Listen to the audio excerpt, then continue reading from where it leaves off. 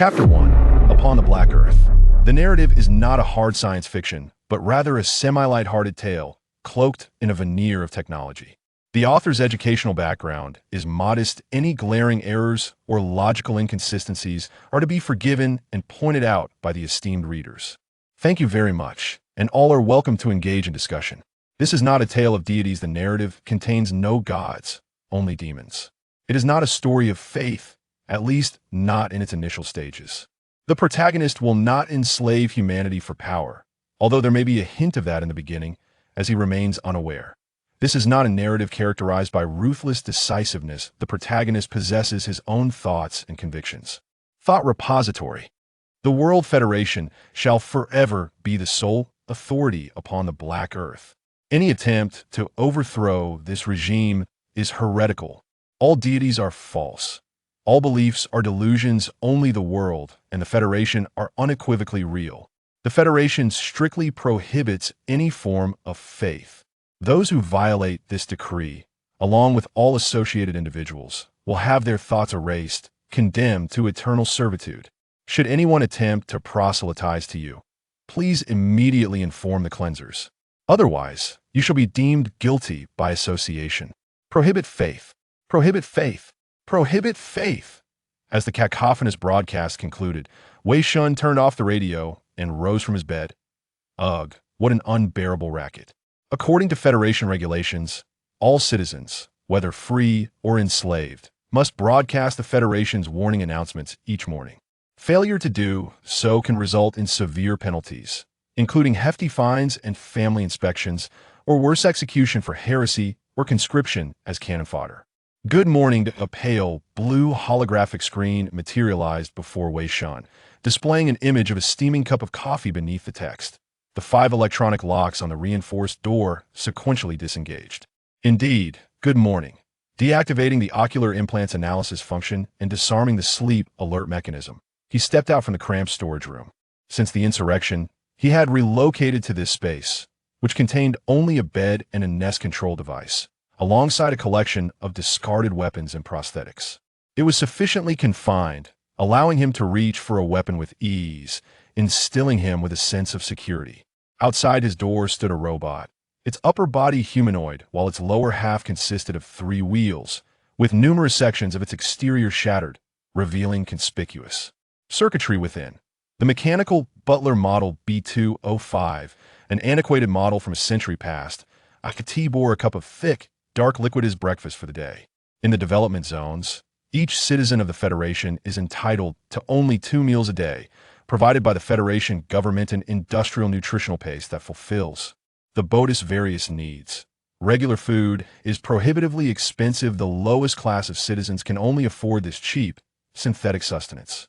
Wei Shen grasped the nutrient paste and swallowed it in large gulps, having long since acclimatized to its overwhelmingly chemical taste. In a day filled with monotonous labor, this was the sole source of nourishment, as malnourishment in such a place would lead to becoming fertilizer for the nest. Rather than be repulsed by the food, he preferred to survive. Upon finishing, he hastily poured himself a cup of water from the recycling water collector to wash away the lingering taste, only to recoil violently upon tasting it again. Damn, what an awful stench. Upon inspecting the filtration system, he found the operational indicator glowing red. The filter cartridge needed replacing. Blast it, I have to procure a new filter from those workshop rascals. Here, water is an exceptionally precious resource. After a moment's hesitation, he rounded off the recycled water and drank it nonetheless. Unfaithful Ones, a highly anticipated immersive virtual reality game, had generated considerable buzz prior to its release, with its developers undertaking extensive promotional efforts, even publishing a comic and numerous novels bearing the same name. As a seasoned gamer, Wei Shen had secured one of the first production units of the immersive headset through internal channels as soon as they became available.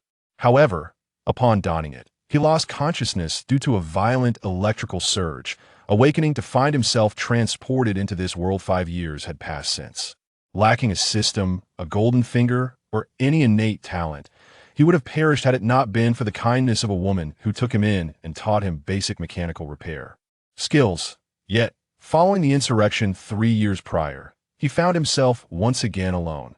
Navigating the narrow corridor, he arrived at a cramped storefront, the mechanical butler trailing behind him.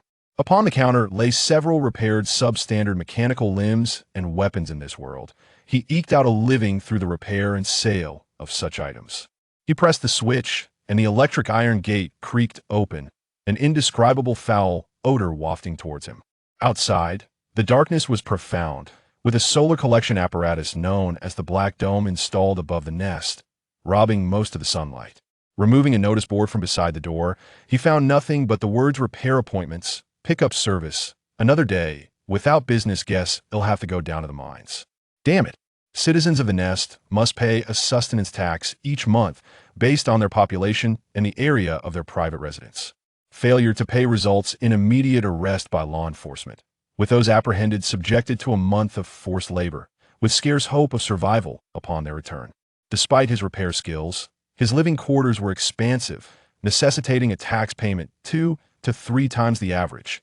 Thus, after paying his dues, the remaining funds barely sufficed for basic sustenance. He was loath to relinquish this residence. It had become a symbol of his spiritual refuge. Retrieving a shovel, he removed the dexterous auxiliary mechanical arm and replaced it with a more powerful Hercules model. Alu, guard the house, don't let any thieves in, he instructed the mechanical butler. The language module of the butler was damaged. It nodded its head, and the indicator light on its chest flickered in response. Very well. Wei Shen did not regard the mechanical butler as merely a machine. Despite the Federation's constant propaganda denying the existence of mechanical specters upon the Black Earth, he believed that the spirit of Qian Lu resided within the mechanical butler. Furthermore, in various novels, mechanical specters indeed exist. After the insurrection, this on-sun repairable antique had delivered breakfast to him the very next day. Finding no alternative explanation for this phenomenon, he refrained from dismantling the butler for fear of rendering it inoperative. Of course, it was entirely possible that he had already lost his sanity. Who could say for certain? The hovercar traversed the tracks, the neon lights illuminating the nest in place of the sun. Brother Wei, a girl of approximately 14 or 15, poked her head out from a nearby window, waving at Wei Shen. What's up, Xiaolu? Here. The petite girl extended a piece of jerky about the size of a thumb, which, judging by the bones and fur, appeared to be rat jerky. Thank you for fixing my father's prosthetic. I worked hard to make this for you. No, you should keep it. For those at the bottom of the nest, who could only afford industrial nutrient paste, a piece of meat was especially precious. One might not even see it once a year, even if it were rat. Take it. Our family relies on you.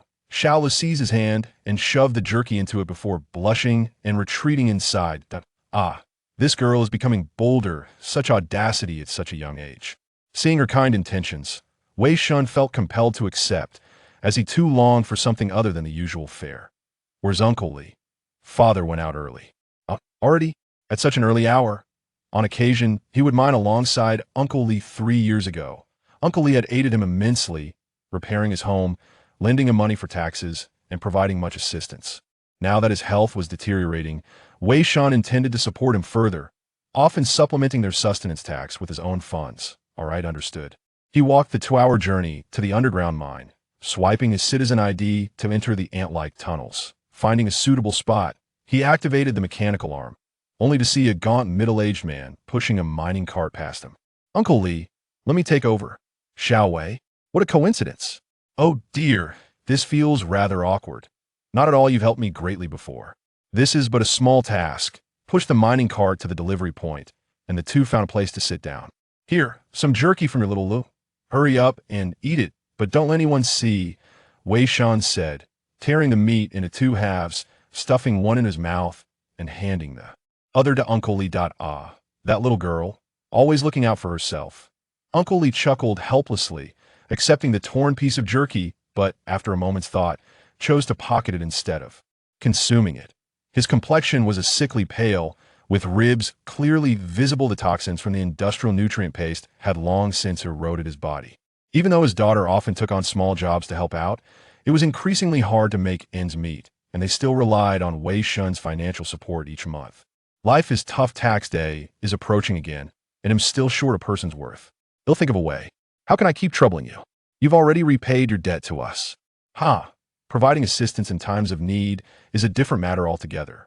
Wei Shen shook his head and suddenly leaned in with a mischievous smile that if you're really short on money, why not report me? Who knows, it might actually work.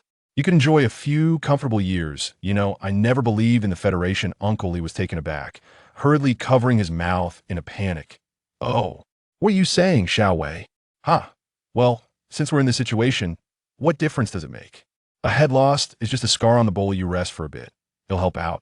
Wei Shen shook his head and stood up, picking up a shovel. After all, living like this holds no meaning. How much worse could it get? Chapter 2. Collapse. A day passed, as usual, and like every other day, no rare items or treasures were uncovered. The only harvest consisted of a few carts of ore and a weary body. After a hard day's work, he had earned nearly 300 federal coins after deducting the exorbitant electricity fees and the average daily sustenance tax. What remained was barely enough to purchase a bottle of 200 milliliters of filtered water or 5 days' worth of industrial nutrient paste, renovating their nest, or buying proper food. That was nearly impossible.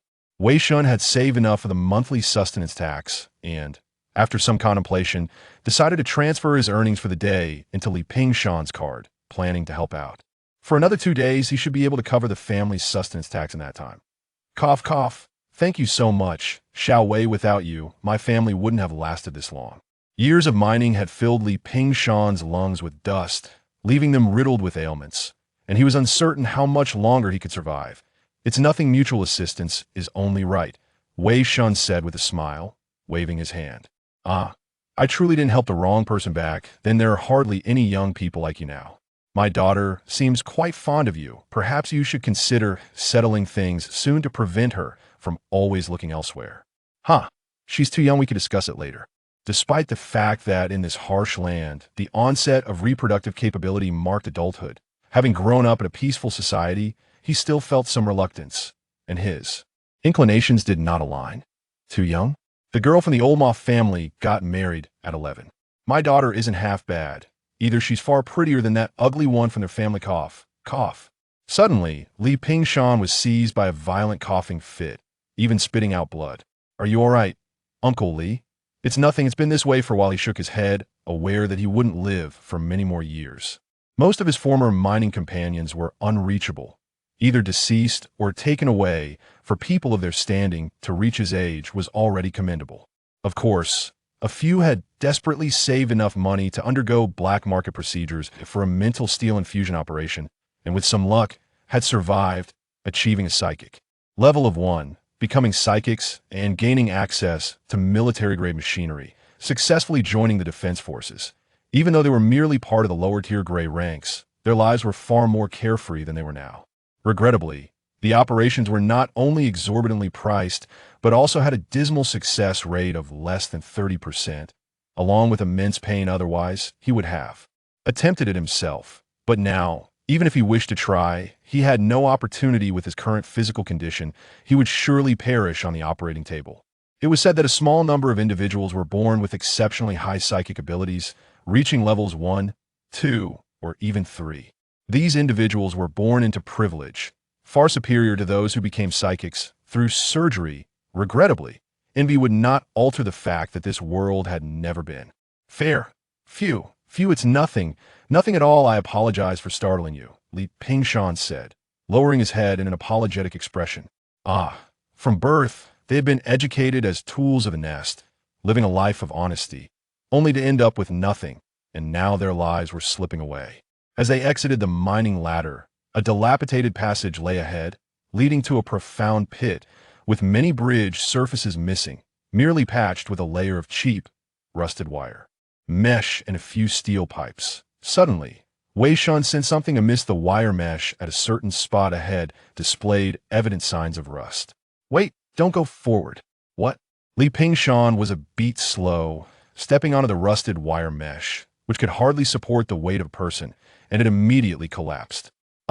His leg fell through, his body tipping forward. Wei Shen quickly reached out and caught him, preventing him from becoming wedged in the bridge. What are you doing? You idiots, you've damaged the bridge. At that moment, 2 administrators suddenly rushed out from a corner, seizing Li Pingshan and throwing him to the ground. Vandalism, you'll have to compensate. Show us your cards. Damn it, these bastards are doing this on purpose.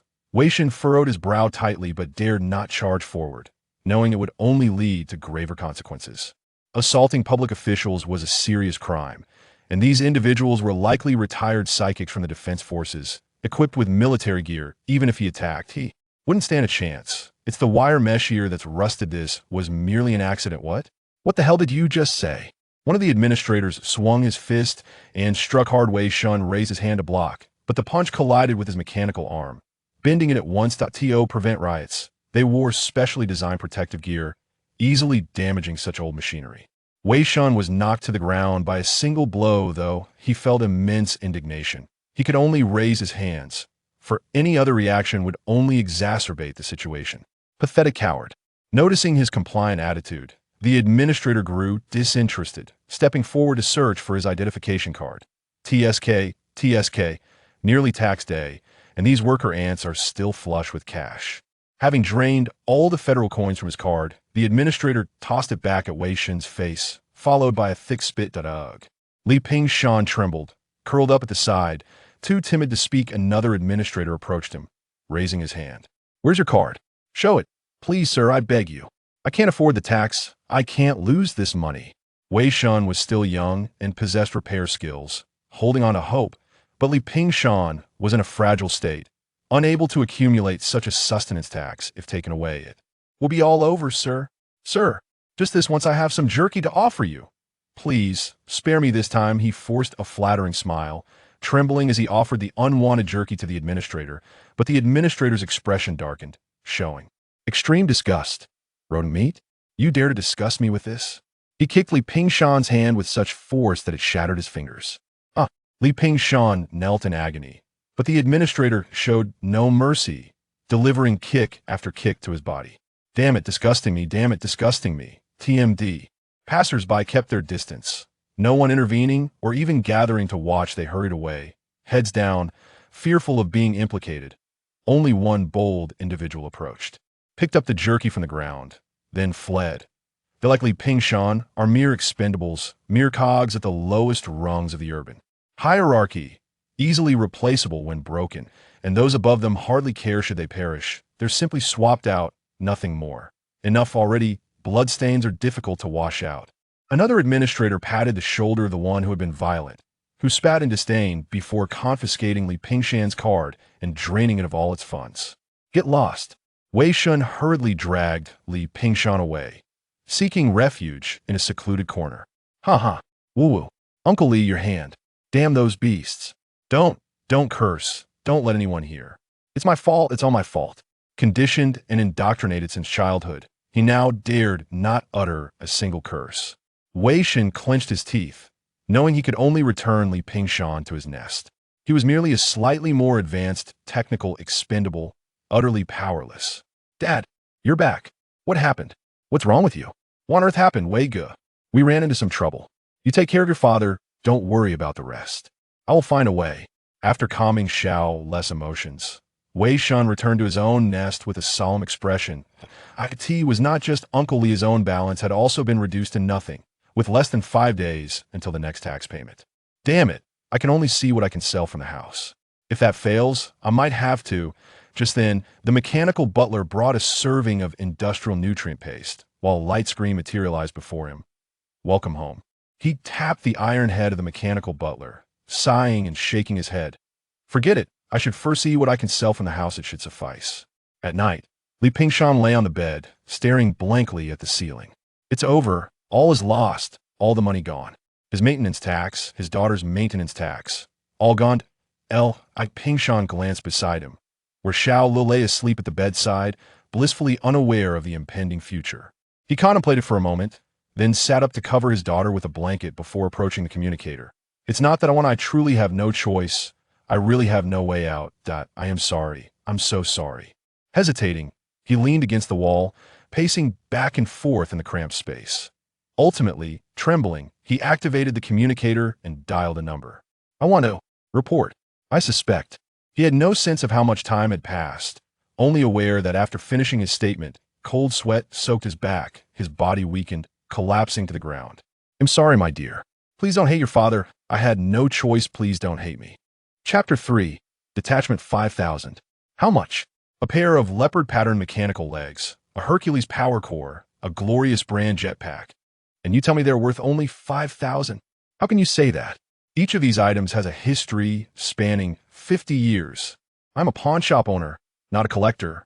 Damn, raise the price a bit more, 6,000. I beg you, show me some mercy. I can barely pay my taxes.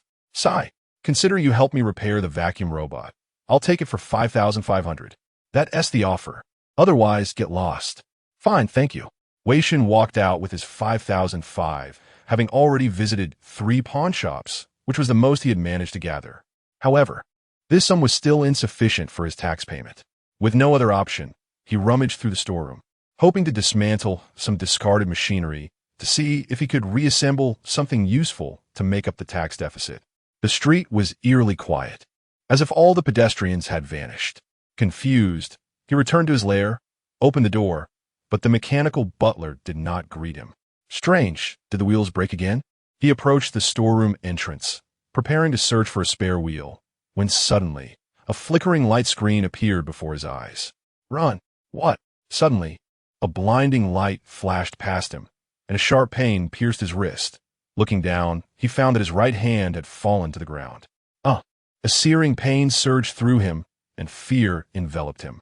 Realizing what was happening, he attempted to flee, but soon his legs lost feeling. Turning back, he saw his legs standing behind him, severed below the knees. Damn it.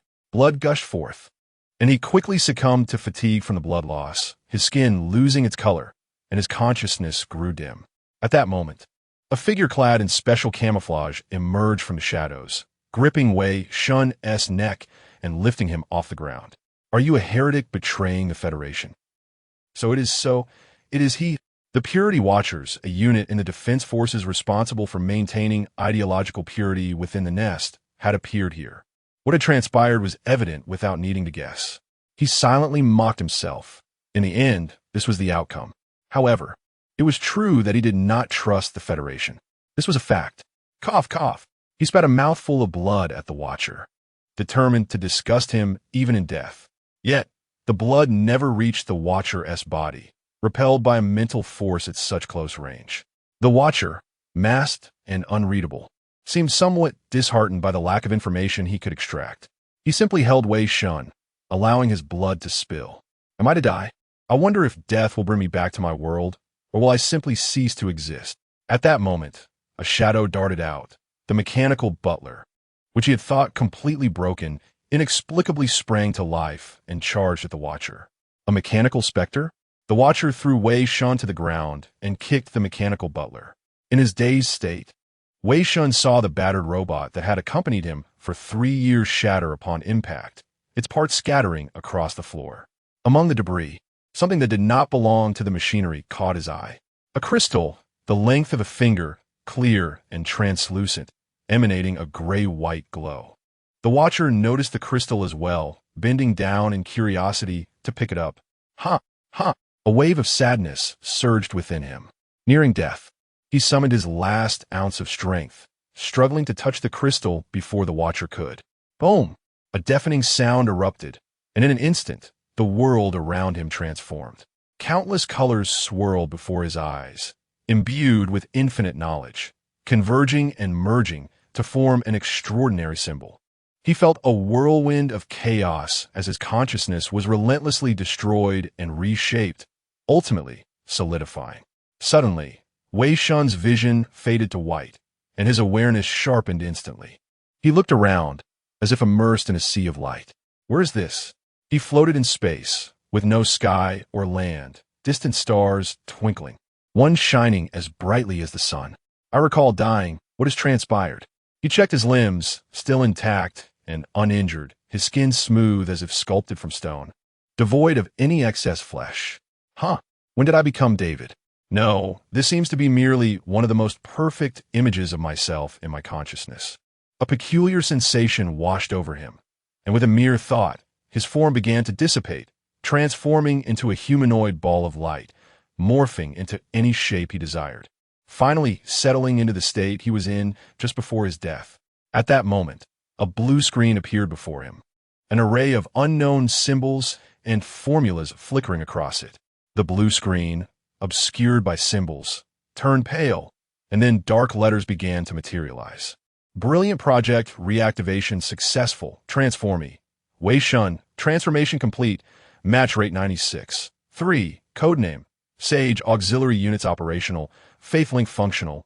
Ready for deployment. Please freely. Water. ZZZZ. The text faded, only to reappear. Spread your faith. The gray-white panel expanded rapidly, revealing various functions. What was that just now? The text suddenly changed. Please freely what? But, fee. Damn, it's only now that arrives. He slapped his forehead, laughing at himself. After 3 long years, the end came so close. If only I had pried open the mechanical butler sooner. Guided by the newfound sensations following his transformation, he began to sense the existence of reality again, gradually attempting to interfere. Inside the lair, the Watcher stepped on Wei Shen's hand, bending down to pry it open, yet found nothing inside. Strange was an illusion. He shook his head and glanced at the body on the ground. The analysis device indicated that life functions had ceased. Dead. To be sure, he severed the head with a knife, then opened the storeroom door, where a woman in identical attire was rummaging through the items. Did you find anything? No traces of faith, but I did discover a diary criticizing the Federation. It seems he truly is a heretic. Yet, he is merely a lowly citizen of the nest. Even if he is not, what difference does it make?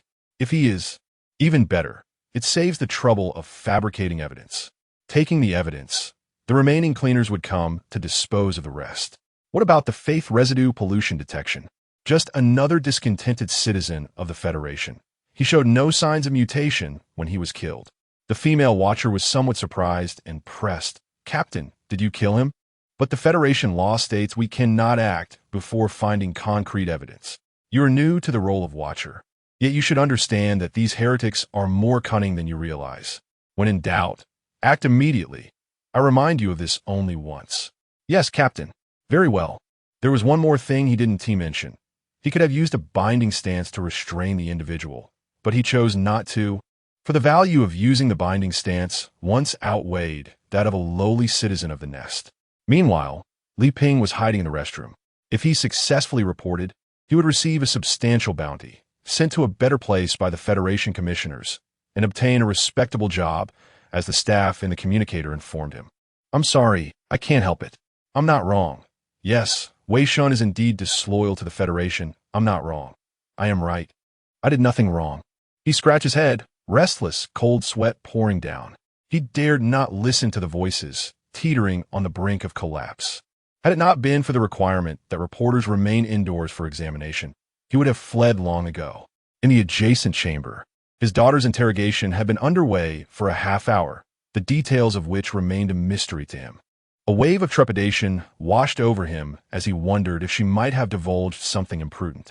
Her affections for Wei Shen were intense, and he hoped she would exercise discretion. He even began to harbor resentment toward Wei Shen, whose allure had captivated his daughter's thoughts. Compounding his anxiety was her progressive mindset, which heightened his worries. Unable to endure the suspense any longer, Li Ping Shan cautiously approached the door, despite the soundproofing fabric that covered it. To his surprise, he detected faint sounds emanating from within. He was puzzled as to why he could hear anything at all, given the supposed soundproofing. Upon closer listening, he discerned sounds of tearing, swallowing, and subdued cries of agony. His apprehension mounted, and his face grew ashen until he heard a faint, plaintive call. Father. Chapter 4. The gray sage Li Pingshan's blood surged as he bolted from the lavatory, only to be confronted by a scene of utter carnage. A vast pool of blood stained the bedroom crimson. On the blood-soaked bed lay the bisected remains of his daughter. Beside her, the Watcher, who was supposed to be under interrogation, had removed his mask. His eyes were bloodshot, his skin tinged with purple, as he ravenously devoured the flesh from a leg bone. To ensure the vitality of the ingredient, the wounds had even been cauterized. Upon seeing Li Pingshan, he grinned grotesquely, gesturing towards the expiring Xiao Lu on the bed. Hith, yuvisin ite. He had deliberately removed the soundproofing to witness the moment the ant slave would emerge. My girl. Li Pingshan wailed in anguish, launching himself at the Watcher who was devouring his daughter. The Watcher cackled maniacally, seizing Li Pingshan and tearing a chunk of flesh from his shoulder with a bite. "Ah, you beasts, you monsters! Why, what have I done wrong?" Just then, the female Watcher entered. "All done, time to head." "Chun-san, what are you doing?" She was aghast. Suddenly, the captain burst in, raising his pistol and ending Li Pingshan's life with a single shot. Everything was gone: friends, daughter, and now his own life. Obedient his whole life. Yet this was his reward. If he must feed, grant him a swift end. "A Watcher dares to command me? Don't you know the living taste better?" "Captain, interacting with fanatics carries the risk of mental contamination. Eliminating a whistleblower is standard procedure. The promise of a bounty and a better dwelling was a mere fabrication. Once contact with fanatics was confirmed, both the accuser and the accused faced the same fate, sacrificing their lives for the Federation. But the accused was merely dissatisfied with the Federation. He is a fanatic now. Despite the cannibalistic tendencies stemming from mutation caused by his birthplace's tainted faith, he was still a prodigious telekinetic talent, a level 3 adept. His assignment as a Watcher was solely to bolster his resume for future promotions. The captain couldn't afford to antagonize Chun-san. Enough, finish it quickly and report back. Suddenly, the space became utterly silent, as if a veil of ashen gray had descended upon the world. Something appeared before his eyes, a figure draped in a gray robe, face obscured by a hood. It walked on the ceiling as if it were the ground, seemingly towering, yet strangely diminutive. It emanated a gray light, blending seamlessly with the space, omnipresent. Within the hood shadows, myriad countenances seemed to flicker. Terror, uncontrollable terror. He should have acted immediately, but a primal reverence rooted deep within his soul paralyzed him. Even the highest-ranking faith angels the Watcher captain had encountered paled in comparison to the oppressive aura of this being. "Chun-san, behind you." "Behind me? I warn you, you may be the captain, but you have no authority over me. Only a pure mentor can command." "I said behind you." The gray-robed figure raised a hand, and with a gentle touch, Chun-san's head exploded like a melon, splattering the chamber. The bisected body swayed for a moment before collapsing. Instantly, the gray-robed figure reversed its posture, stepping onto the floor. Footsteps echoed, drowning out all other sounds. Huff, huff. The Watcher captain gritted his teeth, his years of combat experience suppressing the dread within his soul. "For the Federation!" He roared, drawing his laser blade, unleashing his full telekinetic power, and charging at the gray-robed figure, striking a blow. The laser blade cleaved the gray-robed figure, revealing a swirling gray interior, which quickly reformed. Then, the gray-robed figure raised a hand, and a terrible force seized the Watcher captain, immobilizing him. A solemn, divine voice resonated. "I ask you, what have they done wrong? Damn fiend, you will extract nothing from me." Telekinetic energy surged within the captain, becoming increasingly frenzied. He attempted self-detonation. Is that so? An even greater force halted the compression. The captain felt a chill on his forehead, and a fruit knife pierced his skull, extinguishing his consciousness. Now, only one remained in the chamber. What are you?" The female Watcher's voice trembled, her fighting spirit all but extinguished. She was young, inexperienced compared to the captain. "We were mistaken. The accused was indeed a fanatic, a terrifying one. His death triggered a divine descent. A faith demon has arrived." She did not expect an answer, resigned to her fate.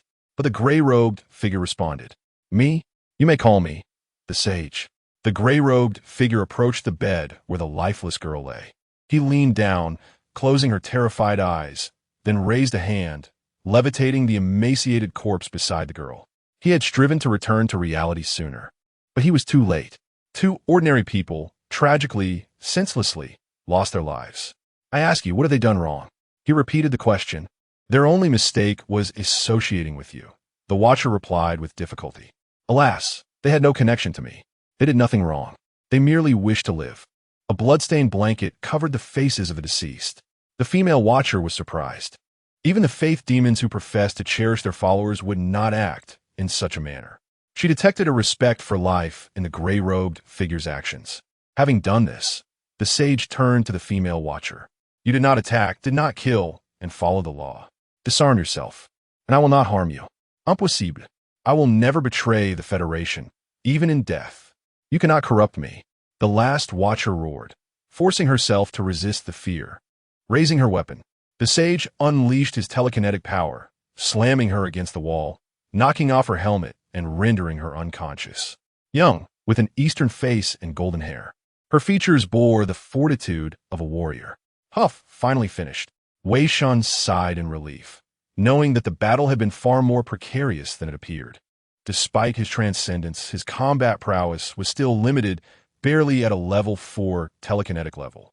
Among the principal figures in the disloyal, his abilities were middling. He could defeat the mass-produced elite soldiers of the Federation, but he could not yet contend with pure mentors or defilers. The battle was won by ambushing the berserk Chen San, then dealing with the prepared watcher captain. Had Chen San reacted in time, Wei Shen would likely have been unable to handle the three, though he would not have died. His core remained in that space, and, as long as it was intact, he could reform his body. The attack had wounded him, but the damage was superficial and would soon heal. The new body seemed immune to physical harm. The injury was caused by the telekinetic power and the Nian steel within the laser blade. In the subsequent narrative, Wei Shen activated the newly acquired system, reminiscent of a gaming interface, evoking memories of his entry into this realm donning a gaming headset. Regrettably, the absence of a logout button left him somewhat disheartened. Beyond the fundamental panel, the system encompassed modules for thought steel refinement, quests, and one intriguingly labeled faith. The quest section, however, was gray, indicating it was temporarily inaccessible, and a message beneath it read, 187 days until unlock. Reflecting on the official content of the Betrayer, the game was set during the Third Mechanical War, on the eve of the Third Intelligent Machine Emperor, the Purifier S, personal expedition. The Federal Overseer aimed to harness the annihilative weaponry potentially contained within Thought Steel to prepare for the impending conflict, inadvertently summoning a legion of fourth calamities. In the narrative, this exploration of Thought Steel ended in failure, precipitating the collapse of the Federal front lines and allowing the iron tide of the Intelligent Machine Empire to ravage most of the Federated nests. Subsequent events revealed that although the Federation ultimately triumphed, they emerged significantly weakened, leaving them vulnerable to encroachment by other factions, culminating in their eventual demise. It can be posited that this war marked the inception of humanity's extinction. If this were merely a game, it would be bearable. However, if it were a novel, and that exploration had not summoned any players, then the timeline to the world destruction would be less than a decade. Nevertheless, it should be feasible for summoning to occur. Otherwise, the countdown would not manifest in the quest panel. In a certain sense, he was indeed a player, albeit one who arrived prematurely, with the summoning method being soul transmigration. Additionally, the transformations occurring within his body, Project Radiance, the Transcendent, and the dissemination of faith, indicated that the crystal had transcended his humanity, at least on a biological level, and even beyond the realm of physics. The final message from the system urged him to spread faith. As his thoughts stirred, the faith module promptly activated. Chapter 5. Apostle, a circular projection manifested before Wei Shen, possessing an arcane, sci-fi aesthetic. Its center was hollow, displaying the numeral 0. You may augment your power by acquiring followers and drawing upon their faith, earning faith points in the process. Each follower grants faith points commensurate with their psionic aptitude, with a minimum of 1 point. Faith points can be expended to enhance fundamental abilities or acquire and augment skills. There exist 2 fundamental abilities, refinement range and faith influence. Augmenting refinement range, as the name implies, expands the area of perception and refinement of psionic steel, also accelerating its refinement rate. With substantial investment, one might be able to instantly refine all the psionic steel within an entire hive city merely by approaching it. Faith influence, conversely, equates to one's capacity for faith-based corruption. The stronger the influence, the more potent the corruption, potentially culminating in a state where mere visual contact induces faith. As for skills, the subsequent skill acquisition requires 1,000 faith points.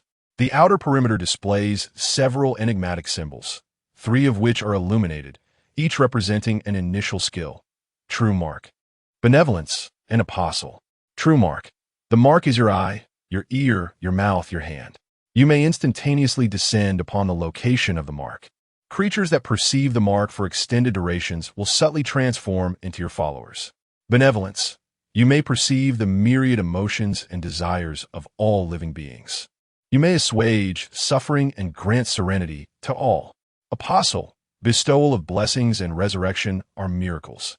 Refined psionic steel may be employed to resurrect followers or recently deceased, relatively intact corpses, transforming them into apostles. Current apostle count 0, 3. This skill set, a god simulator? The true mark, benevolence. An apostle evoked a sense of DJVU coupled with this high-tech system interface. It engendered a peculiar sensation akin to a cyberpunk priest spinning records of sacred hymns. A peculiar circular sigil materialized within his mind, exuding both sacredness and technological sophistication. He manifested the sigil's form using psionic energy, instantly sensing a connection between himself and the mark, akin to another organ. Intriguing, he mused. But first, let us capitalize on the freshness of the corpse to ascertain whether an apostle can be created. In addition to the corpse, apostle creation necessitated the use of refined psionic steel. He accessed the system's integrated psionic steel refinement function. Instantly, he perceived all the psionic steel within a certain radius. This function could detect and refine psionic steel within a specified area, converting it into a unique psionic steel intrinsically linked to him. Due to the lack of enhancements, physical contact was required for refinement, and it could not be performed on psionic steel with existing spiritual connections to others, such as that within currently used weapons or the bodies of psionic practitioners. With enhancements, these limitations might be circumvented, enabling instant, large-scale refinement, transforming him into a slayer of psionic practitioners. Regarding the origins of psionic steel, the novel Unbeliever delves into the background lore of the black soil setting. 5 centuries prior, with the descent of a meteorite near the eastern shores of the continent, the Dark Age commenced. An unknown force twisted faith, materializing it into tangible form. The resulting faith demons inverted the minds of believers, transforming them into fanatical zealots and faith zombies. That day was christened the Day of Faith's Fall. Overnight, over 70% of the world's population underwent transformation, succumbing to corruption and gaining aberrant powers. The amplified faith, in turn, bolstered the power of the faith demons, enabling them to spawn their own progeny, an endless tide of faith residue. They renounced their humanity, launching frenzied assaults on the faithless. The faithless established the Federation, desperately resisting with technology, yet vast swathes of land were lost. 2 years after the Day of Faith's Fall, the tide of war shifted. Scientists of that era finally deciphered the meteorite's composition from collected samples. It consisted entirely of an unknown substance. Even the most advanced microscopic instruments could only discern a smooth plane. However, upon proximity to living organisms, it granted them abilities akin to psionics. Thus, they designated this substance as psionic steel and immediately initiated human experimentation, injecting liquid psionic steel into the most advanced modified warriors of the time, creating the first generation of psionic practitioners, decisively turning the tide of war and securing the first victory against the zealots. Subsequently, they continued to study psionic steel, discovering that it could alter its hardness, melting point, conductivity, and various other properties according to the user's needs. It could even imbue creations with the creator's desired functions. In essence, it was a metaphysical substance akin to physical matter. Provided the user's mind could sustain it, a plethora of effects could be achieved. From that point onward, technology experienced explosive growth, giving rise to various weapons of mass destruction. Humanity began reclaiming territory seized by the zealots, and the Dark Age transitioned into the Age of Restoration. In subsequent events, such as the 7 Days of Tranquility, the First Machine War, the Great Expedition of Disbelief, the Scourge Tide, and the Second Machine War, psionic steel played a pivotal role. It could be said that psionic steel held an immensely significant position in the 500-year history of the Black Soil following the Day of Faith's Fall. Some claimed that psionic steel was the root cause of all disasters, while others asserted that it was a weapon bestowed upon humanity by a true savior to resist calamity. Currently, nearly all machinery utilized by humans, and even humans themselves, incorporated varying quantities of psionic steel. He regarded the corpse of the overseer lying on the ground. Their bodies were replete with minute luminous points, particularly concentrated within the meridians and brain. This was psionic steel. Wei Shen refrained from extracting the psionic steel from the corpse for the time being. He returned to his interstice, entering a cluttered room filled with discarded machinery. Psionic steel possessed the characteristics of self-regeneration and decomposition. Hence, the Federation did not specifically collect psionic steel from various types of machinery, enabling him to retain these discarded machines. Wei Shen traversed the machinery's surface, directly contacting the psionic steel and activating the psionic steel refinement function. The psionic steel within the machinery transformed into a fluid, seeping into his body along the contact surface. He could manipulate refined psionic steel at will. If he so desired, he could transform the refined psionic steel into any weapon, provided he possessed a sufficient quantity. He swiftly extracted all the psionic steel from the entire scrap heap. The system interface displayed the obtained refined psionic steel. Refined psionic steel acquired. 1.09 milliliters, barely a milliliter. I wonder if this amount of psionic steel is sufficient to create an apostle. At that moment, a prompt appeared. Apostle transformation is akin to a psionic steel injection procedure. Currently, the refined psionic steel is only sufficient to transform an ordinary individual into an apostle with first-level psionic abilities. I see. But where can I find the corpse of an ordinary person? Regrettably, Uncle Li and Xiao Lu are both incomplete, or else I could attempt to resurrect them. Everyone else is a psionic practitioner. I can't just randomly kill someone on the street. All right, isn't there one more? He approached a corpse that had been severed into several pieces. It was his own former body. It hadn't been dead for long, so it should still be relatively fresh. It had sustained primarily lacerations. If pieced together, it should be quite complete. Worth a try. He used psionic energy to reassemble his original body, then, guided by intuition, injected the refined psionic steel into the body, permeating the meridians, filling the wounds, and repairing the tissues. I wonder, after resurrection, will it be I who awakens, or a copy of me, or perhaps the original consciousness of this body? As the psionic steel permeated his entire body, he experienced a peculiar sensation, as if his consciousness were being stretched apart. Then, the body undergoing apostle transformation opened its eyes. Congratulations, you have successfully acquired your first apostle. Well, back to my own body. Wei Shen exercised his limbs. The sensation was quite similar to that before transcendence, but all his senses had been significantly enhanced, particularly his control over psionic energy. After all, it's the level of a transcendent.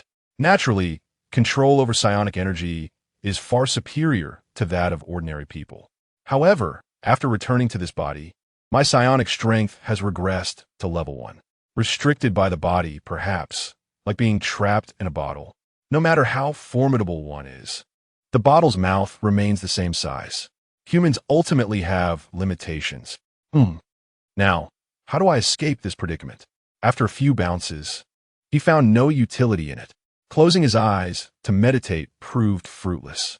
A profound sense of dizziness and weakness enveloped him, a consequence of excessive blood loss from his former body. Despite the enhancement by the steel-like force, he remained teetering on the brink of death. In his contemplation, he drifted into slumber. Oh, it appears he can now detach himself. The condition for detachment seems to be a temporary loss of consciousness, and the most effective way to achieve this is through sleep. Transcending, he returned to Li Pingshan's lair, where the female observer remained ensconced in a deep coma. Wei Shen was principled. He was fully aware of the events that had transpired. As long as she adhered to the rules and did not take a life, Wei Shen would not harm her. However, given the current circumstances, should the local defense forces become aware of their situation, it would undoubtedly lead to significant trouble. Even though death would not be the outcome, his newly revived form would be subjected to a manhunt. The body of the observer captain was still relatively intact. Perhaps I could transform this captain into an apostle. At that moment, a notification appeared. Transforming the observer captain requires approximately 200 milliliters of steel-like force. Damn, is it 200 times the amount needed for my own transformation? The observer captain, being a psychic adept, would naturally require such a quantity. It is not as if there is a scarcity of steel-like force here. Chun San, whose head exploded, was a third-level psychic, and it could be reasonably assumed that his body contained no less than 100 milliliters of this force. The steel-like force within a psychic's body fuses with their essence and is typically irretrievable. However, this does not apply to Wei Shen's unique ability. After absorbing the steel-like force within Chun San, he also gathered the remnants stuck on the walls and floor, ultimately refining and storing 191 milliliters of steel-like force. Not enough. It seems I must refine their equipment instead. Initially intending to keep 2 pieces of equipment for personal use, he now had no choice but to refine them. The steel-like force contained in military gear is significantly higher than that in civilian machinery. Upon refining Chun San's equipment, his reserves barely reached 200 milliliters.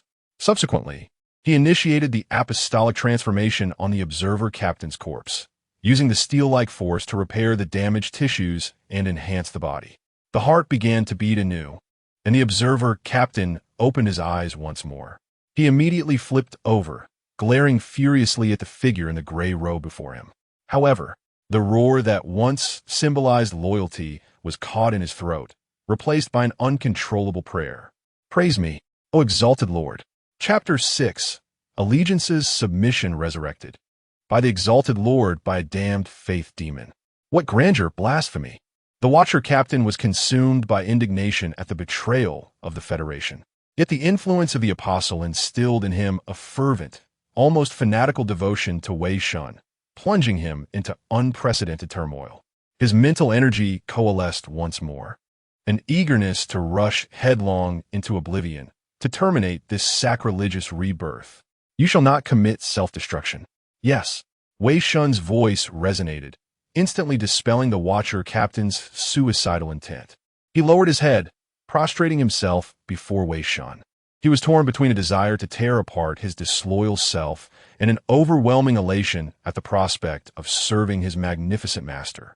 He felt himself teetering on the brink of madness.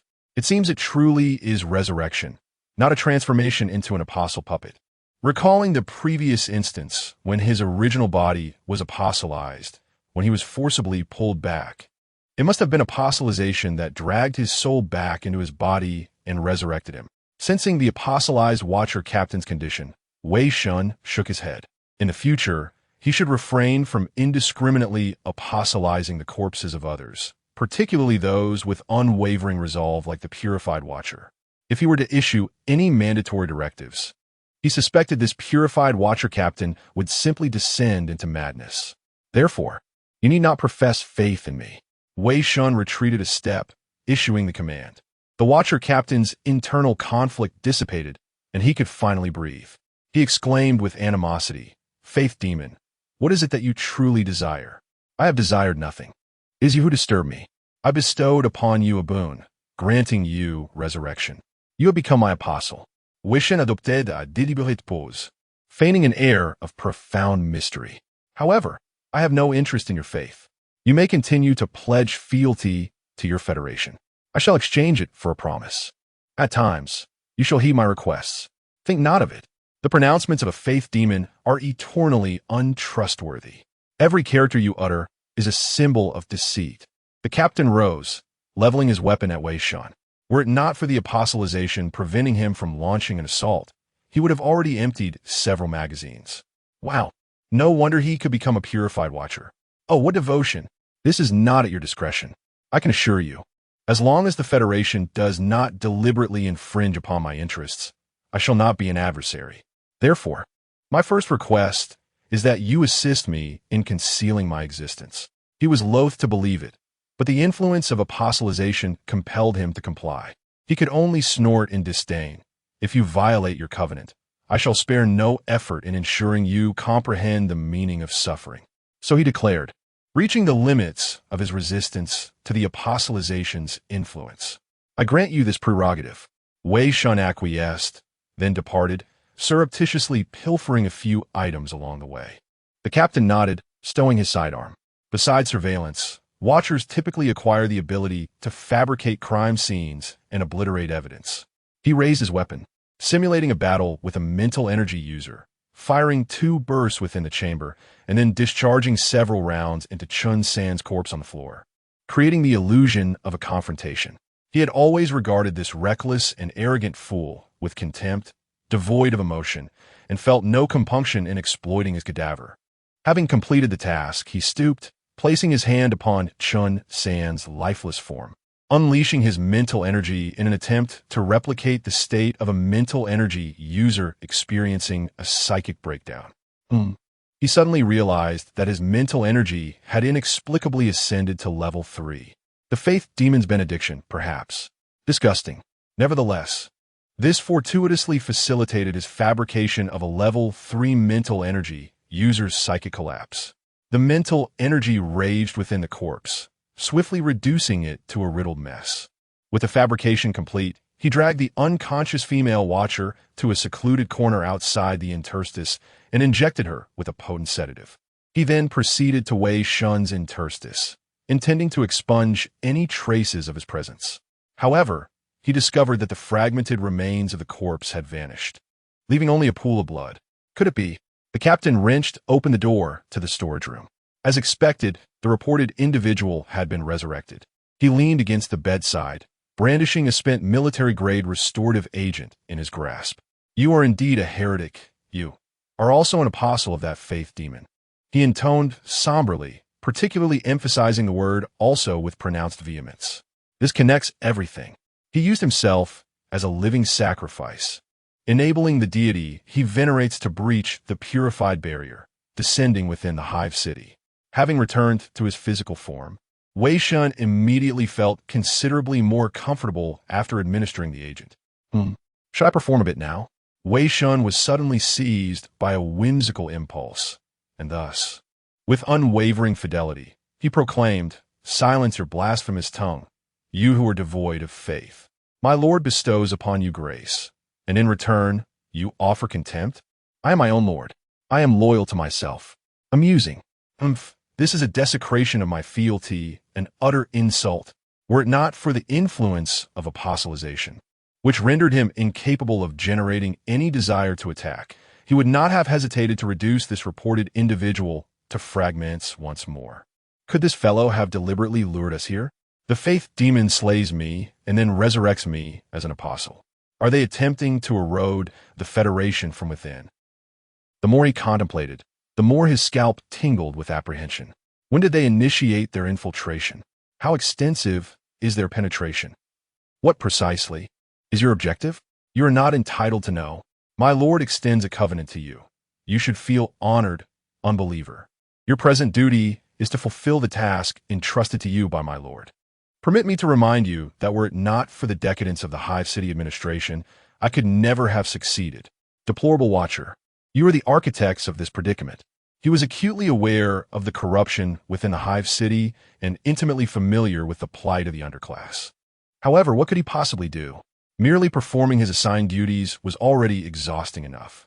He had no desire to immerse himself further in the vexing and repulsive realm of politics. I shall thoroughly investigate the events that transpired. Now that you have been resurrected, I shall devise a strategy to prevent you from being branded as a fugitive. Oh, how remarkably benevolent of you. Merely fulfilling the covenant of that faith demon, heretic. By the way, I believe you're now aware of my name. Rest assured, it is my true name. How then shall I address you? Caven. Lu. The watcher captain removed his helmet, revealing a face that possessed both the chiseled features characteristic of Western countenances and the gentle, unique qualities of Eastern visages. The Federation was established through the convergence of non-believers upon the black soil. With the exception of a few isolated races, the barriers between them had long since dissolved, permitting unrestricted intermarriage, and the methods of naming had become multifaceted. Wei Shen furrowed his brow. Caven Lu, the name possessed a certain familiarity, having appeared in the Disloyalist series of novels. However, the impression was faint. It seemed to be a supporting character featured in a short story. The Disloyalist series comprised a collection of individual narratives, featuring an abundance of characters. Wei Shen, despite having perused them all, had forgotten when precisely he had made his appearance. A word of caution, it may become somewhat noisy shortly. Having spoken, Caven departed the storage room, employing a portable cleaning device to expunge the bloodstains from the floor. He then returned to Li Pingshan's interstice. The fabrication of the crime scene must be plausible. How could one emerge unscathed from a confrontation with a level 3 mental energy user experiencing a psychic breakdown? He used his mental energy to inflict several severe blows upon himself, ensuring that he sustained genuine internal injuries. Then, gritting his teeth, he discharged several rounds into his own body. Finally, he manipulated Chun San's corpse to rise, switched the weapon to hand cannon mode, and fired a round at Chun San's body from point-blank range. The proximity of the resulting explosion violently propelled him against the wall. The specialized combat suit was partially destroyed in the blast, and his body sustained extensive burns. However, owing to the fact that he had undergone 2 physical augmentations, he was still capable of moving freely. That should suffice. Caven administered a restorative serum to himself, swiftly tending to his wounds. At that moment, a conflagration had erupted within the nest, and the events unfolding there would soon attract attention. Only one question remained, the memory of that newcomer. He approached the female overseer, whose body had also undergone modifications, enabling her to rapidly metabolize the tranquilizers. Startled by the explosion, she was gradually regaining consciousness. "Captain!" As her eyes fluttered open, she beheld the captain, who had previously been presumed dead, alongside the imminent activation of the memory-erasing device. A flash of white light enveloped her, and the female overseer succumbed once more to unconsciousness. Chapter 7. Another system subsequently, the manipulation of false memory formation commenced. Caven composed himself, feigning the aftermath of an assault. The female overseer soon regained consciousness. "You're awake, Yu. Apologies, Captain, I seem to be." "Damn it, Captain. How did you sustain such grievous injuries?" "What transpired?" Yu, upon registering the acute pain and her captain's severe wounds, swiftly regained her composure. During the interrogation of the informant, Chun San's aberrant ogre characteristics spiraled out of control, resulting in the demise of the informant's family. "We were unable to restrain him. You were incapacitated by him. To avert mass casualties, I terminated him." Memories surfaced, the image of Chun San's frenzy emblazoned in her mind. It seemed those events had indeed transpired. Post-memory erasure. The subject would fabricate a false narrative based on pre- and post-wipe recollections. "We must immediately report this matter. Chun San's death is of grave consequence. He held considerable esteem among several desecrators within the Second War Fortress. What the mission's target? Have you not already investigated?" "Just a novice telekinetic exhibiting some discontent towards the Federation." Caven retrieved the previously confiscated notes from Yu's satchel, brandishing them. "As you know, numerous Hive citizens harbor grievances against the Federation. He recently underwent a successful metal infusion surgery on the black market. The informant was likely driven by envy, maliciously denouncing him."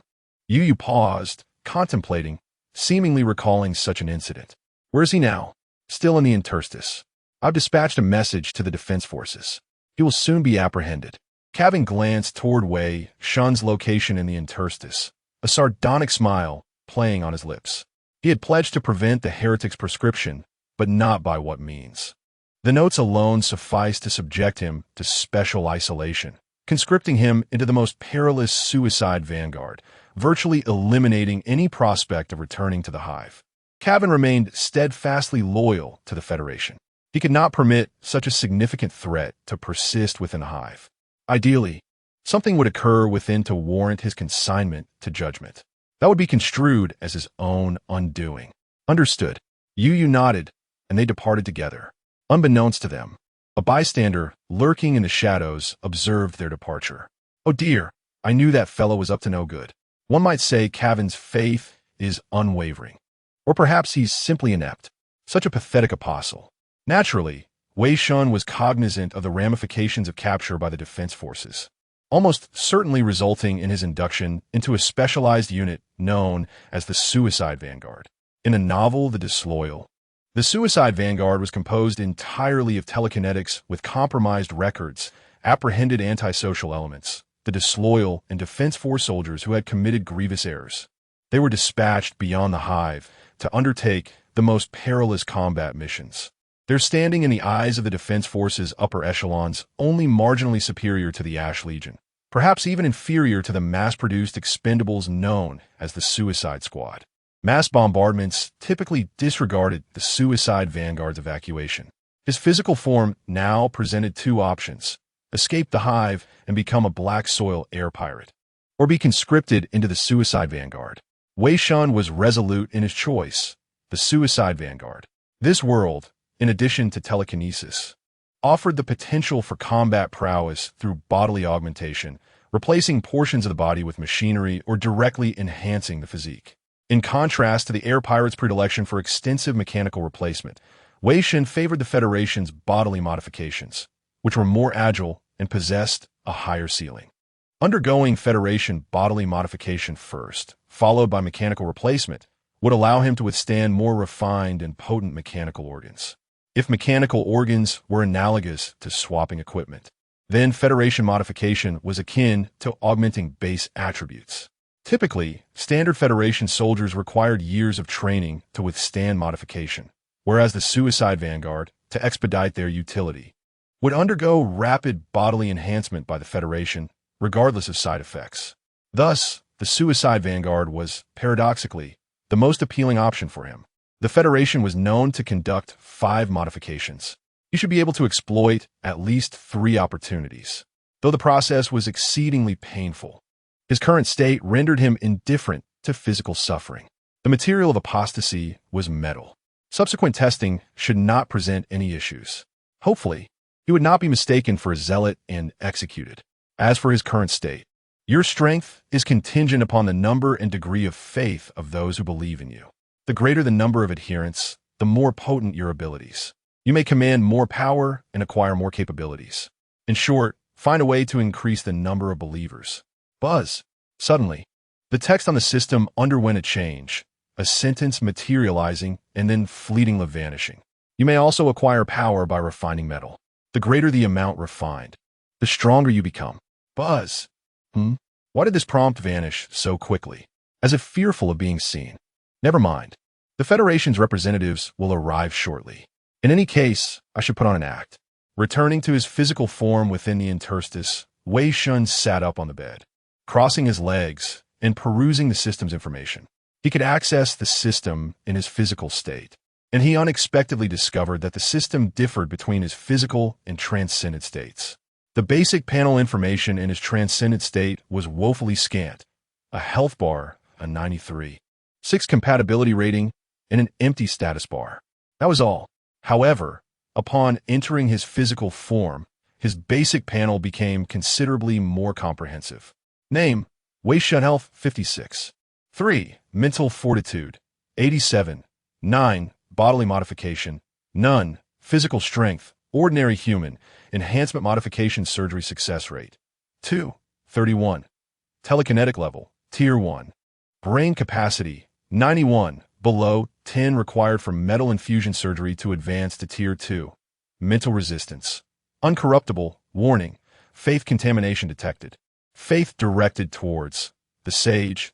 Trait: Sage Apostle, acquired through Sage Apostasy. Effect: significantly enhanced body manipulation, increased pain tolerance, proficient in the use of all metal-containing equipment. Enhanced equipment effects: increased durability consumption. The higher the proportion of metal in the equipment's composition, the greater the amplification effect. Current attribute points: 1. Attribute points acquired by increasing telekinetic level. Each level grants a number equal to the level. Status: mild anemia. Equipment: none. It corrupted myself. Amusing. Judging from this information, I am, in fact, a faith demon deity, capable of wielding telekinesis and connected to metal. Preposterous. Have I become the head of a heretical sect? A telekinetic metal deity. If the Federation were to discover this, it would likely detonate. After all, for the current Federation, metal is their sole means of combating faith demons. There are no levels or specific attribute panels. Officially, The disloyal eschewed these traditional game characteristics, emphasizing high freedom and realism. In addition to the panel, the system's modules also differed, compared to his transcendent self. This system lacked a metal refining module, but included equipment and a forum. A forum? Unexpectedly, the forum module was not blocked. He clicked on the forum, which contained some messages. A silly dog. Day 122 of waiting for public beta. Good Milks by Z. Day 122 of waiting for public beta. I want to go to heaven. Day 122 of wanting to violate the producer. A silly dog. You're not right. I'm not your dad. You're not right. A silly dog. Breaking formation. Drag him out and execute him. Li Dongliang. Violate me, brother. I want to go to heaven. You're also not right. Little sweetheart. Selling internal information about the disloyal. DM me if interested. What the hell? Behold, a fellow internet jester. A wave of elation washed over Wei Shen. Never had he perceived such endearment in a sand sculpture netizen. With bated breath, he attempted to dispatch a message, only to be met with a disheartening prompt. Unable to send messages. Function unlocks in 187 days. Blast it all, he exclaimed. I yearned for playful banter with my comedic compatriot. The agony was palpable. After half a decade, the reunion with his cherished online comedian was thwarted by this cruel restriction. It was a torment indeed. Nostalgia hung heavy, like a screen separating him from his digital confidant. With a heavy heart, he closed the forum, seeking solace in oblivion, and then navigated to the equipment module. The equipment module boasted 3 functionalities: crafting, dismantling, and soul analysis. The dismantling function mirrored a degraded version of Nian steel refinement. It consumed time, separating the Nian steel fluid within the equipment from the item itself, yielding discarded materials and purified Nian steel. The amount of Nian steel salvaged varied according to the equipment type and durability, with potential losses. Points could be allocated to mitigate time consumption and loss rates, which were inversely proportional to the level. The crafting function, given equipment blueprints and materials, employed the Nian steel to automatically process the raw components into equipment. Point allocation was possible, though blueprints were level restricted. Crafting levels below the blueprint level rendered the equipment uncraftable, and higher levels yielded superior equipment attributes. Soul analysis, however, held a certain allure. Nian steel possesses analytical capabilities. By slaying creatures and acquiring souls, one can obtain soul remnants, equipment blueprint fragments, complete blueprints, special equipment, and other such items. So, this is the substitute for level-based incentives to entice players into the game, he mused, as the game remained unreleased and devoid of guidance. His understanding of operational strategies and reward mechanisms remained rudimentary. He expunged the explanatory text, noting that the soul analysis module further encompassed 3 functions: blueprint fragment completion, remnant exchange, and gacha. What in the world? This game features gacha? Upon clicking, a description materialized. Nian steel possesses storage capabilities. By expending a certain amount of Nian steel, weapon blueprints stored within can be analyzed, guaranteeing a 100 acquisition rate. In the novels, Nian steel was a rare commodity. A single extraction would deplete at least 1 milliliter, a quantity valued at approximately 100,000 federal credits. Adding insult to injury, his attempt to utilize the 2 milliliters of Nian steel remaining after his apostolesque writing session proved futile, as refined Nian steel was deemed ineligible for gacha. Blast! No gacha? Then what earthly use is refined Nian steel? Suddenly, an explosion reverberated, succeeded by a flurry of footsteps. A squad of heavily armed soldiers breached the door, and a taser dart found its mark on Wei Shen. Z. Moments later, he found himself ensconced within an isolation bag, being dragged away. Ah, such efficiency, he remarked. Chapter 8. Dissemination. With the vast ocean as a playground for fish and the boundless sky as a stage for birds, the body was taken away, farther and farther, while the soul lingered in the streets, perfectly recreating the state of rushing to the early shift during the grueling 996 work schedule. Surveying the crowded hive city with its network of pipes, Wei Shen felt an indescribable sense of liberation. His transcendent self needed no sustenance, paid no tithes, didn't have to cower in the storage room, and wasn't even bound by gravity. It was akin to finally paying off a mortgage. Having spent so long in the Hive City, he felt freedom for the first time. In his current state, he had no physical form. Concealing himself was manageable. But sooner or later, he would have to interact with others in this state. To avoid detection, he needed to use telekinesis to simulate the sensation of a physical body. Fortunately, after transcendence, his telekinetic abilities had greatly improved. On the way to the underground mine, he roughly simulated the sensation of having a physical body, spreading faith. For now, he could only rely on the true imprint to influence the minds of others. A staunch proletarian only believes in the glory of labor and the power of unity.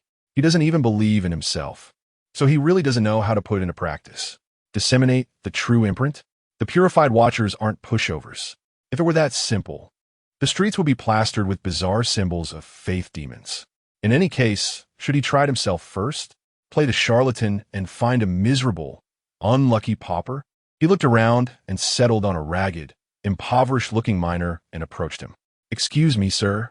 Could I borrow a moment of your time to introduce you to my great lord? Guards, help! There's an evil cultist here. Someone help. Don't think you can run, I've got you." Beep boop. "Thank you for your report. Loyal citizen, the Federation will remember your steadfastness. Praise be to our great Federation. It's all I should do." "Well, loyal citizen, I'll take him away now." "Huh? Where'd he go?" My buttocks." "Oh, damn it.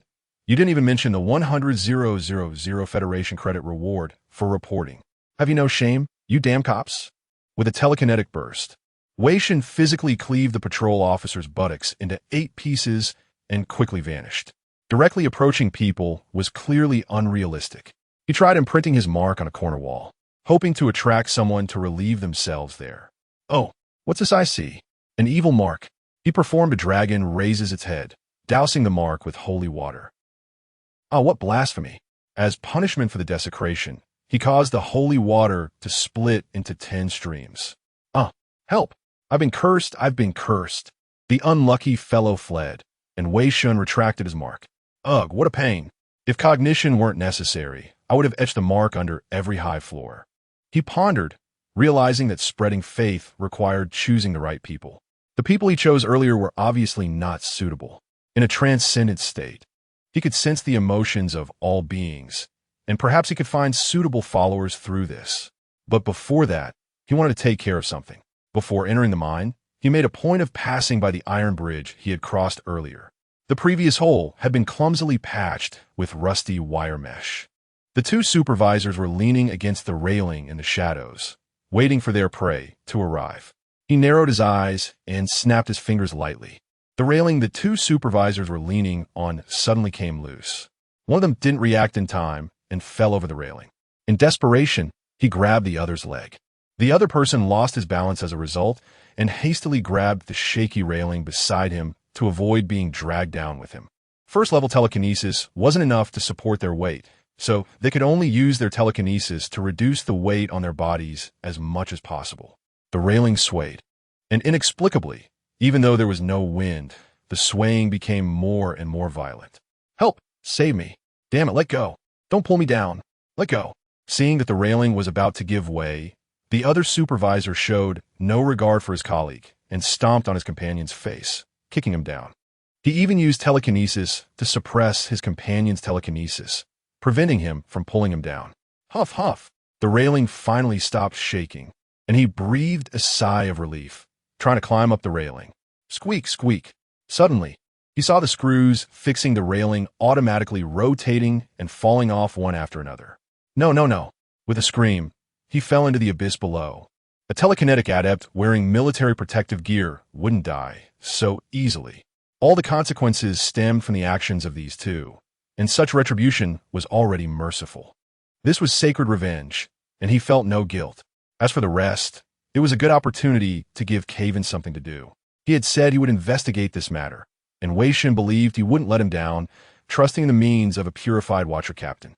Arriving at the underground mine again, the environment was still as unpleasant as ever. The subtle fluctuations of telekinesis were filled with numbness and despair, 2 emotions that often dominated a lower-class citizen's life. After transcendence, his control over telekinesis had surpassed the realm that humans could reach. He closed his eyes, felt the ripples of his soul, and searched for suitable soil within them. There, he found his target, a young man in a mine a few kilometers away. The young man's right hand had been severed at the root and replaced with a mechanical prosthetic. He was clumsily chiseling at the ore. Injustice, anger, and resentment. These were emotions not usually felt on ordinary miners. He hadn't gotten used to it all yet. He thought, truly pleasing emotions full of vitality. Then, he hid in the shadows. Far away, inside the mine, Bu Changhua used the drill on his mechanical prosthetic to poke at the mine wall. He had only been here for less than a month. Although his physical fitness was stronger than that of the average miner, he wasn't an expert when it came to technique. Plus, the inferior mechanical prosthetic was not as coordinated as a hand at all. He needed to spend more effort to complete the same quota as others. Once upon a time, he was a mechanic inside the Hive City, a middle-class citizen of the Hive City, with a status equal to that of the Defense Force, and sometimes even higher. But because of an accident, his right arm was completely crushed by gears. He should have received hundreds of thousands of Federation credits in workers' compensation, but he only received a meager 10,000. His job was also replaced by a newcomer, and he was relegated to the bottom of the Hive City. Even worse than a miner. The miner's auxiliary mechanical arms were much better than his prosthetic. His wife ran off with another man, and his son and parents fell ill due to the drastic change in their living environment. His body was also getting worse and worse due to the rejection of the mechanical prosthetic. He hated the Federation, hated his superiors, who even embezzled his workers' compensation. Suing was useless. He was even countersued and demanded to pay for the repair of the machinery, which made him lose everything. They were all in cahoots. The money he had on him now was barely enough to pay for his family's tithes. And that was only because he had mechanical repair knowledge and could repair some simple machinery. He chiseled a stone with hatred, and suddenly the mine began to shake. Run! The mine is collapsing. The miners dropped their tools and fled the mine. The inside of the cave was chaotic. Bu Changhua also wanted to escape, but he couldn't bear to part with a half basket of ore he had worked so hard to mine. He dragged the ore and tried to run, but was knocked to the ground by a stone. Damn it. He tried his best to get up, but was buried by rocks and soil. Just when he thought the mine was about to completely collapse, the tremors inexplicably disappeared. Bu Changhua dug through the dirt, secretly rejoicing. Although he was unlucky, at least he hadn't reached the point of no return. What's this? Suddenly, on the collapsed rock wall, a piece of ore caught his attention. It was the size of a finger and had silver-gray patterns, like an unknown symbol. The pattern seemed to be flashing with a faint light. It seemed to have a unique attraction, and Bu Chenghua's attention uncontrollably fell on the ore. He reached out subconsciously, not knowing what he was doing. When he came back to his senses, he was already holding the ore in his hand. Relaxed, powerful, what a wonderful state. How long has it been since he last felt such relief? Federal regulations dictate that any discovery or acquisition of unknown entities or knowledge must be promptly reported to the authorities to avert unnecessary peril. Yet, why should this be the case? While danger is undeniably daunting, the federal government evokes even greater disdain. Fata. We now have the means to seek medical treatment. The more one savors the sweetness of happiness, the more one yearns to return to that bliss. After a profound internal struggle, the hope of reclaiming a promising future triumphed over the fear of the unknown. He quietly slipped the stone into his pocket and noticed that the mining basket was perfectly filled, containing nothing but ore. Could it be that his ancestors are bestowing their blessings upon him? The first success. Nightfall. At 7:09 p.m., the broadcast commenced punctually. This afternoon at 4 o'clock, a collapse occurred in the number 17 mine of the underground facility. Fortunately, thanks to the diligent efforts of the mine's security personnel, the collapse was swiftly contained, and there were no casualties in the number 17 mine. We extend our gratitude to the federal guards for their dedication. Let us cultivate a spirit of thankfulness, learning from their resolve, and dedicate ourselves to the federal cause. Everything for the federal. Everything for the federal. Chapter 9. The Disloyalty Re-Education Camp. A potent surge of electricity jolted Wei Shen back to consciousness, or rather, it was the sensation of intense physical stimulation that heralded his return and reattachment to his corporeal form. even after an apostolic resurrection. And despite the distance separating his true form from its physical vessel, he could still perceive the sensations experienced by the latter. Several days had elapsed since his body had been abducted and brought to this place, culminating in his reawakening. During that time, he had discreetly dispersed 10 items bearing his mark. This was a deliberate limitation, as the pigment utilized in all true seals was refined mind steel. The advantage of this material was that, if discovered, he could instantly manipulate the mind steel to erase the symbols, thereby obliterating any incriminating evidence. The process of converting individuals into adherents required time, and regrettably, he had yet to secure a single convert. In addition to his proselytizing efforts, he had also scoured the scrap yards throughout the Hive City, amassing approximately 100 milliliters of refined mind steel. Surveying his surroundings, he discerned that he was confined within a cramped chamber. The walls were constructed of iron, their surfaces encrusted with rust, etched with claw marks, and defaced with profane inscriptions. The room contained 2 cots and a toilet. A gaunt man was crouched beside him, his gaze predatory. He moistened his lips and leered. "Ah, you're awake, pretty boy." "Pretty boy." Wei Shen recoiled in surprise, a sudden realization dawning upon him. He attempted to rise, only to discover that he was clad solely in shorts and a tank top. His previous attire, along with his hands and feet, were secured to the bed frame. Meanwhile, the gaunt man was already beginning to disrobe. Damn it, one intense welcome ceremony. He attempted to invoke his psychic abilities, but found them completely nullified. A device encircling his neck seemed to be disrupting the cohesion of his mental energies. This body is a liability. I'm about to get violated. The gaunt man lowered his trousers to his knees and slowly raised his shirt, the sight causing Wei Shen's sphincter to clench involuntarily. The assembly is some time off. I suggest you relax. This may be your last moment of respite. Wei Shen swallowed hard. He had never anticipated that his chastity would be threatened here. Were the rumors of homosexual proclivities within the military camps or prisons actually true? Had he known this, he would have preferred being a wanted fugitive than ending up in this predicament. Friend, do you truly believe this is acceptable? What? Seizing the moment as the gaunt man lifted his shirt, Wei Shen unleashed a sudden burst of force, dislocating his wrist to break free from his restraints. He then delivered a swift, focused blow to the man's groin. Having regained control over his body, he could disregard the pain and push his physical form to its absolute limit, disregarding any potential harm. The agonizing force, targeted with precision, struck the man's most vulnerable area, causing him to emit a pain howl. He was momentarily incapacitated, entangled in his own clothing, and collapsed to the ground.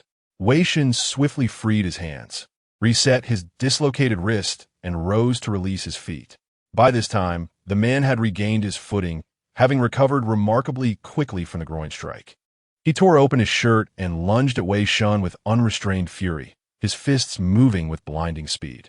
Wei Shen was unable to track the blows and was struck squarely in the abdomen. The impact would have incapacitated an ordinary person, but Wei Shen was unfazed. Enduring the pain, he retaliated with a left hook aimed at the man's jaw.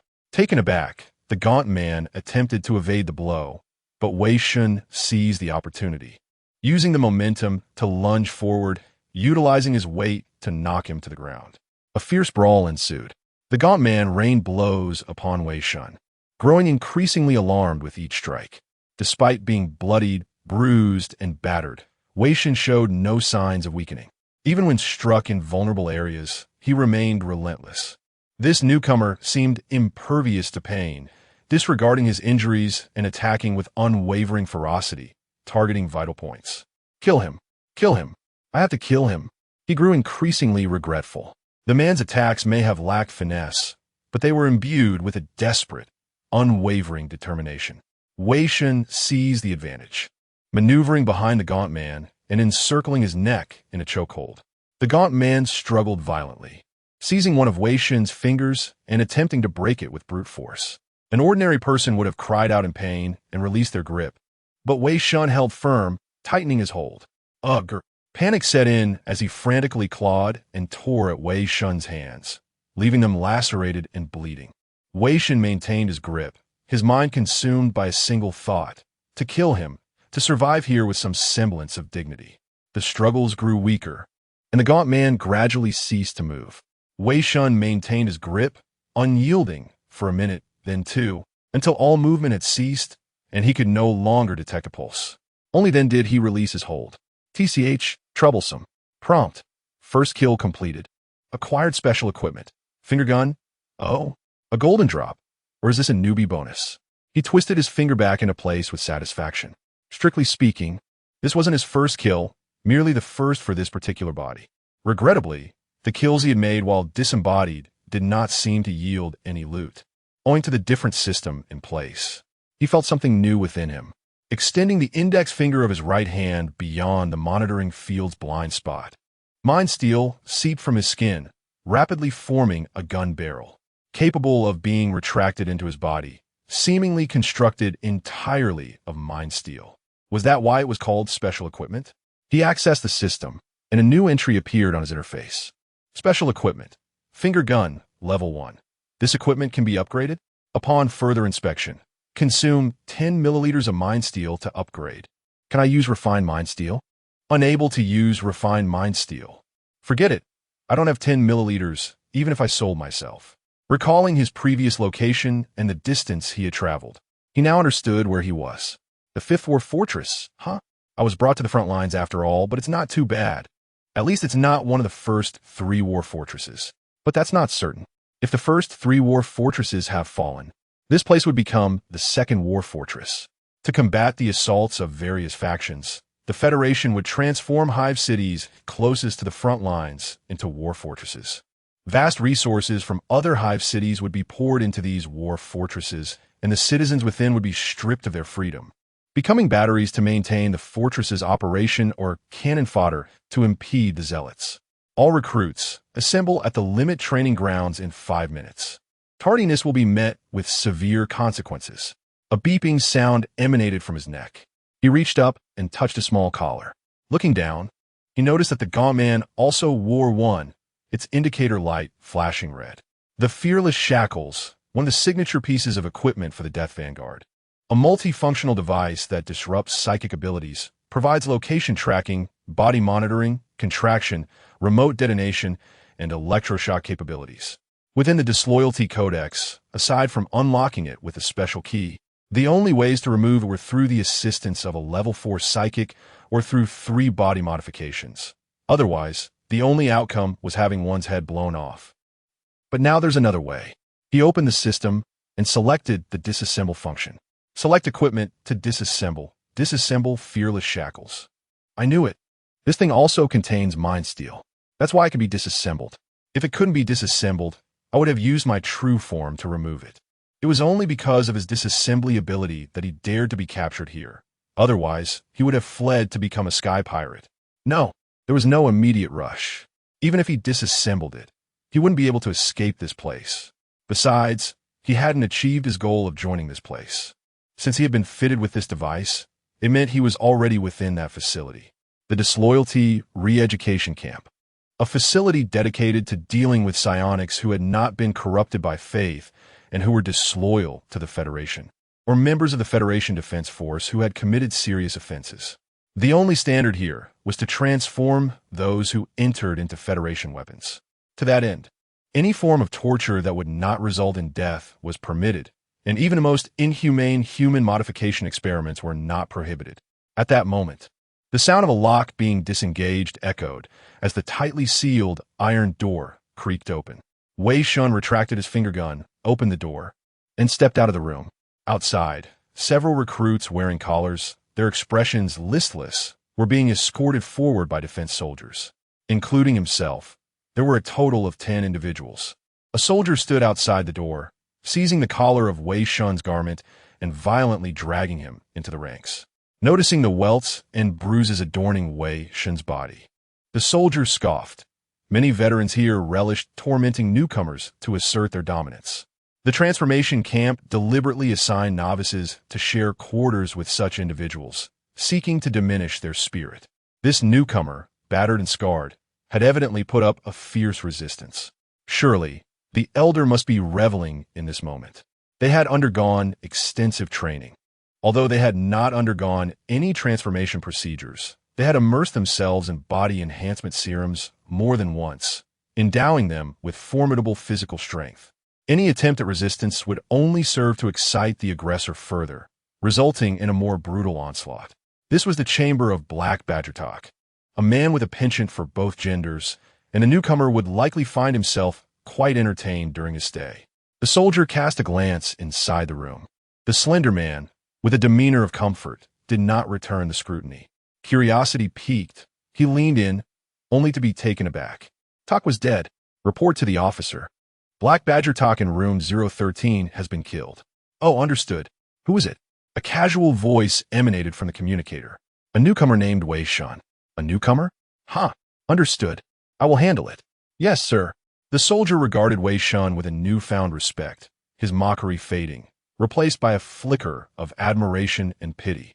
Traitors, once captured, underwent scrutiny. Only those whose bodies had not been enhanced were cast into this transformation camp. Thus, for a mere ordinary individual to have slain a soon-to-be transformed inmate spoke volumes of his tenacity. However, the future appeared grim for him. Attracting the attention of that instructor could spell disaster. Chapter 10. Extreme torment. Seeing the soldier allow him to leave, Wei Shen breathed a sigh of relief. In the Pioneer Squad's transformation camp, murder wasn't a capital offense, but the price was the training officer's relentless targeting, a fate often worse than death. Escorted by the soldier, he arrived at the extreme training arena, a colossal steel structure. Devoid of windows, every wall was studded with iron spikes, impaling the skeletons of rebels who had met their end. The newcomers, both male and female, bore visible wounds. Some were missing teeth, others had fractured fingers, and a few had blood seeping from their groin areas. Had he not resisted, Wei Shen would have shared their wretched fate. Traitors to the Federation are unworthy of being called human. Good afternoon, vermin. Welcome to the Extreme Training Arena, your slaughterhouse. The training officer of the arena bellowed from the entrance. From this moment forward, you are the new recruits here. There will be no mercy, for you are undeserving of life. The Federation has granted you a chance to exist. How benevolent. Now, you have but one task. Obey orders until death, or expedite the process. With a wave of Yang Ping's hand, soldiers struck the newcomers with their rifle butts, forcing them into the extreme training arena. The interior mirrored the oppressive steel walls, with surveillance cameras dotting the corridors. They were led into a room filled with a pungent odor, furnished with rows of tables and chairs. Each table held a bowl of food, a reddish-yellow mush emitting a revolting stench. 3 seconds. Find your positions. Yang Ping commanded. Wei Shen swiftly stood before a bowl, knowing the consequences of delay. 2 others, a man and a woman, were equally quick. Wei Shen glanced at them. The man was unremarkable. The woman was expressionless but possessed a rather fetching figure. The remaining recruits scrambled, jostling for position, creating a chaotic scene. Only 2 managed to secure a spot. 3 seconds have passed. Yang Ping chuckled, raising his hand. The waiting soldiers once again brandished their rifles, striking the stragglers, eliciting cries of agony. Only when the screams subsided did the soldiers cease and the training officer spoke. Another 3 seconds. Find your positions. They scrambled to their feet and found their places in under 2 seconds. Yang Ping nodded. 5 minutes to eat. This food? Most psychic practitioners were accustomed to privilege. Only a fraction of the lower classes became psychic through illicit psychic steel injection surgery. Most here hailed from the upper echelons of the hive cities, unfamiliar with such fare. Their knowledge of industrial nutrient paste was limited to textual descriptions. After the order was given, they hesitated to partake. Wei Shen didn't hesitate. He lifted the bowl and devoured the contents. He had consumed industrial nutrient paste for 5 years and was accustomed to it. It was rancid, bitter, and salty, like a blend of rotten meat and inedible plant roots mixed with a lethal dose of salt. Yet, it was superior to industrial nutrient paste, surpassing even the hive city's lower-class delicacy of dried rat. With a deep appreciation, he smacked his lips, savoring the meaty taste before continuing to devour it. The 2 who had reacted swiftly also began to eat, albeit with contorted expressions, swallowing large mouthfuls. Seeing their rapid consumption, the others tentatively approached the bowls. Gag! Most vomited as soon as they put it in their mouths, retching violently. A few swallowed it, fearing the repercussions of spitting it out. Yang Ping calmly observed the new recruit who was eating with such gusto, already aware that this newcomer had killed his predecessor. The death of a weapon in the transformation camp incurred a fine in Federation credits. 5 minutes elapsed. Wei Shen had eaten to about 80% fullness. Apart from the man and woman, most had only managed a bite or two, fearing the repercussions of abstaining. Yang Ping didn't force them to finish. When time was up, he led the soldiers to another room. In the center of the room was a conveyor belt with half-meter-wide passages on either side. The walls at both ends were covered with thumb-sized barbs. "Everyone, line up. I don't want to waste my breath on you." Yang Ping brandished a baton from the wall, creating a gust of wind. "Of all the special training rooms, this is my favorite. Simple to operate, labor-saving, and torturous. Under the threat of rifle butts and batons, the recruits were forced onto the conveyor belt, arranged in a row, their faces filled with terror. They knew the true torment was about to begin. At that moment, Yang Ping uprooted at Wei Shen, smiling. "Wei Shen, is it? I heard you killed Torque, your roommate." The others gasped, turning to the young man. They had suffered greatly, their resistance proving futile. They knew the horror of their roommates, and this man had killed his... Yes, lies would be considered defiance. So Wei Shen readily admitted the truth. "Excellent." Yang Ping nodded, patting Wei Shen's shoulder in apparent admiration before his expression turned sinister. He drew his pistol and shot Wei Shen in the leg. The angle was precise, avoiding major blood vessels. Wei Shen feigned a grimace of pain, which was not difficult, considering his existing injuries. "Activate." Yang Ping roared. The conveyor belt started, quickly accelerating to a running pace. The recruits began to run frantically. One tripped and was dragged backward. Before he could rise, he slammed into the barbed wall. His agonizing screams stimulated the other recruits. The conveyor belt pushed his body against the spikes until they were fully embedded, his skin shredded. The conveyor belt stopped. Soldiers seized the recruit, tearing him from the barbed wall. He screamed and fainted, but the soldiers didn't remove him. They applied medicated military ointment to his wounds and quickly bandaged him. The intense stimulation revived him. He was thrown back onto the conveyor belt. Several were terrified and ran towards the exit. "I want out. I want out. You can't do this. I want to see my lawyer. I know Commander Liu of the Defense Force. I want to see him. Tell him I'm..." Soldiers struck those who tried to approach the side passages, forcing them back onto the belt. As the order was given, the conveyor belt restarted. Everyone had learned a lesson, assuming a running posture. This time, no one crashed into the spikes at the start. The conveyor belt maintained a running pace. After a few minutes, most were gasping for breath. Psychic steel could enhance their bodies to some extent, but they hadn't undergone modification. Physically, they were little better than ordinary people. Some had never done physical labor. Only their survival instincts kept them moving. Gradually, some felt hunger and exhaustion. They had only eaten a few mouthfuls of nutrient paste, lacking the nourishment to continue. They didn't know how long they had been running. The conveyor belt never stopped. Soldiers stood in the side passages, striking anyone who approached with their batons. Wei Shen ran in third place, breathing evenly, adjusting every muscle to run in the most efficient manner. With each step he took, he was met with excruciating pain. However, this did not deter him. He still needed to feign a semblance of normalcy amidst his suffering. Yang Ping observed the new recruits, particularly the one who had killed his roommate. Pain has a way of eroding a person's endurance, yet that recruit maintained an unwavering pace, igniting Yang Ping's curiosity. Indeed, impressive resilience. It was no wonder that he had been capable of such a grave act. It appeared that his speed could potentially increase even further. With a raised eyebrow, he adjusted the controls, hastening the pace of the tracks. The recruits cried out in desperation, but their pleas were met only with the merciless strikes of the guards' batons, forcing them to accelerate further. Moments later, a female recruit was the first to succumb, fainting and taking down the two behind her, one of whom was the unfortunate soul who had collided with the spikes for the first time. The three of them crashed against the sharp points, shrieking in agony, which in turn provoked the rationality of the other recruits. The misfortunate recruit, now a twice-fallen victim, had the indicator light of his restraint turn yellow, accompanied by a distinct beeping sound. Chapter 11. The run as the tracks came to a halt. The other two swiftly tended to their wounds before being tossed back onto the conveyor. The unfortunate soul, whose indicator light had turned yellow, was dragged out of the room by the soldiers. During this brief respite, the others finally had a moment to catch their breath, gasping for air. Some simply collapsed on the ground. Who would forsake such an enticing opportunity for rest? Indeed, they were not mercilessly torturing the dying. As the novel states, once the fearless caller is affixed, their lives become the property of the Federation. The loyal Federation instructors would not allow any loss to the Federation. They would ensure that these disloyal subjects would suffer worse than death, as long as they remain alive. When the collar's light turned yellow, it signified that the wearer was on the brink of death. They would immediately be taken for treatment and physical enhancement, only to be thrust back into this torment.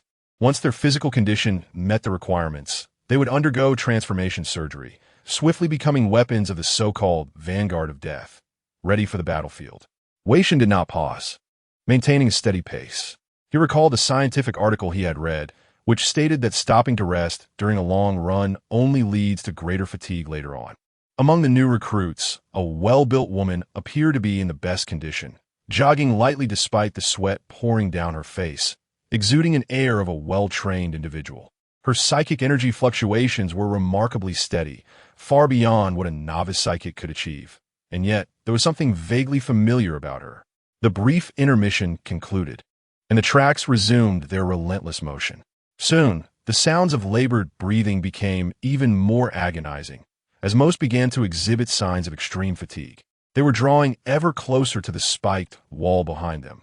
Before long, one of the injured collapsed, impaled upon the spikes, only to be healed and thrown back into the fray. Then came the second, the third. Each injury granted the others a fleeting moment of respite. The spiked wall was soon adorned with remnants of flesh, and the tracks became slick with the blood and tissue of these new recruits. One by one, they were sent out due to their near-death experiences, dwindling their numbers to 7, affording them more opportunities to rest. The physical condition of the new recruits had indeed deteriorated. How could they still dare to defy the orders of the Federation? Yang Ping looked disdainfully at the useless individuals on the tracks, shaking his head. Only 3 could maintain their pace. The well-built woman, Wei Shen, who had dispatched his roommate upon arrival, and an unremarkable male. They had all consumed ample food.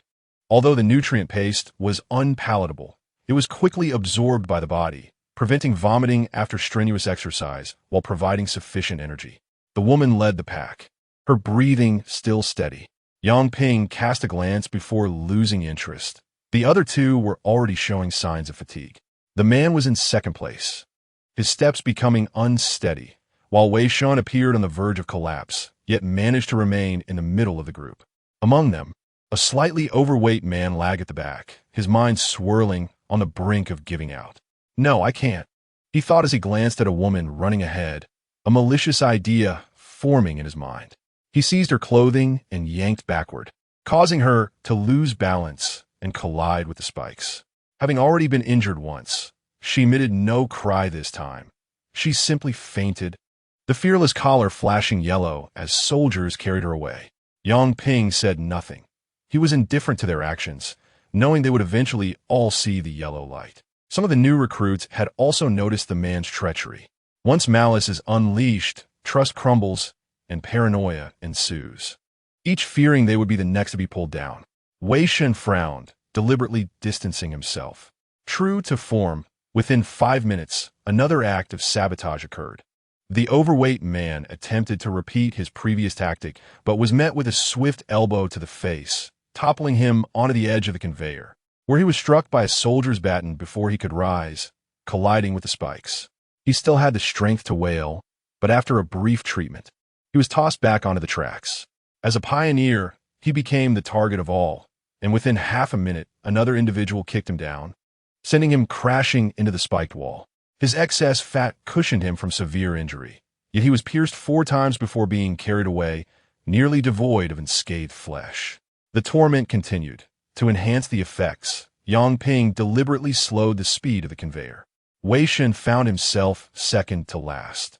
The initiator had already been sent away, leaving the remaining few somewhat subdued, though this lasted less than 5 minutes. A middle-aged woman edged closer to Wei Shen, stealthily reaching out. She had been observing him, In her eyes, he seemed close to collapse, already injured, barely hanging on to the limit.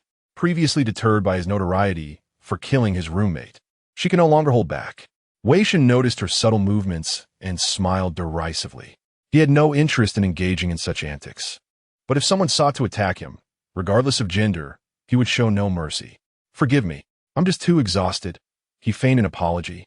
The woman seized his clothing and pulled back, causing him to fall, but fortuitously, he landed against her. Caught off guard, she was knocked over, and, as they tumbled, Wei Shen adjusted his position, rolling in front of her and grasping her hand, using her as a cushion. "If you lack mercy, do not expect it in return." The woman struggled in vain, crying out for mercy, but received no response, only the tightening grip of his hand. She collided with the spiked wall, the weight of an adult driving the spikes deep into her flesh. After a muffled sound, she fell silent. The yellow light flashed violently, with hints of red emerging. The conveyor halted, and the woman was swiftly taken for rescue, as she had not yet emitted a red light, indicating a chance of survival. "Cuita ruthless," young Ping remarqued, shaking his baton before approaching Wei Shen and patting him on the shoulder. "Well done, Bug. I admire your spirit." With that, he chuckled and swung his baton, breaking Wei Shen's calf. "Ugh!" Wei Shen stifled a cry, feigning resilience. Yang Ping nodded approvingly. "Keep it up. Perhaps you'll soon become a fearless vanguard." The fearless vanguard, elite among the vanguard of death, typically accomplished numerous life-threatening missions, enjoying the highest status within the Federation despite wearing the collar. Yet, rather than become a fearless vanguard, he would prefer the life of a humble soldier, for the missions assigned to the fearless were notoriously perilous, often used as examples of difficulty for the disloyal. The torment persisted, one leg rendered useless and open, the muscles unresponsive. He could only hop to maintain his speed. The instructor intentionally accelerated the conveyor, a sheer manifestation of cruelty. His physical state, already dire, was nearing the point of collapse, his body nearly drained of energy. Soon, another individual succumbed, the mental strain snapping, collapsing into unconsciousness. The light on their collar flashed yellow, and soldiers dragged them away. Ultimately, only 3 remained, reminiscent of the dining hall. Yang Ping glanced at the clock, intrigued by the passage of time. Wei Shen's consciousness grew increasingly foggy, his vision dimming. It must be nearly time to reach the limits of this training, he thought, on the verge of collapsing. Suddenly, a hand extended toward him, offering support. "At least he is a good person. ISNT, thank you." Though it held little significance for him, he felt compelled to express gratitude. He would remember this favor. "I admire you, brother," the unremarkable man gasped. Exhausted. "I will remember." With that, he fell into unconsciousness, his spirit leaving his body. This place, after all, is a Reformation camp. He did not wish to linger for too long. The moment he detached from his body, he returned to his pale sanctum. In that fleeting instant, he noticed the woman at the forefront seemingly casting a glance in his direction. What? Did she truly perish? The indicator light of the fearless lock flashed red, leaving Yang Ping momentarily stunned. He quickly summoned soldiers to carry Wei Shen away, realizing that he had been the first to succumb. Seizing the opportunity while the body was still fresh, he hurried to attempt a rescue, uncertain if it might still prove successful. The tracks continued to roll, and shortly thereafter, the man who had lent a hand was also taken away, mortally wounded. Only the woman remained in the room. Yang Ping refrained from continuing the operation of the tracks. Instead, he approached her, concealing his earlier ferocity. "What brings a friend of the pure observer to our midst? This is no place for trifles. It is indeed peculiar for the most loyal of the Federation to endure punishment in a camp meant for training the disloyal. A secret mission. It is not for you to concern yourself with," she replied, casting a sidelong glance at him, her earlier fatigue vanishing entirely. Having undergone 2 transformations, it would likely take her a week of relentless running to feel wearied. "Very well, I shall not interfere, as long as you refrain from adding my name to the list of judgments. Continue, but remember to disguise your actions well. Do not allow the target to discover you." Yang Ping had once served in the Disbelievers unit and, after retiring, became an instructor. He held a high rank and was far from intimidated by the typical pure observers. He waved his hand dismissively and made his way to the rescue room, his primary concern being whether that celestial being who had succumbed could indeed be revived. Should she remain beyond salvation, it would be a significant loss. Chapter 12. Special treatment. The surrounding warmth was akin to a soothing bath. Yet every fiber of his being throbbed with excruciating pain. Through the senses transmitted by his flesh, Wei Shen discerned voices, two individuals conversing nearby. His body is severely depleted, his organs failing. What new form of torment have you devised to reduce a man to this state? He brought it upon himself. His willpower rivals that of a veteran medic soldier with centuries of service. It is unfathomable what he has endured. He was merely an unlicensed repairman from the lower echelons of the hive. This is peculiar. Do you not suspect his soul has been tainted by a demon of some faith? In that case, we would obliterate him with a dreadnought lock. What is there to fear? What servant of a faith demon would brazenly flaunt himself in such a manner? Besides, did you not examine him earlier? He possesses nothing but mind steel. Regardless, his physical condition is dire. Recovery necessitates a substantial quantity of restorative elixirs and somatic augmentations, far exceeding the allocation for recruits in the modification camp. Deducted from my share, I have conceived a notion. Have you not recently acquired certain items from the fanatical apothecaries of the Second Fortress of War? Perhaps. The voices drew nearer, accompanied by the clinking of metal, growing ever closer. Alas, what a tragedy. My delicate physique is about to be subjected to technological enhancements. 3 days later, Wei Shen returned to his corporeal form, opening his eyes to find himself immersed in a glass cylinder, his body submerged in verdant liquid. Though liquid, the green substance provided oxygen to his body, yet the all-encompassing agony rendered him profoundly uncomfortable. What concoction had they infused him with? Could they not disclose its name? He might possess some knowledge of it. His body had substantially recovered and grown more robust, brimming with power. Upon accessing the system panel, the modification surgery success rate registered at 21.98. The emerald fluid was infused with an enhanced version of the somatic augmentation agent. The closer one's body was to exhaustion, the more efficacious the agent became. He had essentially undergone his first physical augmentation. Over the past 3 days, his adherence had increased by 3. Within the transcendent version of the system, the numeral on the faith disk displayed 4. During this period, he intermittently perceived the supplications of his 3 followers. 3 streams of spiritual energy flowing toward him. Though meager, they were incessant, and his faith points had increased by 8. However, it was still excessively slow. The minimum threshold for a demon of faith to coalesce necessitated the devotion of over 1,000 individuals, whereas he currently possessed a mere 3. A veritable disgrace to the divine. Furthermore, the current true mark possessed no allocated points and could only influence ordinary individuals. The higher the psychic level, the greater the spiritual resistance. He had attempted it, but his current capacity was insufficient to sway a psychic solely through the mark. Even direct intervention could only sway first-level psychics with weak faith.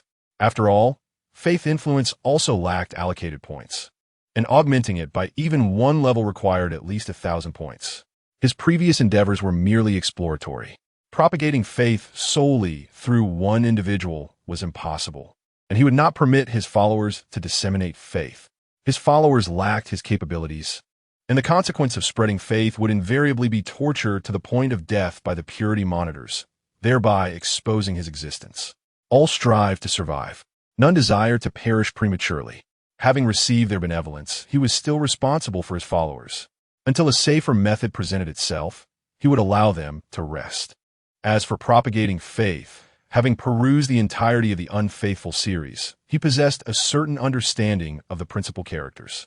He had already set his sights on a target, one to aid him in disseminating faith. Thus, over the past 3 days, in addition to distributing true markstones, he had also been searching for a location, a smuggler's entrance left behind by a miner.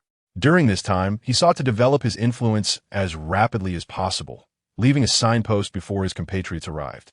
Through the glass of the observation chamber, he could see that this was a reinforcement laboratory within the modification camp, specifically designed for augmenting soldiers. Tubes were inserted into his body, recording his current physiological data with flickering electrical signals. Outside, a woman in a white coat scrutinized a nearby display screen, noting something with a pen. She possessed short hair and attractive features, and visible muscles and scars could be seen on her exposed skin. In addition to her professional duties, she was also an accomplished warrior.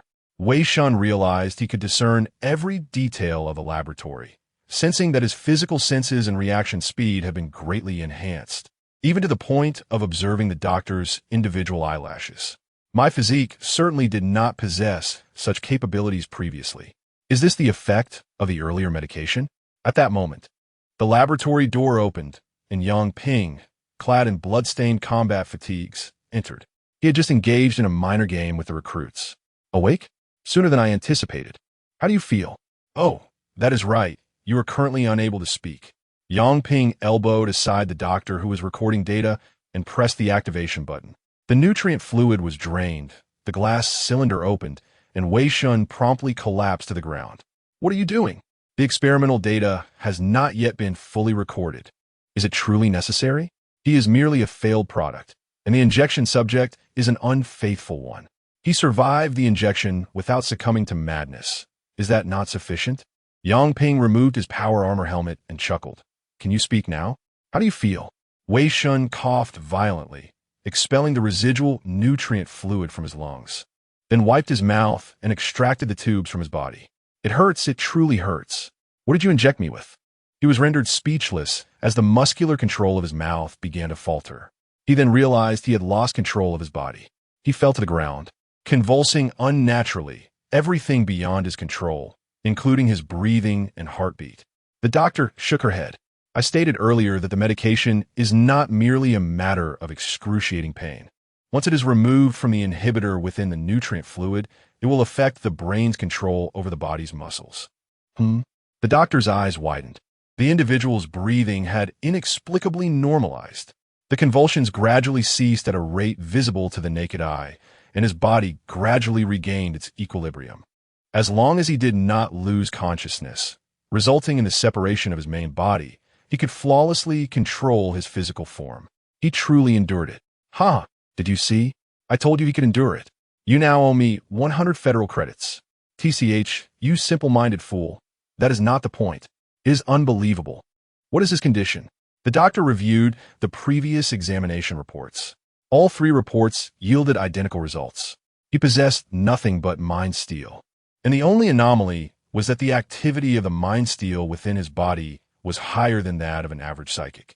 However, even at its highest, it was still mind steel. If that constituted a problem, then the entirety of humanity within the Federation was problematic. One could suspect everything except mind steel. Regardless, I have emerged victorious. Excellent. I was not mistaken in my assessment of you, insect. I am becoming increasingly curious as to what you truly are. Yang Ping abruptly seized a pen and hurled it at Wei Shen. Wei Shen responded instantaneously, or rather, he had reacted the moment Yang Ping raised his hand. Discerning the pen's trajectory, he sidestepped, precisely evading the incoming pen. What did you inject me with? Merely a failed experimental reinforcement agent. You are not entitled to know the remaining details. Unfaithful. Wei Shen was not surprised by the doctor's response. Physical reinforcement agents were typically classified information, and his status as a recruit in the suicide vanguard did not yet grant him access to such knowledge. From this point forward, after each training session, regardless of the outcome, even if both your legs are severed, you are to come here. That is an order, and you have no right to refuse. Very well. May I return now? Wei Shen inquired indifferently. Although the name of the potion remains unknown, the sensations experienced within my body suggest it is a type of enhancement serum with potent side effects. In any case, this journey has proven to be advantageous. In the Betrayer series, enhancement serums are indeed a rare class of substances. The mere enhancement of reflexes would command a substantial price. And if this effect were to be permanent, it would be worth a fortune.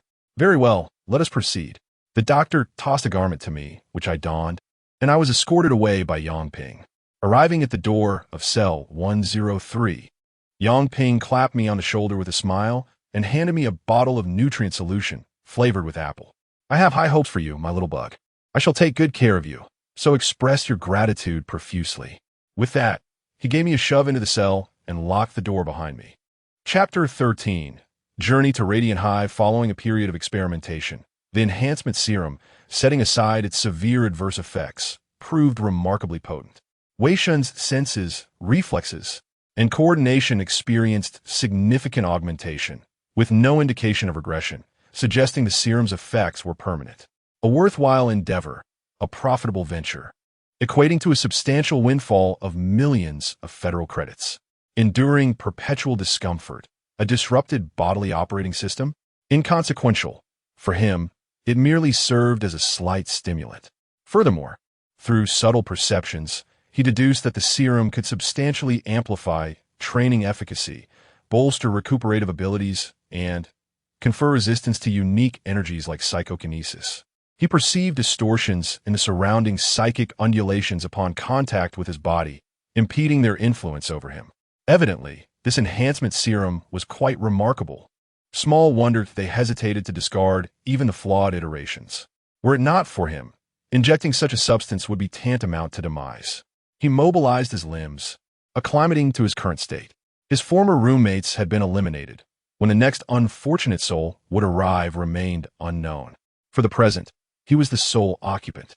From the adjacent chamber, intermittent cries of agony emanated, or perhaps not. One could not ascertain. Possibly his esteemed neighbors had cultivated a taste for such experiences. While he luxuriated in his bed, imbibing apple-flavored nutrient solution, a rather agreeable state. More agreeable still, were it devoid of surveillance, enabling him to brandish his finger pistol for amusement. Today's recruit indoctrination had concluded. The subsequent session was contingent upon the recruit's recovery. A respite from the drill instructor's loathsome visage was a source of elation. Abruptly, the fearless lock about his neck emitted a series of beeps, whereupon a soldier forcibly extracted him, escorting him to the extreme training arena, depositing him within a chamber constructed entirely of steel. Within the chamber, Yang Ping, clad merely in shorts and a vest, wielded a colossal barbell with a single hand, executing repetitions, his arm musculature contracting and expanding, exuding raw power, a sight to behold. Ah, the insect, you have finally arrived. He deposited the barbell, the sheer mass of which caused the entire chamber to reverberate. You must have been crestfallen to have missed today's training. Fear not. I shall administer a private session. As I have stated, I shall extend considerable care towards you. You son of a... Once more, I have been pummeled into the life support pod. Has that aberrant instructor taken a liking to me? Having descended via true imprint into the subterranean mines of Hive 79, Wei Shen emitted a sigh, shaking his head. However, not all was malevolence. In pursuit of the peculiar psychic emanations, he had ultimately located an anomaly within a recess of the subterranean mines. To disseminate his creed both safely and efficiently, he sought an individual. The initial apostle of the Faith Devourer, Father of the Sky, emerging from the Black Earth. A pivotal antagonist in the Unfaithful series, specifically in Lights Out, and a significant supporting villain in the later installments of the Unfaithful saga. The Mute of the Sky Father. Among all the prominent figures, she possessed an exceptionally formidable aptitude for psychic manipulation, coupled with the capacity to influence volition. In the latter timeline of Unfaithful, she single-handedly swayed the entire Meshen detachment engaged in the decapitation mission, including 2 federal defenders, systematically dismantling their psychic defenses with her terrifying psychic talent, converting them all into zealous adherents, thereby sabotaging the federal decapitation endeavor. During the Third Machine War, her hive was overrun. Driven to despair by the demise of those around her, she ventured alone into the N-tier battlefield, precisely nullifying all attacks directed at her, issuing a supplication to the Sky Father amidst the battlefield's epicenter. The horned angel manifested upon the battlefield, obliterating all that lay within. She was corrupted within the horn, becoming an apostle of the Sky Father, her hive bestowed upon her as a sacred city. Among the characters featured in Unfaithful possessing the capacity to sway the wills of others, she was the sole individual readily accessible, unaffiliated with the defense force, and thus devoid of excessive loyalty akin to Kavin, nor was she a fanatical zealot. In the initial stages of Lights Out, her adherence to any particular faith was not explicitly stated. Furthermore, The fall of Radiant Hive marked the onset of the Federal collapse. The Skyfather's hand plunging into Federal territory like a blade. Had the mute not summoned the Horned Angel, the Federation's ultimate fate might have been altered. The mute's hive was Hive 70, designated as a Tier 1 hive, unlike Hive 79, a Tier 3 hive. Consequently, it bore an alternative appellation, Radiant Hive. Within the subterranean mines of Hive 79 lay a clandestine tunnel, directly connecting to Radiant Hive, the domain of the mute, surreptitiously excavated by miners seeking to evade taxation. In actuality, this was a contrivance of the Machine Empire. Machine specters manipulated the miners' analyzers, inversely stimulating the miners' brains, distorting their consciousness, and unlocking latent potential. Otherwise, bridging the distance between Hive 79 and Radiant Hive via manual excavation would have been nearly impossible. Simultaneously, by virtue of its subterranean location, Machine specters evaded the vigilance of the defense force, successfully creating a diminutive aperture in the Hive's purity shield without triggering alarms. During the Third Machine War, subsequent to the Machine Empire's conquest of Hive 79, this tunnel was exploited to deploy omnipotent infantry and soul-infused mech mothers into Radiant Hive, circumventing the defense force and launching an assault upon the Hive's interior. Each hive was equipped with a purity shield, sufficiently robust to temporarily impede the ingress of high-ranking angels serving the Skyfather. Given his present capabilities, he might forcibly traverse the purity shield of Hive 79 at the cost of grievous injury, but the shield of Radiant Hive presented no such opportunity. Therefore, he was compelled to utilize this tunnel to circumvent the purity shield. A contingent of miners paced to and fro beside a mining cavity, radiating psychic energy exceeding that of ordinary individuals, engaging in soliloquies, exhibiting agitation and exhilaration, the skin surrounding their implanted analyzers displaying subtle distinction. Miners whose consciousness had been warped by machine specters. Wei Shen contracted his form, concealing himself within the rock face, entering the depths of the mining cavity, wherein a narrow aperture, indeed, pointed towards Radiant Hive. Found it. This must be it. He squeezed into the tunnel. After traversing a distance, he gradually perceived a surge of intense energy undulations. In the immediate vicinity lay the purity shield of Hive 79. Mere contact would incinerate ordinary progeny of faith. A mechanical annulus, approximately 2 meters in diameter, was affixed to the pale blue energy field, its interior energy field isolated, forming a traversable conduit.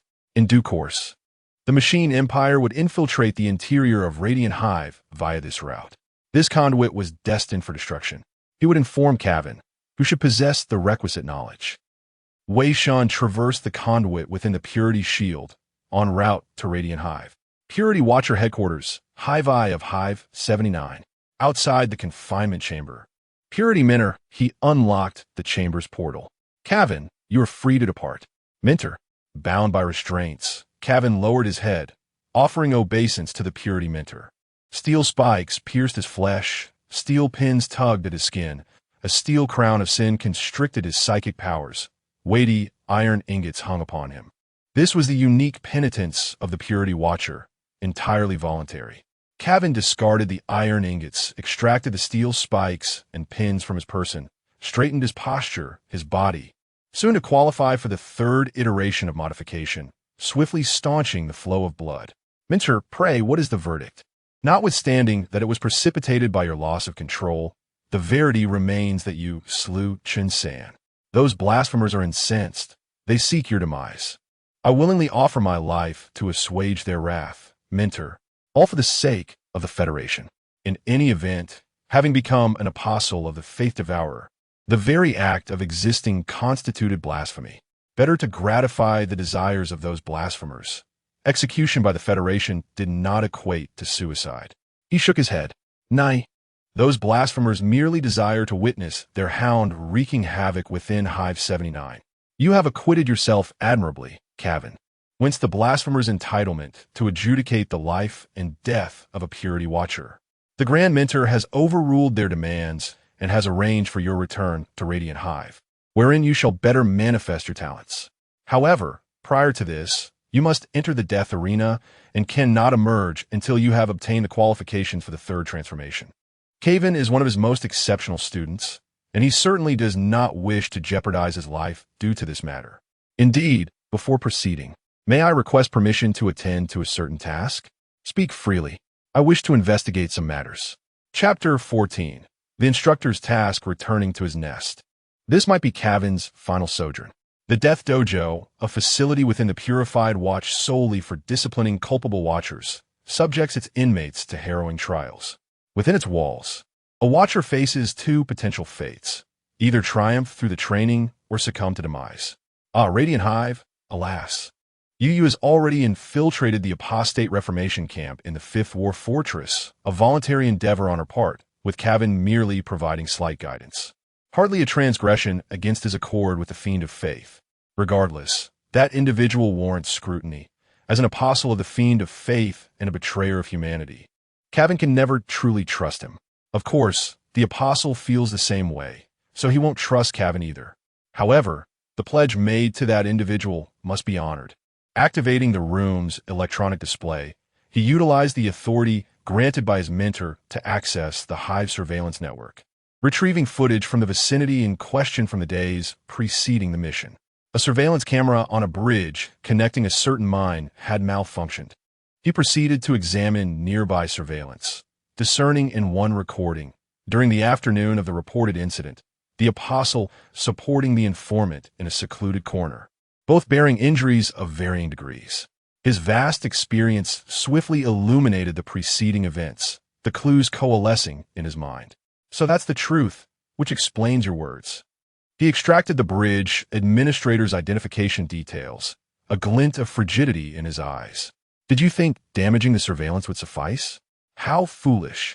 Coincidentally, a century prior, this was also one of the Purified Watch's duties. 79th Hive Mid-Levels Advanced Healing Center. Psycho reclined in his hospital bed, indulging in the fruit on his nightstand. His countenance morose. Only one of his hands remained functional, the fall having deprived him of the other permanently. The previous incident was deliberate, an act of reprisal by a psychic. Damn them. Daring to assault a member of the Federation, I shall hunt you down and ensure your agonizing demise. Suddenly, he felt a chill, the adjacent window inexplicably ajar, allowing frigid air to flood the room. Psycho's displeasure intensified, and he bellowed, "Nurse! Nurse! What you all doing? Close the window this instant. I shall lodge a complaint later." Abruptly, he felt a coldness on his neck, rendering him mute, and then his vision inexplicably inverted. He discerned a figure standing behind him, entirely clad in black, his face obscured by a skull-like mask, reminiscent of the Purified Watch's attire from ages past. Outside, a petite nurse, hearing the commotion, hastened to the room, eager to excel in her newly acquired position. She opened the door. "I apologize, sir, we did not." Receiving no response, she beheld the occupant of the bed sitting upright, his head absent, blood gushing from the severed neck in a macabre fountain. She gasped, unable to react, when something grazed her foot. Looking down, she found a head, eyes wide with terror. "Aya!" Her scream reverberated throughout the healing center. Involved the sum of 1,740,000 Federation credits, indirectly causing the demise of 37 individuals. The defilement must be purged. Shortly thereafter, a body restoration pod experienced a power outage, resulting in the death of the occupant.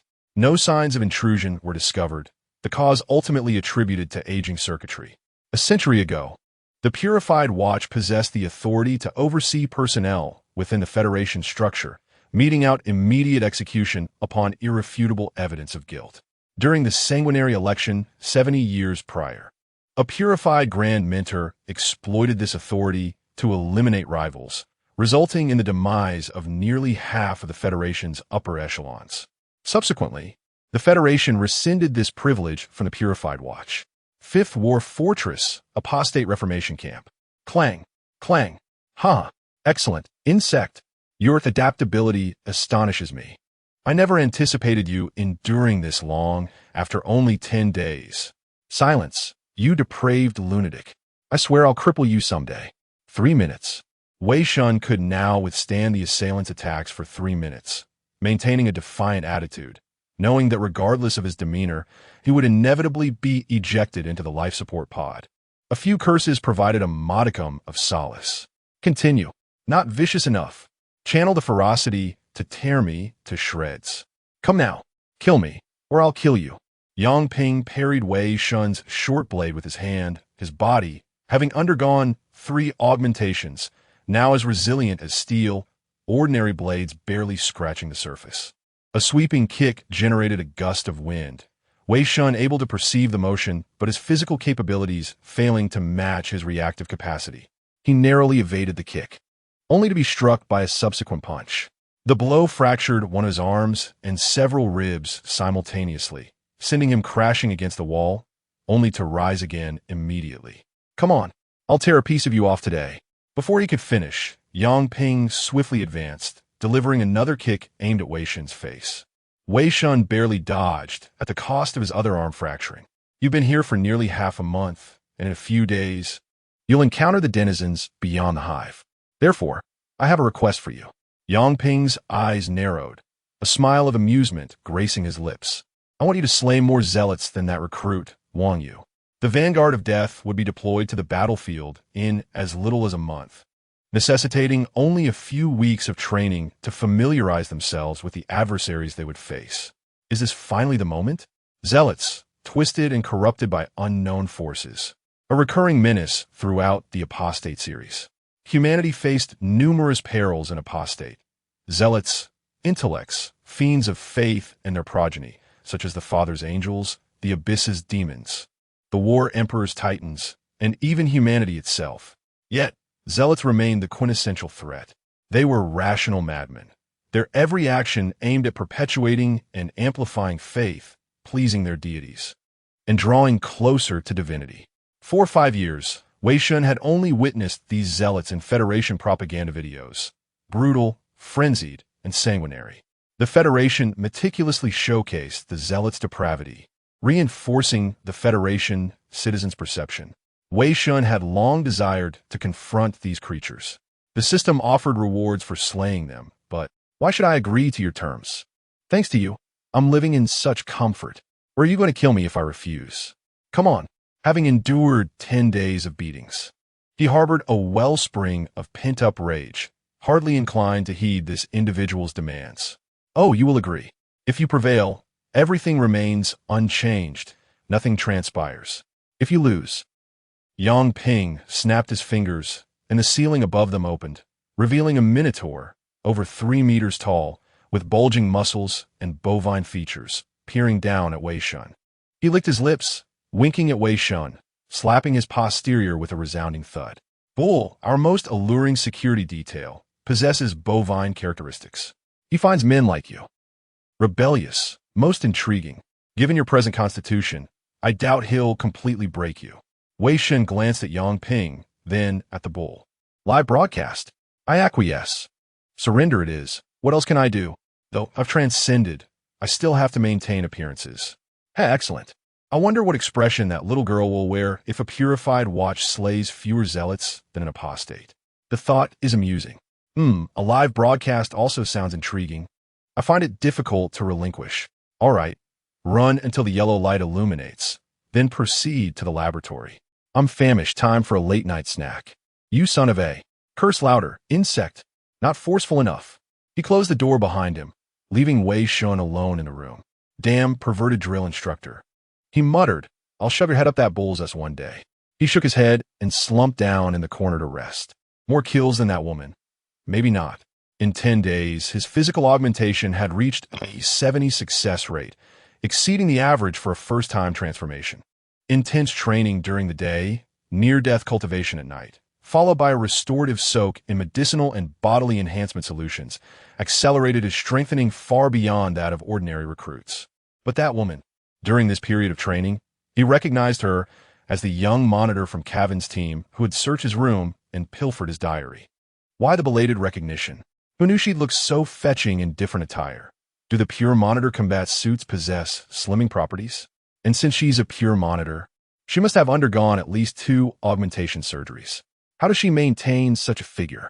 The technicians who performed the procedures must have impeccable taste. In any case, He resolved to fight for his chastity, and if all else failed, he would prostrate himself before her. Chapter 15. Radiant Hive City, Another Day, concludes with a forced re-entry into the life support pod. Within the tunnels, Wei Shen advanced at a leisurely pace. As a transcendent being unbound by the constraints of physical matter, his progress was admittedly unhurried. He advanced incrementally, imprinting a true mark at each juncture within the tunnel. Upon completing his tasks, he would descend, returning to continue his subterranean journey, inching forward bit by bit. He honed his mastery over telekinesis within the tunnels.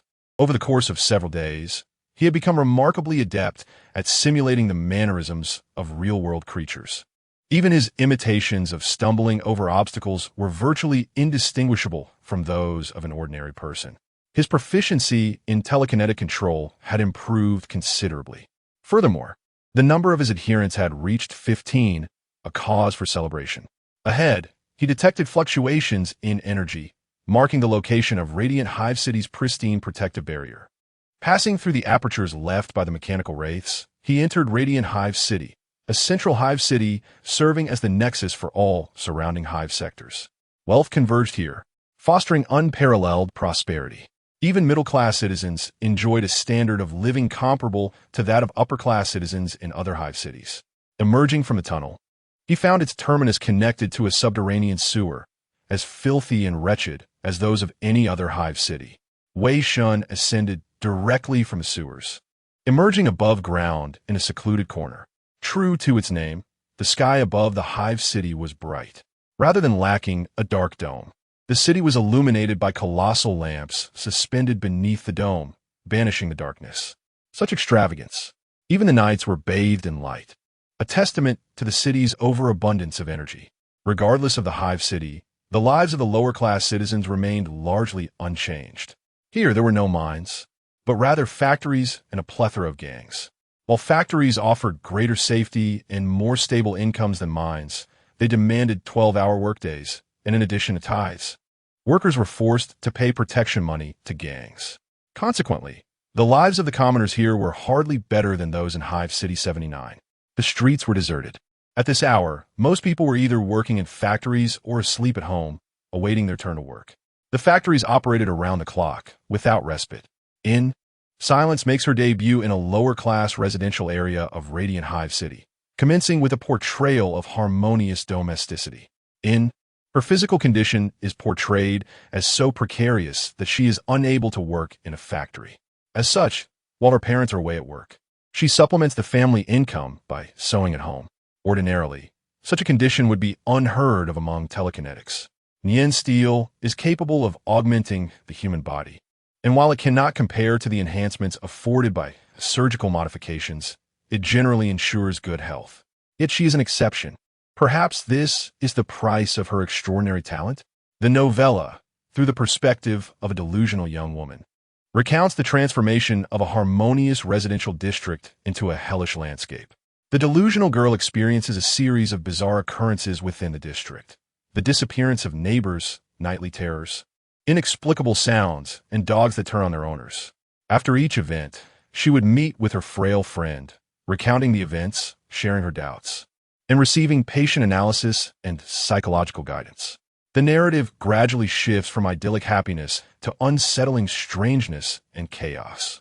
Ultimately, the girl dies amidst a delusional carnage, and silence collapses, uttering a final prayer on the battlefield. The author's stream of consciousness style made it nearly impossible to discern any meaningful clues. Some online commentators have posited that the girl is the source of all the chaos, while others believe that the delusions are reality. Still others argue that the author merely sought to capitalize on the popularity of, forcing a connection to it at the story's conclusion. As an aside, Wei Shen is a third party. The novel offers none of the gratifying aspects of, and was purchased purely for the sake of collecting an official entry in the series. Radiant Hive City is considerably larger than Hive City 79. How was he to find anything here? He recalled the name of the place being something like Mutual Love Home. At that moment, a passerby approached. His attire distinguished him from the common populace, suggesting a dangerous disposition. "Hey, what are you doing here? If you don't want to rest, go work in the factory. Are you even grateful to the factory that feeds you?" The gangs colluded with the factories to oppress the workers, reducing them to mere cogs in the machine. Every minute of rest deprived the factory of several Federation credits. Oh, the gall. When did these value-extracting factories become the benefactors of the working class? I'll start a revolution. You just wait. Wei Shen slapped the man across the face with such force that he was sent sprawling. Damn you. You dare hit me? You're dead. He looked up, his rage giving way to terror as he recognized Wei Shen. He immediately became obsequious. The man before him was none other than the gang's second-in-command. Forgive my poor eyesight. Sir, I failed to recognize you. My apologies, Lord Liu. I'm truly sorry. I'm asking you, do you know where Mutual Love Home is? Mutual Love Home? The gang member paused, shaking his head frantically. No, sir. I am not aware of any such place in Radiant Hive City. None? Wei Shen was puzzled. He was certain that was the name used in the novel. Could it be that this man had never been there? He posed several other questions, mentioning place names and individuals, but to no avail. This caused him some anxiety. Perhaps I should ask someone else. Ah, yes, there's one other place. Do you know where Radiant Fifth Pharmaceutical Factory is? The factory was mentioned later in the novel, with Mutual Love Home being located nearby. The gang member finally nodded. Yes, sir, I know that. Oh, you know about that one. Speak. It's near the artificial river at the end of Lyon Street, 5 blocks from here. You need to go straight ahead, then turn left. Understood. Thank you. Yes, sir. As he watched Wei Shen depart, the gang member was perplexed. Isn't that area off limits? Why? He paused. What did he say just now? Thank you? Why had Lord Liu ever thanked someone like him?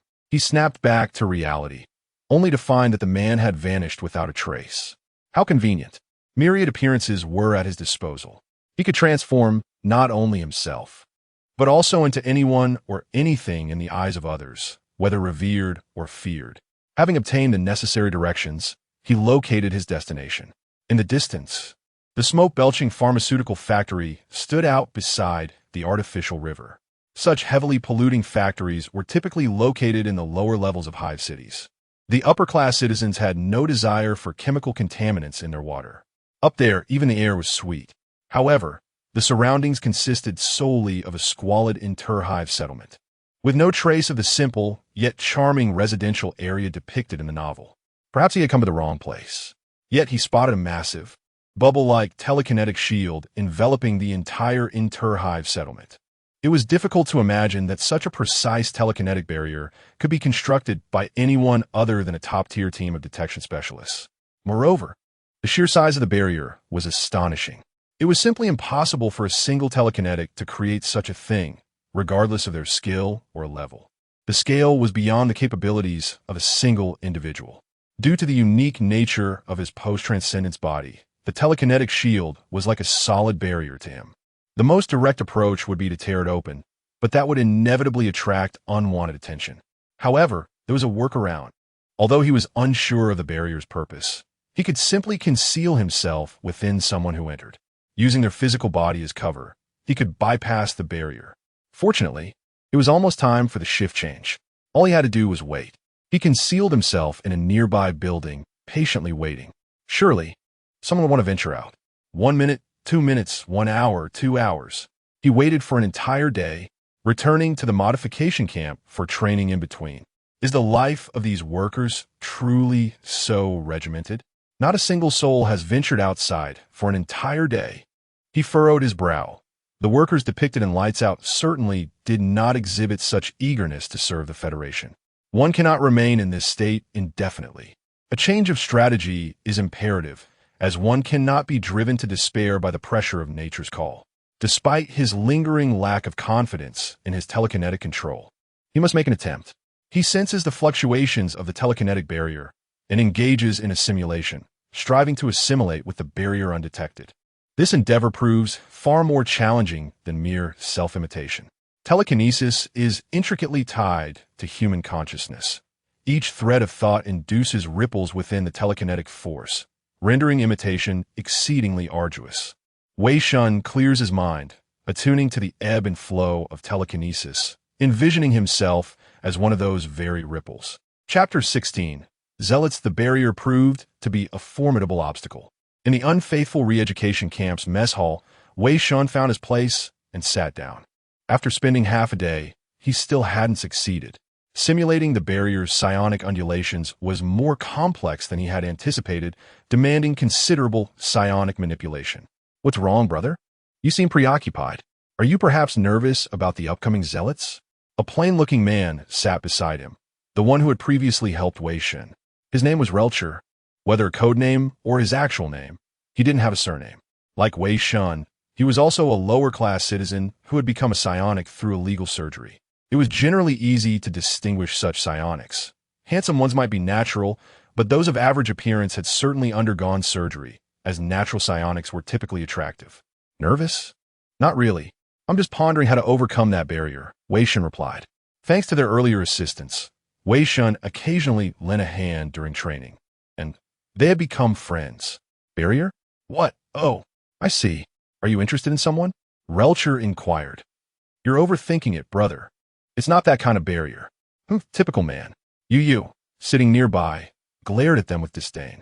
Mealtime was limited to 10 minutes, during which the instructors wouldn't interfere with their conversations, providing a rare moment of freedom. "Oh, Miss Wang, it seems you're quite interested." "Well, that's not what I meant. If you're curious, I could teach you," Relcher offered. "How lewd," Wei Shen thought, "though I'm just a humble cook." Yu glanced at him, saying, "I'll snap it off." Never mind then." "Hey, don't bother, brother. You can't win her over." "Who knows? Maybe," Relcher responded, finishing a bowl of nutrient paste and asking for another. The nightly training and treatments consumed a lot of energy, increasing his appetite. Fortunately, the nutrient paste was unlimited. When mealtime ended, they were led to a space where each person received a metal case. Inside was a set of military equipment, including a combat suit, powered boots, a vibro dagger, a multifunctional shoulder cannon, and a sky nail pistol. It was all basic gear for new recruits. They couldn't handle better equipment yet, at least until after their first augmentation, except for a certain pure observer. "You have 5 minutes to get geared up." Once equipped, the instructors led them to a vast arena surrounded by a massive metal net covered in barbed wire. "Insects, after all this time, I imagine you're tired of the boring training. Today, we'll play something more interesting." At that moment, the fearless lock's psionic suppression was lifted, and the recruits experienced psionic power again after a long absence. However, a terrifying psionic force was soon exerted upon them. Young Bing Smilet, having served in the Misanthrope Squad for many years and retired as an experienced level 3 psionic. Suppressing these recruits was easy for him. Thump! Wei Shen was forced to his knees. Damn it, that bastard instructor. It was obvious that he was enduring several times more pressure than the others. Not only did he receive special attention during the nightly sessions, but Yang Ping also enjoyed targeting him during daily training. Some recruits' expressions changed, harboring resentment. They had previously gloated when Wei Shen was targeted, but resented him for having a comfortable single room. They dared not act against him, but they envied his comfort. Now that they were affected, they cursed Wei Shen for killing his roommate. Wei Shen grimaced, struggling to stand, but the pressure increased with each attempt. "You're deliberately messing with me at a time like this." He glared at Yang Ping, who grinned mockingly, giving a thumbs up while subtly gesturing towards his rear. "You." His strength was rapidly depleting, and he knew he would be in trouble later if this continued. His mind raced. If brute force wouldn't work, he would have to use finesse. Drawing on his recent experience in psionic manipulation, he coated his body with psionic energy in a flowing manner, creating a psionic defense to deflect Yang Ping's terrifying force. He stood up and flipped Yang Ping the middle finger. "Hey, this insect," Yang Ping thought. The force was deflected? He actually grasped this advanced psionic manipulation technique? Yang Ping raised his eyebrows, but didn't continue targeting Wei Shen. He released his psionic power, and the recruits felt relieved. This was a reminder that even with their psionic restraints removed, they were still just insects, unable to rebel. Yang Ping stomped on the ground, and a large cage slowly rose from the floor, signaling the official start of the training. Contrary to expectations, no twisted monsters or crazed fanatics appeared. Instead, they heard prayers gentle, devout, and calming, like a mother's lullaby. Federal education had instilled in the recruits a sense of disgust and fear towards prayers.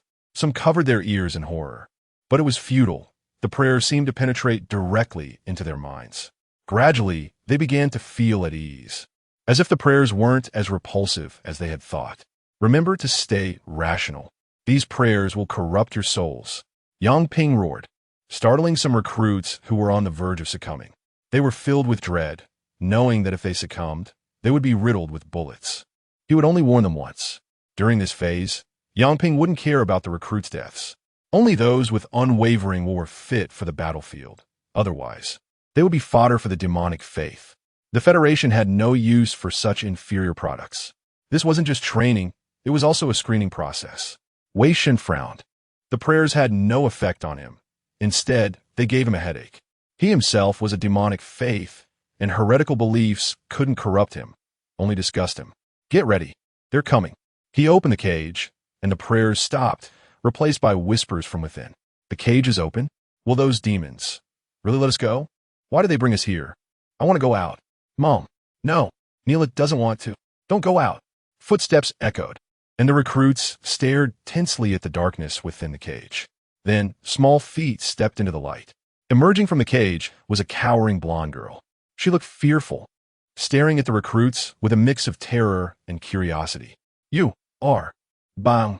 The Sky-Nail pistol fired a bullet with the force of a heavy sniper rifle, piercing the girl's head.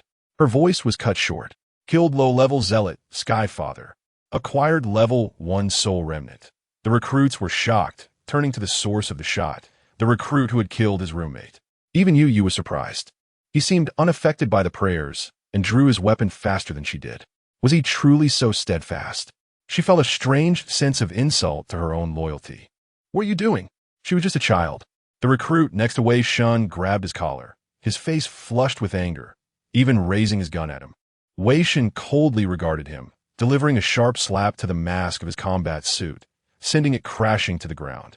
He then forcefully stomped on the hand that clutched the gun. Fool! The new recruit on the ground remained seething with fury, struggling to rise and launch an attack. Suddenly, Wei Shen sensed a surge of psychic energy assailing his mental defenses. This fellow dares to employ telekinesis against me. Unfortunately, such rudimentary telekinesis is feeble, incapable of even bearing the weight of a person. His manipulation lacked finesse, rendering it largely ineffective against Wei Shen.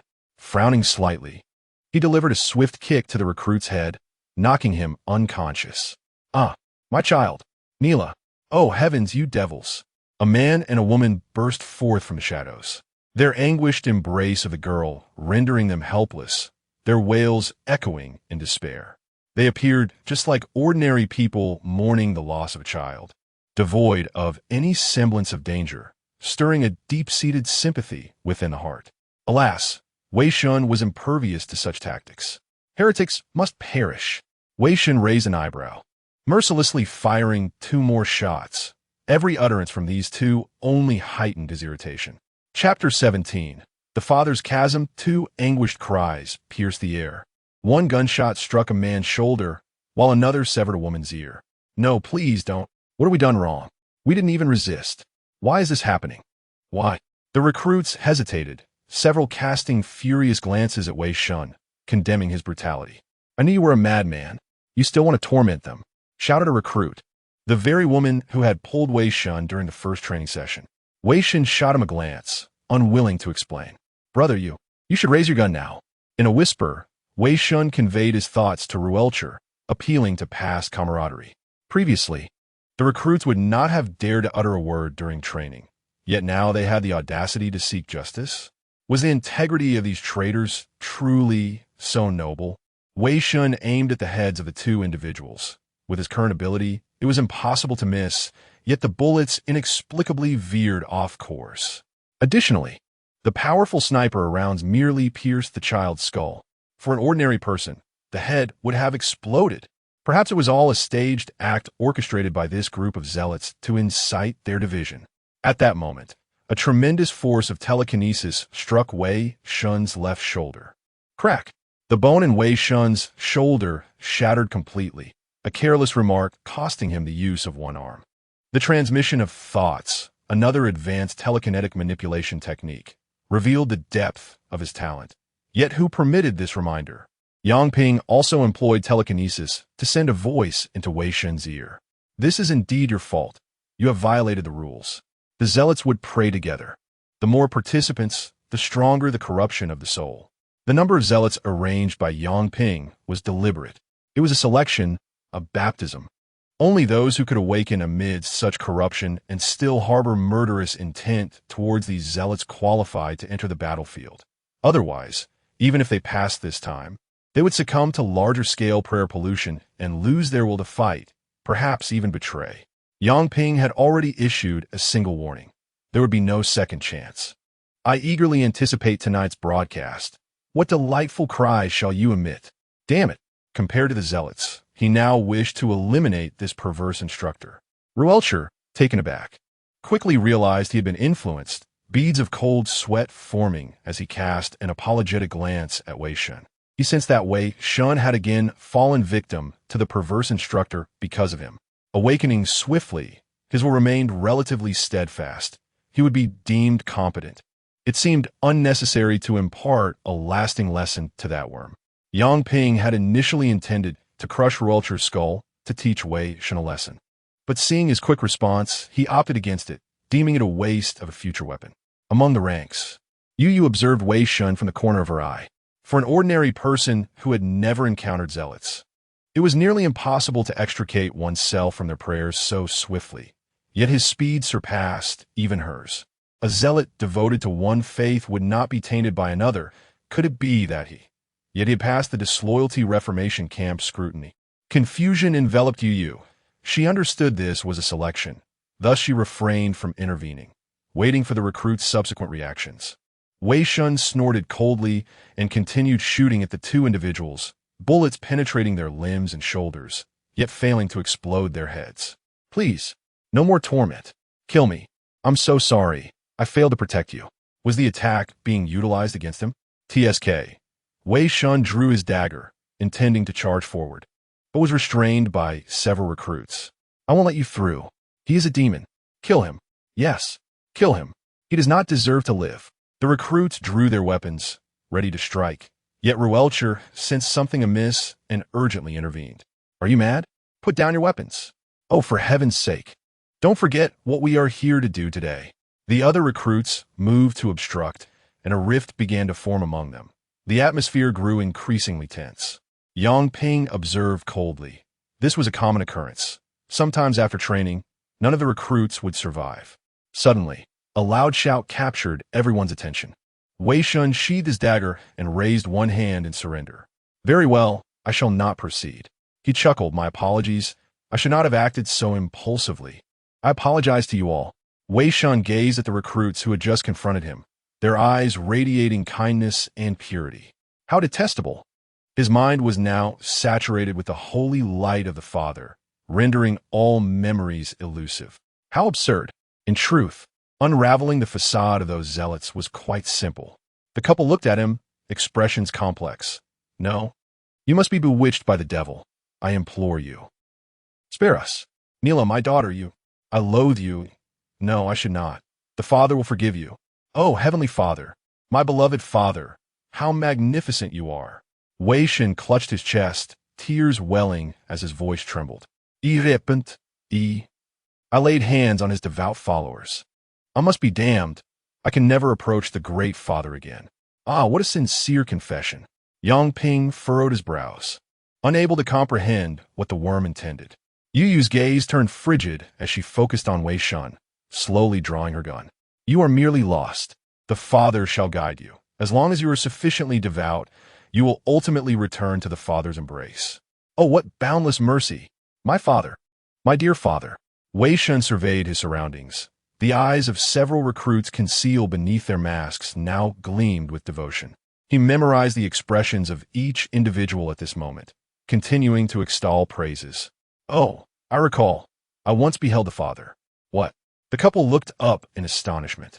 This recruit from the Federation had indeed encountered the great Father. He is so gentle, so radiant. He wears a crown of thorns, his eyes are light. His robe is pure as snow. Oh, I remember.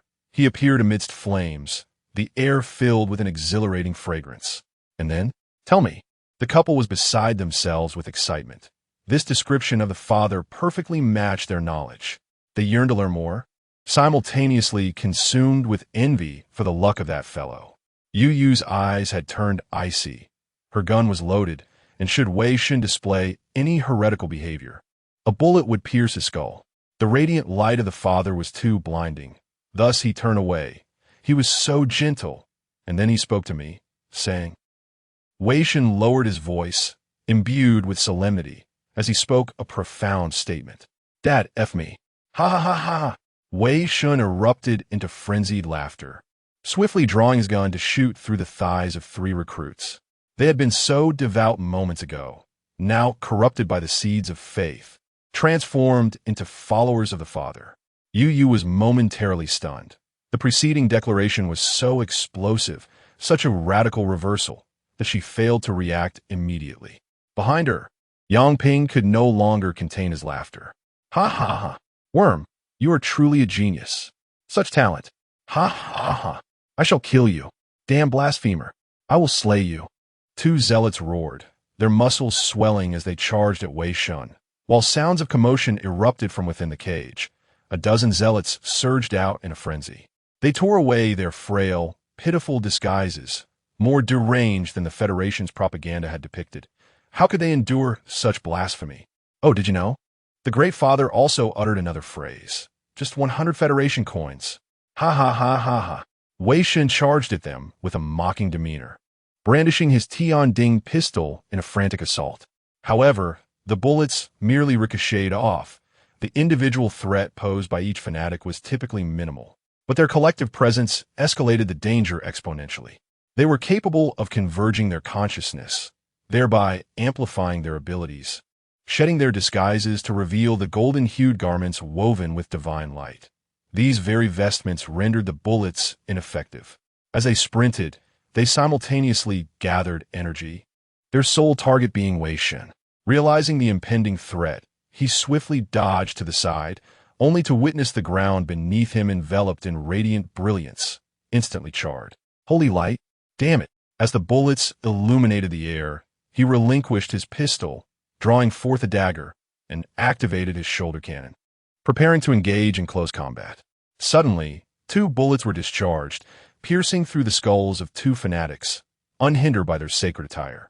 Terrified, Wei Shen glanced back to see Yu, gun in hand, firing with precision. Prior to the bullet's release, she had utilized her telekinesis to tear through the defenses of their holy garments, eliminating the fanatics. What the hell? She asked, cheating. Her telekinesis surpasses mine. Her range of influence extends further. Wei Shen shot her an indignant glare, accelerating once more to confront the fanatics up close. Yu was utterly perplexed. She was alleviating his burden, so why the hostility? His gaze conveyed not only anger, but also a hint of pleading and a touch of grievance. At that moment, Wei Shen had reached the fanatics, dispelling his defenses, using his telekinesis to shred the fabric of their holy attire, and thrusting his dagger toward their hearts. Chapter 18. Fragments of equipment blueprints. Psychic abilities may be weak against physical force, yet they exert a profound influence over the powers of the zealots.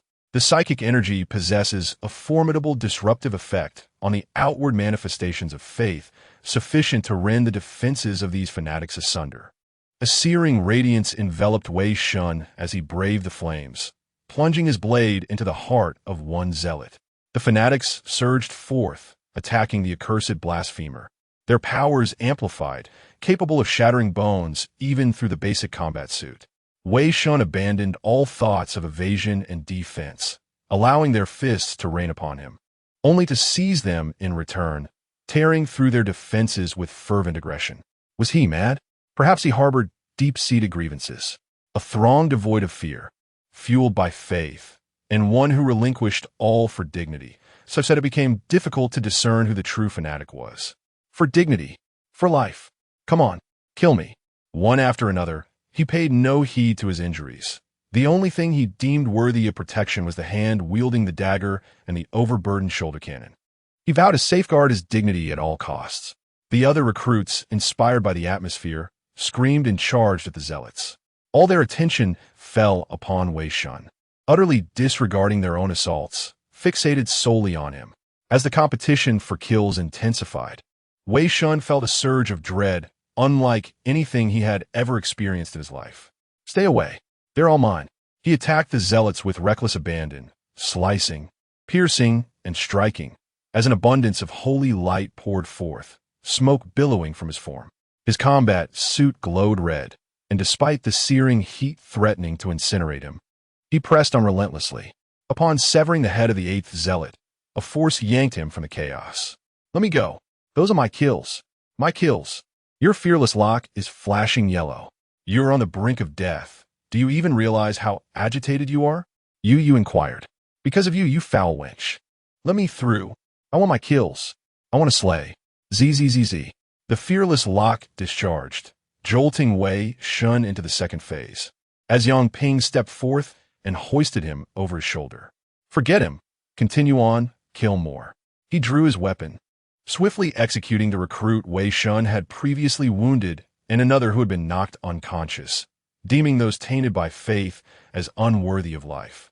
As he prepared to depart, he chuckled and remarked to Yu, there aren't many zealots left to slay, if you alone. If your kills don't surpass that poor insect, then your loyalty is truly lacking. Why? What's the matter? Yu bit her lip, feeling inexplicably aggrieved. She had only sought to save lives, yet found herself scolded and ridiculed without understanding the situation.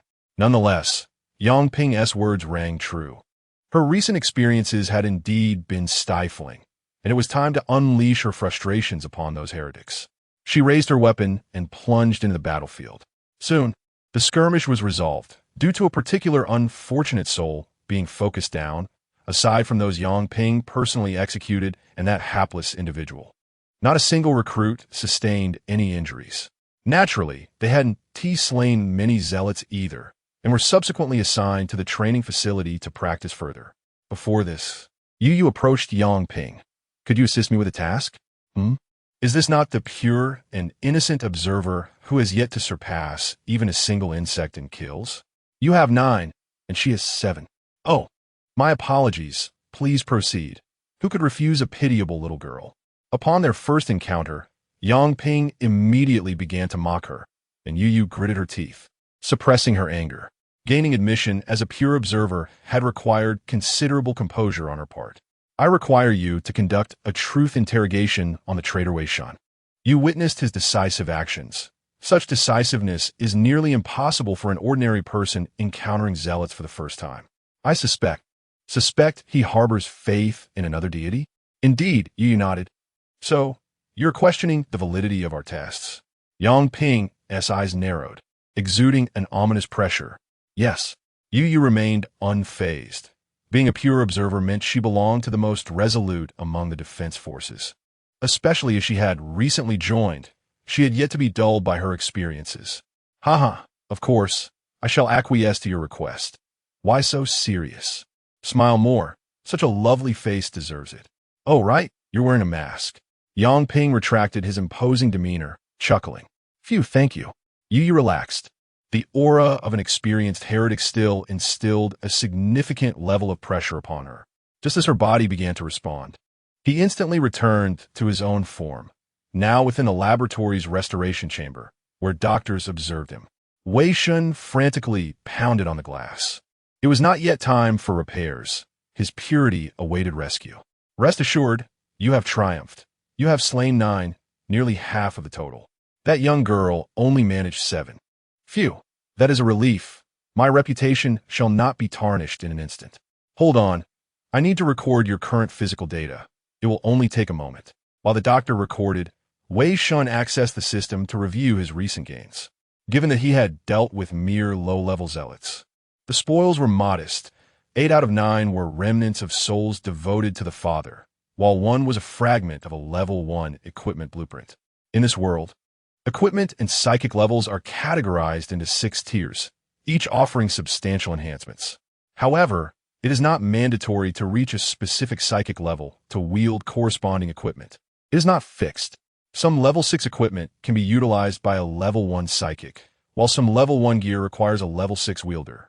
The blueprint fragment was blue, indicating it was of high quality. Similar to traditional games, The system classifies equipment quality into 5 categories: inferior, ordinary, superior, master, and legendary, corresponding to gray, white, blue, purple, and yellow colors. According to the fragment's information, this equipment is a device for generating a force field shield. To complete this blueprint, one may choose to expend psychic steel, identical blueprint fragments, or soul remnants. Psychic steel and identical blueprint fragments are out of the question.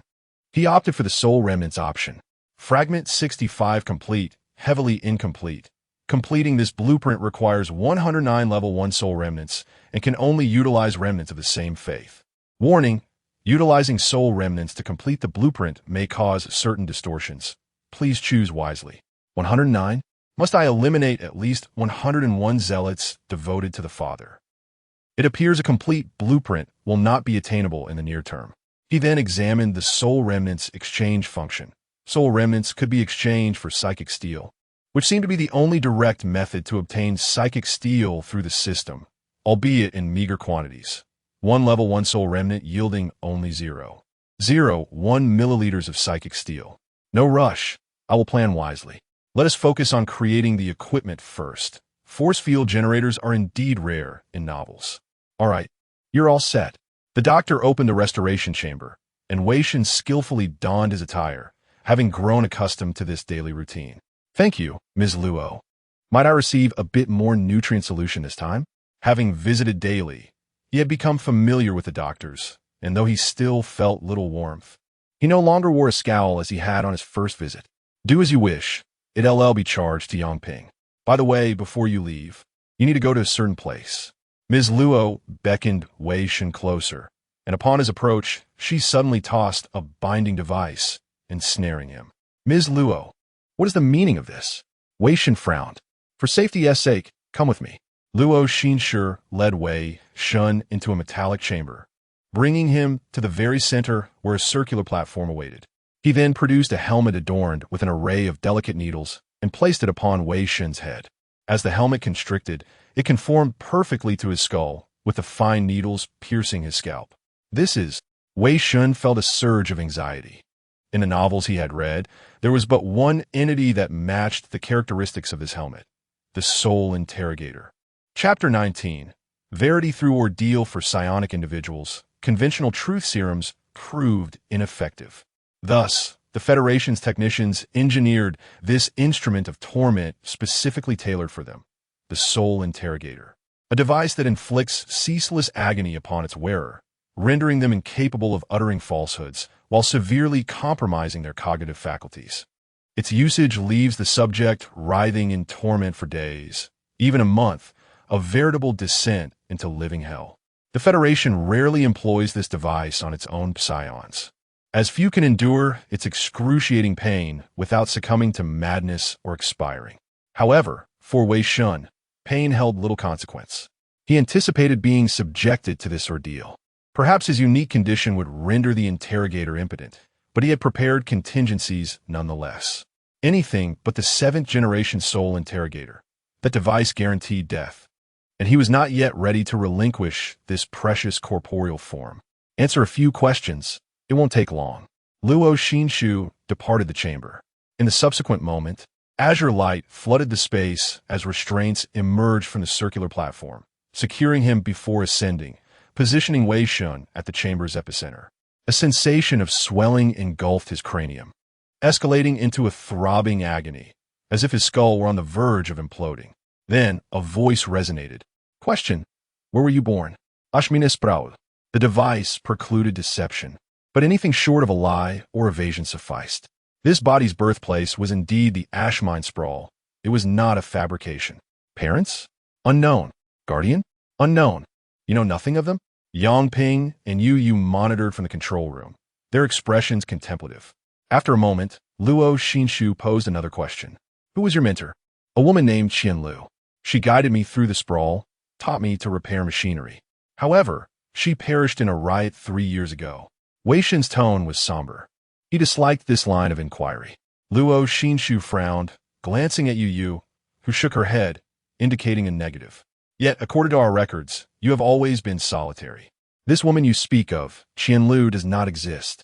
What? He vividly recalled their shared existence, her patient instruction in the art of machinery repair. How could she not exist? And what of the mechanical butler? Could it be? The information indicated that he had lived alone for the past 5 years, never cohabitating with anyone. And prior to that, nothing at all fabricated data hastily compiled by Calvin. Could it be that he suffered amnesia 5 years ago, coupled with a severe delusion, conjuring this woman? Yang Bing Muset. Do you think it plausible? Yang Bing Sruget. Why not? The sprawl's underbelly teems with the mentally ill. Merely unnoticed. Yu demurred. These questions are secondary. Only one matter is paramount. Do you possess a faith? Yes. He did not deny this, as his status was clearly displayed on his interface. He was tainted by faith. Indeed, he possesses a faith. My assessment was correct. It's glaringly obvious. Yang Bing Frowned, shaking his head in disappointment, preparing to activate the dreadnought locks. Having a faith was an inviolable boundary. He was rather fond of this new toy.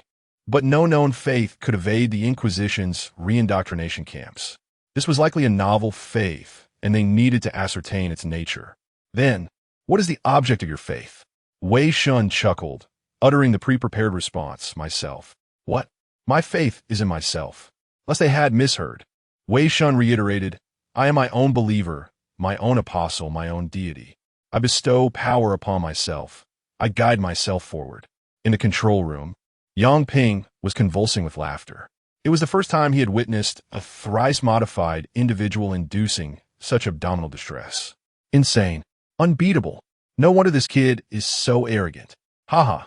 I must inform all my comrades. A new deity of self-worship has been spawned in my modification camp. Codename, I'm the man. Ha ha ha. The other two wore expressions of utter disbelief. The soul interrogator had been recently calibrated. It could not be malfunctioning. The subject was being truthful. He genuinely worshipped himself, to the point of obsession. The result is in a madman afflicted with severe delusion and narcissism, capable of resisting the soul corruption of a zealot through sheer fantasy. Bizarre. I believe I could pen a paper on his condition, Luo Xinshu remarked in astonishment. Yu gritted her teeth, feeling as though she were losing her mind. Could such a person truly exist? I'm weary. I'm returning. She turned and strode away. Don't forget our wager. 1,000 Federation credits. Pure little girl. Don't call me pure little girl. Yang Ping roared with laughter, finding the insect increasingly endearing. His incomprehensible pain tolerance, his ability to withstand the side effects of that failed serum, his prodigious psionic talent, and now his immunity to faith corruption. Perhaps, could he apply for special modification? Luo Xinshu, witnessing his state, sighed and shook his head. He was about to deactivate the soul interrogator when Yang Ping interjected. Hold on. I have one more question. He then input his query into the control panel. Are you loyal to humanity? To this question, Wei Shen had but one answer. I am not loyal to humanity per se. Whoever offends me will face my retribution, regardless of their species. However, if humanity were on the brink of annihilation, I would strive to resist, as I do not desire humanity's demise. Essentially, I'm only loyal to my own desires. Very well, that suffices. It seems I owe that fellow a favor. Yang Ping bellowed with laughter and departed the control room. Luo Xinshu remained silent for a moment before exiting the chamber and personally releasing Wei Shen from his restraints. Your pain tolerance remains remarkable. A typical psion would require a stretcher at this point. Very well, you may return. There are some energy biscuits on my desk in the laboratory. You may take some. For the first time, the doctor's stoic countenance softened, revealing a hint of humanity. At least this final gesture proved that he was still a warrior of humanity. Oh, much obliged. A narrow escape. After this, his identity should no longer be questioned. At worst, he would be regarded as a madman. He had passed, which was excellent, and to receive biscuits was a windfall. As for the persistent cranial throbbing, it was not even enough to disturb his sleep. He pocketed some biscuits and nutrient fluid before being escorted back to his quarters by a soldier, to whom he offered a biscuit before the door closed. Now, to continue phasing through. As he traversed, Wei Shen collapsed to his knees, his skull throbbing with pain. The moment he merged with the barrier, he was assailed by intense agony, and the echoes of wails and lamentations reverberated in his ears. Huff, puff. After 10 arduous days, I have finally traversed. It has been over a week since the truth was subjected to scrutiny. The training of the new recruits is nearing its conclusion. The anguished cries from the adjacent room have ceased. The last of the seasoned veterans underwent their transformation a week ago and are now likely on the battlefield, having themselves become mentors. Some of my contemporaries have already been paired with vibrant new roommates. Perhaps due to their noble disposition, I was not assigned to anyone. I had fancied that if I were assigned a charming companion, it might blossom into a romantic affair amidst these confines. But alas, that dream was dashed. In my frustration, I lodged a protest with Yang Ping, only to be punished and confined to the regeneration pod. I wiped the cold sweat from my brow, striving to calm myself, and upon lifting my gaze, I was astonished to find the scene before me transformed entirely. A modest yet beautifully simple residential area lay in sight. Where am I? Struggling to rise, the surroundings resembled the descriptions from novels. Wei Shen confirmed this to be the residential district of the Silent Ones. Yet what I had just witnessed had clearly been a cluster of nests. My body felt heavy, as though burdened by an extra weight. No, that cannot be right. Why am I sweating? The corporeal self is still in the transformation barracks next door. How did I end up here? Chapter 20. Utopia. During this period, he was subjected to the increasingly frequent care of that perverse instructor. Each day, it was not merely a matter of being beaten, but rather a deliberate imposition of techniques, the blows ceasing only when he was on the verge of losing consciousness. The instructor even left him with a leg to hop on to the laboratory. Thanks to such twisted training, his success rate for transformation had soared to 95. However, once the success rate reached 90, a new category labeled Special Transformation appeared on the panel, indicating a success rate of 67. The Traitor series of novels contained descriptions of special transformations. Following the mistrust expedition, the defense forces suffered heavy casualties. To swiftly replenish their ranks, the federal technicians optimized the transformation procedures, significantly increasing the success rate at the cost of intensity, rapidly producing soldiers to sustain the ensuing war. The special transformation was, in fact, the transformation procedure prior to the mistrust expedition. Typically, only the most outstanding recruits in the defense forces were eligible to apply for special transformation. Now, as a traitor in the transformation camp, he would need that perverse instructor to invest considerable resources for him to obtain such an opportunity. Ask him for help. No way. Even if I have to jump off the transformation camp, I refuse to use the quota he offers. I mean it. Within the barrier, his telekinetic abilities remained functional, still at a level just below the 4th tier. However, for some unknown reason, utilizing them felt slightly stuttered, imperceptibly so. But Wei Shen no longer considered himself human. He opened the panel. The system was still present, with no indication of any negative status. This useless system was of no help. He could still sense his sacred domain, and with a mere thought, he could return at any time, suggesting that he was not dreaming. He had transformed back into a physical form. How annoying, now possessing another body. If the body from the transformation camp finds out, will it be angry? Unlike me, I only feel pity for my brother Lo. Why have I regained a physical form? And why do the worlds inside and outside the barrier differ so greatly? Coupled with the events of the blackout, he formed a hypothesis. What would happen if he retraced his steps? Upon glancing back, the barrier had vanished, replaced by an endless road. He attempted to walk back, yet as anticipated, he could not reach the end. Turning his head, the residential area remained vividly in sight. Unable to leave, was reality distorting? Or was it an illusion, perhaps related to the steady telekinetic fluctuations here? If he were to disrupt these steady telekinetic waves, what might happen then? Never mind, no rush, let's go in and see. As he entered, the residential area exuded tranquility. Passers-by greeted one another, children frolicked in the streets, and even the light from the overhead lamps grew softer. Wei Shen could perceive through the telekinetic waves that they all possessed their own consciousness, calm and blissful. If the previous chaotic fluctuations represented the poisonous smog of the Industrial Revolution, then here was the fresh air of the countryside. Even the air is so sweet. Little Lucy, hero, a playful child, collided with him. and he helped the child up, brushing off the dust. I'm sorry, big brother. I'll be more careful. Yes. The child looked up, seemingly recognizing something, and expressed surprise. Wow, isn't that Muir's brother? Look, Muir's brother is back. Muir's brother is back. Muir? Brother? What on earth? Suddenly, his consciousness began to blur, and an unfamiliar little girl appeared in his mind, a flood of memories resurfacing as if just recalled. His hands twisted, becoming robust and healthy, calloused, while his clothes transformed as well. I am Arthur. No, no, no. Something is influencing my consciousness. Upon being recognized by others, he had become a character within this residential area. My little sister isn't this adorable Aromanga sensei's origins. Wait. Is there something wrong with the last one? The hypothesis was further confirmed.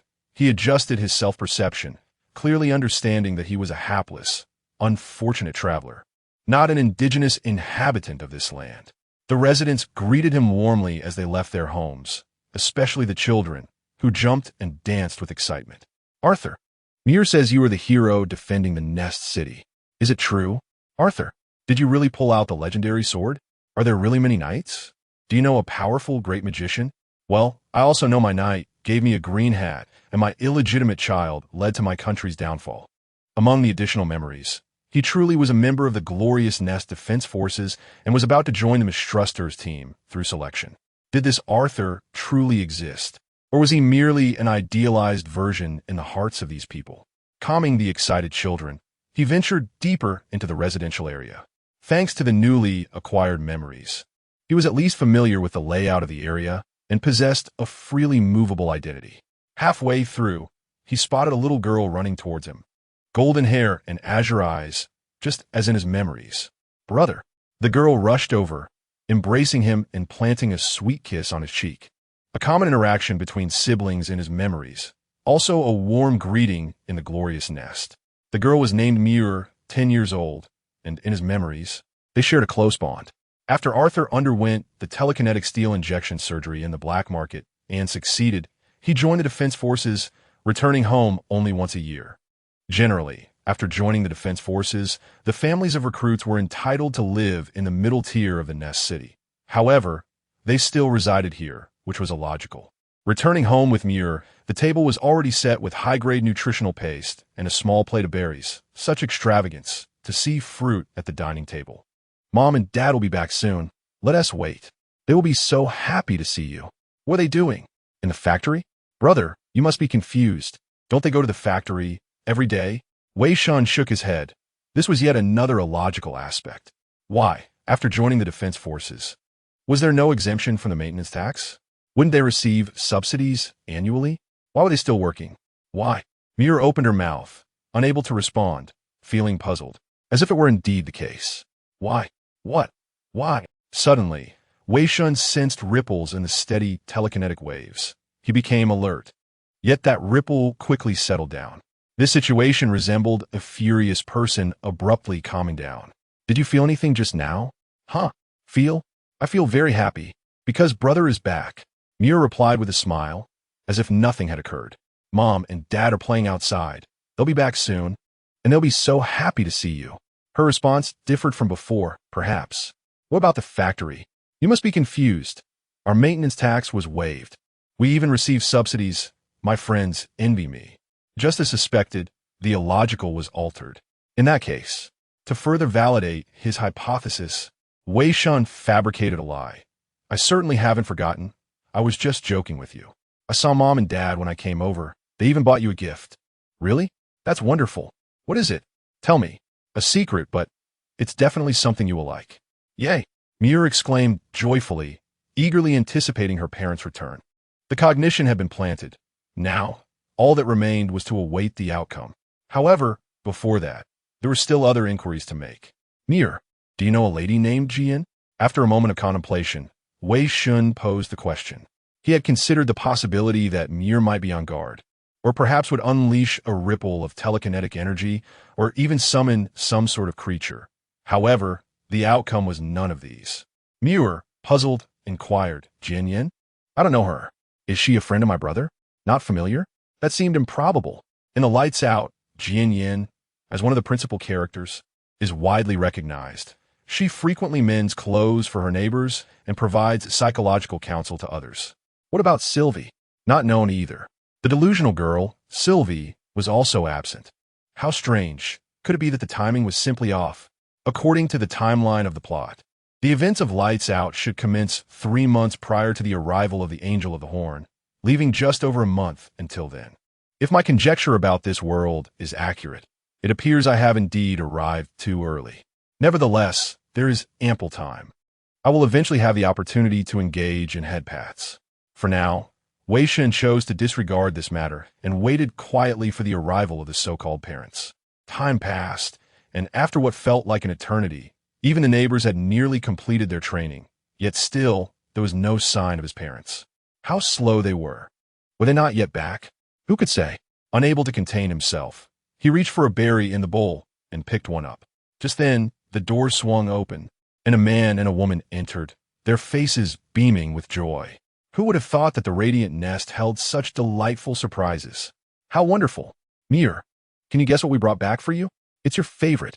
Just as Wei Shen had surmised, every outcome aligned perfectly with his earlier understanding.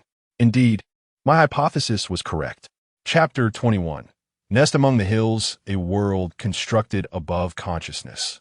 Cognition becomes reality, forming a utopia crafted by the thoughts of countless individuals. Yet, it is curious. If this is the case, from whence does the perception of happiness arise? This is a nest, after all, a place where the lower citizens are never devoid of suffering. How could cognition be occupied by joy? Furthermore, what has quelled the recent ripples of thought? Arthur. Arthur has returned. His mother approached with delight, and his father opened his arms, embracing Wei Shen. They appeared as real as could be. Alas, they exhibited no fluctuations of thought power, merely two shells born of cognition. Dinner time. The berries were sweet and tart, reminiscent of freshly picked raspberry from the hills, evoking memories of climbing with old friends. Mother, did you not say you brought back some jerky for Miss Jenny to save for today? Please, bring it out. Mother, is that true? Oh, of course, little Muir, I shall fetch it right away. Father, last time you whispered to me about your secret stash of jam. This is hardly a time for rationing. Father, you actually hoarded jam? Ahem, I intended to share it. It's not hoarding. I'll get it right now. Cognition is truly fascinating. Such simplicity has enriched this dinner immeasurably. He suspected that if he could convince Muir, her parents might even produce a belief in the supernatural. If that were the case, then what constitutes the inhabitants of this world? As thoughts were birthed, he curiously employed his telekinesis to scan the 3 individuals in the room. The outcome was as anticipated. 3 bizarre entities resembling humans. Muir contained a mass of swirling, murky sludge within, while the other 2 were merely empty husks. Muir, what do you think the human body is made of? Mud, right?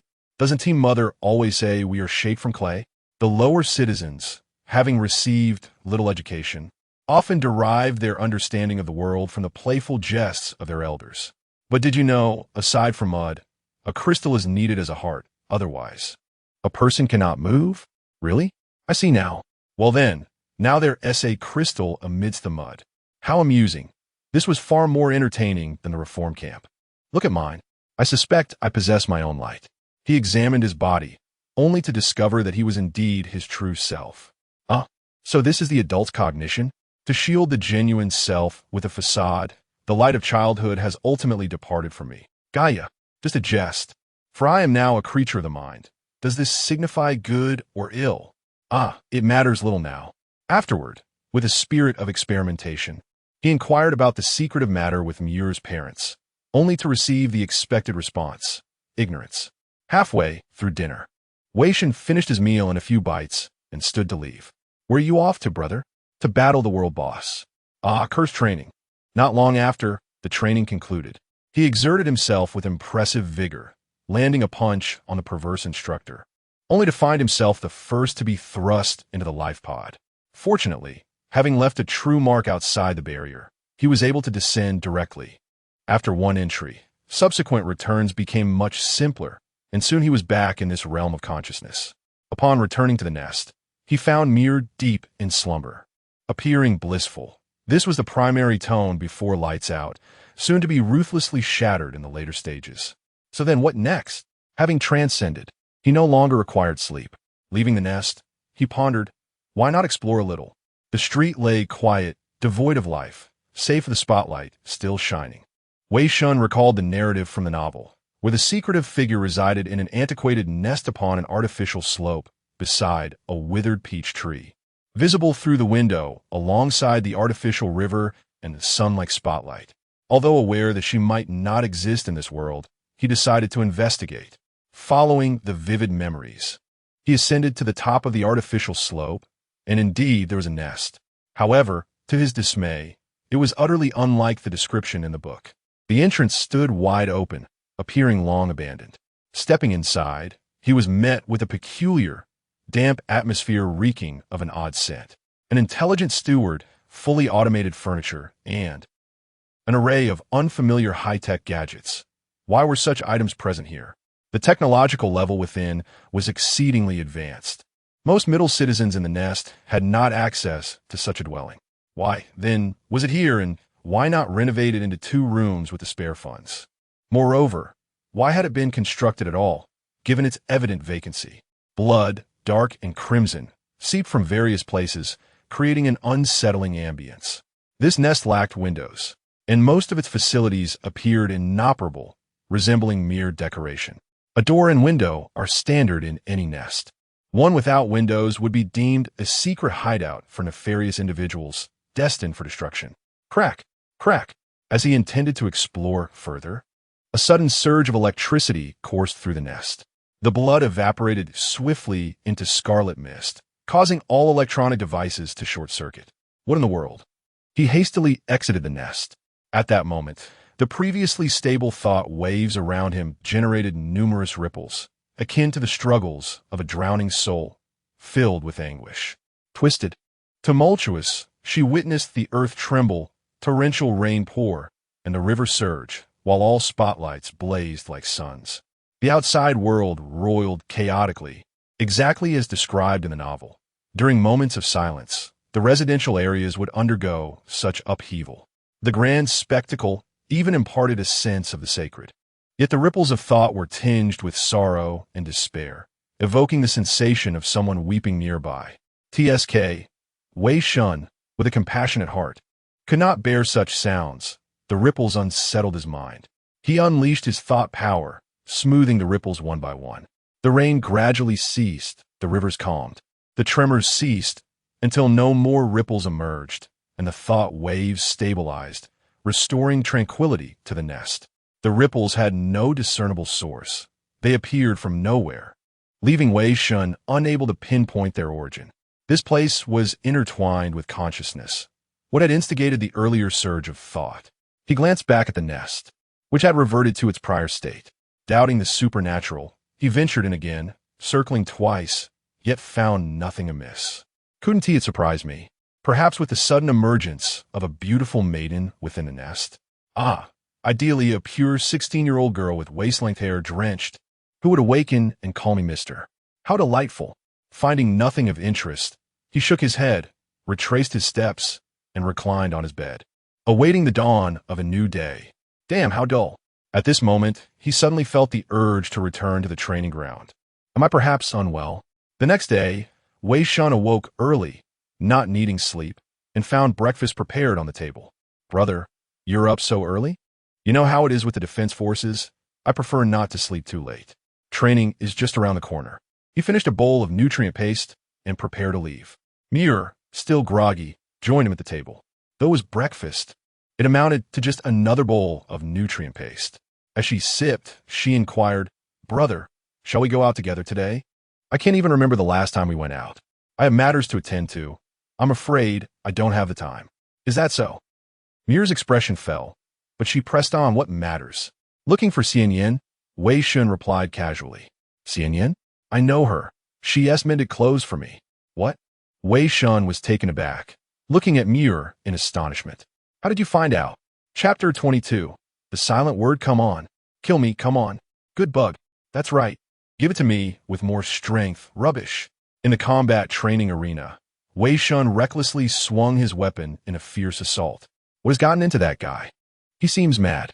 Perhaps he took the wrong medicine. I doubt it. Maybe he discovered his wife with the instructor.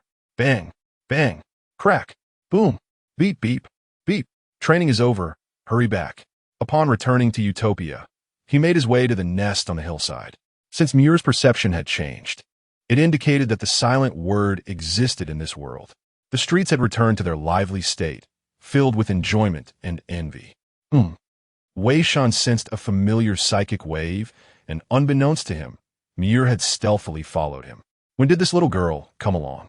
Curiosity is human nature. It's best to let her follow. What harm could it do? Upon arriving at the place he visited yesterday, everything had transformed. The damp, crowd-filled nest was gone, replaced by a beautifully simple and cozy abode. By the small window next to the door, a frail figure appeared intermittently. The entire nest had changed, including the psychic wave. The silent word was alive, not merely a hollow shell born of perception. However, the psychic wave felt peculiar. It was the first time he had sensed such a wave. Comparing Muir's psychic wave, hidden behind a distant obstacle, with that of the girl in the nest, he would describe the latter's as profoundly deep, like the abyssal blue of a trench. Interesting. Wei Shen was somewhat astonished, but quickly composed himself. Knocking directly on the door felt a bit too direct. It was better to find an excuse, especially since the little girl was with him. Muir, don't follow me. Did you bring the clothes? Oh no, I've been discovered. Clothes? What are you talking about, brother? Those torn clothes at home. Aren't we here to mend them? Ah, right, I completely forgot. Muir pulled out 2 tattered garments, excuse obtained. You wait here, I'll be out shortly. He took the clothes and rang the doorbell of the nest. May I ask who it is? The girl inside inquired. Wei Shen took a deep breath and politely replied, Is Miss Silent Word here? I have 2 torn garments that I would like to request your assistance in mending. Certainly, please come in. Her gentle voice carried a subtle air of mystery. As the door opened, a wondrous herbal fragrance wafted out, revealing an entirely different space from yesterday, simple yet warm. The frail girl sat at the table, holding a needle and thread, with several garments laid out before her, their mending intricate and beautiful. Her gaze was profound, her dark pupils like mirrors reflecting the shadows of one's soul. She smiled, exuding an elegant and enigmatic aura that irresistibly beckoned one to uncover her secrets. Then came the voice of the Heavenly Father, the Silent Word. Finally, I have met her. She was the first main character from the series of the unfaithful that he encountered, leaving him somewhat awestruck. Wow, it's the living Silent Word. Eats, hissing with excitement. Not awe, merely hysteria. Do you mind if I sit over there? Please, go ahead, sir. Cough, cough, I apologize. Let me prepare some tea. Cough, cough. She stood up, but her legs weakened, nearly causing her to fall. Wei Shen quickly reached out to support her. Please be careful. Thank you. You're quite the gentleman. Silent Word smiled faintly, revealing a breathtaking and captivating uniqueness. The black dress enveloped her delicate figure, her long lashes visible in the light. Just as described in the Lights Out, she was beautiful, with long black hair and ethereal clear eyes, her face devoid of flaws. To be precise, she was pure, embodying a beauty untouched by the world. Pureness sculpted her, mystery became her veil. As if she were the most perfect sprite birthed by the world, or a witch capable of stealing one's very soul. Even in his current state, he couldn't help but be drawn to her purity and mystique. No wonder she ranked first among the beauties in the unfaithful. Her mere appearance is propelling the comic version of The Lights Out into the top 3 bestsellers. There's no need to be so courteous. I only came to ask you to mend some clothes. When a guest arrives, one must offer tea. It is the respect a host ought to provide, is it not? Then I shall comply with your wishes. Silent Word served the tea, its fragrance wafting through the air as unknown white flowers unfolded at the bottom of the cup. Wei Shen took a sip, astonished by the novel flavor that seemed to nourish the soul and induce relaxation. Reflecting on the previous water he had consumed, it had either a strong chemical taste or his own flavor. Had he not known what was to follow, he might have wished to reside here for a lifetime. Wei Shen handed the pre-prepared garments to Silent Word, who unfolded them and nodded. They're not too bad. I can mend them quickly, but... She rested her chin on her left hand, her beautiful eyes narrowing slightly as she smiled and gazed into Wei Shen's eyes. Sir, you came to find me not just for this, did you? Had she sensed it? Wei Shen was momentarily taken aback, then smiled and nodded. Indeed, it was merely an excuse. But how did you know? Because your clothes are not torn at all. Are they, sir? Upon closer inspection, the tattered garments conjured through Muir's perception appeared pristine, even adorned with elegant embellishments. The clothes have changed? Is this also due to perception? Well, this is truly a marvelous trick. My apologies for my rudeness. My intentions are quite simple. With silent word, one certainly could not harbor ulterior motives. Wasn't he it made clear in the lights out? If so, Wei Shen locked eyes with her, his gaze sincere and fervent. Miss Silent Word, be mine. Flowery rhetoric had become futile. In the presence of this beautiful lady, he resolved to reveal his most genuine desires, boldly and openly. There was nothing wrong with sincerity. It was the most direct virtue. He admitted he might not be intellectually equipped for such matters, nor perhaps emotionally. Wei Shen's proclamation caught Silent Word off guard. She paused, then burst into laughter. You, sir, what a delightful joke you make. No, I am serious, Miss Silent Word. Wei Shen articulated each word with utmost seriousness, feeling a sincerity he had never experienced before. Together, we shall recruit soldiers and battle the Heavenly Father, vanquish the mechanized intellect, conquer the abyss, and surely we shall reclaim humanity's glory. It is our duty. Or else, do you still harbor such thoughts? Indeed, somewhat but not much, and certainly not at this moment. This left Silent Word somewhat flustered. Becoming his was not what she had anticipated. Her previously serene and mysterious expression was shattered, and for a moment, she couldn't discern the truth from fiction. Oh dear, yes, sir. I am merely a sickly patient who cannot leave home. Please do not jest any further. Do you see me as jesting, miss? My sincerity is as vast as the heavens. I am certain we can achieve great things together. Ahaha, sir, please don't be like this. Silent Word was at a loss. I am earnest. Please believe in my sincerity. Wei Shen pressed on. Sir, I am serious. I'm sorry. Please leave. Very well, miss. A moment later, outside the nest, Wei Shen stood with a strategic smile, gazing upwards, hands clasped behind his back. Indeed, this is a splendid beginning. This encounter will surely leave Silent Word with a lasting impression. What worries could there be for the future? How utterly vexing this is. Had it not been for the open air, he would have likely twisted himself into a pretzel. There's a reason he has remained single all his life. It seems he is destined to never find a partner. Nevertheless, this is the outcome of his careful deliberation, for silence itself possesses the capacity to toy with the mind. Otherwise, Wei Shen would not have sought her out. Deceit holds no significance for her. In confronting this enchantress, this is the most astute approach he can conceive. After all, in the narrative, the protagonist Sylvie befriends Jian Yin through sincerity and persistent pursuit. While others may be beautiful maidens, I am but a lovesick fool. Yet, this should not matter. As Jian Yan's character suggests, she is indifferent to such trivialities.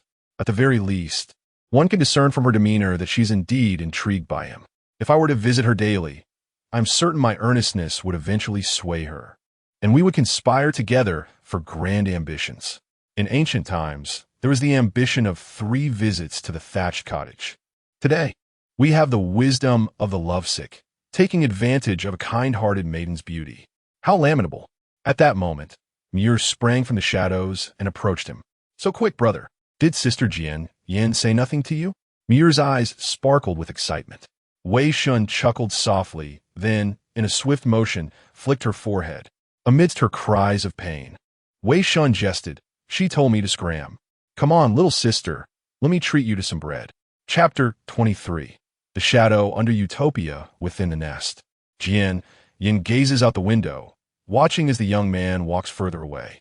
He's been led by the guest, hasn't he? I forgot to ask his name.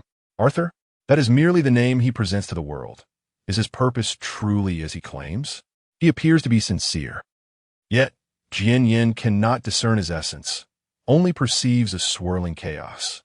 Her own power cannot penetrate him in the slightest.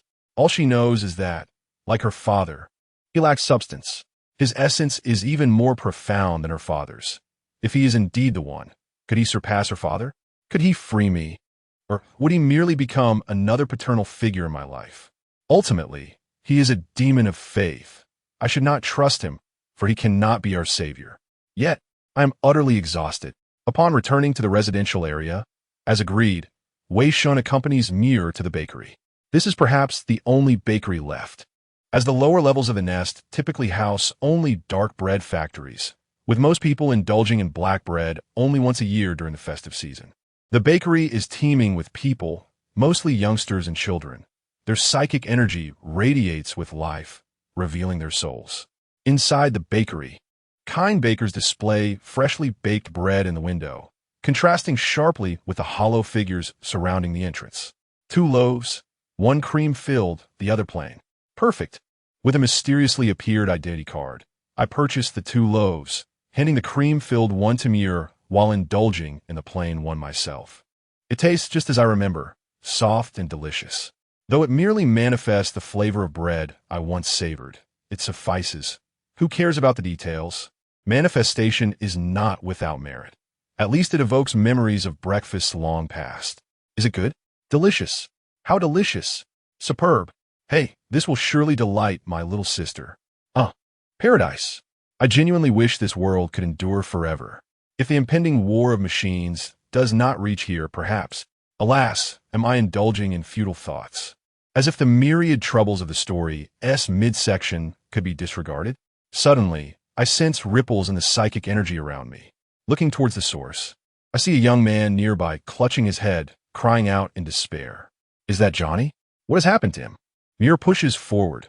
She knows Johnny well, as his father is a craftsman who often repairs furniture for the neighbors. What could have happened? Just moments ago, we were laughing. How could it have turned to this?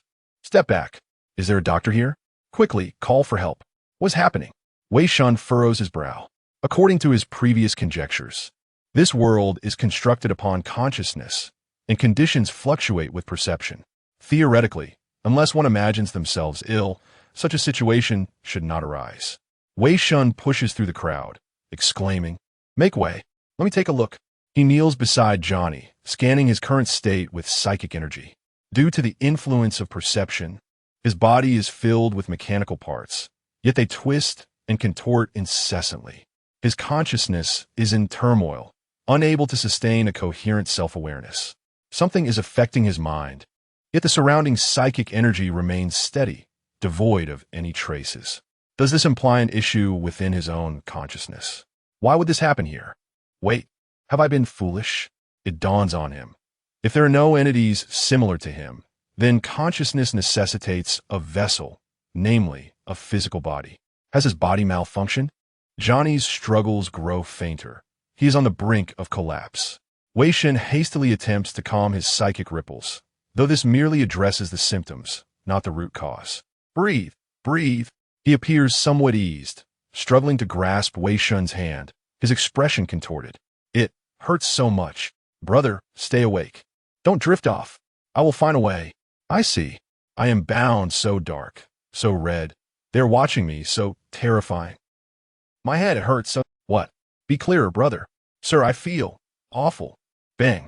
The ripples of psychic energy abruptly cease. Before Wei Shen, Johnny bursts like a bubble, vanishing into nothingness. He is dead. His consciousness has dissipated, the psychic waves extinguished, which signifies the end of his physical existence. Sigh.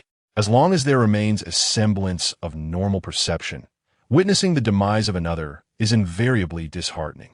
I'm sorry, I couldn't save him. Save him? What do you mean? What are you doing here?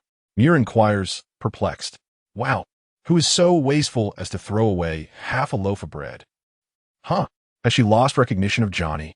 Johnny, do you remember him? The one who repaired furniture at your home? Johnny? No, is he your friend? We've always repaired our furniture ourselves. She has completely forgotten. Even past memories have been altered. No, it's nothing. It seems that in this world, when a person disappears, all traces of their existence vanish alongside them. The crowd disperses, puzzled as to why they had gathered, completely oblivious to the fact that a person was once here. I see now. The neighbors who vanished in lights out, this is the reason. The protagonist's delusions are indeed real. What then? Is the true nature of a mutually loving home beyond this utopian facade? In Johnny S.'s final words, perhaps that is the image he beheld in his last moments of life, a reflection of reality. His physical form affected, causing ripples in his spirit, leading him to perceive reality. It aligns with my earlier speculation. If I can create ripples, I might return to reality. He resolves to attempt it, releasing psychic energy to generate ripples, disrupting the previously stable psychic currents around him. Ow! My head aches. I feel so unwell, so dizzy. However, at that moment, everyone around him experiences simultaneous discomfort, especially Muir, whose symptoms closely resemble Johnny's earlier plight. What could this mean? I must stop. Beside him, Muir clutches her head, gasping for breath. Wei Shen quickly halts his disruption of the psychic waves, soothing the ripples he has caused. Stay alert, sister. Brother, why am I squatting? Muir has no recollection of her earlier memories, bewildered by her own reactions. The wretched memories have been erased. This world has continually maintained the happiness of its inhabitants. Yet, why did the ripples I created result in symptoms akin to Johnny's? Darkness, crimson, so much. Who is watching him? What is the true state of reality? In any case, it seems I cannot pursue this method further. As for other approaches, I cannot directly penetrate the barrier. Leaving true marks of reality here is impossible. So, why can't I attempt to cast true marks inside? Curse it! Why didn't I think of this sooner? Am I a fool? Descending beyond the barrier, he swiftly carves a true mark into a stone and tosses it inside, then descends back to the position of the stone. The descent is successful. The scene indeed transforms, revealing the area observed from beyond the barrier. Yet, at the very moment of his re-entry, he feels an overwhelming repulsion. The previously calm psychic waves undergo a massive upheaval, akin to a colossal stone disrupting a tranquil pond. Damn it, something is amiss. He hastily synchronizes with the surrounding psychic waves, and in the next instant, he finds himself back in the residential area. It appears that in my current state, perceiving the reality within is an impossible endeavor. It is not that it is entirely unattainable, but rather that I can only observe for a fleeting moment or resort to the destruction of this world. In light of this, when shall I come to comprehend the true state of reality? Inviting an apostle here seems implausible. However, perhaps I could seek a believer within the radiant nest to experiment. Additionally, I could also endeavor to find a believer here, serving as a dual safeguard, for one never knows when enlightenment regarding the true state of reality might emerge. Coincidentally, I recently conceived a novel method for propagating faith. Suddenly struck by an idea, he inquired of Muir, "Dear sister, do you possess any faith?" No sooner had the words left his lips than Muir's expression morphed into one of sheer terror. "No, absolutely not. The Federation forbids any form of faith. Please do not frighten me. None? That is rather fortunate. In that case, dear miss, may I trouble you for a moment of your time to share a story?" Chapter 24. Temptation in the radiant metropolis of Light Nest. On the bustling streets, a man dashed forward with all his might, fear evident in his every step. He occasionally glanced back, noting the pursuers hot on his heels. "Help! Just stop!" Suddenly, a stick swung from around the corner, striking him squarely in the face. He fell to the ground, clutching his face and crying out in pain. Still daring to run? Beat him to death. A group of thugs clad in suits began to rain blows upon him with their clubs, leaving him battered and bloodied, his tattered clothes stained crimson. "Please, I beg you, let me go back. My son is dying." My son? He had received a distressing message that his son had suffered severe side effects during a drug trial at a pharmaceutical company, and his life now hung by a thread, along with several funeral advertisements that accompany the news. Who the hell cares about you? You should be beaten for leaving the factory without permission. Ungrateful wretch. Without the factory, you wouldn't even have a life. Keep beating him. Then hang him at the entrance of the clothing factory and see who dares to run again. The factory and the gang were in collusion, exploiting these workers. The man was mercilessly struck, with several clubs breaking under the force of the blows. Just as he was on the verge of death, one of the henchmen noticed and respectfully cautioned, "Boss, he's about to die. Should we stop? Should we?" The leader chuckled darkly, leaning closer to the henchman. "You knew? Repeat that." I. Slap yourself. If he dies, someone else will take the blame. So what are you afraid of? And remember your place. Who gave you the audacity to command me? Yes, yes. The new recruit, having merely latched onto the coattails of the deputy leader's son-in-law to rise to a minor position, felt the sting of humiliation, aware that he had killed more men before joining the gang than women he'd ever slept with.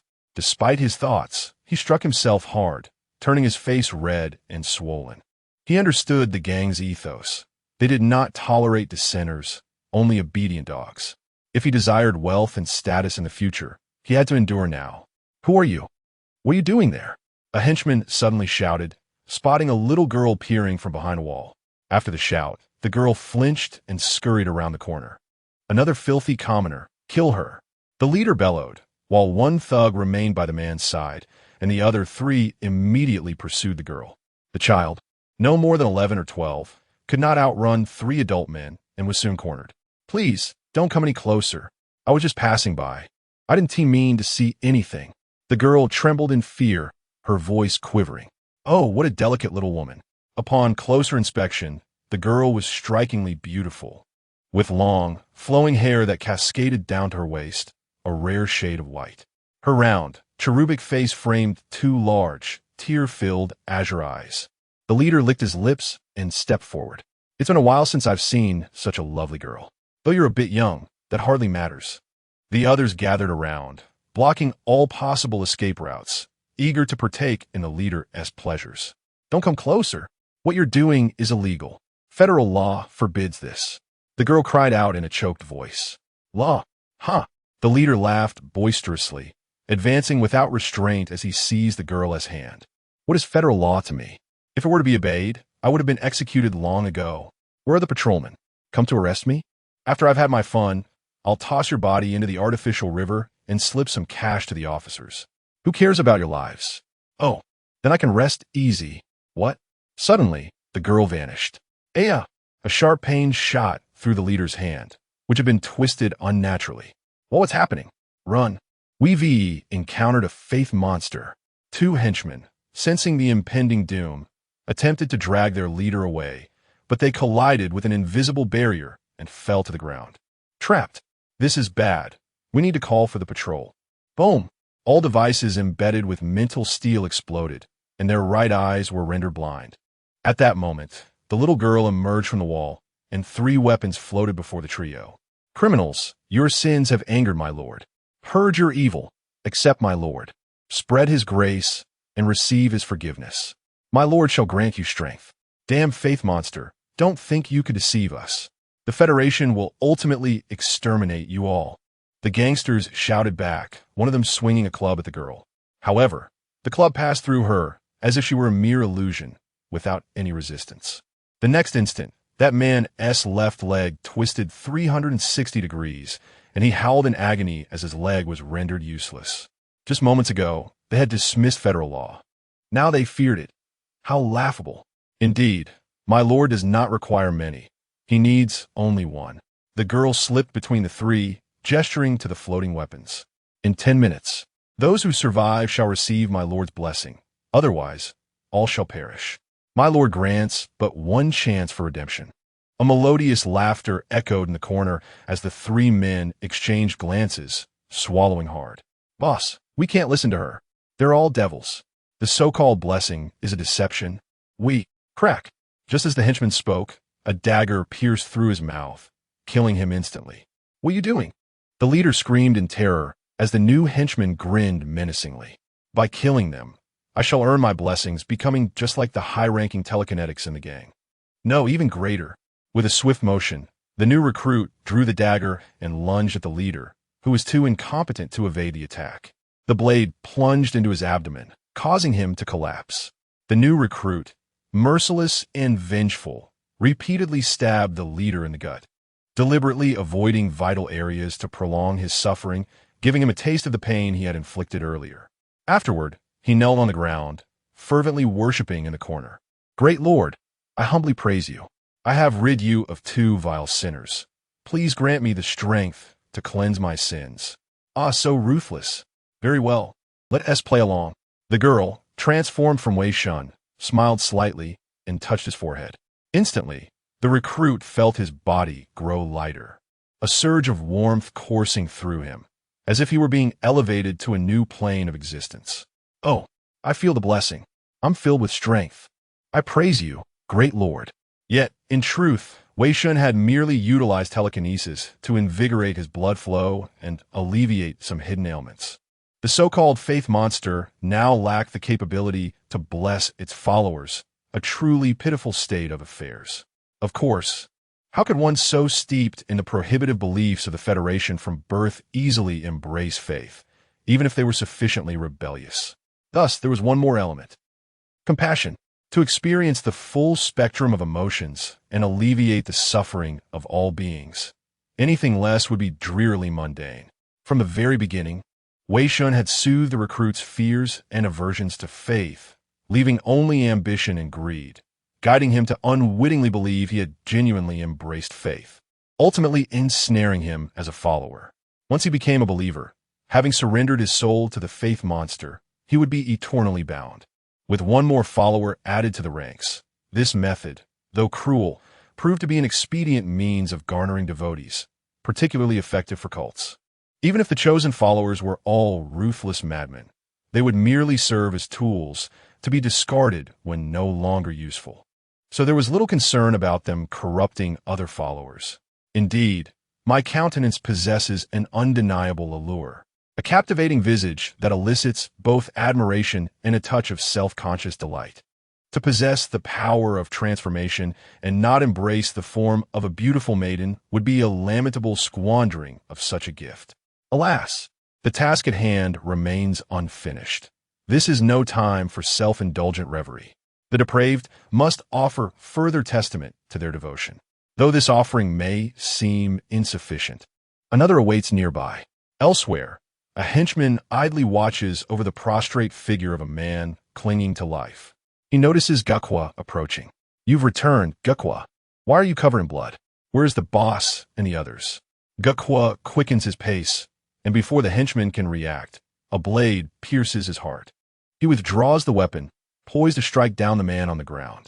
The Lord has no desire to claim such meager souls. Do not defile his pasture. Yes, master. Gukwa hastily retracts his blade, bowing reverently. Once he departs, Wei Shen will move the unfortunate soul to a safer location and provide some sustenance, leaving his survival to the whims of fate. The Lord is pleased with your actions. Come, I shall lead you to the sacred image of the Lord. Yes, praise be to the Lord.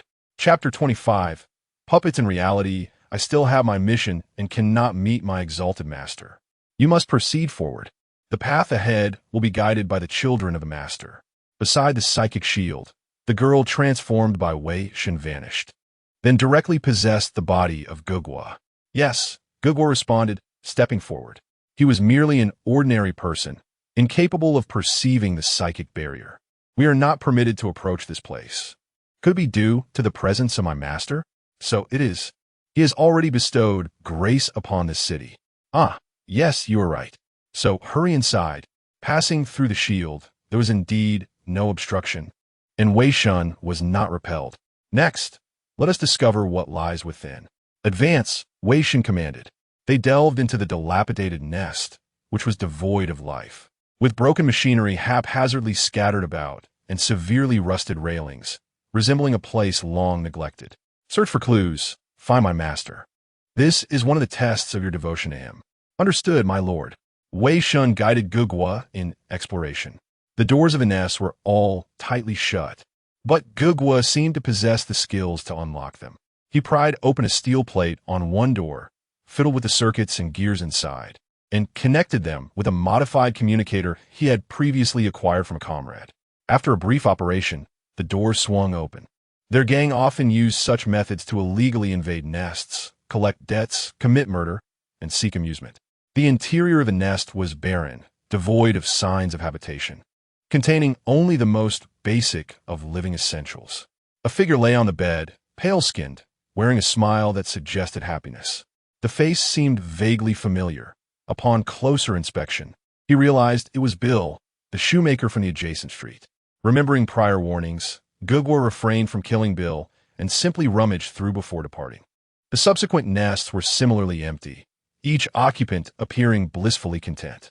"Where's my master's holy image?" Gugwa opened another nest door and noticed the person lying on the bed. "Dole? Hasn't he been missing for 2 years? Why is he here?" Dole, a former gang member notorious on the streets, had vanished 2 years prior, presumed assassinated by others in the underworld. Yet here he lay. Gugwa shook Dole, but he would not awaken. Not wishing to waste time, Gugwa exited. He felt dizzy. Ever since entering this place, fatigue had increasingly gripped him. "This must be a test from my master, a trial to strengthen my spirit. I must endure. I will ultimately." Before he could finish his thought, he collapsed on the stairs, his psychic waves shifting, harmonizing with the stable waves surrounding him. The psychic waves have merged? Wei Shen confirmed that this newly acquired believer was still alive, though his spirit had fallen into a state akin to slumber. This condition, Gugwi's body had not perished. Understanding the situation, Wei Shen seized control of Gugwi's body using psychic manipulation, temporarily acquiring dominion over it. Wei Shen surmised Gugwi's current predicament and decided to borrow his body for a while. There was little left to uncover in this cluster of nests. He resolved to investigate the pharmaceutical factory nearby. Upon arriving, he observed that the workers were just finishing their shifts, their expressions vacant, movements sluggish, faces adorned with the same blissful smiles as those previously encountered. Even more eerie was their synchronized motions, from stepping to raising hands, without a single shake of the head or leap, resembling living corpses. So it seems. Summarizing previous discoveries, it was evident that these individuals were lost in a utopia of consciousness while their physical forms endured relentless exploitation in the factory. This was truly far better than the other downtrodden souls, living in a dream while toiling. A worker's dream that others envied. To be honest, Wei Shen was reluctant to disrupt this place. Had he found himself in a similar situation, he might have been blissfully ignorant, devoid of any desire for transcendence. Even if he rescued these citizens from their dreamlike existence, what awaited them was hell, struggle, a vibrant life. They would either succumb to illness or fatigue. He currently lacked the power to alter the state of the Nest City. Nothing would change, so why subject them to suffering? He had no desire to attempt to refresh the daily suicide records of the brilliant Nest City. However, what of Johnny's disappearance?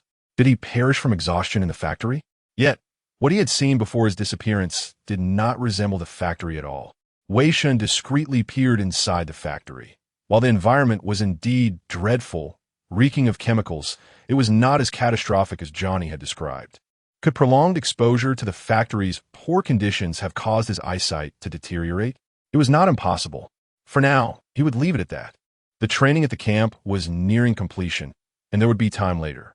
After concealing Gugwi's body, Wei Shen merged with the psychic waves, returning to the utopia of consciousness. He wished to confirm one last time. If Gugwa was in the utopia, then reality was indeed as he had surmised. Upon returning, his body felt heavy, and a delightful fragrance enveloped his senses. Am I not at the entrance of the residential area? The room was familiar, minimalist, and comfortable. It was Jian Yin's nest. Wei Shen turned to see tea prepared on the table. Yin smiling at him. Yet her eyes bore no semblance of joy. "Once again we meet, esteemed guest. I have caused trouble. I should have known Jian Yin was not ordinary." It now appeared that her connection to this utopia was deeper than anticipated. Alas, had his previous actions been akin to a mischievous child barging into a bedroom to play with figurines? Was it due to his influence on the utopia, or did he unwittingly manipulate believers into investigation? He could almost see Jian Yin's favorability plummeting, descending into the negatives. At this moment, flattery would surely be futile. Thus, he resolved to drown it out with his voice. "Esteemed guest, I implore you. I'm sorry. I was wrong. I promise I won't dare do it again." Wei Shen bowed in apology, his voice resonating loudly enough to shake the entire nest. He had forgotten the last time he had apologized in such a manner. Previously, while intoxicated, he had stripped a comrade's trousers in public, yet had never apologized to that extent. Jian Yin could no longer contain herself and burst into laughter. "Are you apologizing? How peculiar! akin to a boy accidentally breaking a neighbor's window. Aren't you the demon of faith? Esteemed guest, you are truly remarkable. Your responses are always unexpected. Yin had grown cautious of his prior actions. Although this demon of faith had not inflicted any substantial harm, who could discern his true intentions? She had intended to reveal some truths about this place as a warning, indicating it was not a realm to be trifled with. Yet who would have imagined he would apologize? And so sincerely, given his earnestness. Perhaps it was best to withhold such matters, for if a father ceased to be a father, Yin bore no ill will towards him. However, since he was so sincere, could he assist her with a task? Speak. The reward is meager. It's nothing, just tell me. Wei Shen's sole thought was to win her over. Her favor was his reward. Investigate reality, understand why it exists here, and then shut it down. Shut down? Yes, shut it down. Can I do that right now? Wei Shen inquired, as psychic energy coalesced at his fingertips, swiftly influencing the surrounding consciousness space. Wait, it's not like that. Yin's face turned pale, hastily rising, nearly stumbling. You are destroying it. Shutting it down is one thing. Destruction is another. They're not the same. When the next batch of offerings arrives, you will be granted the opportunity to descend into the depths of hell, where you shall witness fragments of reality, a singular chance indeed. Oh, is that so? Very well. Is there truly such a distinction? This realm of consciousness appears to be not merely a random creation, but rather a construct governed by some force.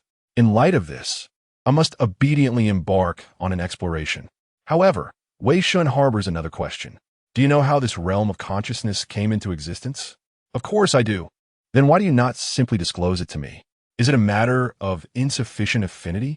Qin Yin, as if anticipating this inquiry, smirked mischievously while covering her mouth with a playful gesture. If you were to become Qin Yin's master, she would reveal it to you. It seems the affinity truly is lacking. Thus, how much affinity does a master require? Chapter 26, Infiltration Treasure. My treasure. It's here, right here. A lunatic roamed the residential area, prompting pedestrians to steer clear. It's Grack again gone mad. Stay away. Oh, child, don't go near him. It's contagious. Wei Shen lurked behind a wall, observing the madman in the street. It seemed Grack was indeed here, though evidently not faring well. Could this be the Silent Order's malice? No matter, I have to go to the night shift. Come on, you bastard. Don't disappoint me. Good. Excellent. You remembered everything I taught you yesterday. You're a natural. Your trash talk just needs work. Do you think this is some aristocratic ball with all that civility? Keep the insults coming.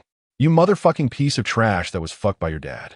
Go back and get intimate with your dead parents. I remember your mom being used by your grandpa, right? Good. You finally pissed me off. Bang, bang, pow, beep, beep, beep. This beating was particularly brutal. He wouldn't be getting out tonight. Wei Shen had preemptively carved a true mark onto Grack's ribs, allowing him to descend upon Grack. Then, he made his way to the vicinity of the pharmaceutical factory. The factory was equipped with surveillance, making a direct intrusion unfeasible. However, these machines also contained trace amounts of thought steel, enabling him to pinpoint the location of each camera. After circling the factory and memorizing its layout, he concealed himself in a blind spot. Now, he would await the next shift change, then infiltrate a worker's body to gain entry to the factory. Due to the utopian nature of consciousness, the fifth pharmaceutical factory exploited its workers more ruthlessly than other establishments. Shift changes occurred thrice daily, with each worker toiling for at least 16 hours. As the chimes reverberated, a fresh batch of workers streamed into the factory. He infiltrated one of them, carving a true mark onto his ribs, thereby successfully infiltrating the factory. Please proceed to your workstations in an orderly fashion. ZZZ. Do not leave your post without authorization. ZZZ. The malfunctioning broadcast incessantly repeated instructions, rendering the entire factory devoid of human voices. The assembly line operated at breakneck speed, with workers performing repetitive tasks without any protective gear. Consequently, their corresponding body parts suffered severe wear and tear. The worker Wei Shen had infiltrated, seemingly only in his teens, suffered severely damaged hands and a back more decrepit than that of an elderly person. Alas, at least in dreams, There's no muscle strain or cervical spondylosis.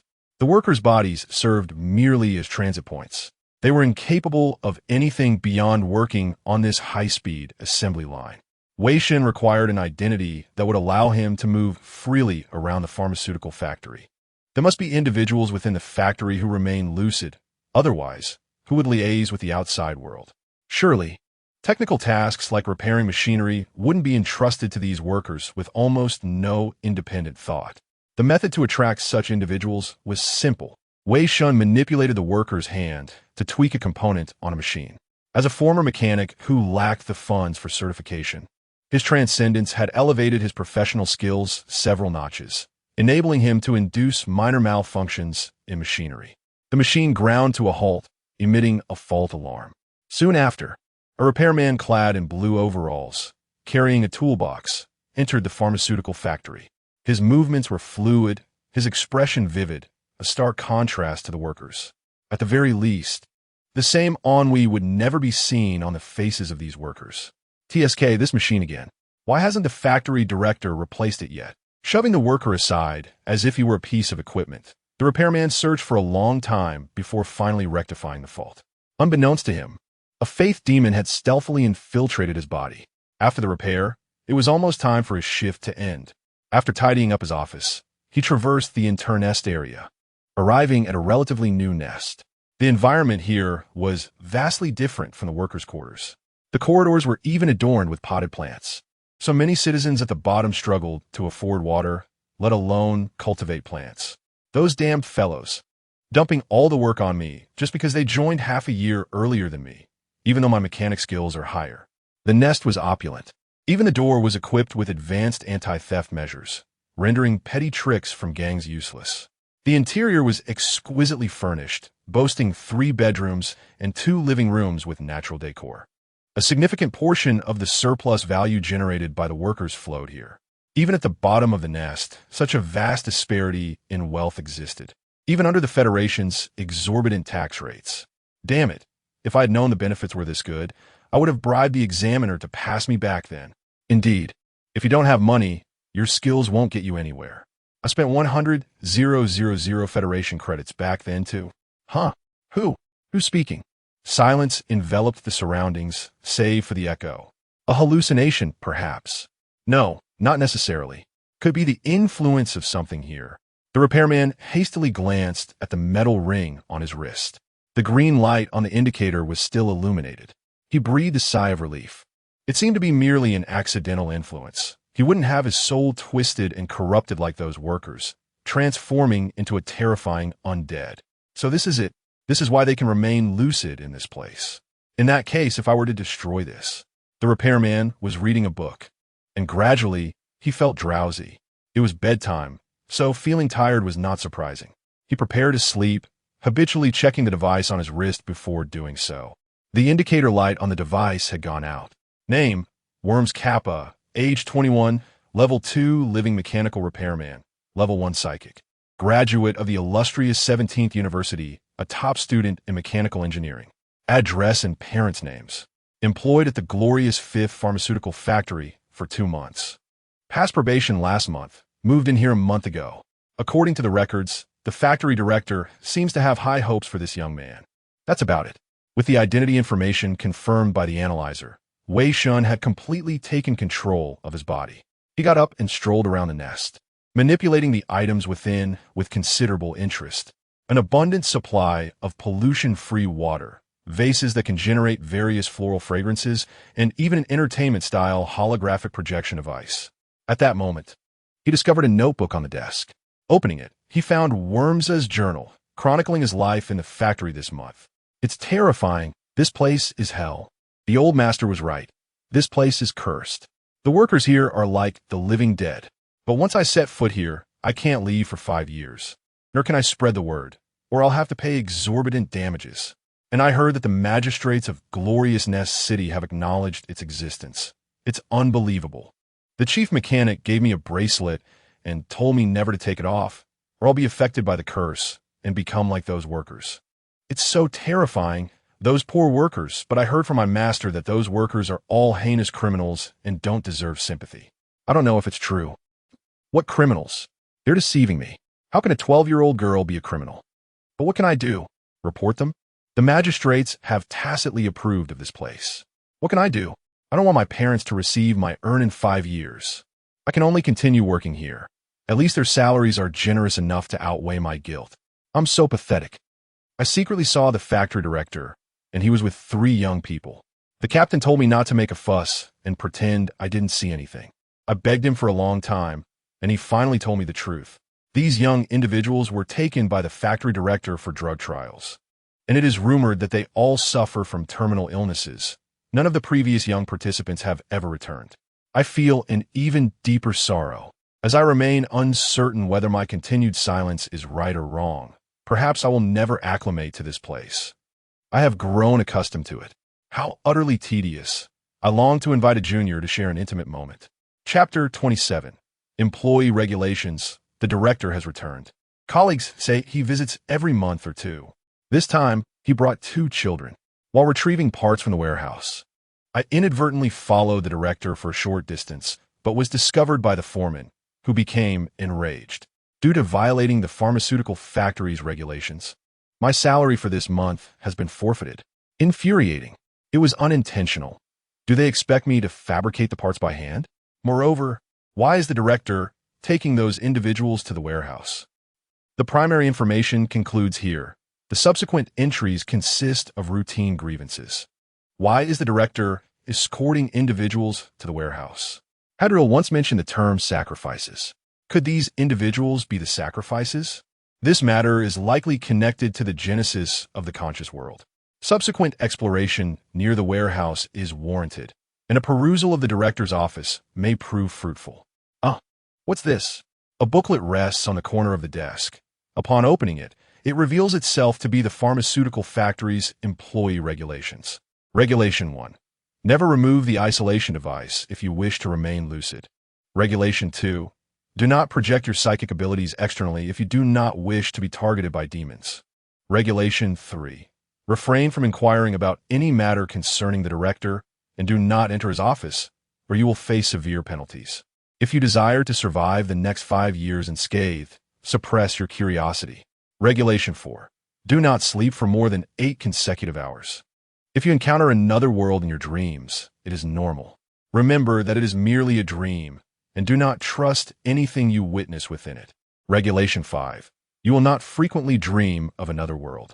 If you dream of it for more than 3 consecutive days, exert every effort to inflict pain upon yourself. If you experience pain, immediately replace the spare isolation device within your cubicle without hesitation. The sooner, the better. Regulation 6. If you dream of yourself appearing in a room with a woman, remember that she is a cursed puppet fabricated to seduce you. Do not believe anything she says. She will deceive you. Repeat, I want to leave until you awaken, and then proceed with Regulation 5. Regulation 7. If you find yourself trapped within a dream and unable to awaken, immediately go to the highest cubicle in the dream and repeat, I want to leave to the woman inside. During this time, do not believe anything she says until you awaken, and then proceed with Regulation 5. Regulation 8. Disregard any dream-related statements made by others. If they exhibit the same blissful expression as the workers, immediately inspect their isolation device and report it to the deputy director. If the deputy director is unavailable, confine them to the director's office, explaining the reason. You will not be penalized. Regulation 9. You may maintain a certain degree of freedom, but absolutely adhere to the preceding 8 regulations. Maintain your perception of reality.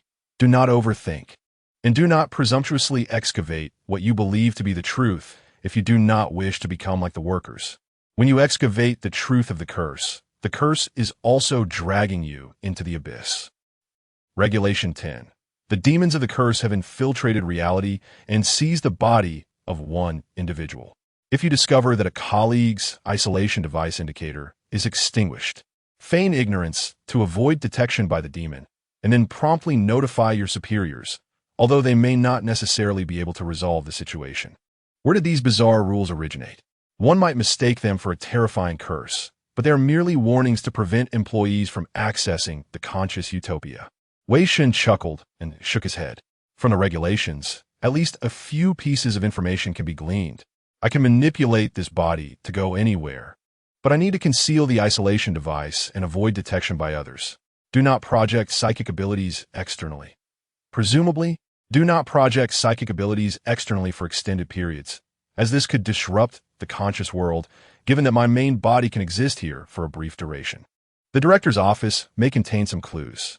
The woman in the dream must be Hadriel. Are all statements other than I want to leave falsehoods? Who knows? In addition to the regulations, there are also inter-employee competition activities, during which employees may release psychic abilities in specific locations.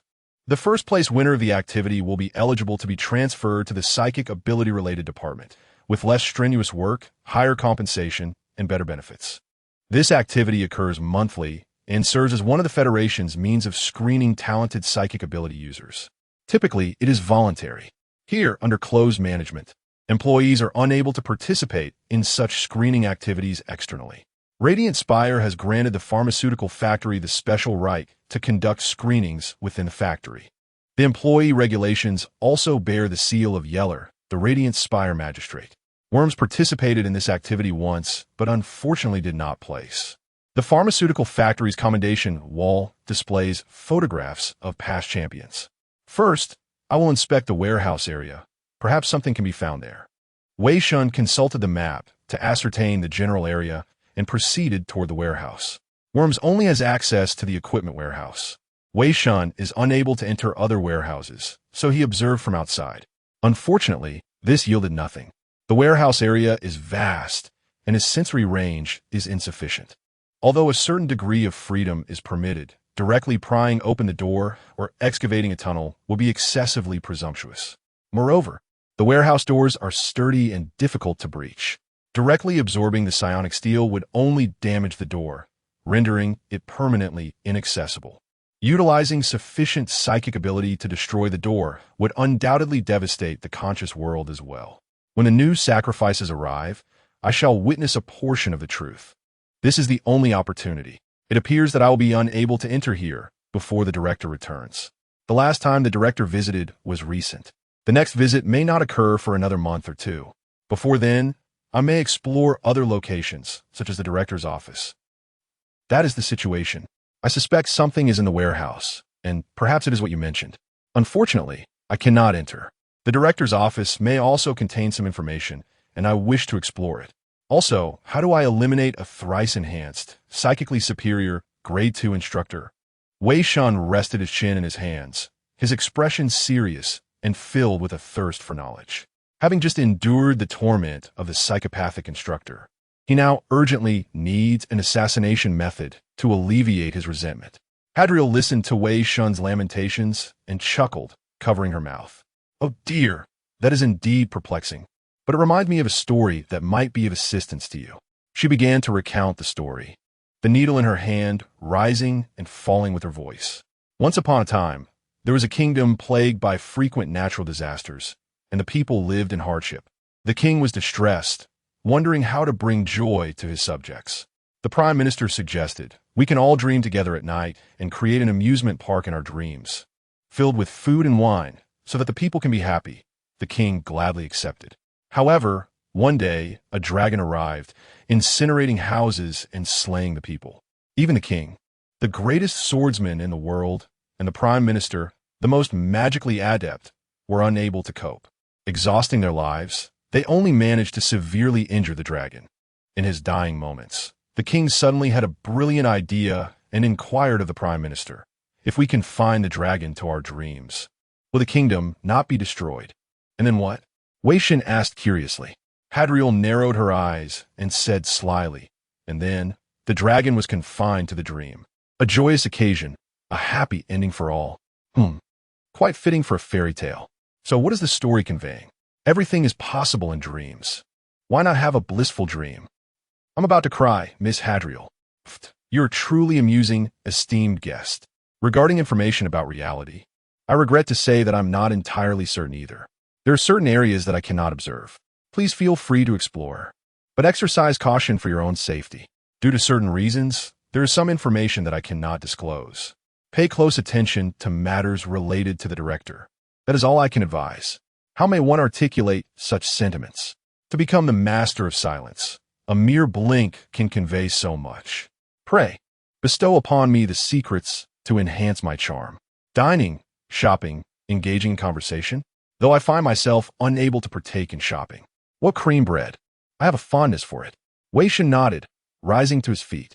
Let us look forward to our next encounter. As he prepared to depart, something suddenly crossed his mind, and he turned back to say, "Ah, there is indeed something that cannot remain unspoken." "Oh dear, is there more? What is it?" The esteemed guest, Miss Jianyan, chuckled. Wei Shen inhaled deeply. "Miss Jianyan, together we shall endeavor to shatter the heavens and vanquish the abyss. All within a fleeting moment. My existence is intertwined with yours, as fish are with water. Should you not find me wanting, I humbly wish to. Please take your leave." "Very well, miss." Chapter 28. Completing the blueprints, much of the concern revolved around matters related to the factory manager, with returns occurring approximately once a month, alongside his office, though these interactions were not readily accessible. However, there was another aspect, the monthly competition event, which might also bear some relation to him. While the likelihood seemed slim, he considered that it would not be unwise to inquire further. Returning to reality, he gathered his belongings and made his way to the employee office of the pharmaceutical factory. Due to the relatively relaxed atmosphere, the office was sparsely populated, aside from himself. Only another mechanic was on duty. "Good morning, Worms." "Good morning, Mo." After discreetly reading the name tag, Wei Shen greeted his colleague and proceeded to Worm's workstation. There was nothing remarkable, merely a toolbox along with various books and documents. Flipping through the papers, he found only the duty roster and mundane mechanical data. The inspection time had yet to commence. Wei Shen then located a wall adorned with photographs of previous competition champions and scanned the images. Suddenly, he recognized one of the faces. Johnny? Was that not Johnny? Wei Shen's brow furrowed. He vividly recalled witnessing Johnny's demise in the realm of consciousness not long ago. Yet now his photograph adorned the champion wall. The champion from 1 year and 2 months prior. If he had been an employee here and had even won a championship, why had he appeared in the realm of consciousness? Shouldn't he have been reassigned? The accompanying information indicated that Johnny had also been a mechanic. Wei Shen returned to the office and inquired with his colleague on duty. "Mo, do you know Johnny?" "Johnny? Of course, I know him. He worked a few shifts with me. He seems to have come from the lower tiers of the nest. His talent was rather average. Yet he practiced more than others and somehow managed to win the championship." Mo exclaimed incredulously, waving dismissively. "A guy from a lowly lineage is no different from those slave laborers. He is probably just a minor employee now." "Ah, if he is just a minor employee, that is acceptable. Are we still adhering to notions of lineage? It seems your mentors have not enlightened you. The bloodline of the lower class is inherently inferior to that of the upper class. The higher one's status, the better their lineage. Naturally, innate telekinesis practitioners arise more easily among them. In the uppermost tiers of the nest, 20% of newborns are innate telekinesis practitioners." Sighing, he acknowledged the truth in Moh's words. Indeed, telekinesis practitioners were more likely to produce offspring with the same abilities. The higher the class, the greater the proportion of telekinesis practitioners, thereby increasing the chances of producing innate telekinesis practitioners, even for those not born with such abilities. The unique qualities of their parents' bloodlines would render their children healthier, more intelligent, and stronger, a fact often highlighted in literature. Wei Shen chose not to engage further, waving his hand in dismissal as he departed, intending to investigate Johnny's situation within the Human Resources Department. Though referred to as the Human Resources Department, it was more aptly described as the Corpse Handling Department. Their responsibilities included monitoring workers' health, removing deceased workers for cremation, and arranging for new personnel at their posts. One could only hope for a modicum of humanity in their operations, at the very least documenting the deceased workers. Wei Shen held no illusions regarding the human rights conditions for citizens of the second and third tiers. However, the Radiant Nest, being a first-tier center, was the hub of many nests, a revered place where self-righteous officials often engaged in superficial projects. Within the department, only one person was on duty. The others were either resting or engaged in corpse removal. Hello, I would like to check the list of recently deceased workers. What? Can't find your little plaything? What? Hey, you youngsters, arriving in such a furtive manner. There's no need for embarrassment. What is there to hide? It's merely a matter of seeking out a lovely female worker to fulfill some physiological needs. Who has he done that here? Only you youngsters care about their lives. If one breaks down, just replace them. Of course, don't let them die. After all, they are laborers and the higher-ups will impose penalties if they find out. However, it's not insurmountable. The worker raised an eyebrow, making a gesture as if to swipe a card. Phew. Is such a situation truly possible? What is wrong? Nothing, just suddenly had the urge to tear something apart. Wei Shen chuckled inwardly. Fortunately, this was merely his telekinetic body. If it were his true self, his expression would likely be quite dark by now. May I access the information? Of course, I'll pull it up for you. The screen filled with images of deceased workers, devoid of names, only numbers, with a label indicating those processed. Following this, the list would be printed and delivered to the governor's desk, where it would be tossed into a corner by a personal secretary, unnoticed by anyone, eventually becoming mere refuse destined for the shredder years later. Conversely, a fabricated list of deceased workers, conjured by interns, will be placed in a gilded file box, available for the governors to review, respond to, and utilize for promoting their own greatness. Wei Shen meticulously examined the recent list of deceased workers, yet found no clues. Not even a resemblance. Are there no unprocessed deceased workers? Nothing found. What a pity. We just cleared the deceased workers yesterday, and every one of them was implanted with a life monitor. There's virtually no chance of missing anyone. Perhaps I misremembered. My apologies. If anything needs fixing in the future, do seek me out. Non-existent? Why? But I witnessed him die in the realm of consciousness, and I heard his last words. I suppose I should find a way to visit the factory manager's office and see if there are any leads. According to the regulations, to enter the factory manager's office, one must escort the problematic employee when the deputy manager is absent. Perhaps if the deputy manager were present, he would personally accompany the employee. Thus, he determined that he needed at least one employee steeped in the realm of consciousness. Regardless, I'll first pick someone I find bothersome. Comrades, follow me. Maintain fire and harassment. Do not allow them to gather strength. Watch for enemies approaching from the rear. Charge. Charge. Accelerate. Phew, old Wei, slow down. This fellow cough, what is going on lately? After a grueling run, he is still so frantic? Who knows? Maybe his wife was unfaithful to him with a cultist. By the way, his command skills are truly impressive. He has already annihilated a cultist stronghold in less than half an hour. Humph, as long as he cannot defeat Wang Yu, he shall never be the leader. I doubt he even desires to be the leader. Isn't it better to have a strong backer? Kill. Today's annihilation training was particularly exhilarating, providing a vigorous release of pent-up frustrations. 21 fanatical cultists were dispatched, yielding 19 first-level soul remnants and 2 fragments of blueprints. 1 civilian, 1 military. The military one was only partially incomplete, able to be restored with the 19 first-level soul remnants. Regrettably, the elite fanatic, who was supposed to be the highlight of the training, was snatched away by that pure observer. Who knows what excellent equipment could have been obtained otherwise. The grudge of having one's prize snatched away felt like a thorn in his side. Next time, he must water her potted plant and perhaps trip her during class. Setting such thoughts aside, within the life support pod, Wei Shen contemplated whether to complete the military equipment blueprint. The flying mouse floating bomb, lacking a model number, appeared to be a self-developed floating bomb by some aerial thief mechanic, exhibiting low stability and precision, hence its classification as a white blueprint. Producing it would likely be a waste, yet Wei Shen was curious to see what distortions would occur after completing the blueprint with soul remnants. He still had to tell me your story. Being lazy on duty was inappropriate. Well, let us proceed with the completion. Would you like to use soul remnants to complete the flying mouse floating bomb blueprint? Warning: utilizing soul remnants to complete blueprints may result in certain distortions. Please choose wisely. Yes. Confirming the use of 21 level soul remnant, Heavenly Father, to complete the flying mouse floating bomb blueprint. Completion in progress.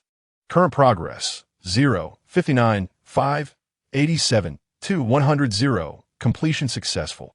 Acquired blueprint. Little Angel Floating Bomb Blueprint. The name has changed.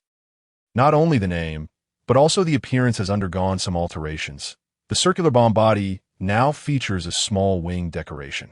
Its attributes have slightly enhanced stability and precision, yet its power has diminished, accompanied by a dazzling effect. It has transformed into a flashball. Wei Shen opened the detailed information of the blueprint, and indeed, it contained comprehensive instructions for crafting this equipment. At that moment, an idea struck him. If he were to utilize refined thought steel, could he possibly create this item? Chapter 29. A scapegoat having transcended, Wei Shen acquired an exceptional memory, enabling him to swiftly memorize the blueprint details. He returned to Radiant Spire, this time outside the realm of the conscious mind, and rapidly descended underground to a secluded corner of the sewers. This should suffice. His control over telekinesis had become significantly refined since entering the conscious world, enough for him to complete the fabrication. He unleashed the stored refined psionic steel, meticulously shaping it into various components according to the blueprint specifications. Psionic steel could emulate the properties of any material.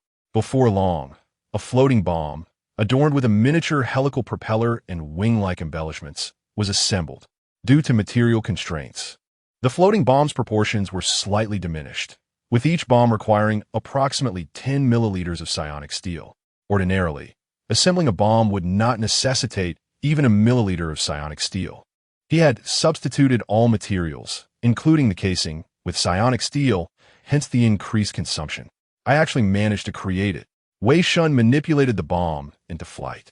Eschewing the need to concentrate on manipulating refined psionic steel, he merely activated it with telekinesis, and the bomb began to move autonomously.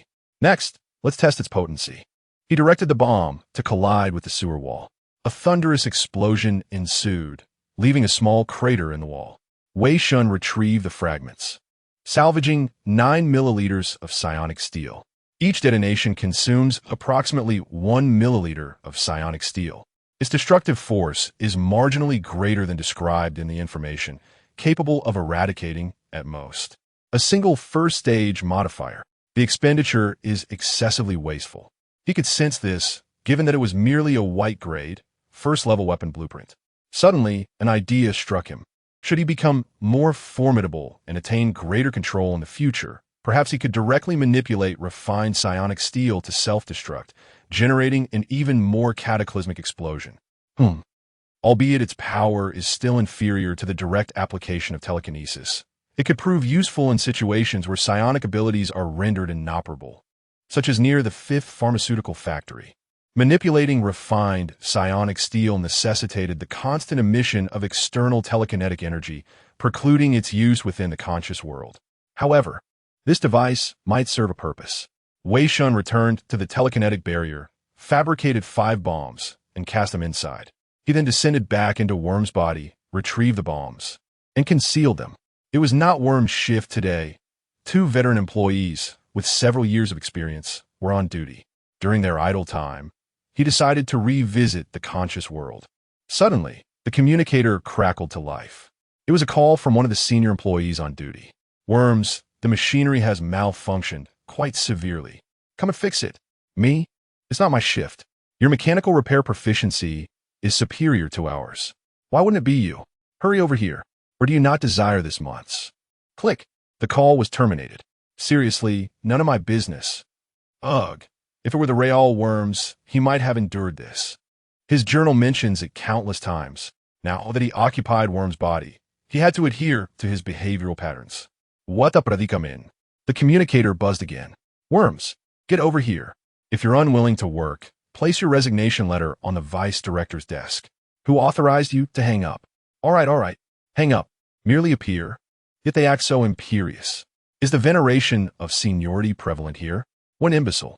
Wei Shen shook his head, gathered his tools, and returned to the pharmaceutical factory. Inside, a machine had ceased operation, emitting black smoke, indicating a severe malfunction. A female mechanic, roughly Worm's age, was disassembling the machine. Upon seeing Worms, she greeted him cordially. Hi, Worms. Hello, Ms. Fry. Ailey Fry, a mechanic who had joined the company alongside Worms, was purportedly the youngest daughter of a wealthy family from the upper echelons of the Spire.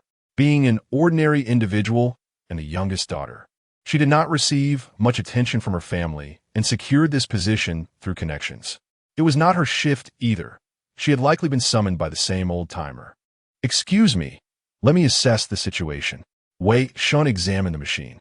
Several mechanical components had been scorched, the result of a short circuit caused by aging wiring. Check the alarm system.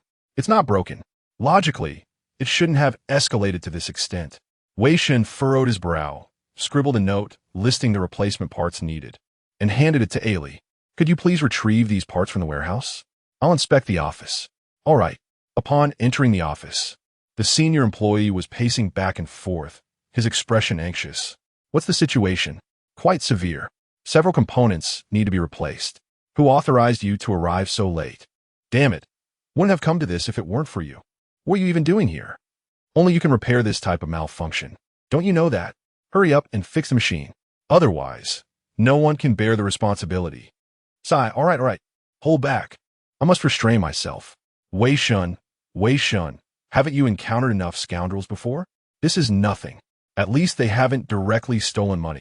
At this moment, he noticed that the man's attire was somewhat disheveled, and he detected another person's telekinetic fluctuations within the office.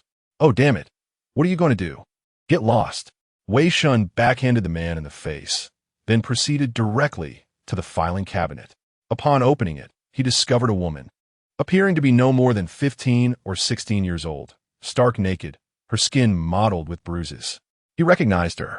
Her name was Eno, Muir's companion, who enjoyed weaving ropes. So, the reason for the severe malfunction was due to engaging in such bestial acts? Hiss, damn it, you dare strike me? So what if you know? Who hasn't done this before? The punishment you'll receive for resorting to violence is far greater than mine. I'm telling you. I'll report this to. I'll kill your mother. Slap. Wei Shen slapped him across the face, the immense force sending him sprawling to the ground. He then stomped on his head. I recall that this particular spot is deliberately positioned to avoid surveillance coverage. Quite ingenious. I'll kill you. Telekinesis. WH what? Bang. I'm telling you. Bang. Slap. Crack. Don't hit me. Crack. Ugh. Such crude telekinetic manipulation skills could be disrupted with mere physical blows. He remembered that Eno had a partner in the conscious world, yet in reality, she was being defiled by this beast.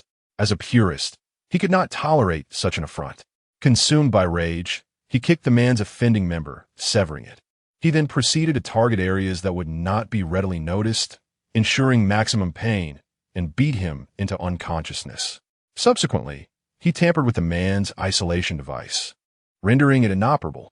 It was only a matter of time before he succumbed to the conscious world. He had been fretting about finding a scapegoat to enter the director's office. As it turned out, one had presented himself. The ultimate scoundrel. Wei Shen shook his hand, feeling somewhat apologetic toward Worms for having his hand sullied by the beast's face. He pondered for a moment and then proceeded to punch himself in the face several times. Oh no, how'd he faint? Oh, damn it, his isolation device is broken. What should I do? Oh, how could this happen? I must cover this up. Putting on an act, he uttered a few phrases before dressing the female worker, concealing her, and departing from the office, returning to the damaged machine. By this time, Ailey had retrieved the replacement parts. Oh, heavens, Worms, what happened to your face? She noticed the injuries on Worm's face. Her voice filled with alarm. Luke succumbed to the curse here. He went berserk. The injuries on my face were inflicted by him. Oh, heavens, oh. Has he truly been cursed? Is the information in the employee handbook actually true? Indeed, it is quite terrifying. However, I have subdued him, rendering him unconscious. Phew, that is a relief. At this moment, the veteran employee Luke had completely succumbed to the realm of consciousness, his face reflecting the same expression as that of a laborer. What is this strange odor? He had engaged in a rather unsettling act here. Oh, this is utterly bizarre. Wei Shen, dragging Luke along, accompanied by Ellie, made their way to the deputy director's office. After knocking on the door, upon hearing the command to enter, Wei Shen opened the door and stepped into the room. Chapter 30. Underground facilities in the office. The deputy factory director was engrossed in a book, his handsome visage suggesting he was a naturally gifted telekinetic. Behind him stood a diminutive secretary, with short hair that rendered their gender indiscernible.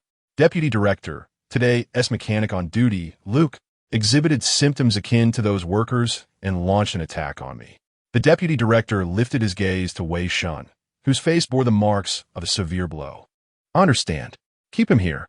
You shall receive compensation for your injuries this month. Thank you for your fairness. After Wei Shen departed, the deputy director approached Luke, grasping his hand to inspect the isolation device affixed to it. It's damaged, likely a result of the altercation with that new employee. He was aware that the newcomer was lying. Those ensnared in the realm of consciousness would never initiate an attack.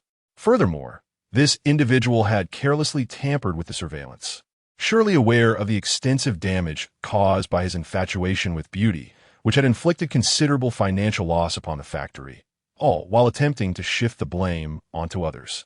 Thus, it was only fitting that this individual faced due punishment. And how shall we handle that new employee? Do not entertain thoughts of him. We have ample fuel. His skills are commendable. If he repairs the machinery, let him remain. Drag him into the director's office. The rest is for you to manage. Understood. In the factory, Wei Shen methodically repaired the machines. Although it was his first encounter with them, he recalled the theoretical knowledge learned from Qianlu, and combined with his transcendental abilities, the task proved exceedingly manageable. Wow, Worms, I never imagined you could be so adept. I remember you were quite inexperienced during our last shift together. I have practiced extensively. One must continually refine oneself. He casually boasted, for there was no harm in showing off. Suddenly, he sensed a pair of eyes upon him, maintaining the guise of Worms. He discreetly observed his surroundings and spotted the slight secretary coldly scrutinizing him from the upper floor. Alas, to their disappointment, I can effortlessly mend the machinery. Wei Shen had long since inscribed a true seal upon Luke, and he overheard every word spoken in the office. Now, Luke had been taken into the director's office. The only thing left was exploration. He swiftly completed the repairs and conducted internal maintenance before cheerfully watching the secretary retreat. I shall feign sleep momentarily, then descend upon Luke. At that moment, Ellie approached, her voice sweet. Worms, I never expected you to be this skilled. Would you care to join me in my room for lunch? I wish to glean more of your mechanical expertise. Of course, I would be delighted. I believe we shall enjoy a splendid lunch together. How could a keen learner like myself pass up such an opportunity? Exploration of the office could wait. Miss Fry's talent is truly remarkable. She has swiftly grasped so many repair techniques. A high-level certification is just around the corner. Otherwise, such a middle-class underling as Worms has no chance against the affluent daughters of wealthy merchants. After all, they have a nearly 50-year-old unmarried senator as a suitor. How could wealth, status, age, physique, or scent possibly compete? Descending into Luke, he surveyed the surroundings. The director's office was cluttered with various items, most of which appeared to be useless books and decorations. There were 2 cameras that covered the entire office. The simultaneous failure of both would certainly arouse suspicion.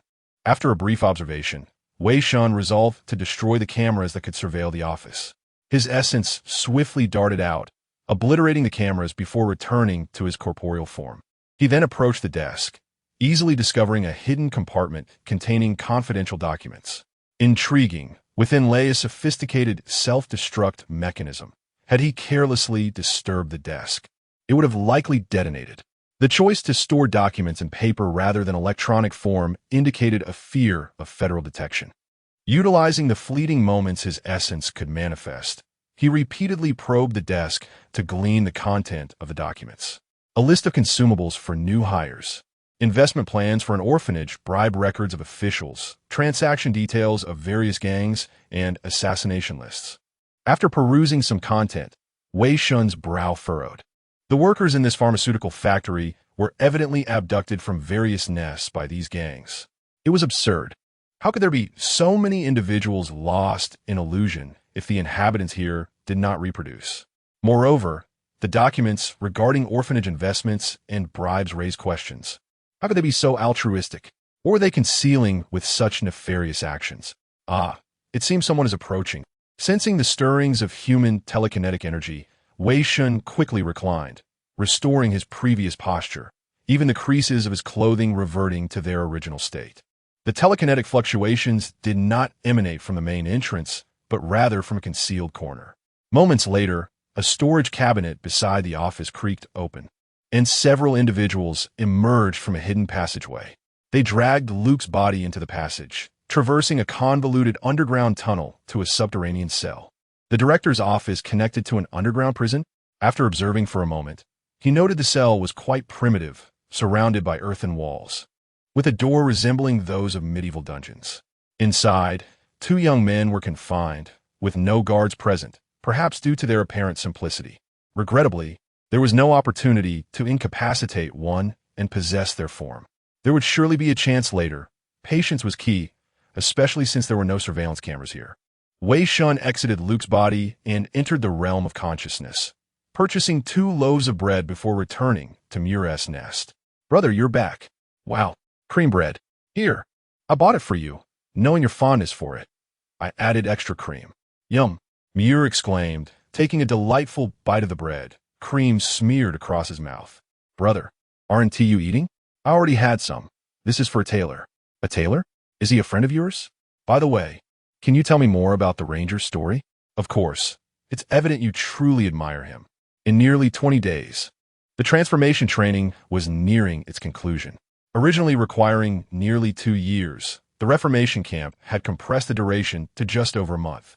This rapid progression birthed numerous modified soldiers through extreme training and enhanced bodily supplements, a process that significantly shortened their lifespans. Thus, even those who emerged successfully from the disloyal Reformation camp would typically not live long after retirement, unless they underwent further modification surgeries to extend their lives. However, for Wei Shen, such side effects seemed non-existent. He felt his vitality intact, with no anomalies present. This was not solely due to his apostolic transformation, but also the unknown enhancement agent. If that agent could negate side effects, humanity's combat prowess would ascend to unprecedented heights. Among the remaining 6 of his cohort, nearly all had undergone modification surgeries, aside from himself and a certain young observer who required none. Among them, one had failed to endure, while the other 3 had already entered the 5th War Fortress. After a month of grueling trials, his body had become remarkably resilient. Even without modification, he could contend with a modified individual. Presently, the success rate of modifications had reached 98, with special modifications achieving a 75 success rate. Now, it was his turn. Last night, the perverse instructor surprisingly refrained from dragging him out for a beating. Instead, he bestowed upon him a fresh apple, nearly bringing him to the brink of tears.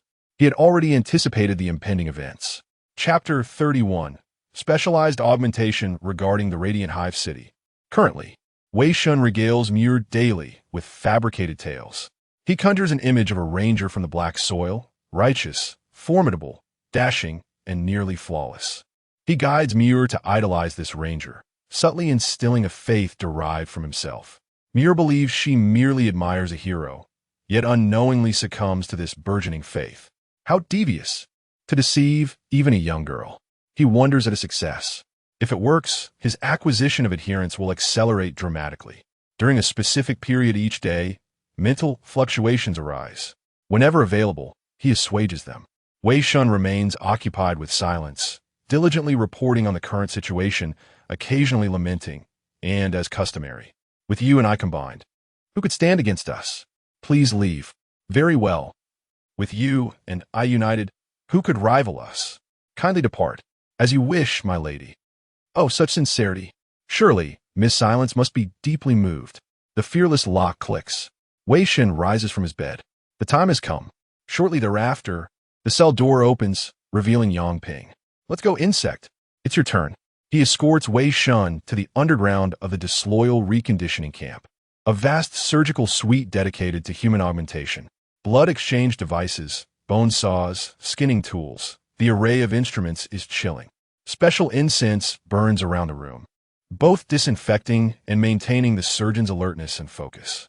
The doctors bow in unison toward the operating table, creating an almost sacred atmosphere.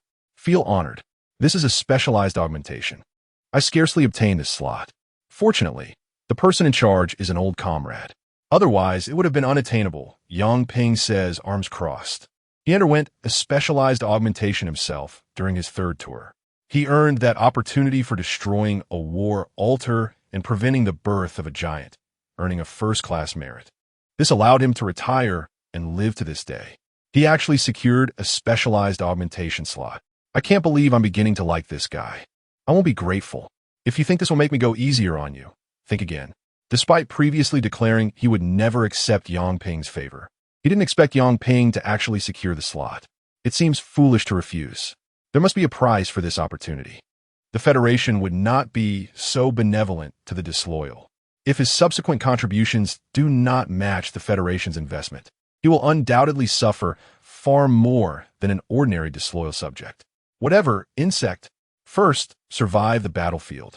The successful retirement rate for the suicide vanguard is less than 5%. And first, survive the operating table. I'll outlive you. A 75 probability, neither high nor low. Much better than a single gotcha pull. TCH, keep the trash talk coming while you still can. Yang Ping chuckles, patting Wei Shen's shoulder before injecting a potent anesthetic into his neck. Since you've alleviated so much of my stress, I'll give you a warning. Remember your identity. In the military, you have only one task. Obey orders, especially from your superiors. Unless you wish to die. His voice fades as Wei Shen loses consciousness, lifted onto the operating table like a sacrifice. The room's lights intensify. The augmentation instruments emit their mechanical rhythm, and the doctors advance reverently. A ritual of the Federation and humanity commences. Now begin the surgery. 5th Wharf Fortress. Disloyal reconditioning camp, instructor's office. After the surgery begins, Yang Ping returns here early. The results are beyond his concern. A new batch of recruits awaits his instruction. Soon, a knock sounds, and a muscular figure around 2 meters tall enters. A 7-pointed star, symbol of the Federation, adorns his left breast, and the emblem of a Defense Force officer sits on his left shoulder. A black spearhead above a 5 indicates his rank as commander of the 3rd Vanguard Regiment of the 5th Wharf Fortress. A golden chain hangs from his right shoulder, adorned with 4 skull ornaments, signifying his elite status among the misanthropes, a blasphemer who has undergone 4 augmentations. His muscle density far exceeds the norm, and his bones are several times harder than an average person's. He's more formidable than a soldier who has undergone 1 augmentation. Yang, how did you create this monster? It's simple, Velik. He spent more time in the life support pod than out of it. Yang Ping replies with a smile, tossing Velik a thick life support pod usage record. 40 or 50 pages long. Velik flips through it, swallowing hard.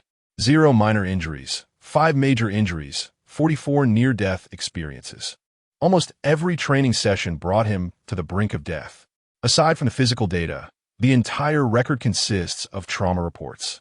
Insane. If you weren't here, I'd suspect you were an apostle of the abyss. It's a miracle he hasn't gone mad. I told you, his pain tolerance is high. Losing limbs is like drinking water. Even with all 4 limbs severed, he'd crawl over to bite me. You've heard his responses under Veritas interrogation. As agreed, he's yours now. Excellent. If he's as you say, this lot was worth it. You've given me a great gift. I hope he provides enough surprises. Not afraid of pain, physically resilient, quick reflexes, immune to faith corruption, and even possesses strong mental talents. With proper training, he'll be an unparalleled blade. He has already planned how to use this high-end weapon. Oh, by the way, he has a peculiar temper. He's virtually fearless, and the fearless lock has little deterrent effect on him. The cost of ignoring faith pollution is that his own beliefs outweigh everything. He values dignity more than life. How so? I mean, if you want to control him, I suggest you. Yang Ping makes a circle with one hand and slowly pushes the index finger of his other hand through it. Oh, heavens, you disgusting degenerate. A glorious warrior should not suffer such humiliation. Velik sköders scornfully. You know where I grew up, unlike you, an upper-class nobleman. In a lower hive, what does this matter? That guy, rather than being a commoner, is more like an upper-class citizen who ended up in the lower levels, full of your foul virtues and dignity. But since you feel that way, I can't help it. I'll give you another suggestion. He responds to kindness, not force. Be nice, and he'll listen. What do you call that? Reciprocity? It seems you think highly of him. After all, he has provided me with much amusement. Besides, how could a good person think poorly of such a person? You? Ha, Velik laughs. But if that's the case, perhaps I can grant him some leniency. While I can't remove the fearless lock, I can make some adjustments so that the trigger conditions aren't so arbitrary. The familiar warmth envelopes him again. Wei Shen, once more, is in a life support pod. I understand now. Through subtle physical sensations and covert observation, he has grasped the basic process of the first specialized augmentation. Bone hardening, the assembly of artificial organs, enhancement of muscular explosiveness, fortification of visceral functions, skin modification. Given the appropriate equipment, he could essentially replicate the surgical procedures. It is no small feat, truly no small feat. At last, he is liberated from the confines of the transformation camp. While the significant enhancement of physical capabilities and the mastery of a transformation technique are remarkable, Wei Shen is far more moved by his escape from the torment inflicted by the perverse instructor.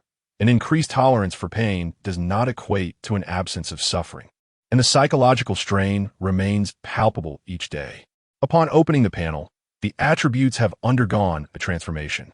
Name: Wei Shen, health, 99, mental strength, 100. 0. Body modification, novice modifier, special modification, enhanced modification surgery success rate, 26, 7. Psychic level, level 1. Brain load, 89. Mental resistance, extremely strong warning, subject to faith contamination, faith direction, sage, trait, apostle of the sage, current attribute points, with status, pain, negative status, bodily disruption, negative status, equipment, finger gun, special equipment. Chapter 32. The War Fortress. 3 days have elapsed since the commencement of the operation, which lasted for 2 days and 2 nights. Subsequently, he was transported from the transformation camp and now finds himself in the healing chamber of the War Fortress. Upon exiting the life pod, he adeptly expelled the liquid from his lungs, raised his arms, and felt an invigorating surge of strength coursing through his entire being. He had visibly grown taller, his muscles robust and well-proportioned, an astonishing perfection that exuded both power and agility. How splendidly flawless! Surely, upon returning, he would captivate the ladies. Outside, life pods were meticulously arranged, and beside his own pod lay an article of clothing, evidently prepared for him. As he donned the attire, an unsettling sensation crept over him. His neck? The discomfort brought on by the fearless lock had vanished. As he touched his neck, the sound emanating indicated that it was indeed the fearless lock, albeit a newer model, implanted directly within his cervical region. It seemed that what had previously adorned his neck had now been replaced. He wondered if it was removable, estimating that its explosive potential had undoubtedly increased. Nonetheless, he felt no fear. It could still be disassembled, though the extraction post-disassembly posed a conundrum. Suddenly, a beeping sound emanated from his right eye. The message transmitted through bone conduction. You have awakened. Please proceed to the dormitory of the 2nd team of the 1st Death Brigade of the 3rd Vanguard. The analysis device had been dismantled during his entry into the transformation camp, yet it appeared that a more advanced model had been implanted during the previous operation. The information displayed in his right eye suggested that this analysis device boasted not only data analysis capabilities, but also night vision, recording, object tracking, and the ability to detect the concentration of faith pollution in the vicinity. To become an elite soldier in the defense forces is a supreme honor, accompanied by a noble enlistment ceremony. However, it was evident that the Death Brigade did not partake in such traditions. As a weapon of the Federation, one could return to standby upon exiting the life pod. For the Federation, disloyalty equates to a lack of honor, yet Wei Shen harbored no interest in such accolades, preferring to conserve his time and resources. Beyond the healing chamber lies a corridor composed of steel and piping, infused with the scent of chemical vapor and rust, accompanied by the thunderous roar of heavy machinery in operation, the walls bearing scars of conflict. Commander, saluting you. For the Federation, the patrolling soldiers stood at attention, saluting Wei Shen. They were once the original inhabitants of the nest, now transformed into a war fortress, forcibly conscripted into the Ashen Army. Lacking both mental prowess and physical modifications, they were dwarfed by the regular defense forces, for which only those who had undergone physical enhancements could emerge from the healing chamber. Comrade, greetings. Thank you for your service for the Federation. Wei Shen returned a casual response before following the analysis device's guidance to the dormitory. The patrolman was momentarily taken aback, muttering, he actually replied to me. Is he a new recruit? After traversing a distance, he arrived at an open corridor, where he beheld a terrifying behemoth of war. The entirety of the nest was shrouded in steel, countless gun emplacements aimed forward, and the expansive deck was teeming with amphibious war machinery and innumerable individual hovering motorcycles. Inside the fortress, colossal machines emitted a resounding roar, their massive cannon barrels obscuring the sky. The grandeur of the war fortress, as depicted countless times in The Betrayers, paled in comparison to the reality before him. The written words felt woefully inadequate. The Fifth War Fortress? In the narrative, these fortresses failed to withstand the mechanical tide of the great evolvers, as countless intelligent machines surged like locusts, relentlessly breaching the defenses of the war fortresses and launching assaults on the nest. After the Third Intelligent Machine War, only 5 fortresses remained. The 1st, 3rd, 6th, 7th, and 8th, isolated and unsupported due to the fall of their rear, ultimately succumbing within 5 years, with only a few mobile war fortifications retreating. Now, with over 2 months remaining until the outbreak of the Intelligent Machine War, it would be prudent to secure another round of Federation modifications during this interlude. What a magnificent spectacle! Don't you agree, comrade? Are you a new recruit? A soldier approached Wei Shen, extending a greeting. Far more spectacular than I had imagined. What makes you think I'm a new recruit? He retorted, for only a novice would gaze upon it with rapture, while seasoned veterans would bow their heads in respect. Wei Shen turned, noticing a black chain draped over his shoulder, the insignia of a betrayer. My surname is Sue. From now on, we shall be comrades. How should I address you? Judging by your physique, you must have undergone physical enhancement surgery, correct? Greetings, brother. I am Wei Shen. As for my classification, Wei Shen offered a subtle smile, pulling down his collar to reveal the newly implanted fearless lock nestled within his neck, its embedded lights flickering with a green hue. As you can see, I belong to the Death Brigade. The betrayer's brow furrowed, his previously amiable demeanor swiftly morphing into cold disdain, his expression unmasked, and without uttering a word, he turned and departed. How revolting. The fearless lock represents a profound disgrace for loyal soldiers of the Federation. Disloyalty is met with disdain, regardless of the perilous missions they undertake. Following the analysis device's guidance, Wei Shen located the dormitory of the 3rd Vanguard Death Brigade. Upon entering the dormitory, he found not only clothing, but also his identification tag. The information inscribed indicated that he had been allocated to the 1st Team, 2nd Squad, based on his mental prowess and the number of modifications. The internal environment was reasonably well appointed, with a metallic corridor leading to numerous rooms, complete with essential amenities. A training room and a recreational area. Upon the table in the small lounge lay fruits and tea. The rations for the defense forces were generally decent. Unless in extreme circumstances, they could expect to consume regular food rather than factory-produced nutrient paste. In terms of basic provisions, the Death Brigade appeared to be on par with elite units, such as the Betrayers, as they still required an incentive to survive. Finding his assigned bedroom, he noted the absence of windows. The walls were thick and metallic. Although it was slightly more spacious and equipped with a desk, it bore a striking resemblance to the prison of the disloyal transformation camp. On the wall beside the bed hung a brand new combat suit, far superior to what he had encountered in the transformation camp. The suit was composed of alloy light armor, adorned with various weapon slots and power augmentation devices, equipped with a temperature control system that would completely isolate the wearer from the outside environment. Through mental power, the suit's specialized fibers could perfectly conform to the skin, significantly enhancing physical capabilities and activating the external alloy armor's defensive functions to form an energy shield capable of withstanding ordinary firearms and certain laser weaponry. Slots were installed on the shoulders, arms, and back for the attachment of hand cannons, mechanical arms, shoulder-mounted guns, jetpacks, power assist devices, and other military machinery, complete with neural connection interfaces for war matches. Regrettably, only one combat suit was provided, lacking accompanying weaponry. Otherwise, he would have certainly enjoyed some time in the training room.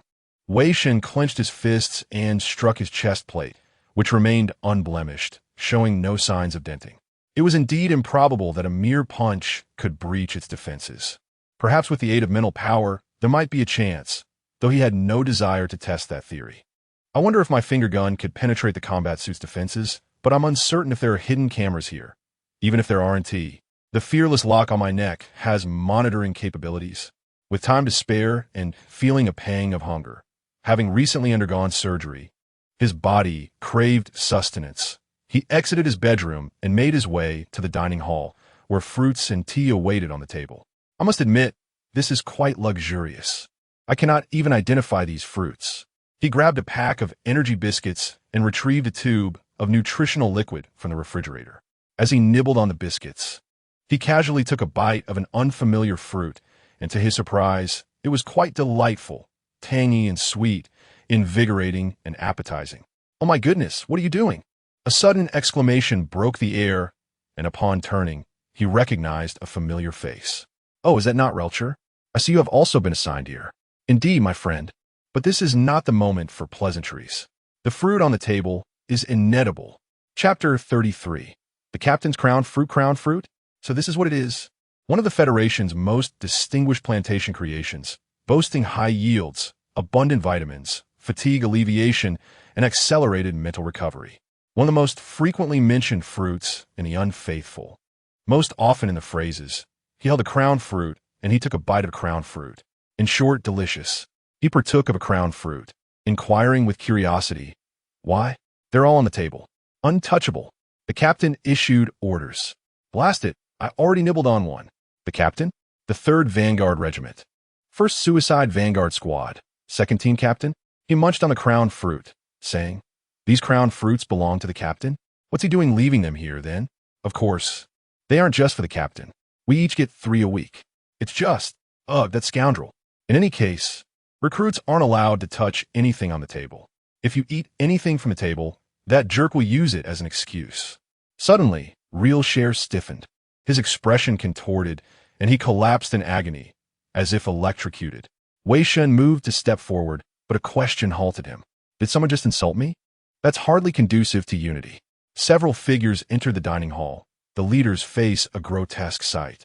A large scar encompassed half his head, including a portion of his face, as if brutally torn away. One eye was missing, the other staring fixedly at Wei Shen, his expression seemingly amicable, but making Wei Shen feel nauseated. "Oh, it seems our squad has a new addition. You're the new guy, right, brother?" "Yes." He ate a bite of the crown fruit. "Excellent. I'm your captain, Su Jun, of the 5th War Fortress, 3rd Vanguard Regiment, 1st Suicide Vanguard Squad, 2nd Team." "Ah, hello, Captain Su. It's an honor to meet you."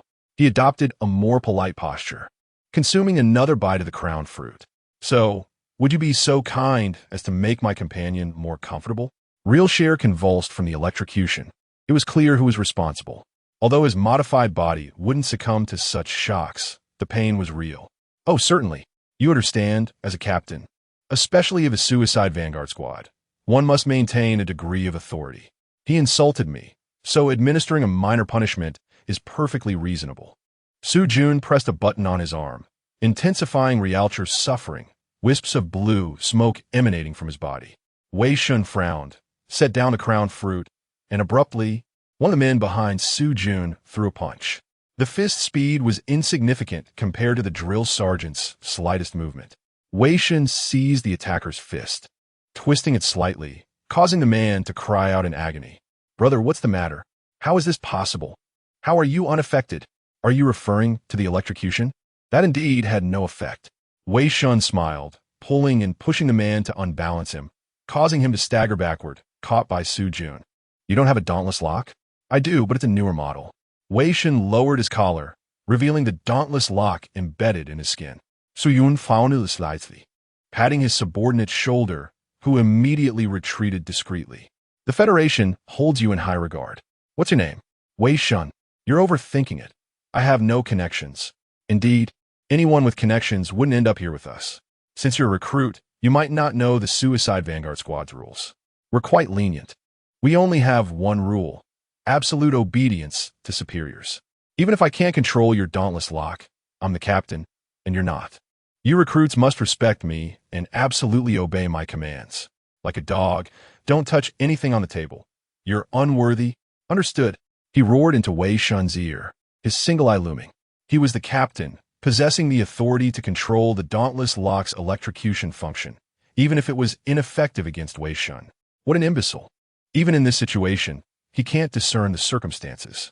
The higher-ups sent an uncontrollable soldier into his squad. Isn't it clear what that means? It means you can't control that guy, nor are you qualified to. Be polite. Wei Shen's gaze grew cold, subtly adjusting his posture. If he wished, a punch could separate the man's jaw from his body in the next second. He restrained himself only because attacking a superior in the defense force carried severe penalties, especially within the Suicide Vanguard Squad. Moreover, he understood why they would put someone like this in charge. This was the Suicide Vanguard Squad, and its very nature suited such a leader. Now, kneel. In an environment of immense pressure, bullying is commonplace. After all, it's practically a traditional culture in some countries. So, which part of this guy's knee should I shatter later? Su Jun's eyes turned cold, raising his foot to kick Wei Shen's leg. Wei Shen prepared to break that leg. Ding, ding, ding.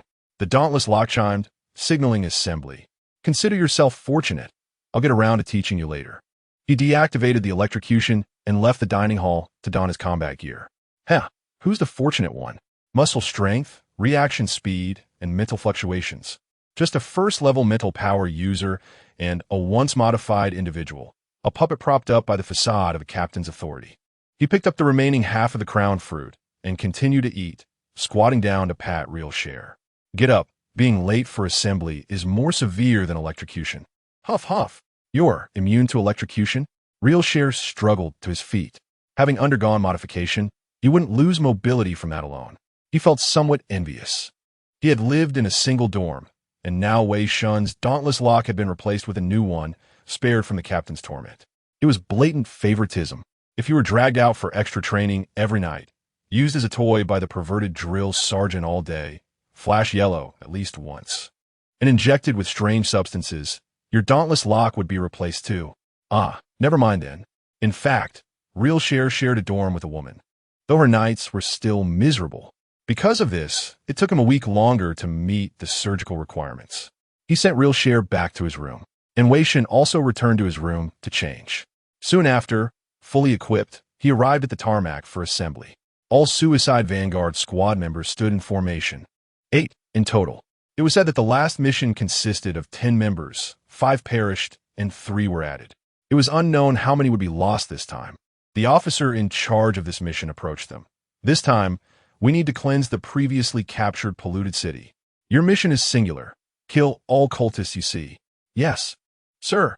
Those high mortality missions were typically undertaken by experienced Suicide Vanguard squad members. Those like them, with only a month of training and no combat experience, weren't even qualified to die. All they could do were tasks like this cleansing mission, which was still exceptionally difficult for recruits. Suicide Vanguard squad training was essentially live combat. The Federation didn't care about the lives of these unfaithful. The Suicide Vanguard squad was initially created for waste utilization and punishment. A pile of junk wasn't worth their time to repair and polish. Weapons had been pre-assigned and loaded. Shoulder cannons, daggers, high-energy bombs, multifunctional pistols, etc. They boarded the transport aircraft, heading to the mission site.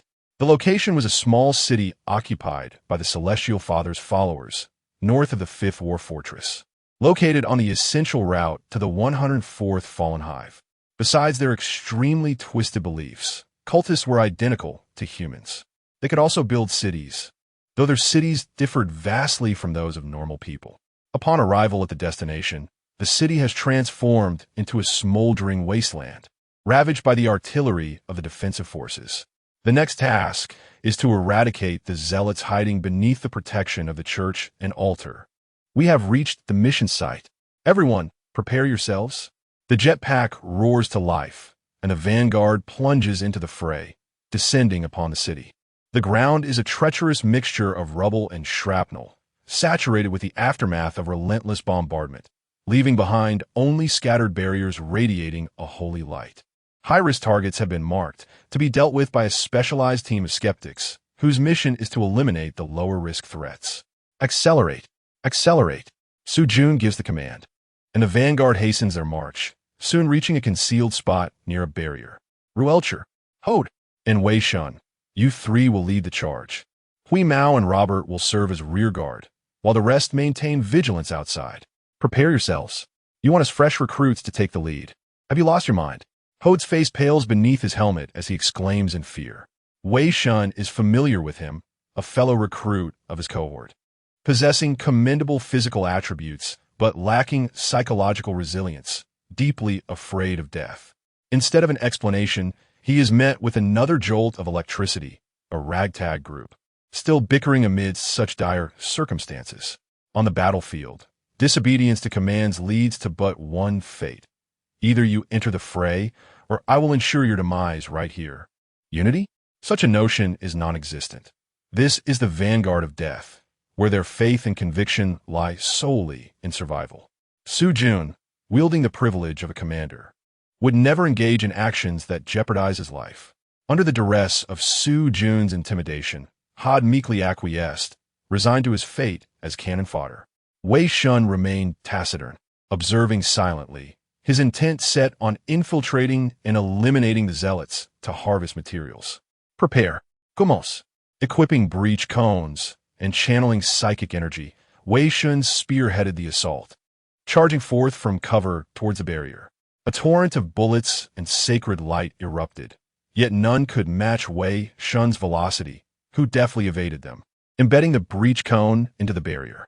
Propelled by psychic force, the breach cone disrupted the barrier's energy flow, creating a gaping hole, revealing a chapel within. Fanatical adherents clad in monastic garb brandished firearms, their expressions imbued with tragic fervor, as if they were the aggrieved, dedicating themselves to repelling the invader. Yet, this territory had been under the Federation's dominion years prior. Wei Shen gestured to his comrades, signaling them to follow and engage the zealots in a firefight. The exchange proved futile, as the low-level zealots' projectiles failed to penetrate Wei Shen's combat suit, while Wei Shen's sidearm possessed enhanced potency compared to the training-grade models. The zealots' numerical advantage and their sanctuary within the chapel rendered the bullets merely a hindrance. Realizing the inefficacy of their bullets, some zealots began to gather their energies, their emitted sacred light being the sole threat. With their numbers, the sacred light could breach the combat suit's defenses, inflicting genuine harm. Everyone, provide covering fire. The team rallied, and Rielcher and Hod, familiar with Wei Shen, promptly opened fire, suppressing the surrounding zealots and shielding Wei Shen's advance. With the pressure alleviated, Wei Shen evaded the incoming sacred light, drew his dagger, and plunged into the throng of zealots. Mirroring his prior training, he used his psychic abilities to tear through their holy vestments' defenses and plunged the dagger into the heart of a zealot. Slain low-level zealot, the father. Tier 1 soul, residue, X1. Sacred light cascaded across the battlefield, yet failed to strike Wei Shen, who traversed the zealots with speed far exceeding that of first-stage augment, disrupting their formation, rending their holy vestments, and reaping their lives with a high-frequency, vibrating dagger. Mind the left flank. They are amassing energy. Movement at the front left gate. Suppressing fire. Brothers, the rear is in your hands. Wei Shen's dynamism invigorated his comrades, rekindling their extinguished spirits. Who is that, brother? He's a beast. Wei Shen, a ruthless one. Second most formidable in our class. Second, there's someone more formidable. A woman. Bah, that's because that dame was a clandestine pure watcher. She was there to stir up trouble. Zealots fell one after another to his hand, as he tore through a zealot's holy vestment, poised to deliver the final blow. Several beams of sacred light struck him, the searing sensation forcing him to evade, forfeiting the kill. An ambush? The rear has been breached. Turning back, he saw his comrades convulsing on the ground, unable to assist. Bro, turrets, Su, You know, at this crucial juncture, Su Jun abruptly activated the dreadlock's electrical discharge, incapacitating his teammates. Su Jun, have you lost your mind? Silence, newbie. Who authorized you to command? You are in no position to command the vanguard. Command is mine. Outside the barrier, Su Jun was gripped by fear. As the captain, he felt his authority eroding due to this newcomer, despite his authority being non-existent without the dreadlock's control prerogative. You pull this stunt at a time like this. You motherless mongrel. So what? You are so strong. Save them then. Come on.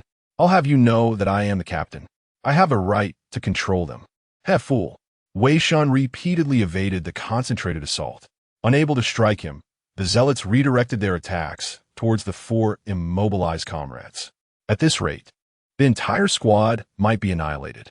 However, the vanguard as Federation assets would not be squandered so readily by those above, especially considering their status as a quasi-elite unit. The Dreadlock possessed surveillance capabilities.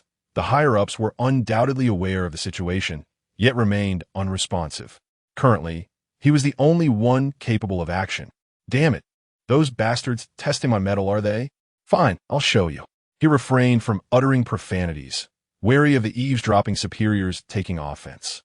Shoulder cannon overload initiated, sidearm reloaded. Psychic barrier intensity reduced to augment physical capabilities, finger gun primed.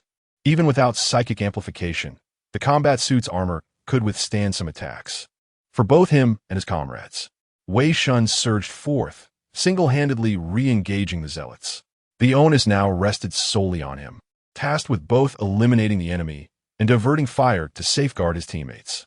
However, attracting fire proved simple. He inhaled deeply and bellowed, "The Father, I defile you. Aarg, blasphemer." All the zealots erupted in frenzy, directing their full firepower towards Wei Shen, some even charging him heedless of their own mortality. "Come on, I'll defile your mothers." Left hand unleashing ranged fire, right hand gripping the dagger, psychic energy depleting rapidly. In a sense, this marked the formal clash between the Sage and the Father factions. The Sage himself ambushing the foot soldiers? Such a breach of martial ethics. Undeniably, the training regime of the deranged instructor proved effective, significantly enhancing his combat prowess. Compared to these attacks, the deranged instructor's strikes were swifter and more potent. Slain Zealot, the Father, Soul, Residue, X1. Having slain the last Zealot outside the chapel, Wei Shen paused to catch his breath, finally granted a moment's respite. He opened the chapel doors, revealing a group of children huddled together, praying in terror. Appearing pitiful and helpless, Wei Shen remained impassive, uttering to them, "The Father, I defile you. Such sacrilege. He insults our Father. Kill him." Zealots as well. He activated a high-energy explosive, tossed it inside, and sealed the doors, taking cover behind the wall. Boom! The doors were blasted apart, the analyzer indicating only a few remaining life signs within the chapel. Slain Zealot, the Father, Soul Residue, excellent. Slain Zealot, the Father, Soul Residue, excellent. Slain Zealot, the Father. M17 Penetrator Power, Rifle, Blueprint Fragment X1. It's over. How much longer do you intend to shock them? The area is mostly clear. Wei Shen replaced his magazine, entered the chapel, and shattered the statue of the Father with a single shot. With the core destroyed, the barrier surrounding the chapel rapidly dissipated. Damn it! Damn it! He actually took down the entire chapel single-handedly. Su Jun, concealed behind cover, was both aghast and enraged. He had hoped to see him perish at the hands of the zealots, yet he not only survived but annihilated them all. Forced to relent, he ceased the continuous electrocution and emerged from cover, heading towards the chapel. The four vanguard members fixed their gazes upon him, their hands subtly resting on their firearms. Their expressions were obscured by helmets, yet Su Jun could surmise that they conveyed a mixture of fury and contempt. He was consumed by rage, and even more so, by fear. Previously, they would never have dared to look at him in such a manner. They would have only lowered their heads. This uncontrollable newcomer unnerved him, fearing that he would supplant him, thus sealing his doom. Entering the chapel, Wei Shen had already blown the brains out of the last zealot. "What are you doing? Don't you know to leave a living soul?" Wei Shen disdainfully glanced at him and retorted, "A living soul? To what extent has your feeble mind shrunk to find such a ridiculous pretext? Are you leaving that zealot alive to hear him curse your very birthplace later? He was infuriated. Hiding in the back was one thing, but employing the fearless lock privilege to restrict his team's actions during the offensive was nothing short of treason against the Federation. Wei Shen could comprehend how such a waste could become a captain. The Death Vanguard was unlike other military branches, as most of its members lacked loyalty and faith in the Federation. The Federation desired their demise, and a selfish, arrogant captain was precisely the one to fulfill that task, serving as a scapegoat to deflect blame. Hence, the Federation was more than willing to appoint someone like Su Jun as the captain of the Death Vanguard. However, due to reckless actions leading to excessive casualties, perhaps he had already drawn the Federation's ire. Otherwise, how would he find himself assigned here? You scoundrel! Su Jun gritted his teeth, lunging toward Wei Shen, seizing his neck and bellowing, "I am the captain. What are you? To dare insult me? You have no right to insult me. It is I who has the authority to command you. To insult me is to insult the Federation." Indeed, you are the captain. Your position is impressive, truly remarkable. By the way, are you hungry? Would you like some dog's milk? Wei Shen allowed Su Jun to clutch his neck, for with armor on, if Su Jun could damage his combat suit with mere hands, he wouldn't be in this mess. Though he longed to end Su Jun's life, facing severe punishment for such an insignificant creature was hardly worth it. He dismissed the idea of confronting this fool, seeing through his impotent rage. At that moment, 4 of the team members who had previously charged with Wei Shen also arrived, entering the church. "You! I will kill you." "Hey, just you?" Su Jun was furious, raising his foot to kick Wei Shen, only to be effortlessly blocked by Wei Shen's hand, unyielding. Having undergone enhancement and special modifications, he was in an entirely different league from an ordinary, merely modified individual. Disobeying orders, daring to resist. What disrespect to the Federation. I have the authority to execute you. Wei Shen laughed, amused that a disloyal member of the Death Vanguard would dare to speak of disrespect to the Federation. "You lot, seize him. Capture him." 2 of the team members who had followed Su Jun drew their guns swiftly, but Wei Shen had little concern for them.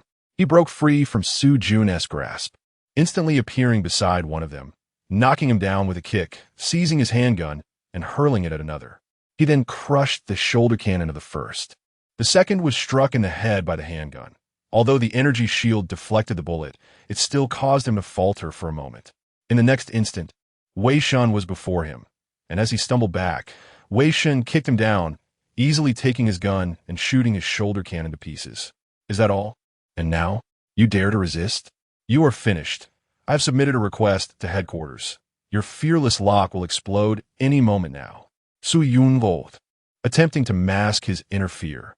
He had seen through something, but his reluctance to let go of his power prevented him from accepting it.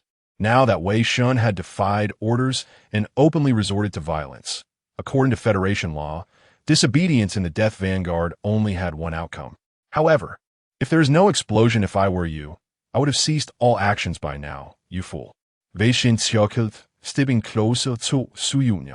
Even knowing the higher-ups had deliberately selected this fool, it was still too foolish. Failing to grasp the situation was one thing, but recognizing it yet acting as if oblivious was even more foolish. It seemed that his long-standing arrogance had led him to forget his identity. Thus, he was unperturbed by hastening this process. Wei Shen removed his helmet, drawing his gun and offering it to Su Jun. "Come, kill me. I just disobeyed an order." "You have that right, don't you? Go on, you fool." "Brother, are you insane?" Ruelsh exclaimed anxiously. Wei Shen had gone mad before, but this time it could genuinely lead to his demise. Ruelsh rushed forward, and the other 3 members were also poised to act. But Wei Shen raised his hand to halt them.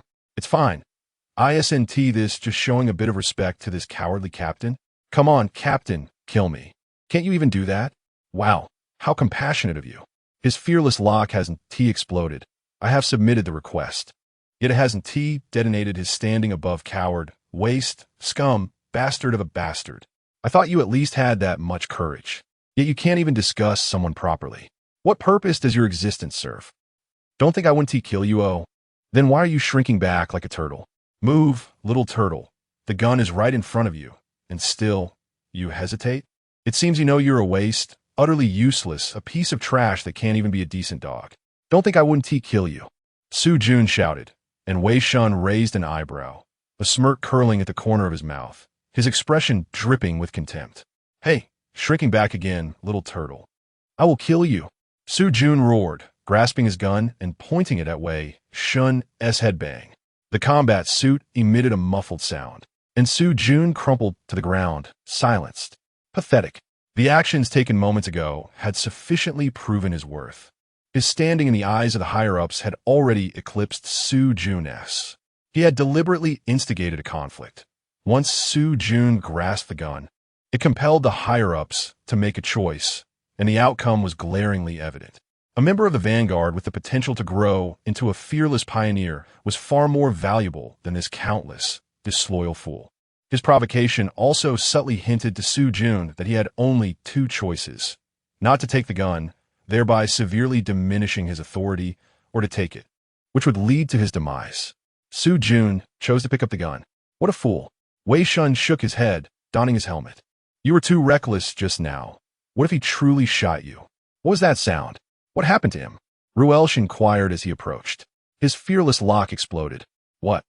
Ruelsh knelt down, removing Su Jun's helmet, blood gushing forth. A severed head was lodged within the helmet, soaked in blood. Why? No matter how much of a beast he was, he had not violated Federation law. It shouldn't he have come to this? Because he pointed a gun at me, and my value surpasses his, that's all. His only mistake was failing to recognize his worth. The Death Vanguard, and indeed everyone in the entire defense force, is but a tool of the Federation. Tools possess value, and recognizing that value increases the chance of survival. Subsequently, Wei Shen turned his gaze towards Su Jun's two companions, who stared in disbelief at their fallen captain. Wei Shen picked up the gun and offered it to one of them. Come, you have a chance to. No, I was wrong. Spare me, I was wrong. Such a pity, what about you? I have the same, I'm the same. A bunch of cowards. Wei Shen refrained from acting against them. His earlier actions had likely already drawn the ire of the higher-ups. He could not push his luck further. He still wished to exploit the defense force a bit longer, not wanting to become a wanted criminal so soon. He changed the magazine, finding it empty.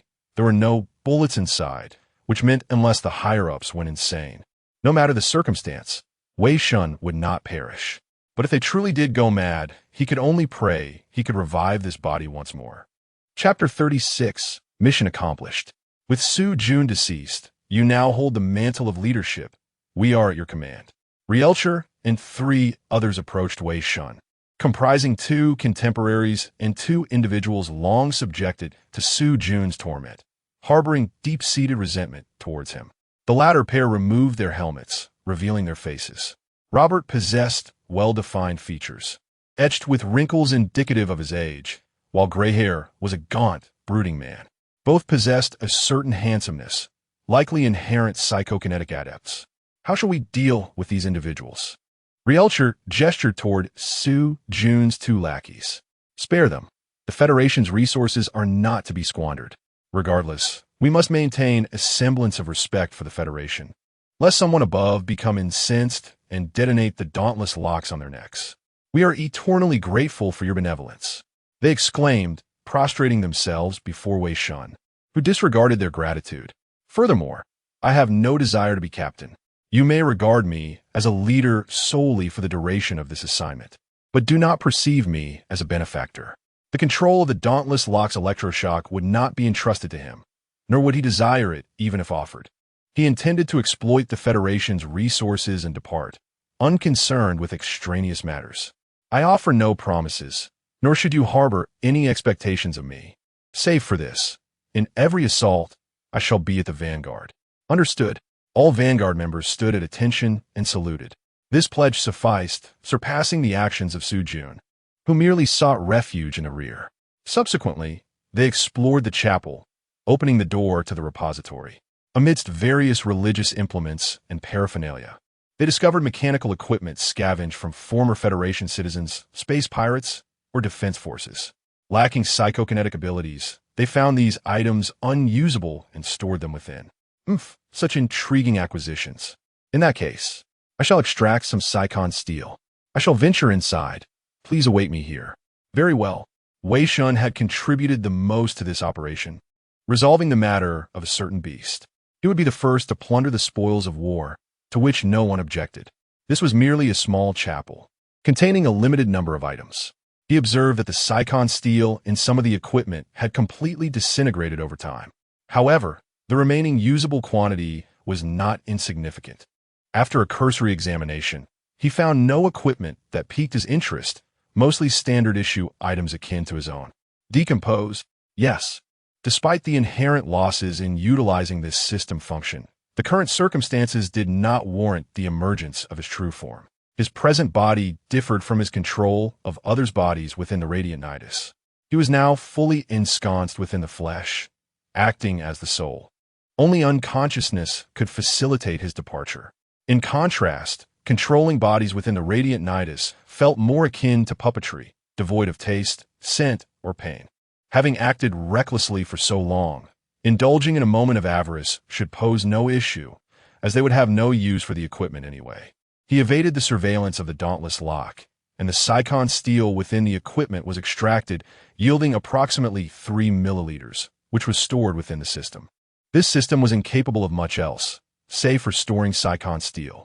Having concluded, Wei Shen departed. The equipment inside is beyond repair. It must have been quite some time. The others also explored, confirming the same. All the equipment was unusable.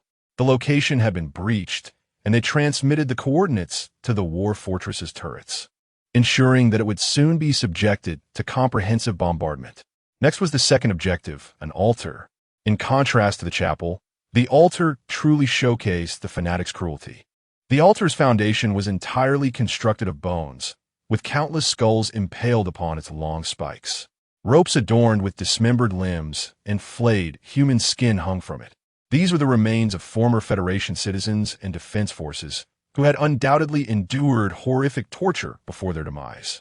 Compared to the chapel, the fanatics within the altar had undergone greater augmentation, including a high-ranking father priest, at the cost of one severely wounded individual. Wei Shen seized an opportunity to obliterate the father symbol atop the altar with a shoulder cannon. The altar collapsed, and the fanatics, deprived of their enhancements, were slain one by the Vanguard members, followed by a barrage of Federation artillery. Robert, hold on. The rescue helicopter is en route. Huff, huff. With the recovery serum administered, Robert was no longer in mortal danger. Soon, the rescue helicopter arrived, transporting Robert and replenishing their supplies.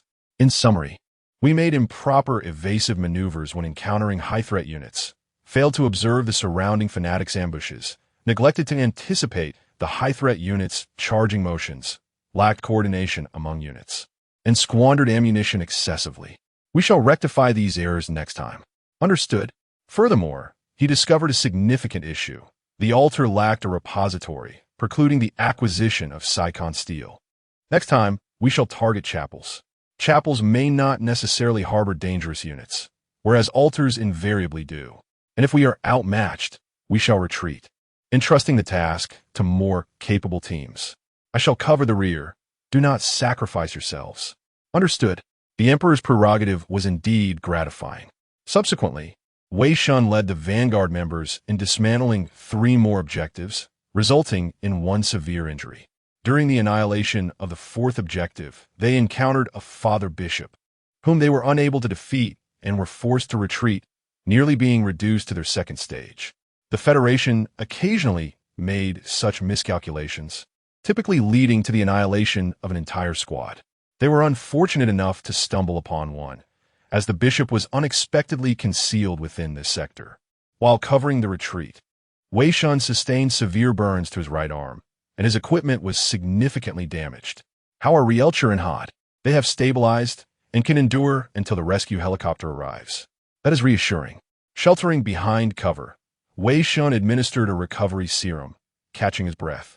Had they not encountered a squad of misanthropes during their escape, he might have perished. Shortly thereafter, the rescue helicopter arrived, transporting the 2 severely wounded individuals. Now reduced to merely 2, they could no longer continue the extermination. Having fulfilled their assigned quota, they boarded the helicopter together, concluding the mission. "Sir, your arm is severely injured and requires immediate medical attention." A concerned medic approached with a medical kit. "It is inconsequential, merely a minor wound. A splash of disinfectant will suffice." During training at the modification camp, he had sustained far worse injuries, and the indicator light on his neck had yet to flash yellow. The medic's technique was exceptional, and the wound was treated with remarkable care. Her large, fluttering eyes were captivating, and her kindness was as ample as her empathy. Perhaps he should request her communication number later. At long last, Wei Shen could relax. The gains from this endeavor were considerable. Approximately 9 milliliters of Psychon steel from 3 chapels, 2 Void Pirate Annihilation rounds, and a modified T-16 Berserker Heatblade. They had slain 121 fanatics, including 3 elite enemies, acquiring 116 first-level soul remnants, 1 second-level soul remnant, 3 blueprint fragments, and 1 complete blueprint. The Heatblade could only be fully utilized by second-level psychokinetics, with first-level psychokinetics only capable of activating its basic functions. However, even with only its basic functions activated, its performance surpassed his current military-grade dagger. In terms of quality, it was likely blue-grade. The blade was 1 meter in length, and the hilt guard had been modified with an energy shield, which unfortunately required a second-level psychokinetic to activate. The cross guard featured 2 slots for installing faith crystals. Some equipment, primarily weapons, included slots for embedding faith crystals. Unlike fanatics, faith crystals were generated upon the birth of a faith demon or its offspring, serving as the energy nexus for the faith demon or its progeny. He speculated that the translucent crystal that had previously elevated his soul might have been a faith crystal, and he was perhaps the sole human side, or perhaps faith demon. Upon the installation of the faith crystal, weapons may acquire enchantments that correspond to the attributes of the crystal, as well as grant a certain degree of power to bypass the defenses of enemies sharing the same attribute. I wonder what might occur if I were to embed my crystal. I shall endeavor to find out next time, for I can always retrieve it within my sanctuary. Others have also procured various pieces of equipment, such as Rielcher, who obtained a modified sniper rifle from the Thieves Guild, possessing a slot that a level 1 Psion can utilize. The initial mission concluded successfully, and now the focus shifts to addressing the ensuing matters. If all proceeds as anticipated, he should soon be summoned. Chapter 37. Questions and Answers in the War Command Room. The electronic sand table illuminated the dimly lit space. Velik gazed intently at the markers above, which meticulously documented each assault and bombing. 5 marked locations indicated that a level 1 Vanguard squad had successfully achieved the annihilation of 5 targets, despite being merely a death-seeking advance party. Typically, a level 1 squad would struggle to eliminate 3 targets, yet they had exceeded expectations by destroying 5. During their last mission, he recalled that this 10-man squad had only managed to eliminate 2 targets, suffering 5 casualties in the process. This time, however, they accomplished 5 successful annihilations without any fatalities, sustaining only 2 serious injuries. The previous dismal performance was largely attributable to that ineffectual captain. Now that he was gone, it was perhaps for the best. Such leadership could easily be replaced with a more effective tool for oversight. Even when they encountered the bishop of that district, they only lost 1 member, and astonishingly, one of their own, enhanced by unique modification, managed to hold back a bishop who could pose a challenge to a level 2 squad for an extended period. Yang Ping, you have indeed created a remarkable asset. The failure of the unknown potion significantly enhanced his foundational attributes and potential for growth. With the practical experience imparted by a seasoned retired heretic, Wei Shen was now adept at evasion, rivaling most second-generation transformers. Velik's singular thought was that granting this special modification was an extraordinary return on investment. However, despite its utility, this new asset exhibited an unsettling level of intelligence, an intelligence that was quite irksome. How dare a death-seeking Vanguard member compel him to make choices? Such audacity was unwarranted. Report. Commander, the level 1 Vanguard Squad 2 has returned. Bring that new recruit to me. Yes, sir. Upon returning to the 5th War Fortress, Wei Shen had tended to his injuries, regrettably missing the opportunity to acquire the young lady's contact information. He stepped onto the deck, and soon a guard approached him. "Sir, someone wishes to see you. Please follow me." Understanding this, he knew the higher-ups would undoubtedly seek him out. Following the guard through the labyrinthine corridors, he boarded an elevator leading deeper into the fortress, arriving at a modest office. "Please wait a moment." The guard bowed and departed, leaving Wei Shen standing in anticipation. However, the wait was far from brief. Bored, he began contemplating how to regale the girl next door with a story that evening, when the awaited individual finally arrived. Clad in black armor, he emanated an unmistakable aura of intimidation, adorned with golden chains on his pauldrons. Wei Shen recognized this armor well. It was one of the most common suits featured in the Trader comic series. The 4th-generation desecration armor, designed for level 3 telekinetics and those who had undergone 4 bodily modifications, was far more sophisticated than its predecessors. It not only offered superior physical enhancements, but also boasted higher defensive capabilities and resistance to faith pollution than the 2nd and 3rd generations. Additionally, it was equipped with optical camouflage, autonomous medical systems, and flight capabilities, rendering it versatile for varied battlefield scenarios.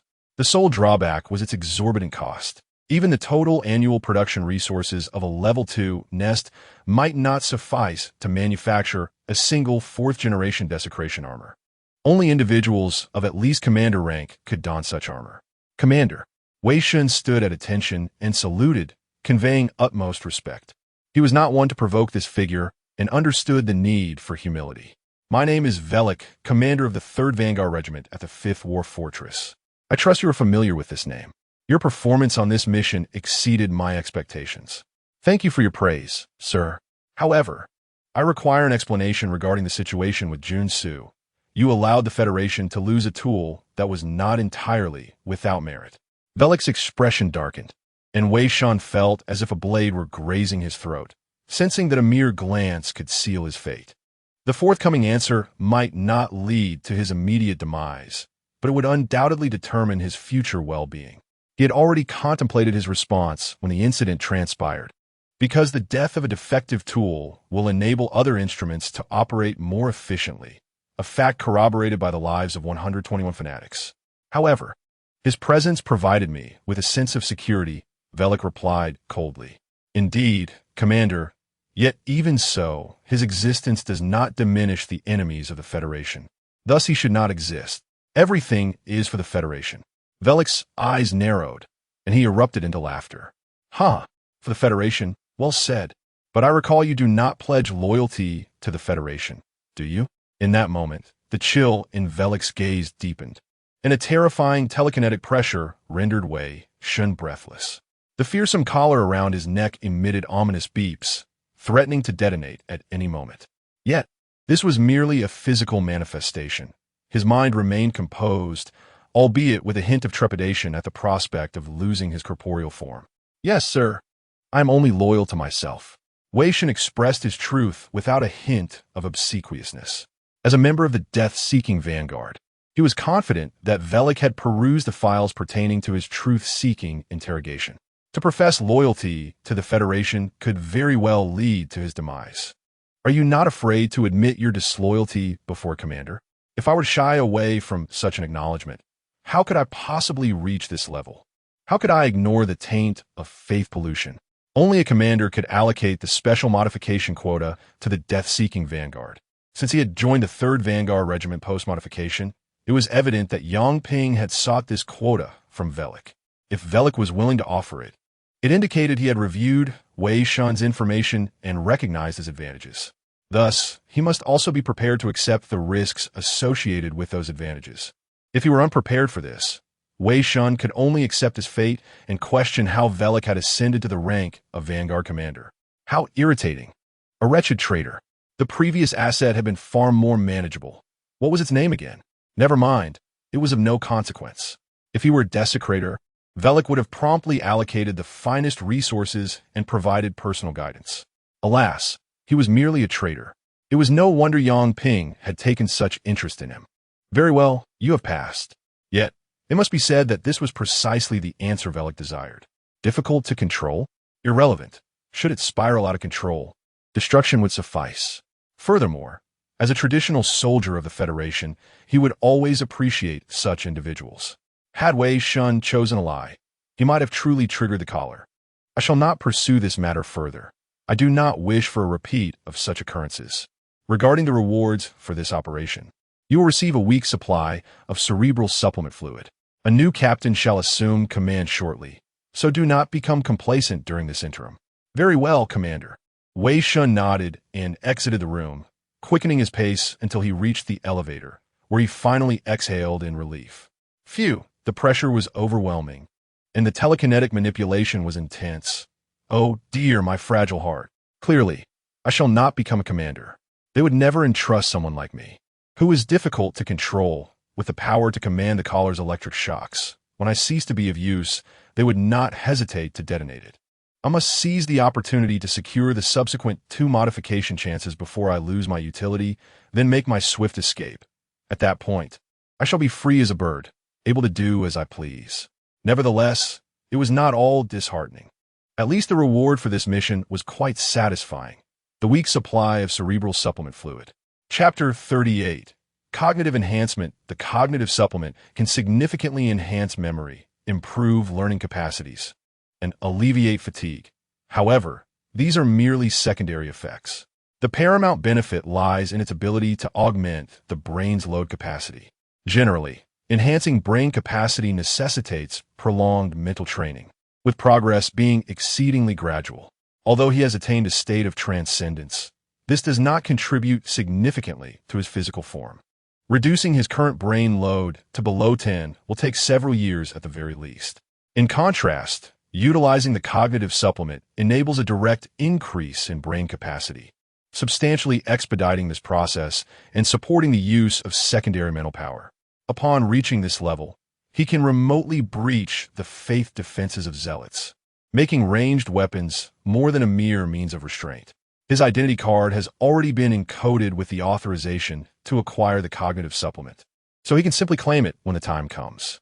Next, he needs to spend some time in the healing chamber. After completing his treatment, he can collect the cognitive supplement, which will be perfect for practicing mental power. Upon entering the healing room, he felt the nutrient fluid gradually enveloping his body. With nothing else to occupy his mind, he activated the system to assess his recent gains. Aside from residual soul fragments, he had also obtained 3 pieces of schematic fragments and 1 complete schematic. The fragments included a powered lance, a glider jetpack, and a multi-functional igniter, 2 of which are civilian equipment, but these are not the focal point.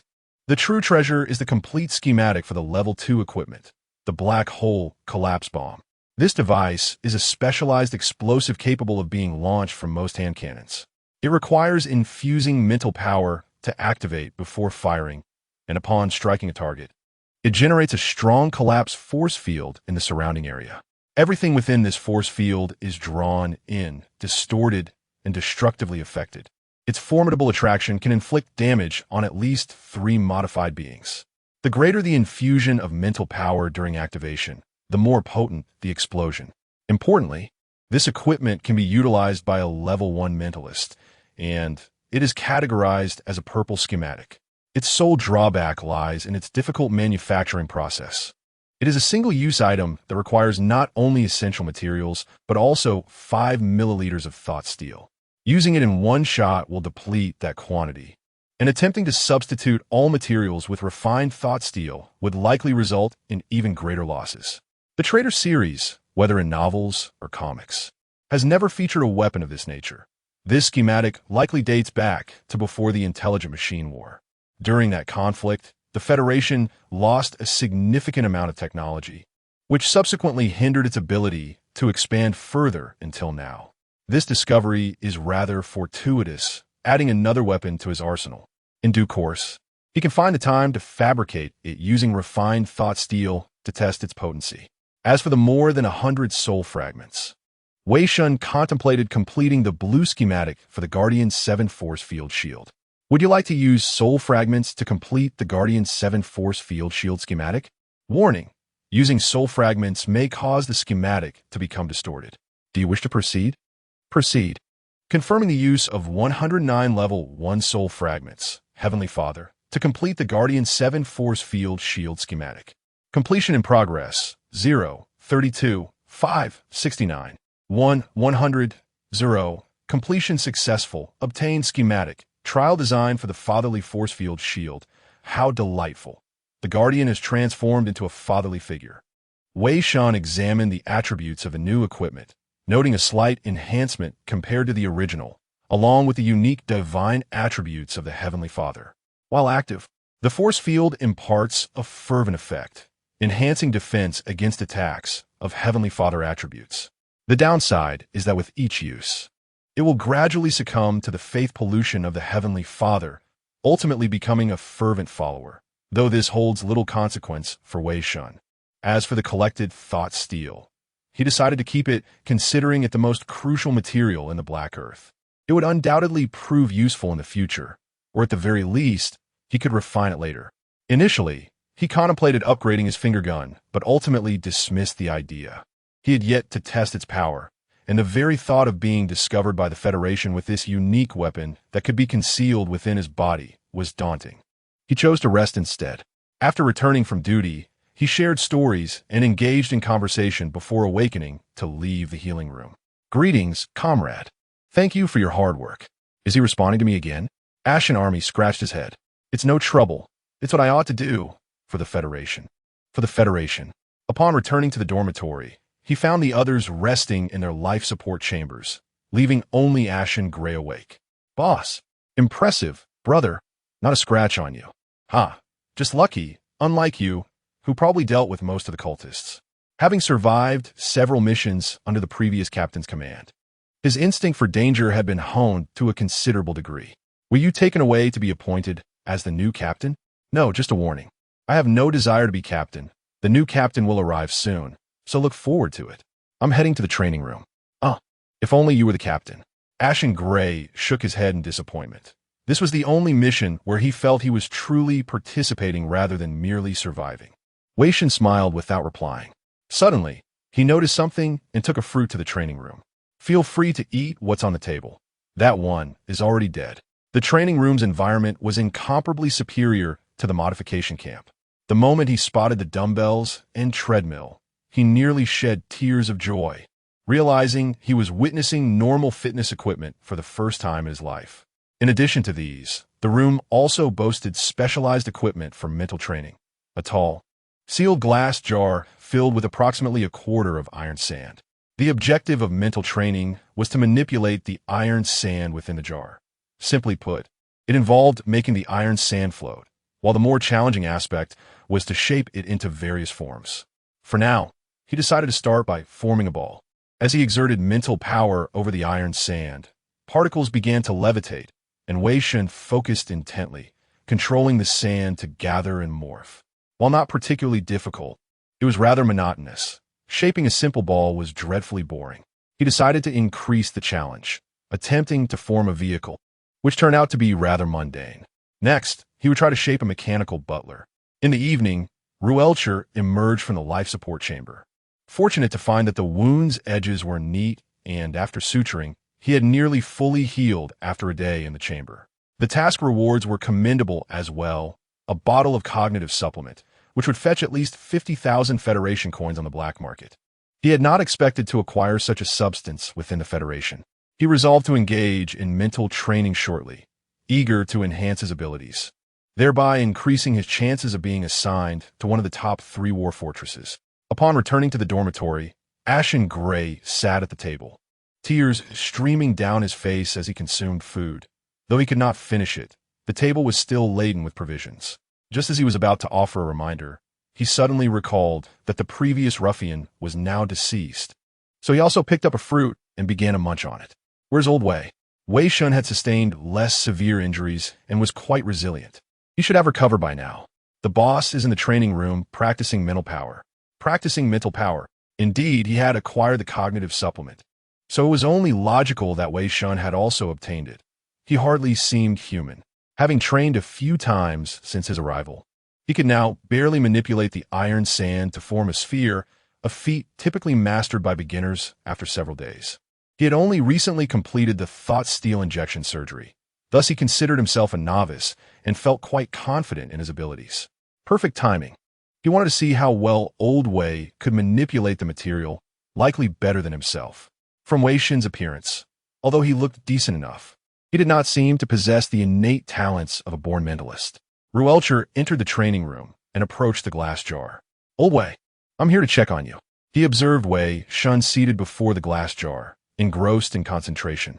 Within the jar, opposite Wei Shen, a steel robot, formed from an aggregation of iron sand, unfurled its grand wings and circled within the confines of the glass. What is this? Is not the training of a telekinetic supposed to progress from circles to squares and then to increasingly intricate three-dimensional shapes? What on earth is this? Wei Shen offered no reply. A small amount of iron sand ascended and coalesced upon the robot, forming a singular word: Gangdamu. Chapter 39. The new captain headaches and dizziness are symptoms of waning mental energy. Mental energy 11.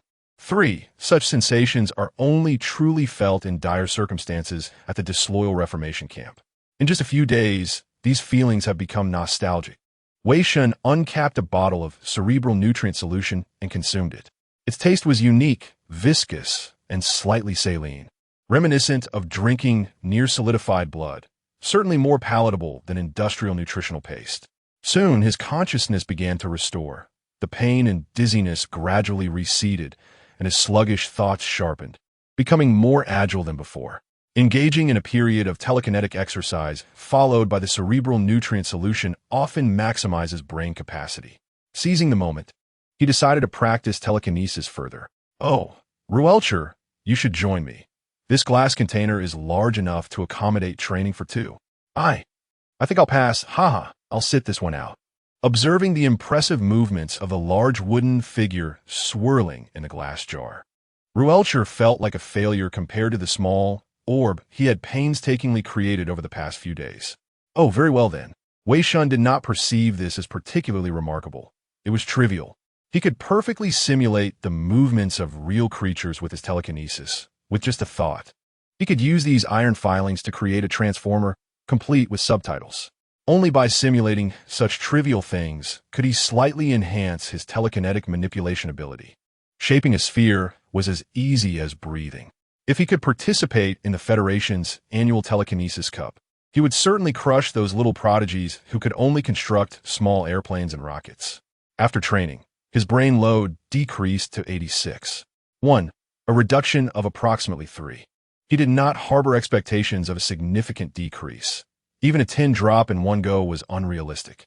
As he advanced to level 2, the effects of the cerebral nutrient solution would diminish further, as the brain would have acclimatized. Starting from an ordinary person, even with vast resources, the limit would only amount to a level 4 telekinetic. This is why innate telekinetics are so coveted. Their starting points are inherently higher, and their ceilings unreachable by ordinary individuals. Training in telekinesis once a day sufficed. More would yield diminishing returns. Next came physical training. He picked up 2 appropriate dumbbells and adjusted the treadmill to a speed that would tire him. "Are you still running? Haven't you had enough at the Reformation camp?" Ruelcher swallowed hard. He now experienced PTSD at the mere sight of a treadmill. "Why not run? Right, when it turns yellow. Could you carry me to the life pod?" An injured robber wandered into an amusement park where he fell asleep. The park's mascot covered him with a blanket, and he dreamt of becoming a child, joyfully playing in the amusement park. He forgot he was a robber, forgot he was stained with blood, forgot he was meant to return with treasure. Ultimately, he remained a robber. "Thank you for the cream bread, dear guest. I adore the flavor of the berries within. I'm glad you appreciate my whimsical creation. Muir also loves it." Through his verbal finesse, Wei Shen conjured a cream bread filled with berries, which appeared delightful. But what, then, is the significance of this story? Beneath happiness lies a shadow, and behind joy lurks despair. "Wow!"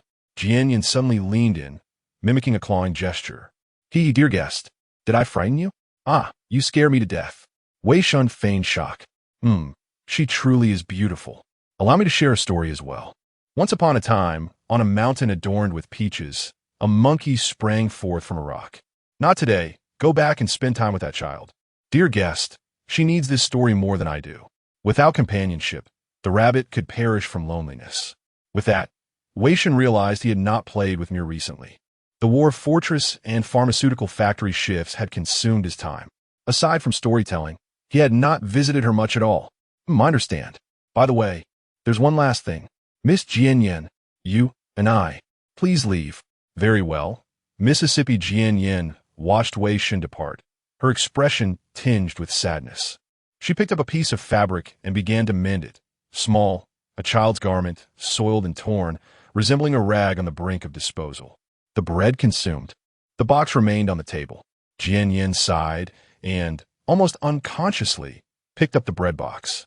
It smells delightful. Outside, Wei Shen strolled along the street. After narrating stories for so long, he could feel Muir's admiration for the characters and her yearning for new tales, akin to soon-to-be enslaved believers. Perhaps success is imminent. Only a final push remains. However, something felt amiss regarding Muir. Over the past 20 days, he had observed the workers, yet found no trace of her. Moreover, Muir appeared no older than 10, far too young to be in such a factory. How could she possibly be here? Of course, she could be older, merely perceiving herself as 10. Upon returning to the nest, Muir lay on the table, while her parents aimlessly paced the room, lost in their own world. Brother, you're back. What is wrong? Are you feeling unwell? A bit. Sleepy. I must have played too long with Lucy and the others this afternoon. I want to hear a story. Please tell me the tale of the ranger again. I will feel rejuvenated afterward. All right, I shall tell you. He recounted a pre-prepared story to Muir, and upon finishing, she had already drifted off. Wei Shen made her bed and tucked her in when suddenly he sensed an increase in his belief points. He had gained another follower. Muir, it truly works. Using storytelling as a method really does yield results. Though his points were but one, it sufficed. Thus he could safely propagate his faith. No, I must devise a way to summarize the stories I have previously told and publish them, giving a copy to each of my followers. What would this be? A gospel? Adding to the previous deception at Nest 79, he now had a total of 27 followers, contributing nearly 100 belief points. If these followers disseminated their faith through storytelling, within 2 months, he might accumulate 1,000 belief points, securing another skill and further enhancing his prowess. As for this place, exploration had stagnated for quite some time. Progress in the dungeon had been delayed for various reasons. Jianyan mentioned that only upon the return of the factory director with offerings would he have the opportunity to shut this place down. Thus, there was no urgent need. He had also gleaned some understanding of the events that transpired here. He was waiting. Perhaps an opportunity for exploration would soon arise. Thus, 5 days passed. The Fifth War Fortress remained devoid of conflict, and the other team members gradually returned, healed. During this time, Wei Shen's brain load had decreased to 70, with the success rate of enhancement surgeries reaching 33. 1. Having undergone a transformation once, his physical strength significantly increased, resulting in a relatively slower progression. Of course, this was also due to the body supplements from the Reformation camp, which were heavily fortified with various hormones. There was no fear of overdose, only concern for the speed of production. In the meantime, he had taken a few trips to the garbage dump of the Radiant Nest, which was far more luxurious than that of Nest 79. In just one visit, he refined nearly half a liter of thought steel, a massive mountain of aged refuse, simply tantalizing, a true delicacy. In addition to the previously acquired materials and the occasional scavenging at the refuse site of number 79, the current reserve of refined steel has approached 800 milliliters. One wonders if it would be possible to rummage through the refuse of the war fortress. For the steel content in military machinery far surpasses that of civilian equipment. At noon, the news spread that the new captain would arrive by evening. Some team members were filled with trepidation, particularly Gray and Robert, who had managed to escape their previous torment. If they were to encounter a captain akin to the one before, despair would truly be inevitable. It was rumored that the new captain was also a novice. Surely, it could not be someone like Captain Sujun. Otherwise, on the next mission, I would prefer to charge at the zealots with reckless abandon rather than face electrocution. Boss, please lend a hand. Very well. After all, I'm unlikely to be electrocuted. I am quite eager to discover who has arrived. The door creaked open. A woman entered, her appearance unremarkable, Yet her extraordinarily fine figure was sufficient to render her looks inconsequential. Chapter 40. The second mission. Well. If it isn't Miss Wang. Come in, please be seated. We are honored to have you as the captain of our 3rd Regiment's Vanguard Squad 2. A toute auspicieuse occasion. With obsequious humility, ushered inside. Hey, what are you all standing around for? Hurry and attend to our Captain Wang. If she's pleased, she might overlook your shortcomings. The squad members were dumbfounded. The previously casual and confident was now acting like a eunuch from ancient texts. Shook his head with resignation, explaining, "Remember how it was said that was the 2nd fiercest in our cohort? Well, she was the fiercest. Can't beat her. Oh, heavens." The squad members regarded with awe. Fortunately, not everyone was a brute like. Wouldn't randomly shock people. Hopefully. In his fawning pose, suddenly stiffened, his limbs out of his control. The squad members were all too familiar with this sight. He was being electrocuted. "Behave yourself," snapped. Her face behind the mask flushed with embarrassment. He had been fine when she left, so why was he acting up now? Did he actually think she missed him? Oh no, I've been shocked too. Heavens. She has electrocution authority and is stronger than. What are we to do? A loyal and virtuous watcher of the Federation was entrusted with the electrocution authority over his fearless lock. Relax, I won't use it indiscriminately. As long as you don't commit any serious errors, I won't use it. There's a new battle in 2 days. Tomorrow, I'll assess each of your strengths. Rest well and prepare yourselves. Sister Wang, what about him? Pointed out on the ground. That's what he deserves. Huffed and went to find a room. The moment she left, sprang to his feet, smoke still rising from his body. So heartless. After all we've been through as cellmates for over a month, he chuckled. Are you all right? What'd be wrong? I've been electrocuted countless times in the rehabilitation camp. I was shocked so often during training that I eventually learned to withstand the shocks and counterattack with a convulsive flurry of blows. Ah, right, you're too resilient. But why did you tease her for no reason? You know she doesn't take teasing well. I was just happy to see an old friend. I didn't expect her to actually come. I thought she would have arrived sooner. The Federation doesn't trust me. No, doesn't trust me. One of the cities established by zealots outside of Hive, 104 after its fall, possessed a vast network of sewers beneath it, built by humans before the day of corruption, now transformed into underground cathedrals by the zealots. The squad's mission was to annihilate the zealots in the underground cathedrals, destroy the cathedrals, and allow the Federation's mobile war fortress to establish a foothold here. The surface structures have been completely cleared by the fortress firepower. Our mission is to enter through the western entrance of the underground cathedrals, eliminate the cultists, and assist the Unbeliever Squad in destroying the Western Fulcrum. Prepare. Jump. Yes. Parachuting into the western entrance of the sewers, the Ash Legion was guarding the entrance. The Unbeliever Squad, having arrived earlier, had already breached the underground cathedrals. Splurch, accompanied by the scent of charred flesh, cleaved a zealot in two with his thermal blade. Continued deeper, commanded, and the squad ran through the opulent corridors. The breach proceeded smoothly. The elite zealots were engaged in combat with the Unbeliever Squad, while they dealt with the remaining cultists. There are zealots lurking on both sides of the corridor ahead, 3 on the left and 2 on the right. Be mindful of their incantations and avoid being tainted by their faith. Prepare suppressive fire. Charge. Obeying the command, advance swiftly, tearing apart the zealots' holy vestments and dispatching them with a single strike each. The thermal blade was remarkably effective, far superior to the previous daggers, cutting through the zealots' armor with ease. Having a competent captain was a delight. She not only didn't hinder them, but also delegated some of the battle command to him. You damned invaders, the Father will punish. Father, I. Profane insults. Snap after eliminating the last zealot. Return to the squad. Report, Captain. The cultists ahead have been eliminated. Very well. However, I must point out that your attacks are somewhat impetuous, as they were in the rehabilitation camp. This is dangerous. I hope you can be more cautious, commented. Before becoming a pure watcher, she had served in the defense force for 2 years and had extensive combat experience. S command skills were indeed commendable. He was quick to react, decisive and methodical. His only flaw was his impetuosity, as if he had a personal vendetta against the zealots. And give your teammates more opportunities to train. Federation soldiers need. Captain interrupted her. What is it? We are the Suicide Vanguard Squad, aren't we? In other words, They were the Federation's expendable cannon fodder. Someone as proactive as him was an anomaly. I apologize. Her habits from serving in the defense force had made overlook this fact.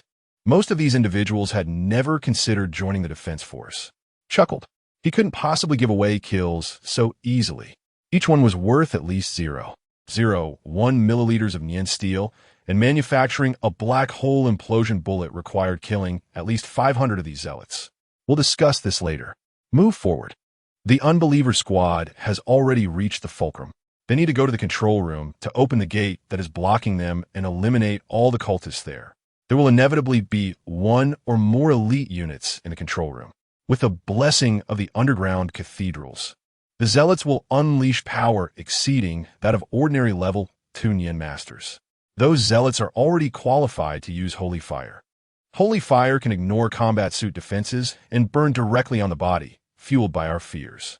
Maintain composure upon contact, and I will engage the enemy head-on while and provide suppressive fire. The rest of you, watch out for enemy ambushes.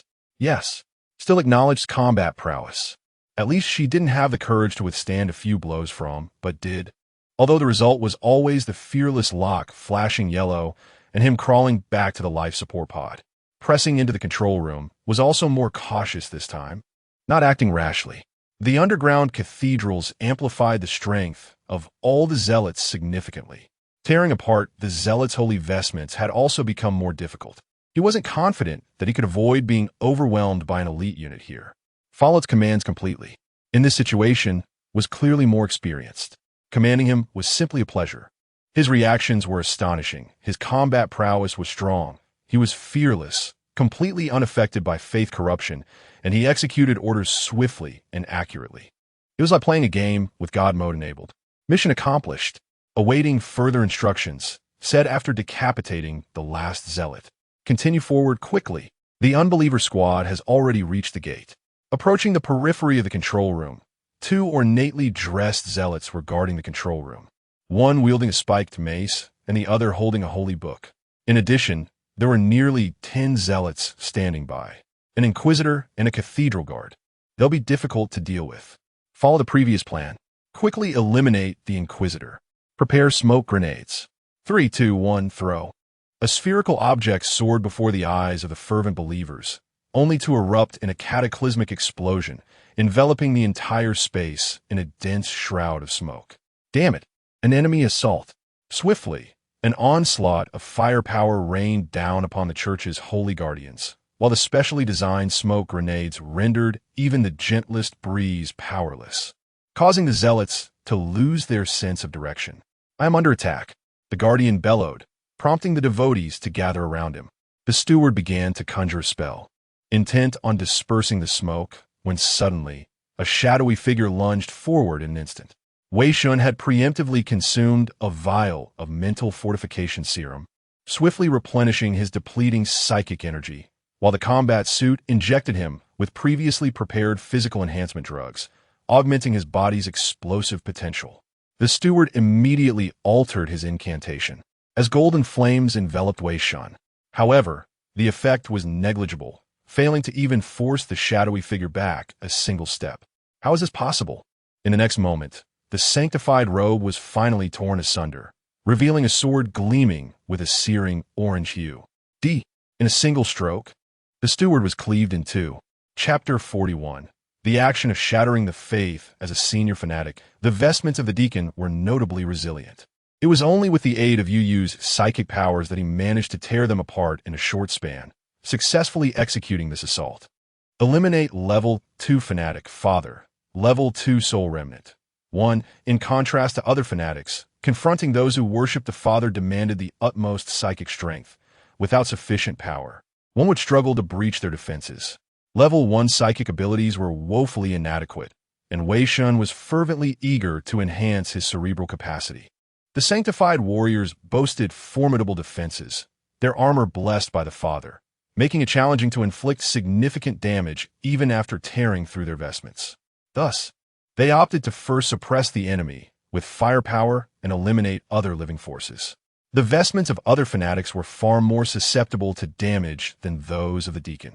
Wei Shen skillfully manipulated his psychic energy, damaging only a minuscule portion of their armor, just enough to slide the thermite sword through, and then swiftly dispatch them with a single strike.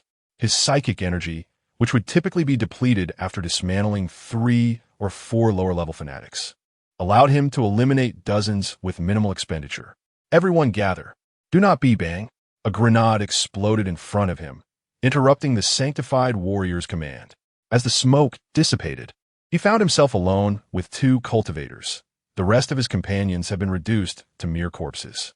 Father, grant me strength to vanquish these malevolent demons.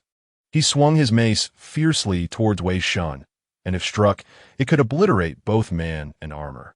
Wei Shen dodged to the side, timing his throw of a specially designed stun grenade perfectly, causing it to explode just as it reached the warrior's line of sight.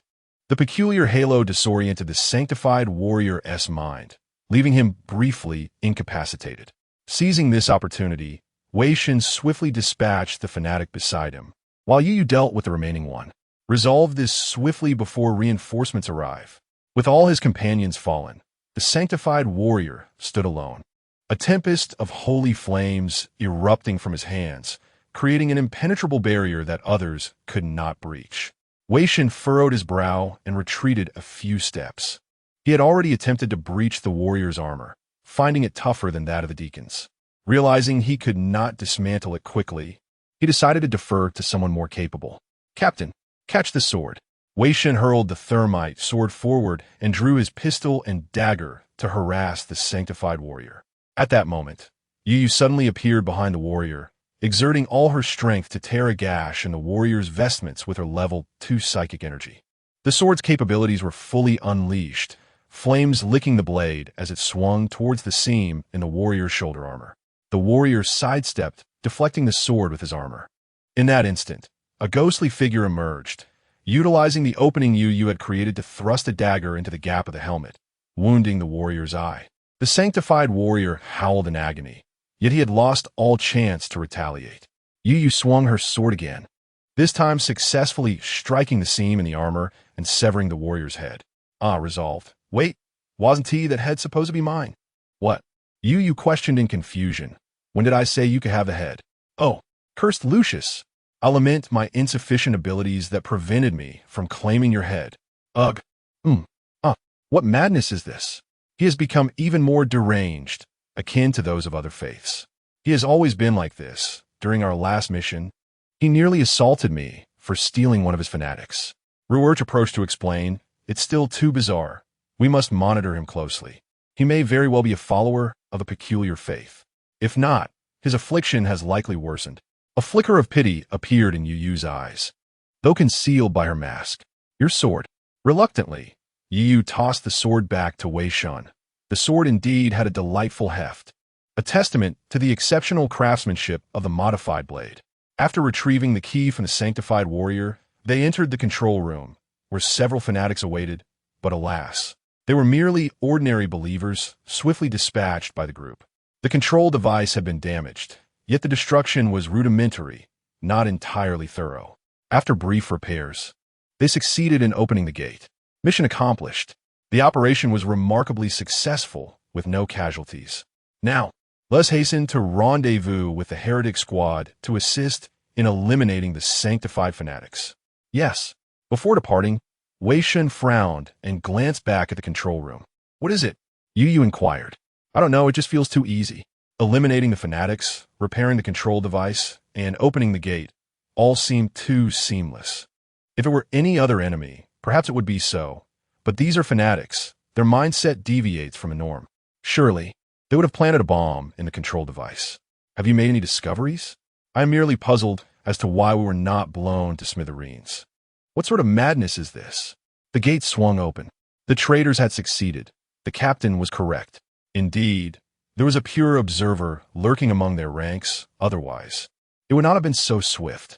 They would soon arrive. We must proceed inside first. Understood. Upon entering the passage beyond the gate, the heretic squad arrived at the designated location. It was a spacious prayer chamber with a sacred statue standing proudly at its center, surrounded by 4 sanctified warriors and nearly 20 ordinary fanatics.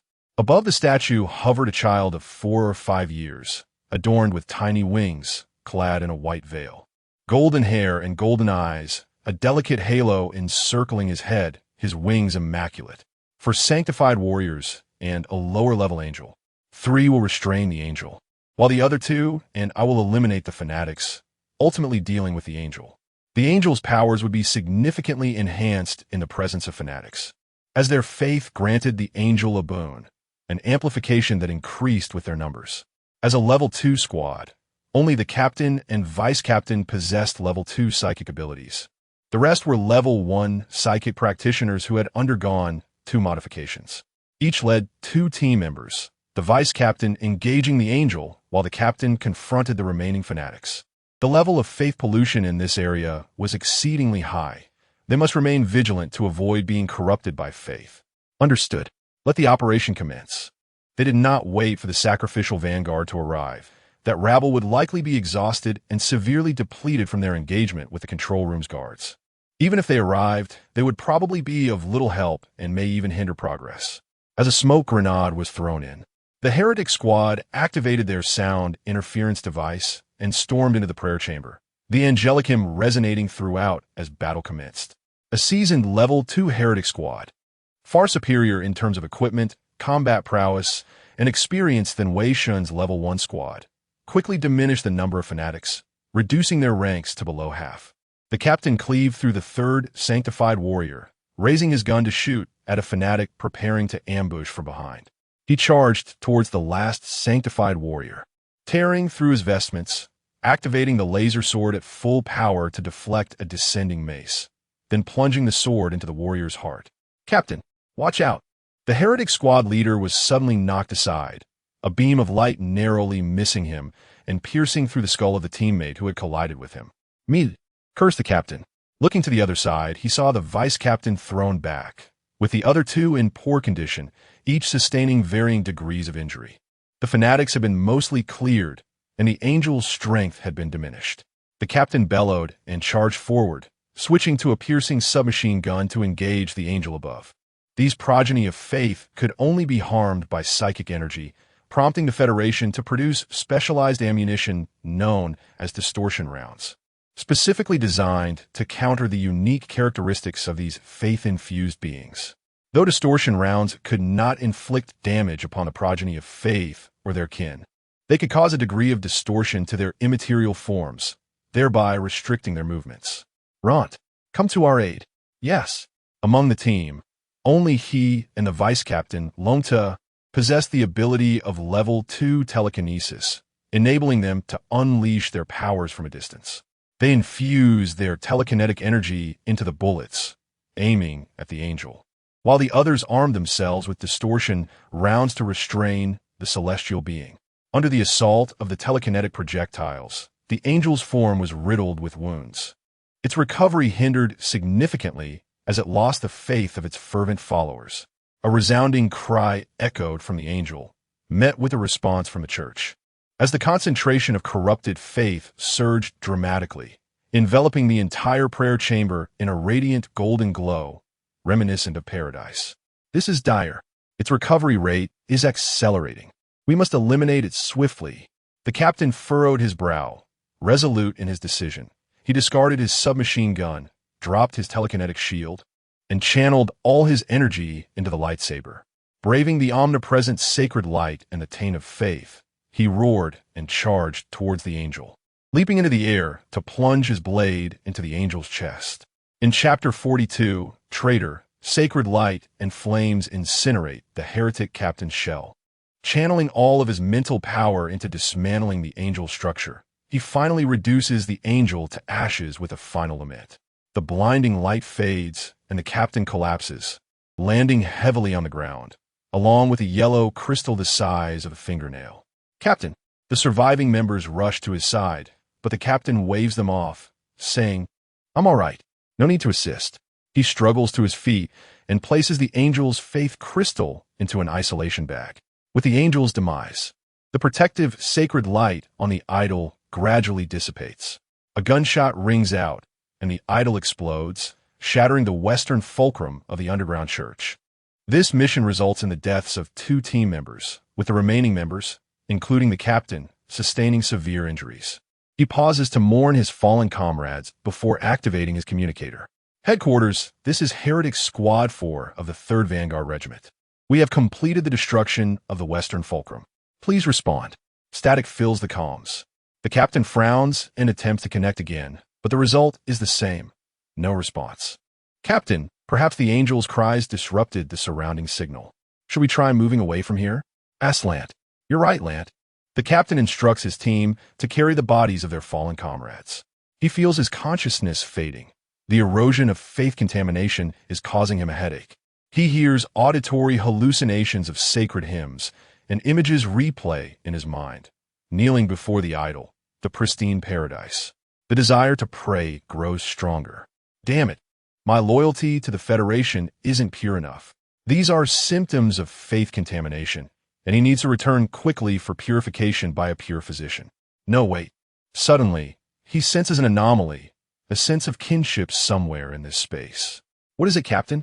We need to report our mission status, the Vice Captain inquires. No, there's still something here. Something is hidden nearby.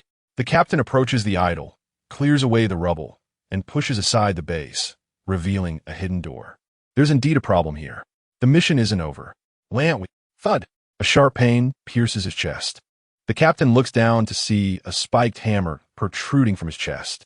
He collapses, and in his fading vision, he sees his 2 surviving team members being brutally murdered. I was discovered. So be it. The black figure raises the spiked hammer and brings it down, extinguishing the captain's last vestige of consciousness.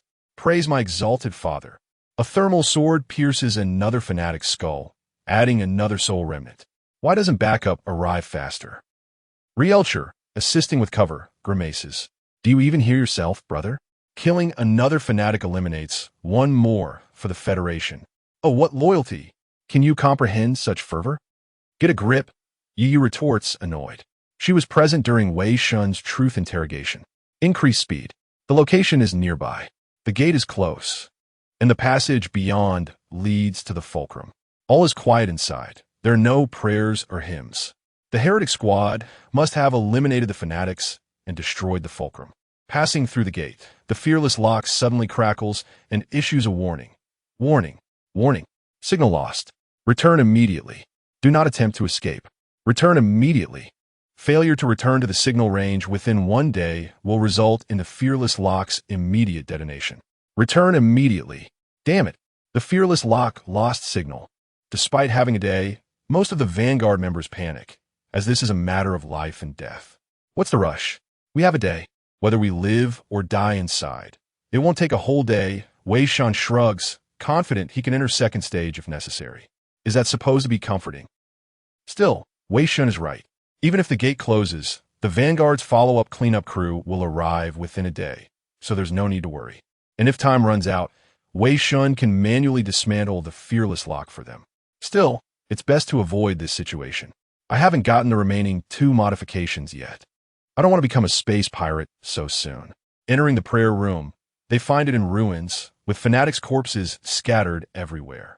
Soon, they discover the bodies of the heretics, their deaths gruesome, especially the captain, whose body is half blown apart.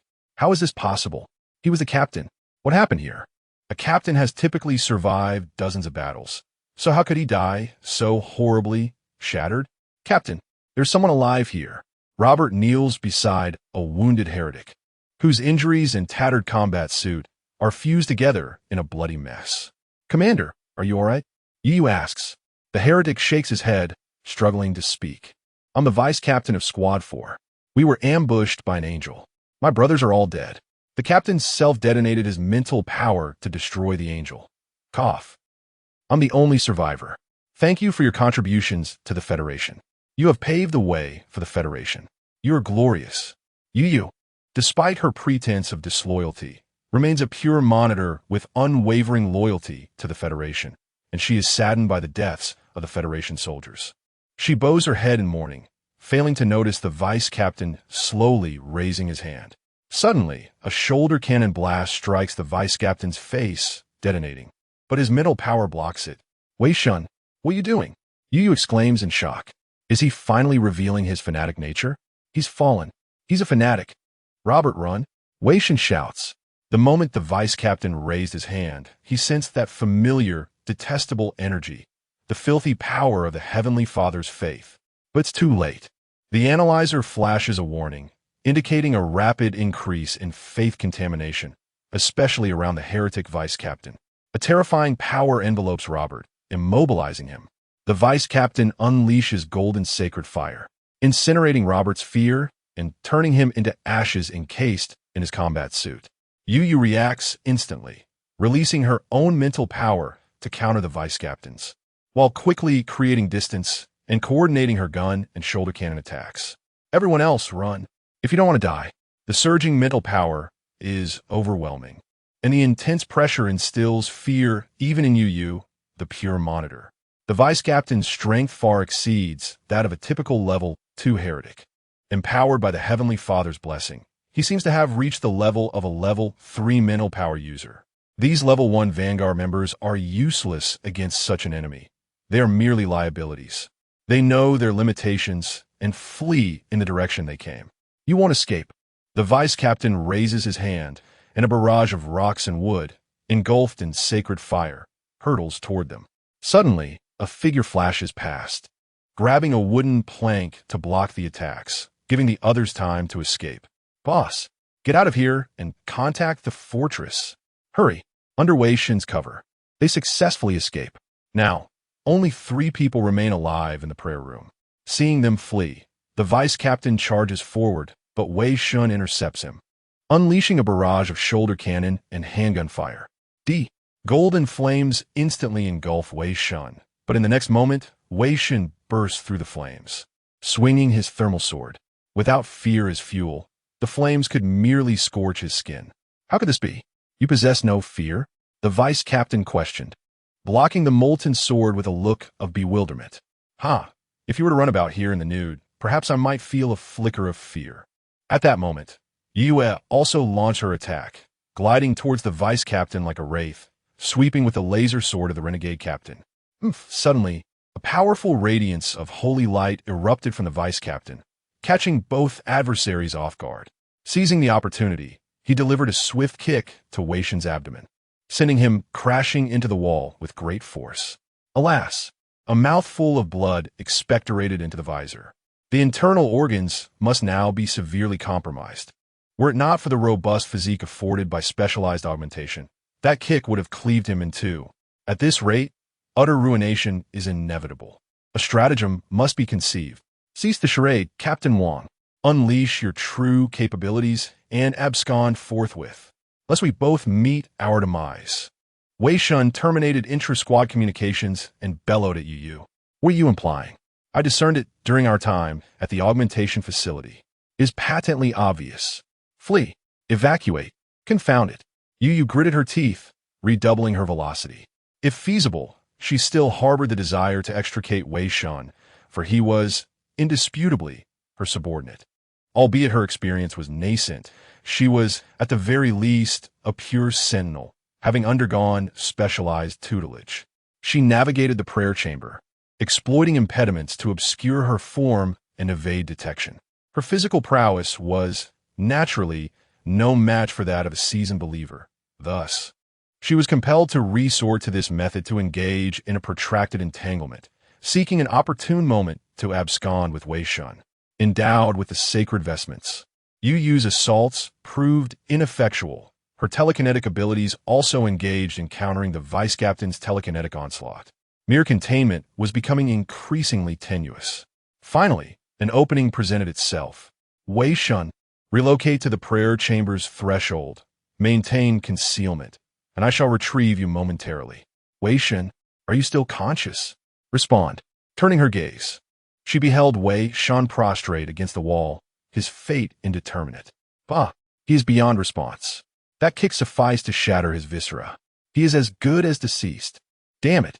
Yu was left with no recourse but to persist in the skirmish. Unable to extract him, she resolved to seize an opportunity to withdraw. Abruptly, the vice captain's velocity surged, surpassing even her own, his agility concomitantly amplified.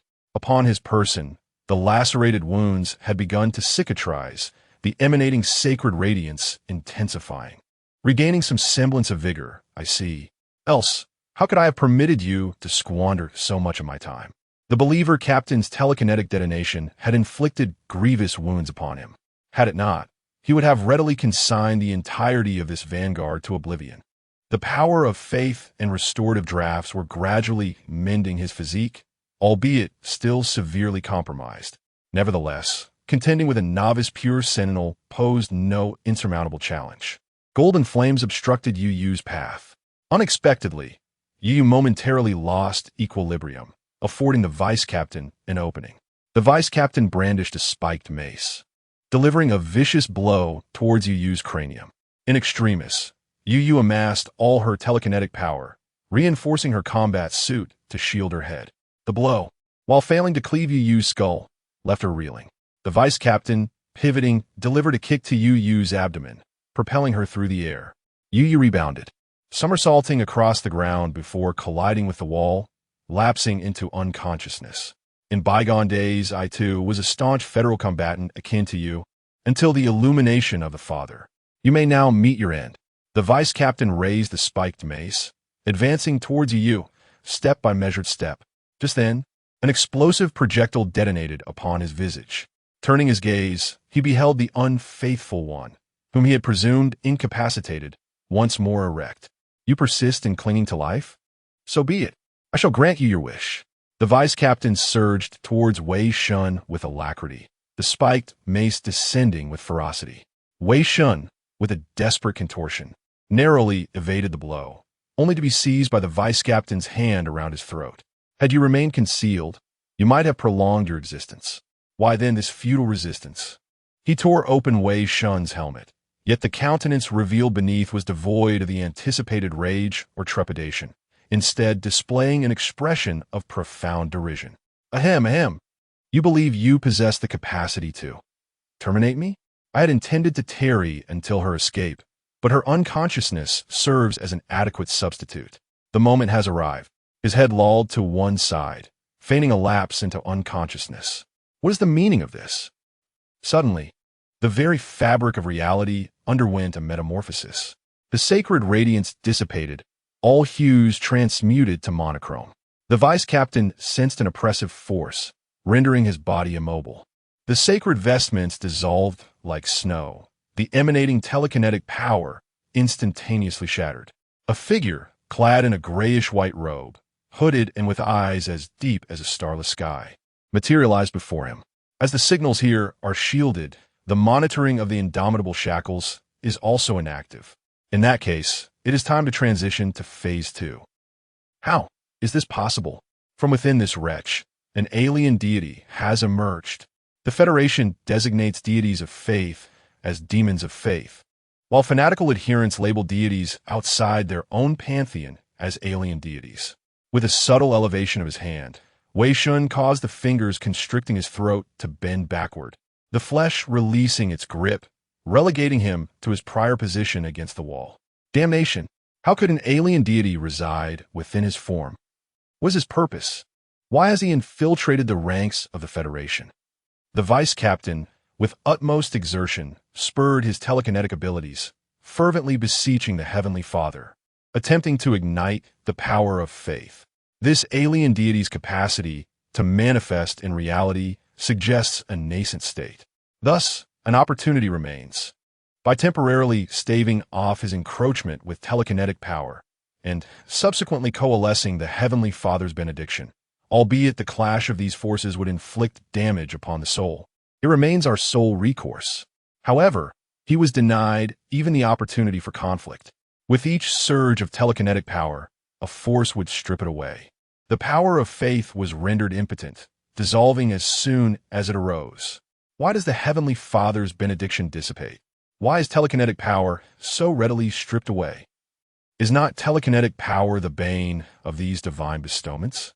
Prior to succumbing to the taint of faith, he was a federal combatant of considerable experience. He recognized this sensation of suppressed, stripped telekinetic power. It was a common occurrence during federal combatant drills. He felt a surge of terror and derision. despite the incredulity. He could conceive of no other explanation. This was an alien deity of telekinetic power, that which humanity has long considered its final bastion. The sole reliance for survival, telekinetic steel and telekinetic power, has spawned its own deity. Is humanity destined for extinction? I know not, and Wei Shen cares not. Through nearly 2 months of habituation, Wei Shen's mastery of telekinetic power was as natural as his own limbs, far surpassing human capacity. Controlling a Tier 2 believer was child's play. The oppressive force was brought to bear upon the vice-captain, his joints contorting, bones fracturing and pulverizing with resounding cracks. Kneaded into a spherical mass by telekinetic power, the excruciating agony rendered him virtually lifeless, the oppressive constraints preventing even a scream. Coupled with his prior shock, he now merely yearned for swift oblivion. Such a formidable fanatic, to deny the body the opportunity to inflict death would be a lamentable waste. With a grasp, he tore the vice-captain's limbs asunder like putty. Then with a tap to his cranium, he rendered him unconscious. Subsequently, Wei Shen reassumed control of his body, seized the thermal blade, and severed the vice-captain's head in a single stroke. Slew Tier 3 fanatic, Heavenly Father, Tier 3 Soul Remnant X2. Acquired Mi-12 Sky Wolf small airship schematic fragment, a Tier 3 monster, no less. Wei Shen's eyes gleamed with avarice. Within the Federation, Tier 3 telekinetics or triple-augmented individuals were considered the mainstay, capable of independently annihilating a small chapel and confronting the progeny of faith. Logically, a Tier 3 fanatic should not have been so readily vanquished. Based on the clues, he must have been struck by their captain's telekinetic detonation not long ago. In any event, fortuitous circumstances prevailed. As for the corpse, he pondered for a moment. First and foremost, he would refine all the telekinetic steel within the corpse. Despite the stench of the Heavenly Father, the sensation of refinement was akin to extracting currency from excrement, yet the telekinetic steel was blameless. Telekinetics, once tainted by faith and reduced to believers, could no longer undergo telekinetic infusion surgery, as their bodies would reject the telekinetic steel. However, the telekinetic steel infused prior to their fall remained integrated with their physiques, enabling them to continue wielding telekinetic power. Consequently, demons of faith and fanatics often favored the corruption of telekinetics, as they were more versatile and more formidable. The refinement of thought steel has reached completion, yielding a total of 126 milliliters. The next task involves the handling of the corpse, for which numerous methods exist. However, Wei Shen wishes to experiment with a novel approach. Previously, he acquired a blueprint for a second-tier purple weapon, the Black Hole Collapse Bomb. He seized the opportunity to study the crafting method of the collapse bomb, and now, the time for experimentation has arrived. Soon, the refined, thought-steel version of the collapse bomb was completed, albeit in a smaller variant distinct from the original design, consuming approximately 150 milliliters of thought steel. He levitated the traitor's corpse and directed the collapse bomb to strike it.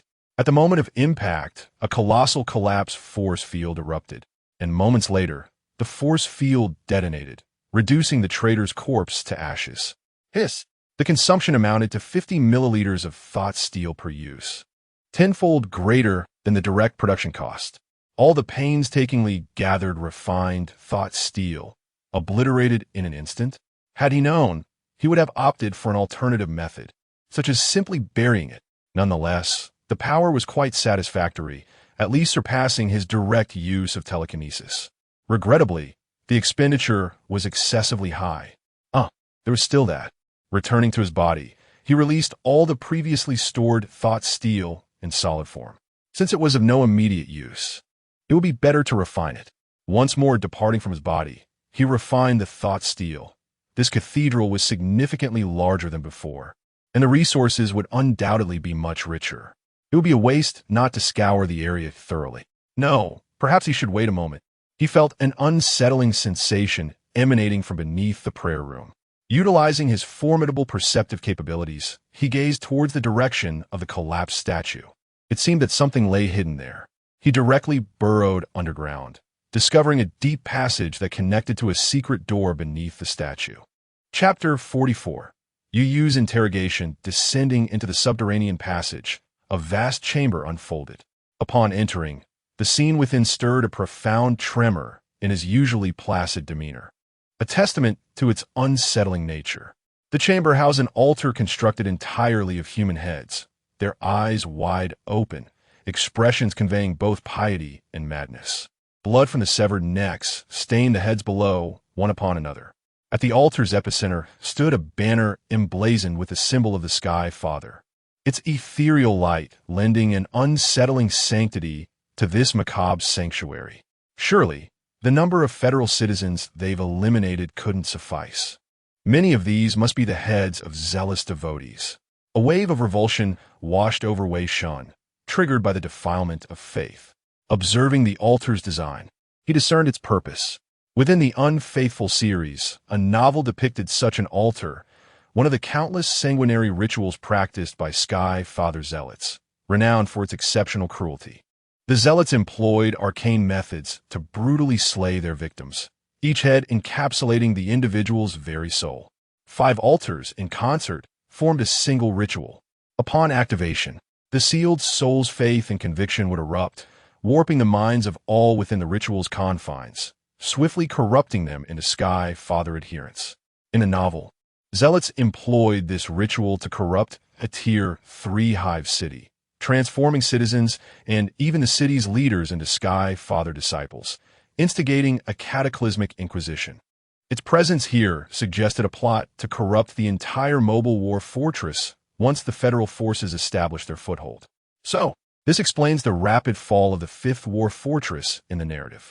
If the cultist scheme succeeds, the loss of a mobile war fortress would indeed cripple the war effort.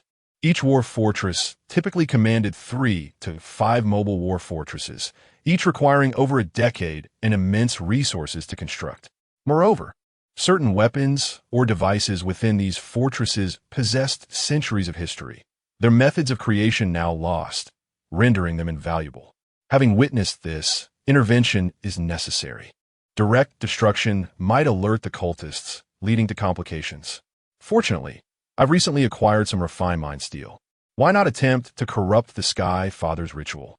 Wei Shen extracted 10 milliliters of refined mind steel, dispersing it into various points within the altar, allowing it to melt. The ritual demanded purity. Any intrusion of foreign forces could lead to failure or worse, a catastrophic backlash, diminishing the likelihood of success. To ensure success, he resolved to corrupt the remaining altars as well. He phased through the wall, guided by his senses, locating the church's underground vault.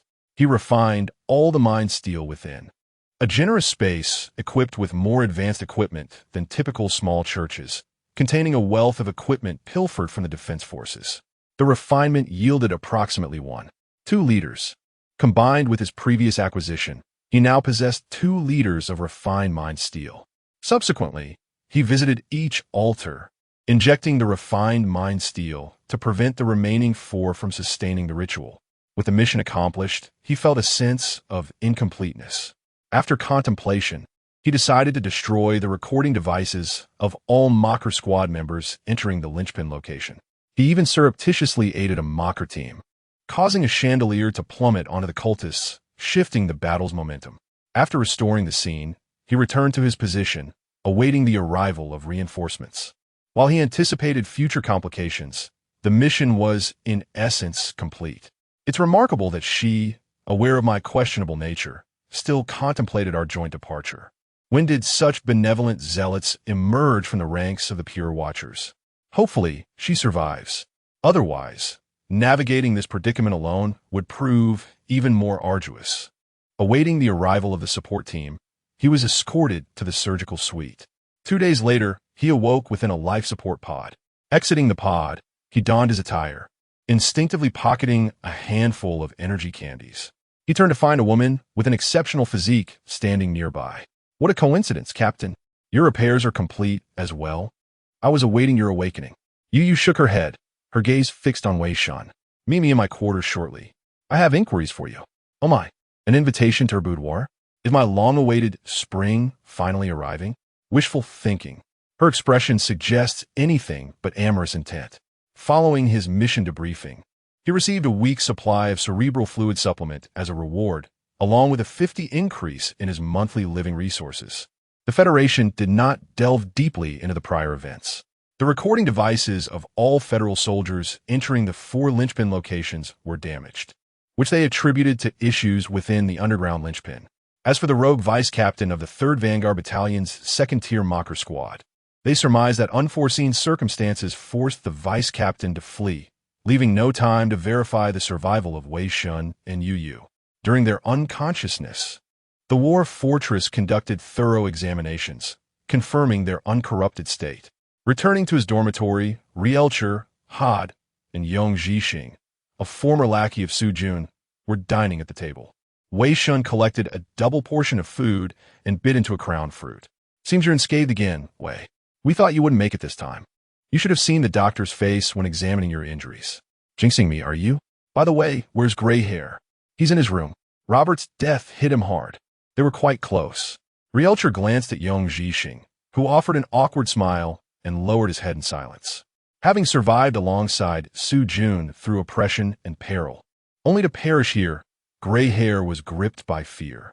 Even with Su Jun gone, death remained a close companion.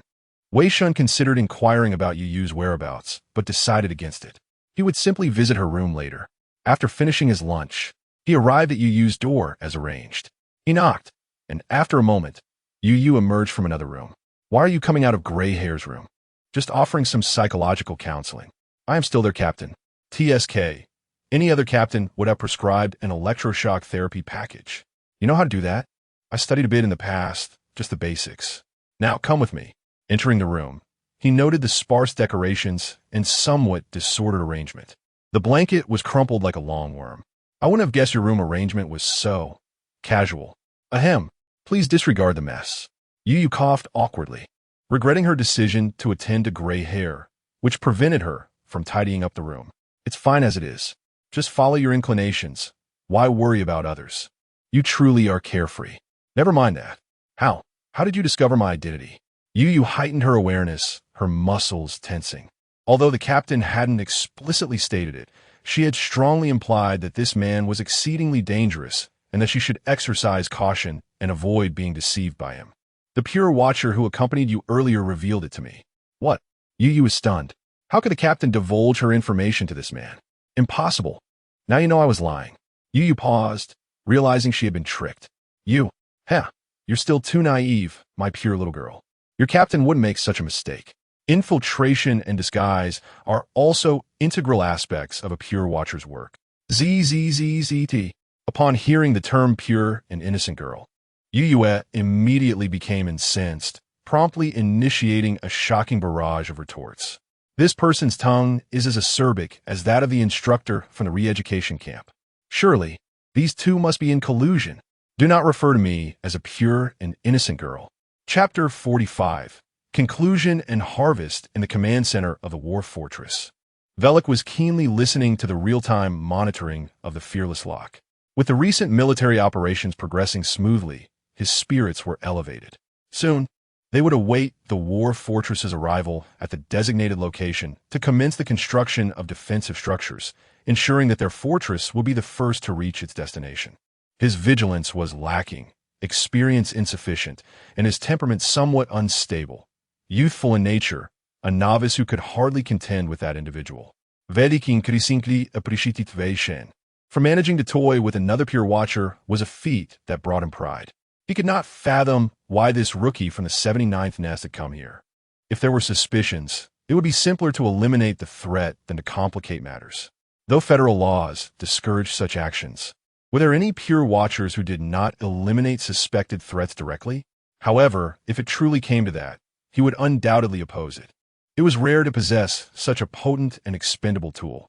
How could he allow a novice watcher to dictate such terms? Understood, no need to call.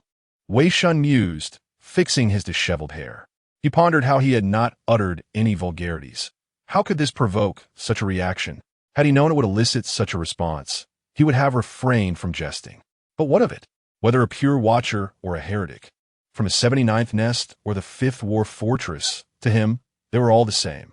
He bore a monitor on his neck. Its presence or absence mattered little. If he wished to flee, a pure watcher could not stop him. Though irksome, Wei Shen's assertions held merit. It was not that Yu was unaware of the risks associated with being overly conspicuous. Rather, she had undergone 2 body modifications. If she were to suffer punishment without even breaking skin, it would only draw more attention. Furthermore, even if discovered, the transition from covert monitoring to overt observation would not be a significant shift. Captain Cavan had been sent for punishment due to the elimination of Chun San, which left her quite displeased, as no directives had been issued from above. The higher-ups had split into factions over Cavan's issue, and, as one of Cavan's team members, she had been neglected. Her application for this mission had been swiftly approved, as if they were eager to rid themselves of a troublesome element. Here, at least, she could eradicate fanatics and contribute to the Federation, which was preferable to returning to idleness or becoming a sacrificial pawn to placate outraged heretics. Aside from this, she had another question. Were you truly unconscious back then? She suspected that during the recent mission, it was Wei Shen who had defeated the traitor and disposed of his body through some means, rather than the traitor merely escaping. Given the cruelty of the fanatics towards ordinary people, how could the traitor have so easily let them go? After all, while I can endure much, there are limits. You must have seen my injury report. This outcome was not surprising. She had not held much hope regarding this matter. Don't overthink it. Consider it the favor of the Federation's ancestors. Since you doubt me so much, why not simply kill me? No. Federal law dictates that a citizen's life cannot be taken without certainty. You have not committed any aggressive act against me, so I have no right to kill you. She did not dismiss Cavan's teachings lightly. Rather, they fortified her convictions. Velik, monitoring from afar, could not suppress a laugh. It had been ages since he had encountered such a foolish pure watcher. He wagered that this young girl would not survive 3 years. Wei Shen smirked, his expression a mix of amusement and irony. Such adherence to rules. If only those in power were as diligent as you. How could I ever transcend? He chuckled uncontrollably. You are truly adorably naive. How could someone like you exist in the Federation? Surely, you must be a citizen from the upper echelons of a nest, 18 years of age, 12 years of compulsory education, and a daily supply of fresh, nutritious food. You frowned. Are you mocking me? Yes and no. In a certain sense, I too am an educated individual who has undergone 9 years of compulsory education. Even after 5 years in the nest, I have not forgotten my former values and virtues. I merely feel. I find myself increasingly fond of you. Thank you for sparing my life, Miss Wang. This man could even turn praise into a source of annoyance. Well then, do you have any other questions?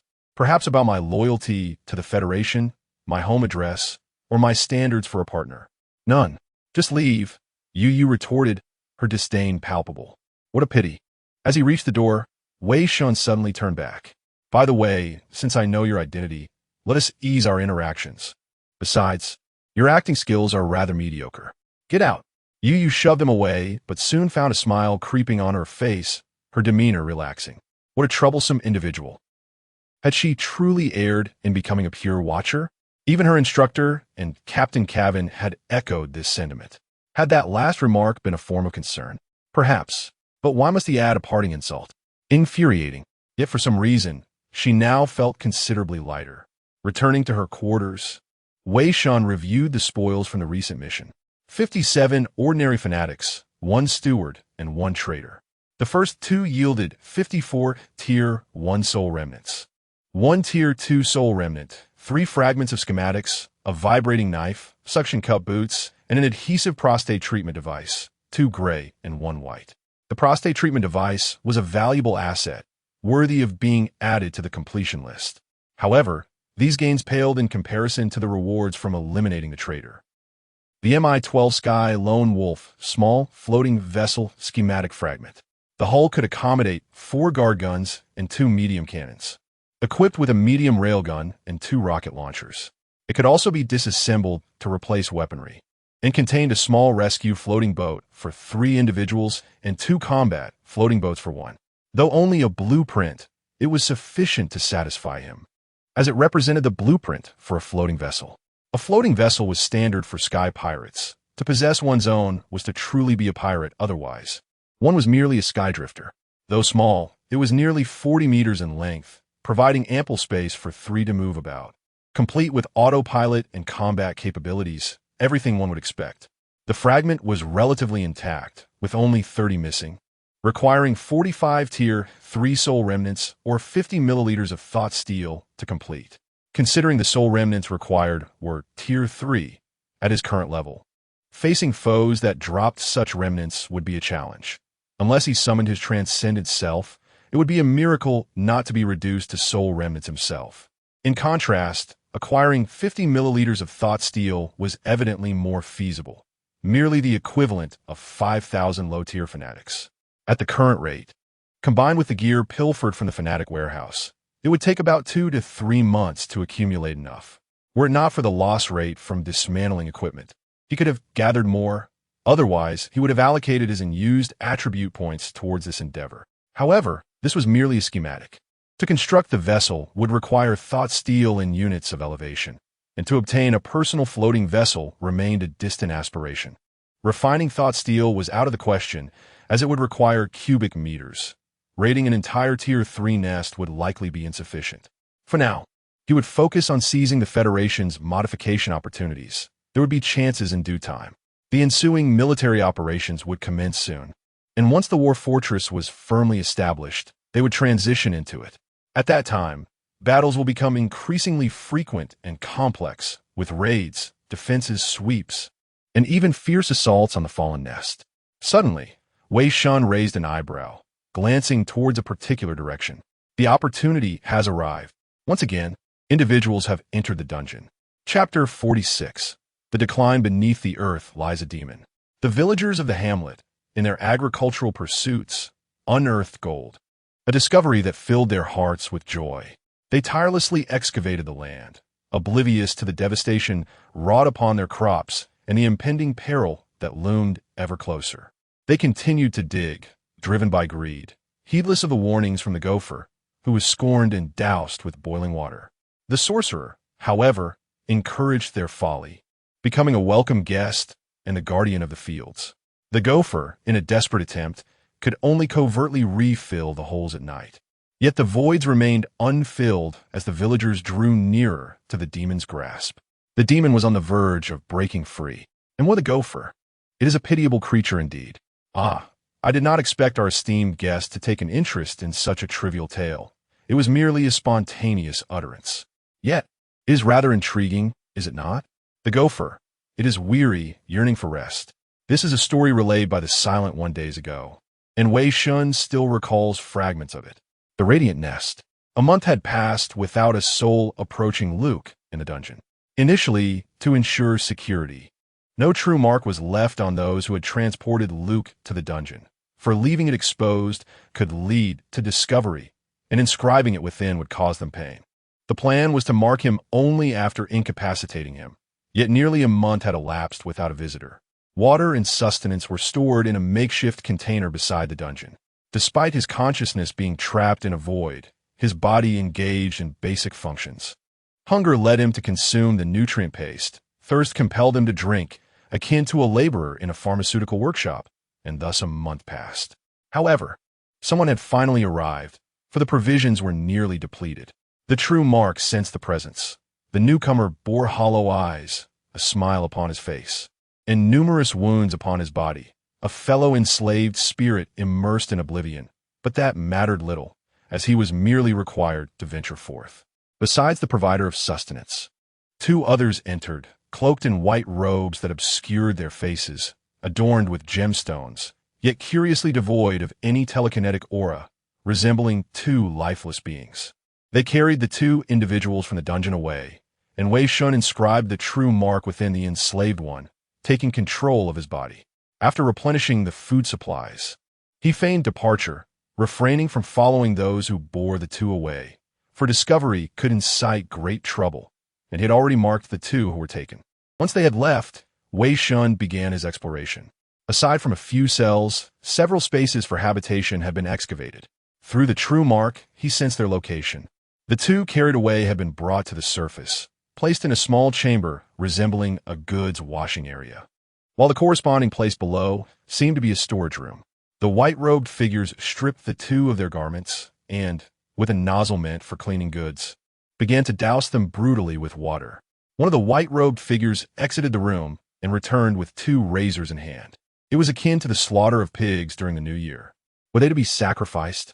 What fate awaited them thereafter?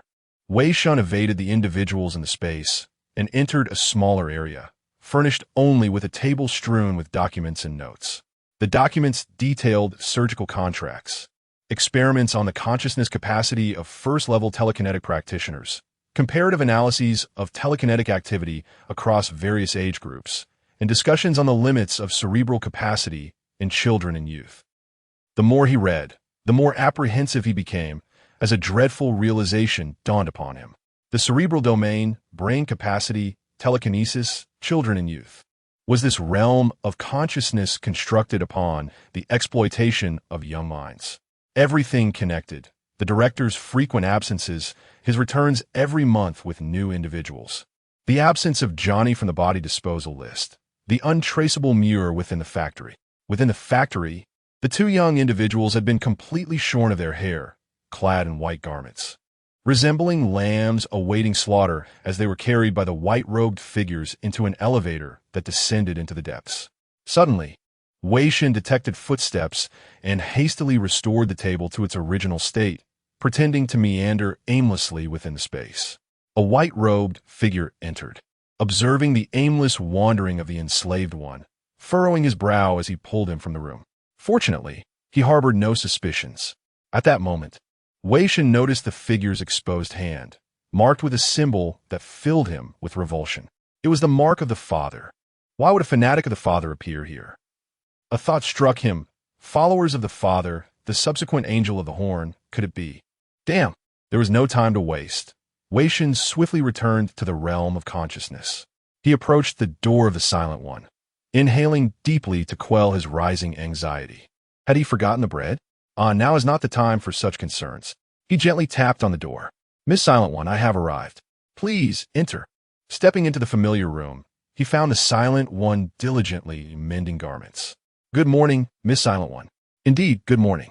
As ever, she exuded an air of mystery, purity, and a hint of melancholy. He had a plethora of inquiries, yet found himself at a loss for words. At that moment, he noticed the garment in her hands. Is that not Muir's clothing? Yes, it is quite tattered. I have been sewing it for several days now. As she spoke, the delicate garment appeared worn beyond repair, riddled with stitches and holes, more damaged than even a beggar's rags. Such a state, even a miner would discard it. Do you still intend to mend it? An ominous premonition gripped him. The young man who had been taken, a sacrifice, could it be? It must be mended. These garments represent a life, a swaddling for oneself, the final contours of consciousness. Esteemed guest, appearances are but illusions. Though I am aware it holds no true significance, I still wish to preserve this facade, allowing the essence within to endure a while longer, maintaining dignity until the very end, despite it being a futile endeavor. The sorrow deepened, suffused with an inescapable sense of despair and hopelessness. The Silent One's hands moved swiftly, threading the needle through the fabric, yet with each hole she stitched, another would appear, the previous repairs fracturing anew. It was already beyond repair. Esteemed guest, go see that child. She holds great affection for you. If you could be with her in the end, I believe it would bring her joy. Wei Shen now comprehended the impending events. Suddenly, he sensed something dissipating, accompanied by a wave of telekinetic energy that felt profoundly familiar. It was Muir. Forgive me, I must step away for a moment. Guided by his instinct, Wei Shen rushed through the streets, locating the fallen Muir, her condition mirroring that of Johnny's from before. Over the past month, he had witnessed 11 individuals perish, and with each, he had attempted to save them, employing the true mark to stabilize their souls. Yet all efforts had ended in failure, their bodies having reached their limits in reality. Brother, Muir, I am here. Hold on, do not succumb to sleep. You must not sleep. Damn. He had long prepared himself for the possibility of Muir's death, harboring a glimmer of hope that he might discover a means to save her, yet alas, he found none. Even her becoming a follower had proven futile. He was powerless to bestow strength upon her. Desperately, He attempted to soothe Muir's frantic telekinetic fluctuations, instinctively merging with those waves. Brother, it hurts so much. I am in so much pain. Muir grasped Wei Shen's hand, struggling, her strength waning. I am here. Fear not. You will be all right. He spoke these words as though offering final rites. In the midst of this merging, he glimpsed reality, the ancient life pod encircled before him, with desiccated bodies immersed in a viscous, dark red liquid. They were bound, shackles piercing through their skin, tubes delving deep into their mouths, ceaselessly injecting nutrient solutions, while slender data conduits protruded from their heads. This supposed sanctuary of mutual love, the very origin of consciousness, revealed itself to be a sinister lair. He witnessed the figure in white dragging a cleansed offering to a life pod, within which lay a child, resembling a desiccated corpse. Toward this child, the figure in white extended a hand. He yearned to tear asunder this world, to break free from his constraints, to rip the heads off those white-robed figures. Yet beneath the soil lay the devil. Wei Shen gritted his teeth, an uncontrollable wave of sorrow washing over him. It felt utterly helpless. Accompanying Muir until the end, striving to alleviate her suffering, was the only thing he could do. Brother, it hurts so much. Ranger, haven't you arrived yet? Bang! The child dissolved into a mist, her essence extinguished. Ranger! Damn it! Damn it! Damn it! Damn it! Damn it! The terrifying psychic energy unleashed colossal ripples, causing all around him to writhe in agony. As their vision began to warp and reality descended into chaos, dissipating like a dream. His body felt weightless, the bonds of perception crumbling. As reality gradually unveiled itself before him, he had no intention of destroying this world. He would honor his promise. He was merely engulfed in sorrow, yearning to touch that emaciated corpse, seeking a glimmer of hope to alleviate his wretched guilt. Suddenly, silence enveloped the world, the tumult of psychic waves abruptly stilled, and the utopia solidified once more. As the reality before him vanished, upon opening his eyes again, he found himself in that familiar nest. Yin ceased her needlework, the utterly torn fabric dissolving in her grasp. Sorry. Chapter 47. The Angel, I Apologize. No, the one who should apologize is I, for momentarily losing my composure. Wei Shen sat despondently, vigorously massaging his temples, though it bore no fruit. Ultimately, he reached out to touch Muir's lifeless body. The target is severely damaged and cannot be transformed into an apostle. The last flicker of hope was extinguished, the proverbial straw that broke the camel's back. With Muir's death, the traces she left in this world would vanish, and Wei Shen would no longer be Arthur. Everything was amiss. The saviors had perished, and their descendants tilled the earth with their swords, the blades cutting into their palms, the weight of the swords causing them to sweat profusely. They believed that blood would nourish the barren soil, but how could seeds ever sprout from such despair? Another tale unfolded, one that Wei Shen could comprehend. Let us converse about what I have discovered. He began to recount his previous findings, slowly, both a declaration and an indictment. This is what I witnessed at their stronghold. This world operates on the fuel of humanity, does it not? Jian Yin smiled silently, not uttering a word, which Wei Shen interpreted as acquiescence. Moreover, there are the devotees, I observed. He should have recognized that the appearance of the archangel at the conclusion of the lights out was no mere coincidence.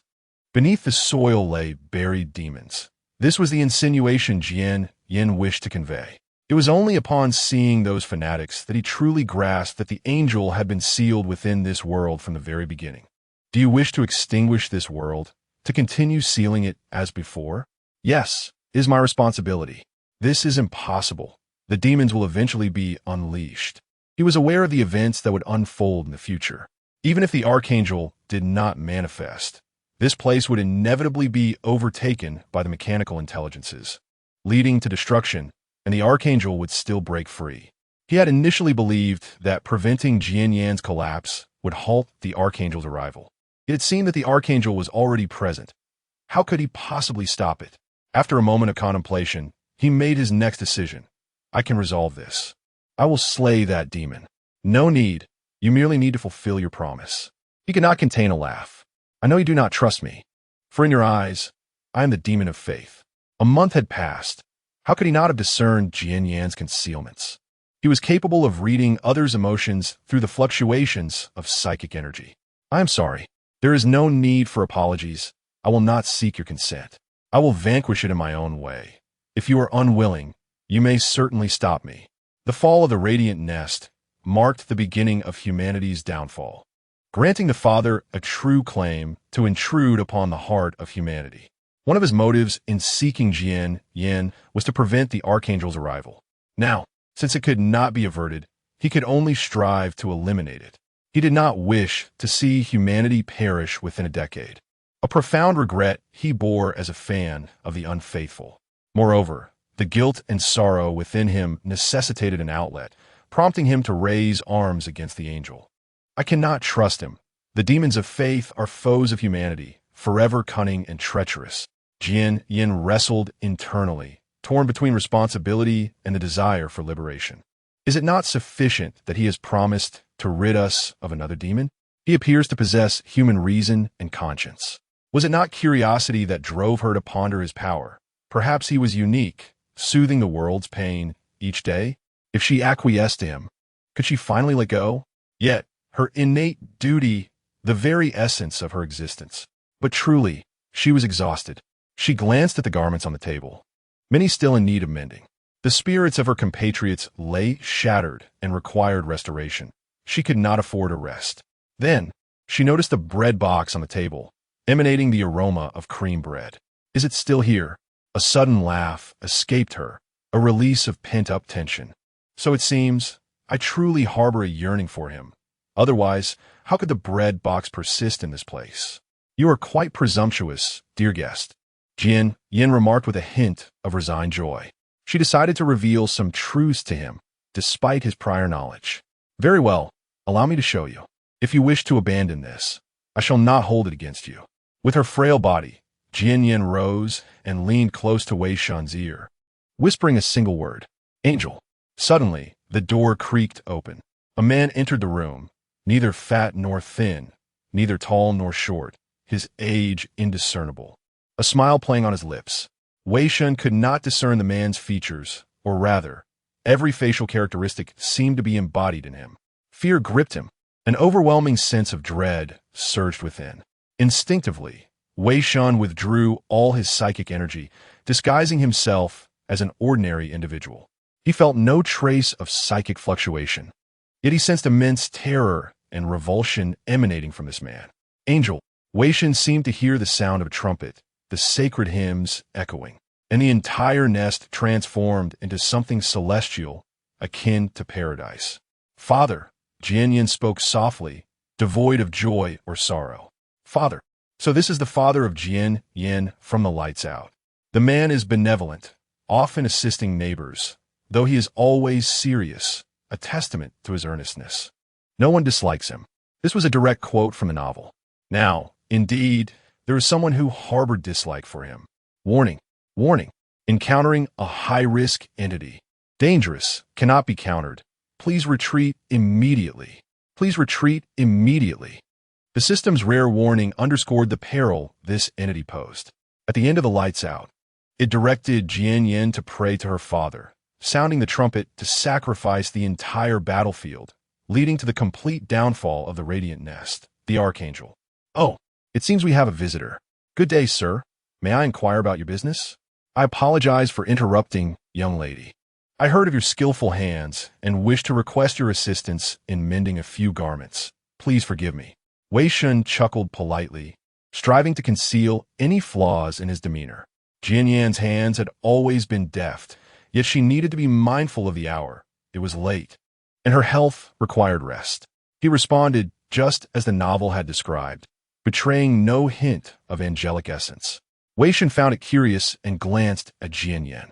She blinked, placing a finger to her lips in a gesture for silence. Ah, I see. Wei Shen understood, bowing to the man. You are quite right. My sincerest apologies. I shall be more mindful in the future. No need for apologies. Only correction is required, and the Father will forgive you. Very well, then. I shall take my leave. Wei Shen nodded, pausing before departing to glance back at Jian Yan. I understand.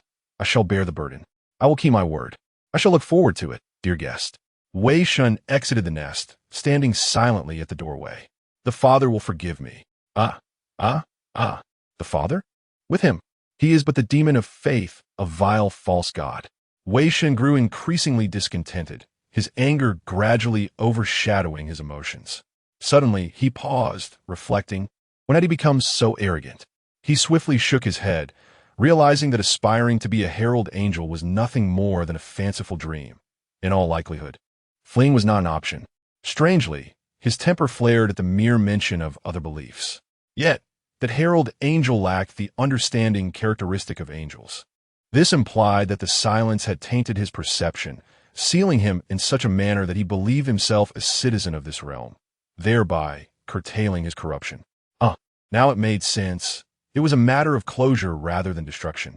If the realm of consciousness were to be shattered, the imprisoned herald angel would awaken instantly. However, this state could not endure indefinitely. Corruption could not simply vanish. As long as he remained a progeny of belief, the frailty of silence was likely the reason behind it, not to mention the potential influence of external factors in reality. The death of Sylvie in the original narrative might have been the final straw that overwhelmed the silence, causing her to crumble and succumb to the father's corruption, descending into one of his most formidable apostles. Alas, the burden was heavy. Wei Shen traversed the familiar path, returning to the well-known nest, only to find that the adornments on the door had vanished, and the dwelling had grown increasingly dilapidated. Had it truly become another's residence? Wei Shen pressed his lips together, a faint sadness lingering in his heart. That child was no longer present, and all existence had faded. In this realm of consciousness, perhaps only the silence, and he would remember her. He still knocked on the door, which was opened by a diminutive man. "Greetings, sir. Who are you?" "Wait, are you not the one from the Lucy family?" The man began, but Wei Shen shook his head, smiling. "No, sir. I'm merely a messenger passing through this nest. I intend to rest here and share the tales of my journey. I will be present in the square every afternoon. You're welcome to join me." Chapter 48. The Nest Messenger. The various nests are isolated from one another, although communication exists. It is merely a form of amusement for the upper citizens. The lower and middle citizens find it exceedingly difficult to obtain information from beyond the nests, with one of the few conduits being the nest messenger. This profession emerged in the nascent days of the nests, during a time when humanity faced dire circumstances. Shortly after the 7 days of silence had passed, humanity's population dwindled by 90%. Fortunately, technology remained intact. In this context, the first 5 nests were established, with survivors taking refuge within towering steel fortresses to combat the perils brought by the demon of faith, enduring a near extinction. Upon the establishment of the nests, communication was hampered due to the recent war. It was in this environment that the nest messenger came into existence, filled by the most resolute warriors tasked with conveying messages between the nests. As humanity experienced a renaissance and information flowed freely, this role evolved into that of a storyteller, relaying news between the nests. The nest messenger often ventured beyond the confines of the nests, easily susceptible to the taint of faith. The Federation had long since prohibited their travels, yet as long as human curiosity persists, this vocation endures. Most of the faith pollution within the nest can be traced back to the nest messengers. "Glorify my exalted master. What would you have your devout followers do? Spread me far and wide, in the form of tales, regardless of their truth, inciting others to worship, to believe, and to succumb. If discovered, pray to me. Yes, my exalted master." The last one. Wei Shen sat at the table, savoring the aroma of tea. That was his final believer. The method of storytelling proved effective, reducing the risks of dissemination. It was no longer a time for conservatism. He intended for his followers to spread the faith. His promise to slay the herald angel was not mere words. He had a plan. As a fervent admirer of the Unfaithful series, he possessed extensive knowledge about this world, including strategies to contend with beings like angels, the offspring of faith. Humans indeed found it challenging to confront them, lacking a tangible form and resorting only to steel or telekinesis for destruction. Yet, for him, as a demon of faith, the task was considerably simpler. In one of the series' tales, the Father faction clashed with the Abyss faction in a monumental conflict, where one of the Father's 5 angelic knights, the Knight of Courage, invaded the territory of the 7 abyssal lords, wreaking havoc. However, as the most formidable knight under the Father, after wreaking destruction, he was effortlessly obliterated by a relatively weak demon lord. The reason behind this was the sacred realm. Upon fulfilling certain conditions or utilizing rituals, the demon of faith could briefly manifest the sacred realm into reality. The sacred realm is the domain of the demon of faith, wherein only one belief prevails, presenting a lethal poison to other faith offspring. The demon lord summoned the sacred realm within his territory, causing the Knight of Courage to lose the majority of his power, his cries failing to reach the ears of the Father, leading to his easy annihilation. This also fueled Wei Shen's confidence in confronting the Herald Angel. One of his yet unlocked abilities is the Sacred Realm. Although confronting the Herald Angel now seemed like a fanciful dream, he believed that upon acquiring the Sacred Realm, he could at least cripple it. Thus, he needed to increase his followers as swiftly as possible, ideally before the arrival of the factory director, to gain the ability to manifest the Sacred Realm into reality.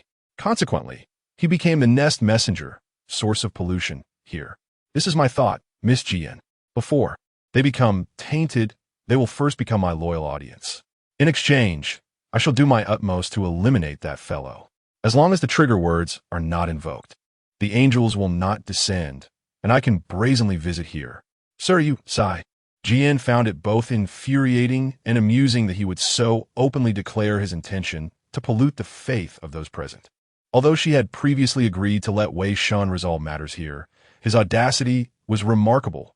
Was it provocation? Yet he appeared genuinely sincere, and given his expression, one might even commend his honesty. Let him do as he wished. After all, Jian could not prevent him. She could not control Wei Shen's thoughts. Any action against him would be detected. Even if it were successful, it would merely be because Wei Shen chose not to resist. He could effortlessly wreak havoc here. His essence lay in telekinesis. Jian sighed, refilling Wei Shen's cup with tea. Adopting a mindset of enjoying what she could not resist, she felt considerably lighter, her movements becoming more sprightly. Miss Jian's agreement is all I need. Thus, I bear no psychological burden. Jian's voice turned icy. When did I agree? Shameless, sir. Wei Shen crossed his arms, exuding arrogance. You did agree. I say so. You, huh? You truly are cunning. She laughed in exasperation. This fellow was indeed shameless. Wei Shen shrugged. He did this purposefully, for Jian had been bound for too long, and he wished to help her break free from these constraints.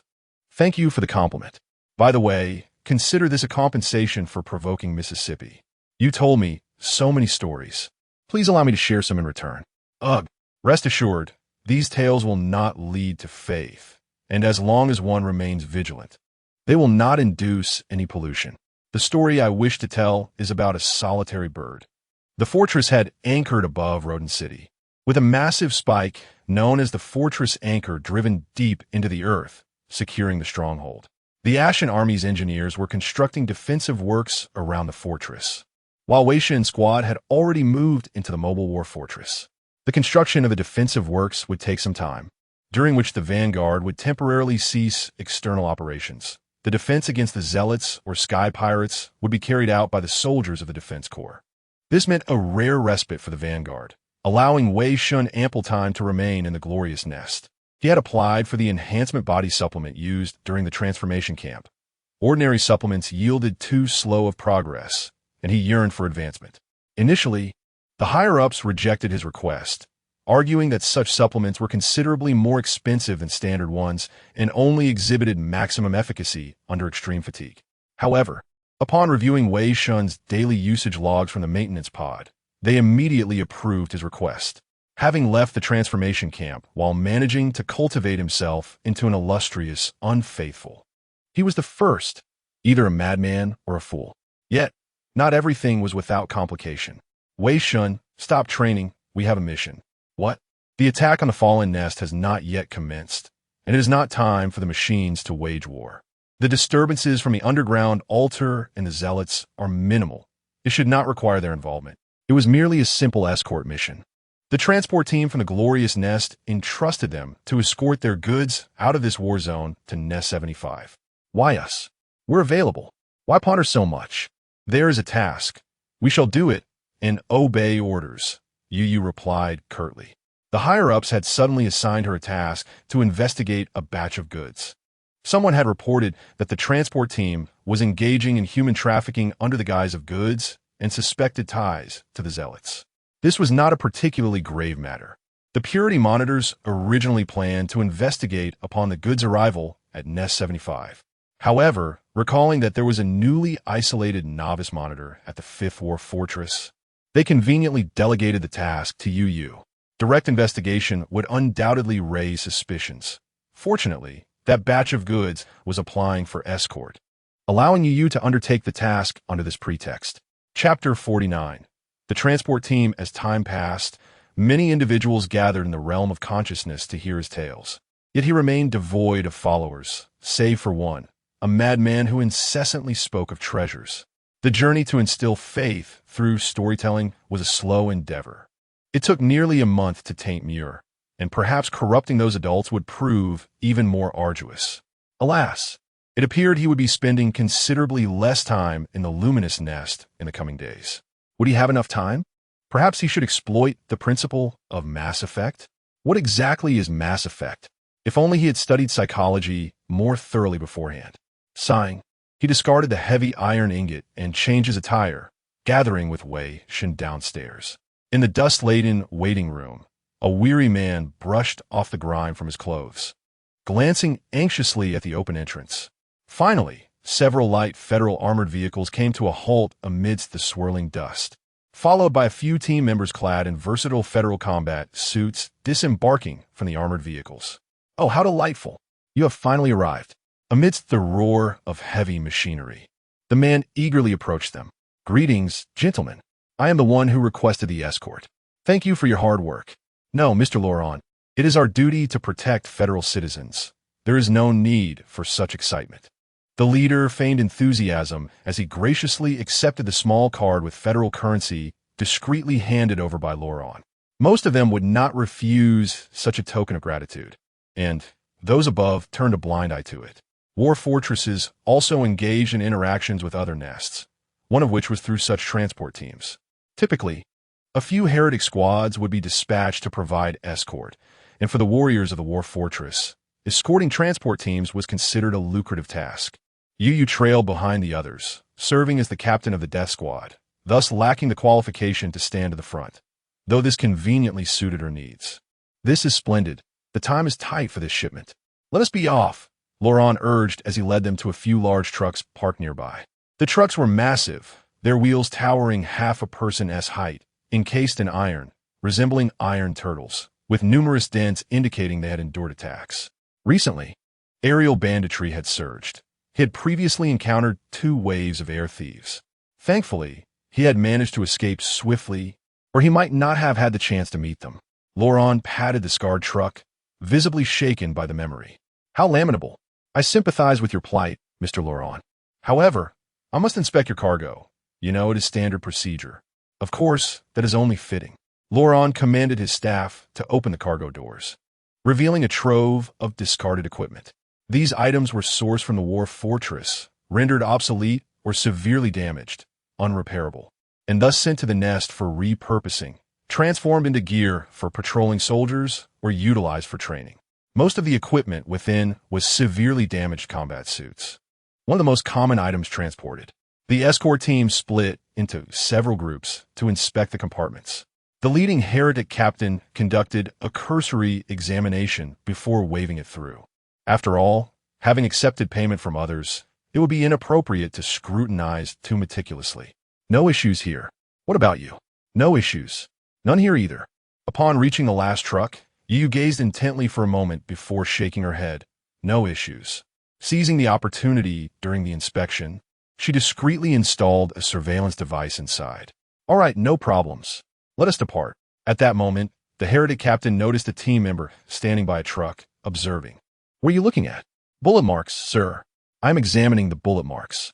Air thieves rarely target heavily armored trucks, as the resources gained do not justify the risk involved. You seem quite knowledgeable about this. Were you once an air thief? Traitor. No, sir. Merely an unlicensed mechanic. My sincerest apologies. I shall return now. The upper echelons had expressly instructed this death squad on a special mission, as it was uncommon for a death squad to be part of an escort team. Were it not for this, his weapon would have long been aimed at the man's head rather than maintaining such calmness. Wei Shen returned to the vehicle, glancing at the trucks with a slight frown. I suggest you refrain from acting recklessly at this moment. The heretics typically harbor ill feelings towards traitors. I am well aware. I am merely curious. Amongst the heaps of discarded gear within the trucks, he sensed a telekinetic fluctuation, which indicated that there were living beings concealed inside. The equipment might merely serve as a facade. This transport team was likely using the shipment of gear as a cover for transporting something else. But what did it matter to him? The federal realm was rife with darkness, and his current identity as a traitor would render his claims incredible to others. He did not sense the stench of faith, which was sufficient. At most, he could secretly observe in his true form at night, lending assistance without jeopardizing himself. The transport team set off, and at the speed of the armored trucks, they would reach Nest 75 in approximately 2 days. As the first day passed, they encountered little resistance. Only a few waves of errant fanatics who required no intervention from them, as the heretics effortlessly dealt with the zealots. As night fell, the trucks slowed their pace. The escort team, having rested during the day, became alert, for this was the time when ambushes were most likely to occur. Time passed slowly, and soon it was midnight. Yet, nothing transpired. This was rather too easy. Wei Shen mused, gazing at the low remnants of buildings outside. He had completed his tale and returned, yet still encountered no trouble. Whoosh! What was that? A sound pierced the air, growing louder by the second. Wei Shen immediately became alert, and the next moment, a rocket struck the energy shield of the armored vehicle. Boom! The explosion illuminated the heavens, startling everyone awake. Then, another explosion erupted as the foremost escort vehicle triggered a landmine. In the sky, a dozen hovercraft whizzed past, dropping a plethora of bombs upon the transport team, engulfing the entire convoy in chaos. The bombs were immensely powerful, causing the energy shield to deplete rapidly. An ambush. Prepare for combat. The transport team halted, and the energy shield on the escort armored vehicle surged in power, forming a temporary fortress as the participating team members dismounted to confront the enemy. With the assistance of their combat suits, the distinction between night and day faded. Although their weapons were formidable, their piloting skills were generally mediocre, utilizing outdated models of hovercraft long since retired by the federal forces. Seizing the opportunity when one hovercraft descended to launch an attack, the well-trained heretics fired in unison, effortlessly downing one of the hovercraft. Wei Shen also feigned an attack. He sensed no foul odor of faith, which failed to pique his interest. This was merely a gang of air thieves, not particularly large nor equipped with advanced technology. Wei Shen found himself curious about their audacity to assault a transport team emerging from a war fortress. At that moment, he noticed a hovercraft armed with weaponry that was double that of the others, and its propulsion system appeared to have undergone modifications, enabling it to maintain speed despite its heavy load. Simultaneously, the pilot of this hovercraft exhibited considerable skill, deftly evading repeated assaults aimed at it. Wei Shen suddenly felt intrigued, prompting him to tap the shoulder of Ruurch beside him. "May I borrow your sniper rifle?" "Ah, what's the matter? Reluctant to part with it?" Wei Shen inquired, noticing Ruurch's hesitation. "No, not at all. Take it." What is wrong with this guy? Hesitating like a coward, grasping the heavy sniper rifle, Wei Shen effortlessly raised the weapon and took aim. The weight of the rifle felt no different to him than that of a small pistol. The enhancement from the drug bestowed upon him extraordinary reflexes, enabling him to accurately assess the battlefield situation. He anticipated the trajectory of the hovering craft and fired. The shot missed, but it mattered little, as he had already gauged the bullet's velocity. With a second shot, bang, the bullet struck one of the propulsion units of the hovering craft. Due to prior modifications, the propulsion unit had become considerably more fragile, and a single shot rendered it inoperable. The hovering craft lost its equilibrium, unable to evade subsequent attacks, and after sustaining several hits, it ultimately plummeted to the ground. Chapter 50. The Sky Pirate Clan after the demise of the floating vessel. The remaining airships swiftly scattered like startled birds, leaving chaos in their wake. The battle concluded, and the transport convoy remained intact. As the team cleared the battlefield, Wei Shen discovered the remnants of the airship he had previously struck, reduced to mere mechanical debris. Had they fled prematurely?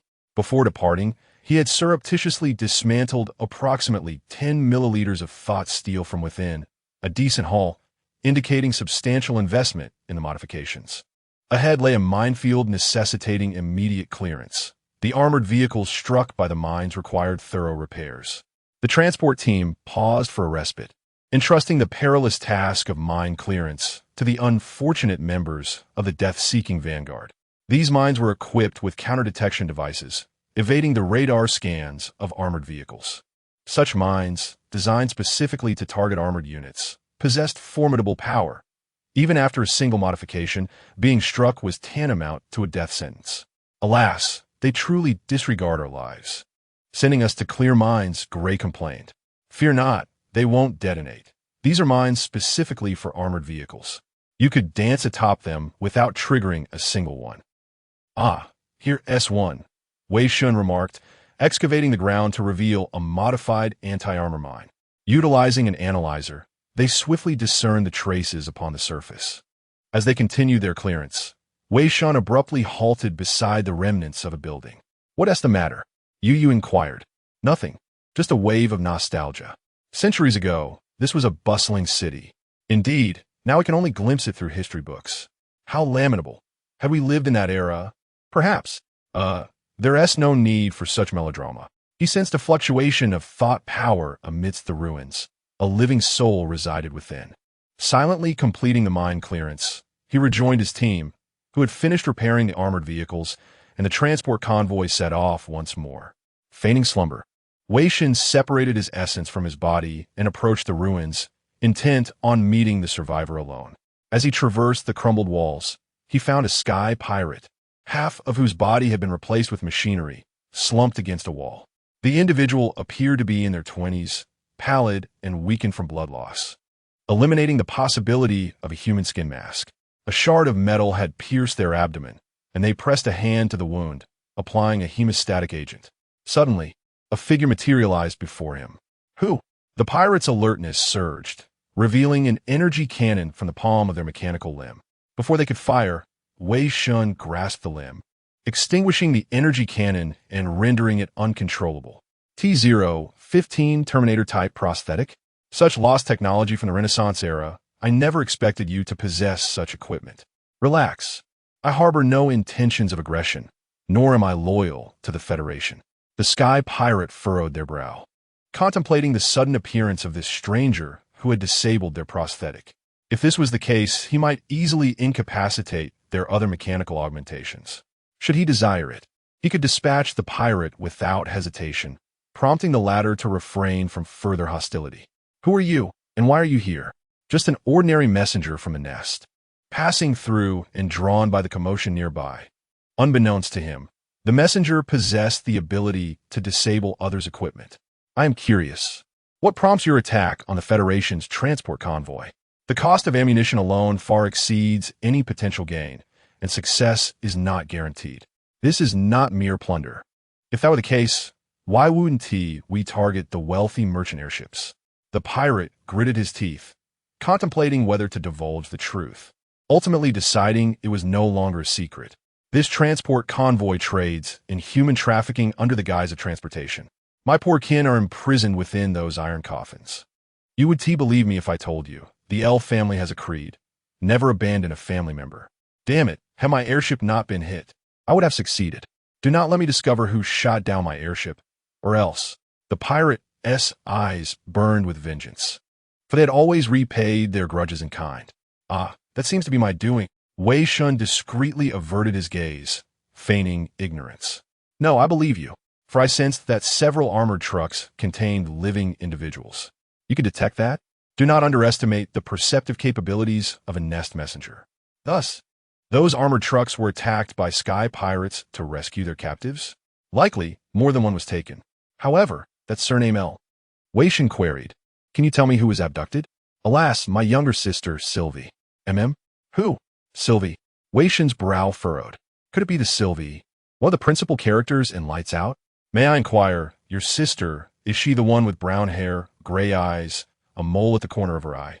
16 years old, possessing an innate psychic sensitivity and a natural level 1 thought master? How do you know? You know my sister. The pirate was taken aback, as these traits perfectly matched his sister, and the details were so precise that he would believe this stranger had an affair with her. Oh damn, it truly is. I wondered why the Sylvie in the novel was so audacious and tenacious, capable of conversing so freely with silence, only to discover she was a sky pirate, and her surname just so happens to be L. Wei Shen slapped his forehead, sighing, indeed, you speak the truth. I do know your sister. She assisted me once. Though she may not recall it, I certainly do. They are seeking young thought masters as sacrifices. They wouldn't overlook groups like the Sky Pirates, operating beyond the Federation's jurisdiction. Forget about the attack on the transport convoy, with 2 level 2 despiser squads, a level 1 despiser squad, and a level 1 death-seeking vanguard. You could not breach their defenses with your previous strength alone. The pirate's expression twisted in frustration. Damn it. By the way, how do you know about the transport convoy situation? There are living individuals inside, and I had prior knowledge. Oh, is that so? The pirate's eyes brightened, about to say something when Wei Shen waved his hand, saying, You need not speak. I will find a way to extricate her. Coincidentally, I wish to investigate certain matters. Of course, this is not without cost. Upon success, you owe me a favor. By following the transport convoy, he could likely encounter the factory manager ahead of time, directly addressing or delaying his return to the Radiant Nest. The destination of the convoy was Nest number 75. However, the ultimate destination for those captured would be the Radiant Nest. Take this. I will contact you with any developments. Of course, whether you believe me is up to you. It does not affect me either way. He casually levitated a stone with his thought power, carving a seal within it before tossing it to the pirate. Thank you. Iamgol. What shall I call you? It is dangerous outside. Do not speak my real name. You may refer to me as Sage. Having said this, Wei Shen vanished through the wall, disappearing from sight. Passing through walls? Could it be that he was merely an illusion before? Yet he did indeed give me a stone carving. Who exactly is he? The pirate pondered, whether trustworthy or not. He had lost his combat abilities and sent out a communication, seeking support from his companions. Moments later, the sound of an airship echoed in the distance. Finally, they have arrived. He breathed a sigh of relief, staggering as he prepared to leave his hiding spot. Suddenly, countless bombs rained down upon his cover, reducing it to rubble. Before he could even let out a scream, he was engulfed by the explosions. To my astonishment, Gore still lives. I witnessed the catastrophic descent of his airship. He should be dead by now. There is no conceivable way he could have survived such an explosion. Only that old fellow remains, and it is high time the helm of the Ale family fell into other hands. A few airships hover above the ruins, their numbers reduced to merely half of what they once were. The Federation did not shoot down that many. The remainder were taken down by their own, who slaughtered those loyalists.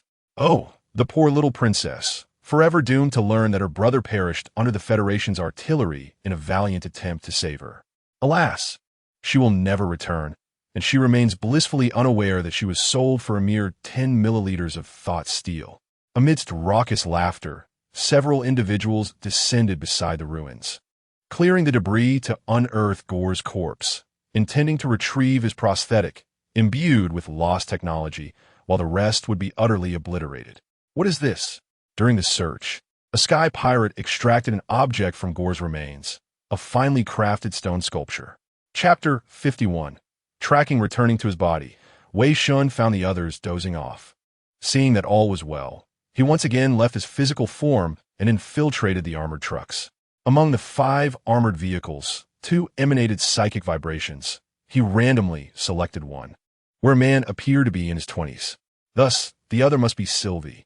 Entering another armored truck, Wei Shen discovered the familiar figure he sought, encased in a severely damaged combat suit. Sylvie looked just like her comic counterpart. A syringe was embedded in her neck, continuously injecting anesthetic into her system, enough to ensure she remained unconscious until reaching the radiant capital. Wei Shen hesitated to awaken her, as it could lead to unnecessary complications. After leaving a true imprint within her, he returned to his body. For now, he decided to remain still, waiting for the opportunity to contact the director of the Radiant Fifth Pharmaceutical Factory to devise a plan for rescuing Sylvie. He contemplated whether to act during their transport to the Radiant Capital or to utilize the previously established underground smuggling route, while also reporting this passage. However, he was more inclined to have Sylvie assist him, albeit with a dangerous task. He had not detected Gore's situation, even with his enhanced psychic strength. He could not simultaneously monitor multiple true imprints. His focus remained on the true imprints of his body and the Radiant Capital, failing to realize that Gore had already perished. After all, who would expect someone to pass away right after providing a true imprint? 2 days later, the transport convoy safely arrived at Nest 75, having encountered only a few minor attacks from fanatics along the way, all of which were effortlessly resolved. I extend my deepest respect to you, esteemed federal soldiers. May I invite you to dinner? I wish to host you with a lavish banquet. Thank you for your kindness, but we must decline, sir. We have other tasks and cannot linger here for long. Everything is for the Federation. Oh, what a pity. Please convey my regards to the soldiers at the fortress. Everything is for the Federation. The transport convoy departed from the escort team, while the armored vehicles entered the mid-level nest. Their mission concluded. The escort team was granted a rare respite to spend the Federation currency they had previously accumulated. Of course, this did not apply to the Vanguard team headed for certain death. They were not allowed to leave and could only remain idle within the armored vehicles. Not everyone, however, was confined to waiting inside the armored vehicles. Captain, where are you going? We cannot leave the armored vehicle. I have a special mission and have obtained temporary access to the Fearless Lock. You do not have such privileges, so do not leave without permission. With that, Yu exited the armored vehicle. After distancing herself, she slipped into an alley and emerged as a fashionable white-collar worker, blending into the crowd. A tracker had been installed in the armored truck. She checked the location and vanished among the throng. Inside the armored vehicle, Grayfur sighed with envy. How wonderful it is to be the captain, with special missions allowing for outings. Don't you agree, boss? I don't know, nor do I care. I just want to catch a nap. Wake me only if something urgent arises. Wei Shen tilted his head, his essence departing once more. Throughout the journey, Wei Shen had mostly been asleep, and now he was somehow able to doze off again, despite having been alert during the war fortress, where he had to push himself to the brink of exhaustion. Hod tapped Grayfur's shoulder and whispered, I've heard that the grueling training in the modification camp significantly shortens one's lifespan. Those unfortunate souls who have undergone training there tend to become increasingly lethargic before their demise. And the boss has endured the most. Could it be? Don't speak nonsense. No one dies shortly after coming out. Just focus on your duties. Ryler snapped, though a hint of doubt crept into his mind. Could it truly be the case? The cargo was delivered. Thank you for your hard work, Mr. Laurent. Happy to assist. I shall take my leave now. Very well, sir. Safe travels. After the cargo was delivered, Laurent pretended to leave, circling back to change into a pushcart worker's attire, re-entering the receiving area disguised as a laborer. After a brief wait, a pushcart worker entered a corner devoid of surveillance, quickly camouflaging his cart to resemble a food delivery vehicle. The two exchanged goods, and Laurent pushed the cart toward the staff residential area, unaware that an unremarkable mechanic was stealthily observing. Indeed, something was amiss. Earlier, through the surveillance installed in the vehicle, he had witnessed an employee stealthily removing a combat suit, clearly containing a person, indicating they were engaged in human trafficking. Next, he needed to investigate whether they were colluding with the fanatics. Following them to the staff residential area, he saw Laurent push the cart into the kitchen, while Yu stealthily entered the changing room to don a chef's uniform. Suddenly, her communicator buzzed. This is Yu. I have confirmed that the investigation target is connected to human trafficking and am proceeding with the next steps. ZZZZ. Mission canceled. Return immediately. Thank you for your loyalty, brave soldier. What? Yu frowned. She had just begun to uncover vital information, only to be told to abandon the effort against these parasitic elements of the Federation. This is an order from the eye of the Radiant Capital. These individuals are part of the Federation's clandestine operations. We need not investigate further. Return at once. This is a command. Understood. The communicator clicked off, and Yu fell silent for a moment, deciding to leave. Following orders was a soldier's duty. However, she still wished to assess the kitchen situation. Otherwise, her change of clothes would have been in vain. Upon entering the kitchen, everything appeared meticulously arranged, as if no one had ever set foot there. Where's that cart? She glanced around, only to find the cart had vanished. There was a hidden door in the kitchen. Through the passageway, the cart led to the basement. Ah, so they were using the escort mission to carry out a tracking operation. Otherwise, how could a Vanguard team have received such a task? At that moment, Wei Shen had already infiltrated the cart, awaiting their next move. The director's actions were bound to attract the attention of the pure monitors. Online speculation had suggested that the biting dog and lights out represented the massacre of residents in the conscious realm by the pure monitors. But why would they obstruct the investigation? It seemed they were covering for the director. Wei Shen contemplated a possibility. Perhaps the Radiant Capital had long been infiltrated by the Father-S fanatics, even the pure monitors, suggesting a profound penetration of the Radiant Capital. Soon, the cart was moved into the cargo hold of a transport airship. Moments later, footsteps approached as several employees carried out two abducted individuals, depositing them into a concealed room. What are the results this time? 2, both older, and they're air pirates. Not enough. Go to the Welfare Institute. Adopt a few children for psychic steel infusion surgery, under 12 years old, to be completed within 5 days. We need a significantly successful haul this time. Our fuel is running low. The speaker was a middle-aged man in a suit, his eyes squinting, a face that perpetually wore a false smile.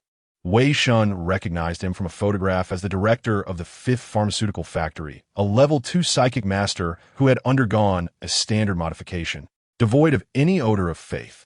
Curiously, he was not a follower of the Father, or perhaps he employed some means of concealment. At that moment, he noticed an object within the inner pocket of the director's clothing, resembling a card entirely constructed from psychic steel. Despite its small size, it possessed an extraordinarily intricate internal structure. His intuition suggested that this item was related to the conscious realm. He resolved to inquire with silent voice later. She might possess some knowledge about it. Chapter 52. The Interrogator of Truth 2. 0. Kill him. What? Kill him? She said, her face adorned with a radiant smile as her hands gestured towards her neck. No, that is not what I mean. I'm saying this. Huh? What about the story? The mystery? When did she transition from a seamstress to a berserker? A despicable thief has usurped the hero's authority, stolen the hero's headgear, and deceived the elves with slogans to fill his own pockets, drawing the gaze of demons. His villainy is universally condemned. His soul shall plummet into the abyss when the hypocrisy of his slogans is unveiled, and wrath shall manifest as a sword to behead him. She looked at Wei Shen with pleading eyes. It was the first time he witnessed such a pitiable expression from her. Well, very well, but I wonder if this will affect the promise I made to you. You mentioned that the arrival of the next batch of sacrifices would be the only opportunity. Upon seeing the sacrifices, the sage would seize the opportunity, take away the hero's headgear and slogans, and forever seal the treasures belonging to the hero. Please, sir, she implored, her eyes sparkling with excitement at the prospect before her. Ah, she is resorting to charm. It seems she eagerly anticipates this. However, with that in mind, there are no lingering worries. The headgear and slogans correspond to keys and passwords, I suppose. This should not be difficult for me, but may I ask, must you always imply through stories? Cannot you simply state it outright? If you become the master of GN, she replied. What is your favorability level? Ha! Naturally, it is overflowing, GN chuckled lightly, her gaze carrying a hint of affection. Oh dear, you make me blush. Truly, you are a sorceress, adept at temptation. Wei Shen smiled, now that he was aware it was time to act. On the upper deck of a transport ship, the banquet hall prepared for capitalists. The premium red wine on the table is something an ordinary person would never encounter in their lifetime, while a piece of fresh meat equates to a month's salary for a middle-class citizen. The factory director held a glass of red wine, rejecting all offers. The number of attendees was insufficient, and his mood was quite poor. Even the meat had lost its flavor. "Oh, dear Mr. Jack, I wonder if you have made any progress regarding the collaboration we discussed yesterday." "Apologies, sir, but I do not wish to discuss such matters right now. If you are in a hurry, you may inquire with my secretary. He will inform you of my conditions." The director waved his hand, signaling the man beside him to intercept the approaching merchant, and he departed the hall to his private chamber. Phew, how bothersome, this pack of money-hungry wolves. The fuel from the previous love house can last for a while, but it is best to return within a month. Risking employees as fuel is too perilous. Suddenly, a terrifying force overwhelmed him, rendering him immobile. Then, the key to the love house, hidden within his clothing, flew out and hovered in front of him. Unbeknownst to him, a figure had appeared in his room, cloaked in gray, radiating a pale light that obscured its features but sent chills through him.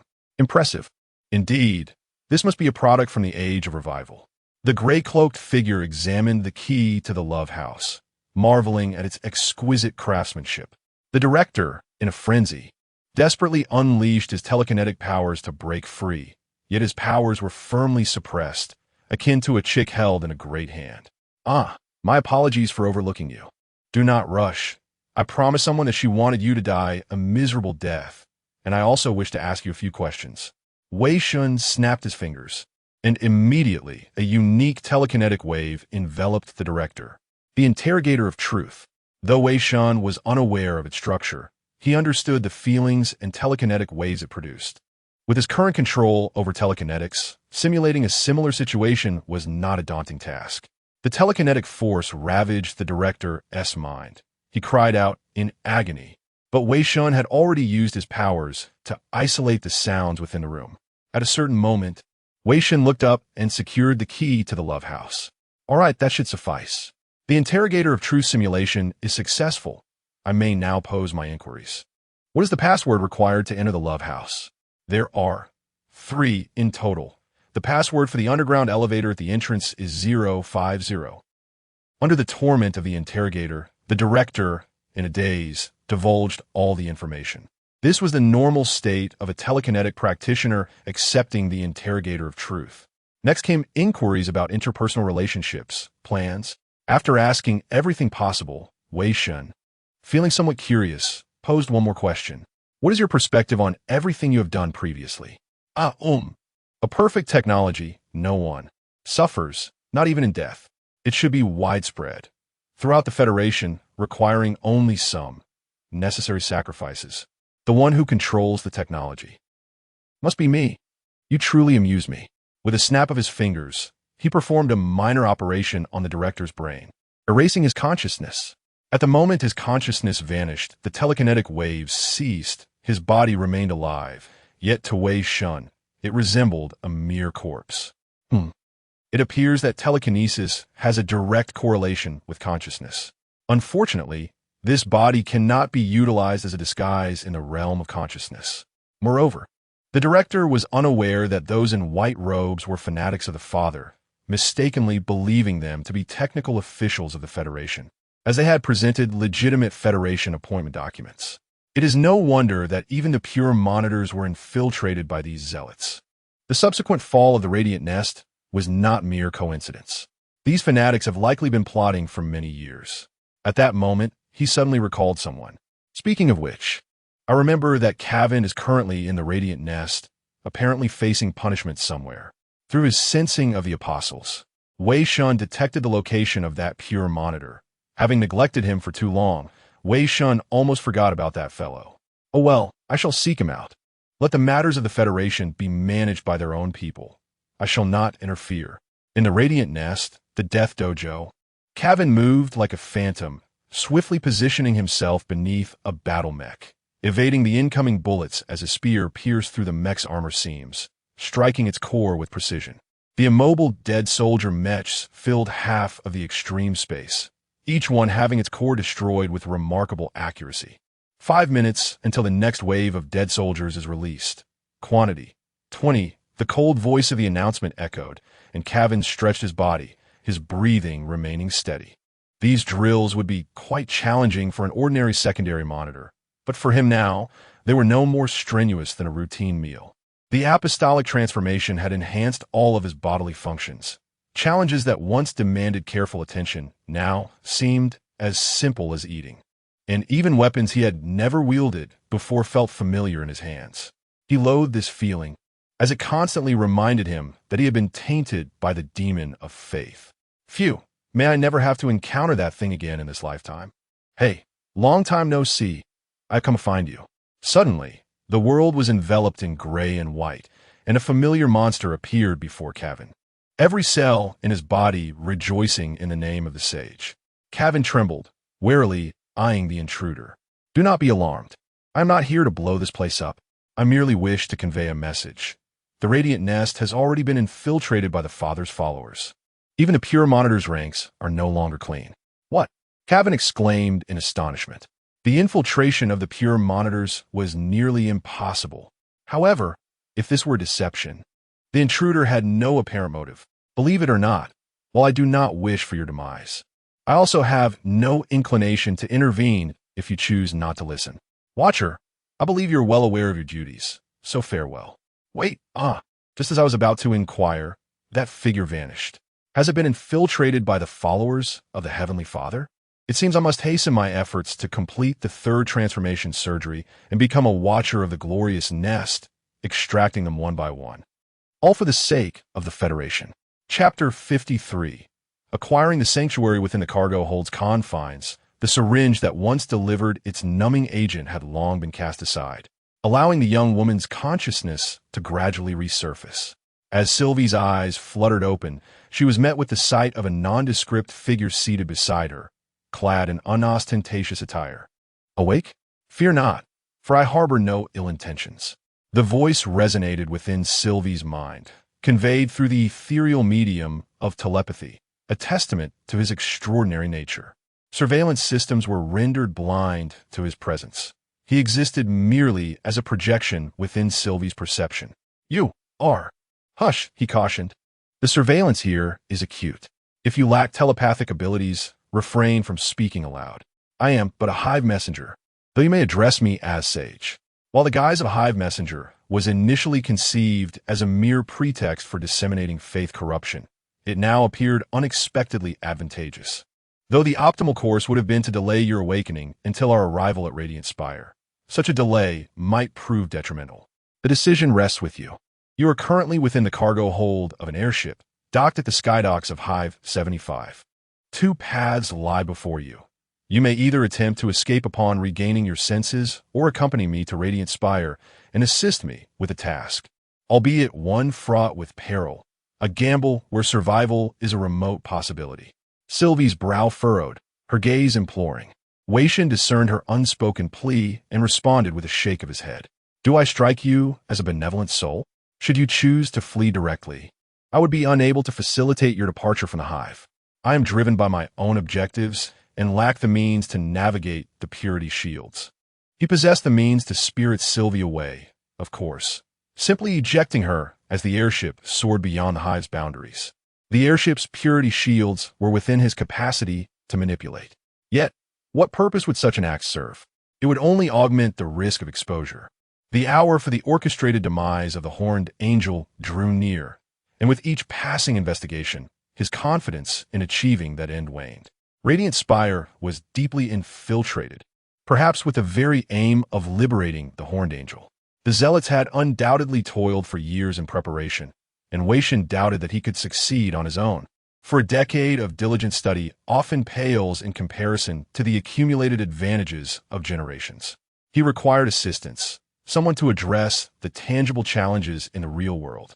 The zealots had undoubtedly made extensive preparations in the physical realm, and a premature alarm could trigger a catastrophic unraveling. Furthermore, when confronting the angel, he would be confined to the realm of consciousness, unable to intervene in reality. Who knew what machinations the zealots might undertake upon sensing an anomaly? He would persist in his investigation and endeavor to assemble a contingent of operatives, a contingency against unforeseen circumstances. The only individuals capable of infiltrating that domain undetected were two categories: the foreman's lackeys and the sacrificial offerings. Of course, Wei Shen had no intention of sparing the foreman's lackeys. He would compel their conversion to his faith in the interim. Now, he merely had to bide his time. Meanwhile, Yu returned to the armored vehicle, bearing an assortment of roadside snacks. Despite her feigned disloyalty, she retained certain privileges. The abrupt cessation of their mission had irked her, but she had no choice but to suppress her discontent. They were, after all, her superiors, and she would willingly plunge into a snow-filled ditch at their command. Such was the resolve of a purity watcher. What's amiss? Upon entering, she detected a palpable tension within the vehicle. What's happened? Rielcher shook his head, gesturing toward the motionless Wei Shen. Old Wei has been asleep since earlier, and he remains unresponsive. Including his previous slumber, he has been asleep for over 18 hours. What? Yu swiftly moved forward to assess Wei Shen's breathing, finding it faint, as if on the verge of extinction. Damn it. Something is terribly wrong with him. Prepare. What's the matter? Why such a dramatic reaction? Has someone died? Abruptly, Wei Shen's eyes snapped open, and he casually brushed Yu's hand aside, as if nothing were amiss. Yu frowned, patting Wei Shen's shoulder. I forbid you from engaging in extreme training in the future. This is for your own good. Her gaze was filled with pity, as if she were regarding a man on the precipice of death. Oh, look at that poor soul. He's about to die. The time is nigh. Has arrived? How swift. All that needed to be known has been learned. All that needed to be prepared has been readied. I never anticipated that the zealots would prepare that particular artifact. How do they manage to smuggle it into the hive? The inability to explore with my true form remains a hindrance. I was nearly discovered on numerous occasions. Are you departing? I am. Then, I wish you success in your endeavors. Wei Shen returned to his sanctuary, with a circular system representing faith radiated brilliantly. The central numeral read 2078. Nearly 80% of the Fifth Pharmaceutical Factory's workers had become his adherents. Regrettably, their spirits were largely diminished, each contributing a mere 1 or 2 faith points. To his surprise, the newly acquired adherents in Hive 79 numbered over 300. It seemed improbable that the miners, engrossed in their labor, would have time for tales. Upon further inquiry, he discovered that among the converts from Hive 79 was a former purveyor of pyramid schemes, who had single-handedly generated over 200 conversions. Truly, the right hand of the Emperor. When the time comes to bestow blessings upon the faithful, he shall be the first to receive them. Regardless, the quota had been fulfilled, with faith points exceeding projections by a factor of 2. The time has come to acquire a skill. He touched one of the runes on the outer circle, causing it to illuminate instantly. A torrent of knowledge flooded Wei Shen's consciousness, and ashen flames engulfed him. He felt his soul elevated, his connection to the sanctuary strengthened. The sanctuary was him, and he was the sanctuary. Sanctuary, this is your world, your divine realm. With 1,000 believers as the catalyst and a supreme sacrifice as the foundation, descend into the ashen sanctuary. You shall possess omniscience. You shall possess omnipotence. You are the sanctuary itself.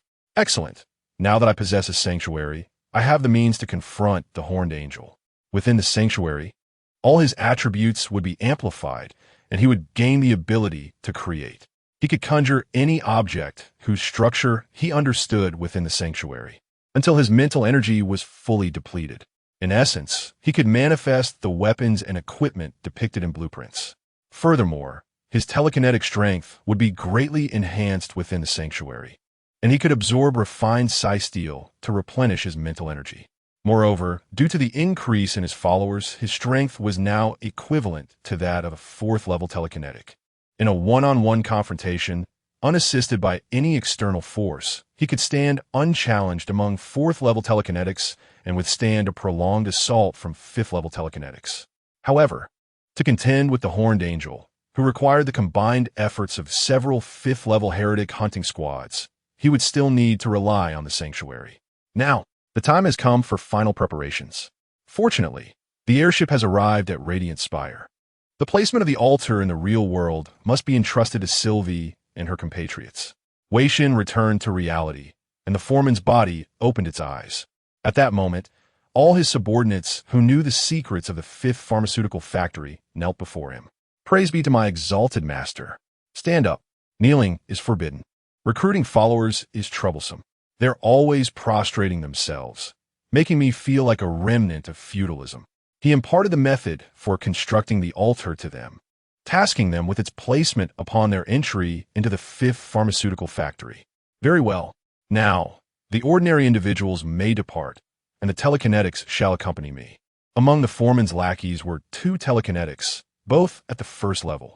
These were the 2 individuals whom he had expended considerable effort to corrupt, as telekinetics possessed a much higher resistance to faith corruption than ordinary individuals.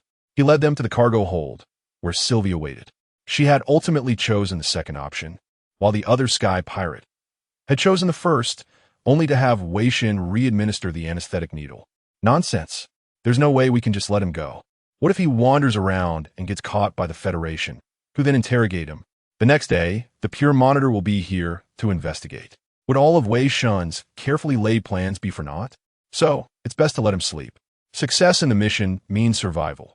Failure means a painless death. As for your mission, it's simple.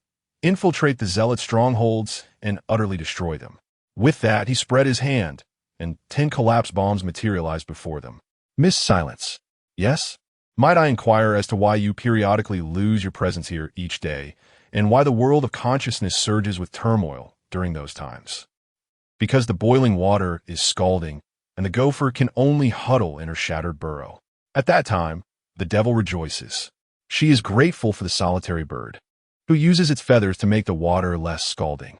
He will scratch their hands. He will peck out their eyes. He sings in the air, calling for the wizard and the devil to die together.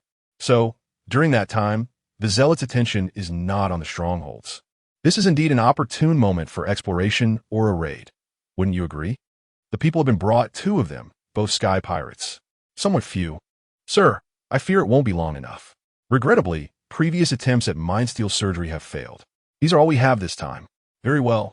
It seems we must expend some reserve fuel. Oh, and I won't have time to come over recently. I'll entrust the task of transporting fuel to Luo Deng. I believe you are aware of his loyalty. Very well. The deputy director hung up the communicator. The director is unable to transport the fuel personally. This is unprecedented. Could something have happened? No, never mind. Transporting the fuel is paramount. 2 of the lower fuel cells are nearly depleted and need replacement. This time, I'll leave it to you. You and them will go to the underground facility. Yes, led by the secretary. The group entered the warehouse and proceeded through the secret passage dug by the zealots into the underground stronghold. I apologize for the limited manpower at present. They are all engaged in analyzing the underground facility. As expected, during this time, those damned heretical believers are all in the underground facility. The plan proceeds. Luo Deng pretended to arrange for someone to send the 2 sky pirates to the dungeon, then said to the secretary, "I'd like to see the current situation of the underground facility. Mr. Jack is concerned about your progress. How are things progressing?" Progress is gratifying. We will soon unearth the mysteries of the underground facility. Follow me. Luo Deng went to the underground facility alone with the secretary. Soon after, in the dungeon, Sylvie opened her eyes. Ugh, my head hurts. Where's this place? Why do I always seem to see strange things? After all, she is one of the main characters of Lights Out, and the only one who can briefly glimpse reality while in the world of consciousness. Even with the isolation device on, she can still sense the problem here. Above reality, there's a world of consciousness, and the device that Luo Deng went to handle is used to generate the world of consciousness. And our mission is to destroy the heretical object hidden here. The thug was a little impatient. If it weren't for the noble lord telling him to be kind, he wouldn't bother answering. This woman, she isn't even a believer. Why is she so favored by my lord? And we have to take care of her? This is unfair. She has no right. Suddenly, the thug grinned maliciously. Although my lord has confirmed the mission, since she is so favored, it shouldn't matter if we switch the mission. Her mission must be simple since she is favored. Why? He wants her to die. The faith influence function has not been strengthened, and Wei Shen's control over the believers is not strong, especially the mind users. Ugh, ugh. Sylvie's head throbbed, and images flashed in her eyes. A simple street, a storm, as if something was about to happen. The 2 left the dungeon and headed to the depths of the underground stronghold according to the location given by Wei Shen. They have 5 collapse bombs on them. all filled with Wei Shen's mind power, and completely made of mind steel. It is estimated that the strength is comparable to a level 3 mind user self-destructing. The remaining 5 are carried by Luo Deng. I'll go destroy the altar, you go destroy that thing. Understood. The two split up, and Sylvie continued to walk deeper. The mission location is at the end of the underground stronghold, which originally belonged to the thug, and now it belongs to her. Ugh, it hurts. Her head is getting more and more painful. She saw a square, with 2 people sitting on the benches in the square, one indistinguishable in height and weight, and the other simple and unadorned, but like the master of the world. The torrential rain did not wet her clothes, and the reality and illusion gradually became indistinguishable. What's ahead? Is it rain? Is it a door? I don't know, but it can be pushed open. A large and dim space, surrounded by red candles, with gemstones reflecting the candlelight, converging on the stone platform in the center of the space. That is a naked body, a perfect body, with pure white wings on his back, and the candlelight becomes his gauze. When the halo appears above his head, the horn of the apocalypse will sound. Danger, horror, must destroy that thing, must. Let him be resurrected. Sylvie's mental perception is too strong and easily influenced by the angel's body. So Wei Shen arranged for her to bomb the altar, but now everything is messed up. Damn, what am I thinking? What am I thinking? Don't be contaminated. Don't be corrupted. That thing should not exist. That thing is the enemy of mankind. Who broke in? The zealots guarding the room stood up vigilantly, only to see a small shell flying towards him. Boom! The sound was not loud, but the effect was excellent. Zealots below level 3 could not resist the power of the collapsed bomb and were directly collapsed and annihilated. Then, Sylvie activated another collapsed bomb and threw it at the body on the stone platform. Boom! Next, it's the last thing. In the rainstorm, Wei Shen bought 2 things that could be considered coffee and sat on a chair next to the square. The rain wet his hair and dripped to the ground along his hair. He put the coffee on the bench and pushed it to the other side. I accidentally bought too much. Would you like a cup, friend? Oh, thank you very much. Kind sir, the Father will bless your generosity. The man who could not be identified took the coffee cup and nodded to Wei Shen to thank him. I have seen you. You once looked for my daughter. Thank you for taking care of her. The Father will watch over you. Heh, really, full of Father. Wei Shen smiled, but his voice was somewhat gnashing. I'm curious about a question. What is your view on faith, and what is your view on those humans? He is the mighty offspring of the Heavenly Father. He is the angel who blows the horn of disaster. What does the world look like in his eyes? There is almost no description of the psychology of the offspring of faith in the unfaithful, and he is very interested in it. The man raised his head, holding the coffee cup in his hand, as if holding everything he had to offer it up. The light of the spotlight in the sky was his Father. Just praise. Praise my sublime Father. Offer everything to him. Sacrifice everything to him. Distort everything for him. He will watch over everyone and spread his mercy. That is to say, give everything, even if it's just to please. Yes, that's too little. It should be more proactive, more enthusiastic, abandon all thoughts, and only praise the Father's glory. Wei Shen was silent for a moment, then asked again, why? Is it worth it? Because he is my sublime Father. That is the only reason. I see. Indeed. This reflects a distorted belief, which elucidates why humanity must resist faith rather than succumb to it. Faith ought to serve humanity, bestowing tranquility and convenience. Yet, it has morphed into a condition where humanity is subservient to faith, rendering individuals foolish and deranged. Thought should be liberated, grasping the kite that touches the heavens, rather than becoming a puppet tethered by the string of a kite. It is rather absurd, however, to ponder how my current actions differ from theirs. And what if someone does not believe in the Great Father? What then? Shall we compel him to believe, for all beings are but lost lambs? Or shall we dismiss his disbelief? In that case, let him be extinguished, for he could transform into a terrifying wolf, even if only by the slightest chance. Indeed. This is the rationale behind my intent to eliminate you. Let this also serve as a cautionary tale. By the way, how rude of me. I have yet to inquire your name. The man inquired politely. Wei Shen turned to the man and offered a faint smile. He lifted his head, casting a condescending gaze, embodying the arrogance of a deity toward another deity's progeny. A name? Allow me to graciously inform you, offspring of the Heavenly Father, you may refer to me as. The sage, Wei Shen, rose, and with him, the torrential rain ceased.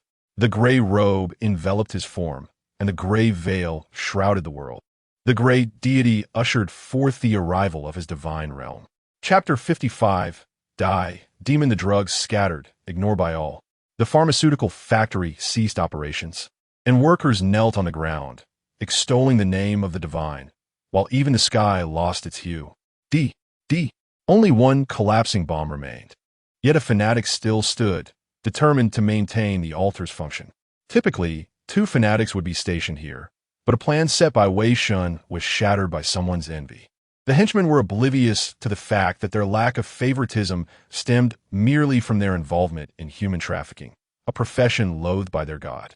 The fanatic launched an assault, intent on eradicating the intruder. Explosions echoed around him.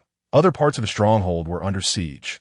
Another divine flame struck, scorching a portion of the henchman's flesh. The henchman was no match for the fanatic, quickly succumbing to severe injuries. Gasping, he realized he could not complete his mission, but at the very least, he must destroy the altar. Praise my exalted Lord. The henchman activated the last collapsing bomb and charged headlong into the altar. Boom! A terrifying gravitational force ravaged the space, injuring the approaching fanatic and rendering him unconscious. What is a god? With open eyes, clarity reigns. With closed eyes, night prevails. The world is he, and he is the world. Omniscient, omnipotent. The gray-white sanctum melded with the realm of consciousness. The heavens and earth lost their color. Resembling a faded photograph, the only hint of vibrancy now deemed heretical. Such aberration must be eradicated. I'll finally free.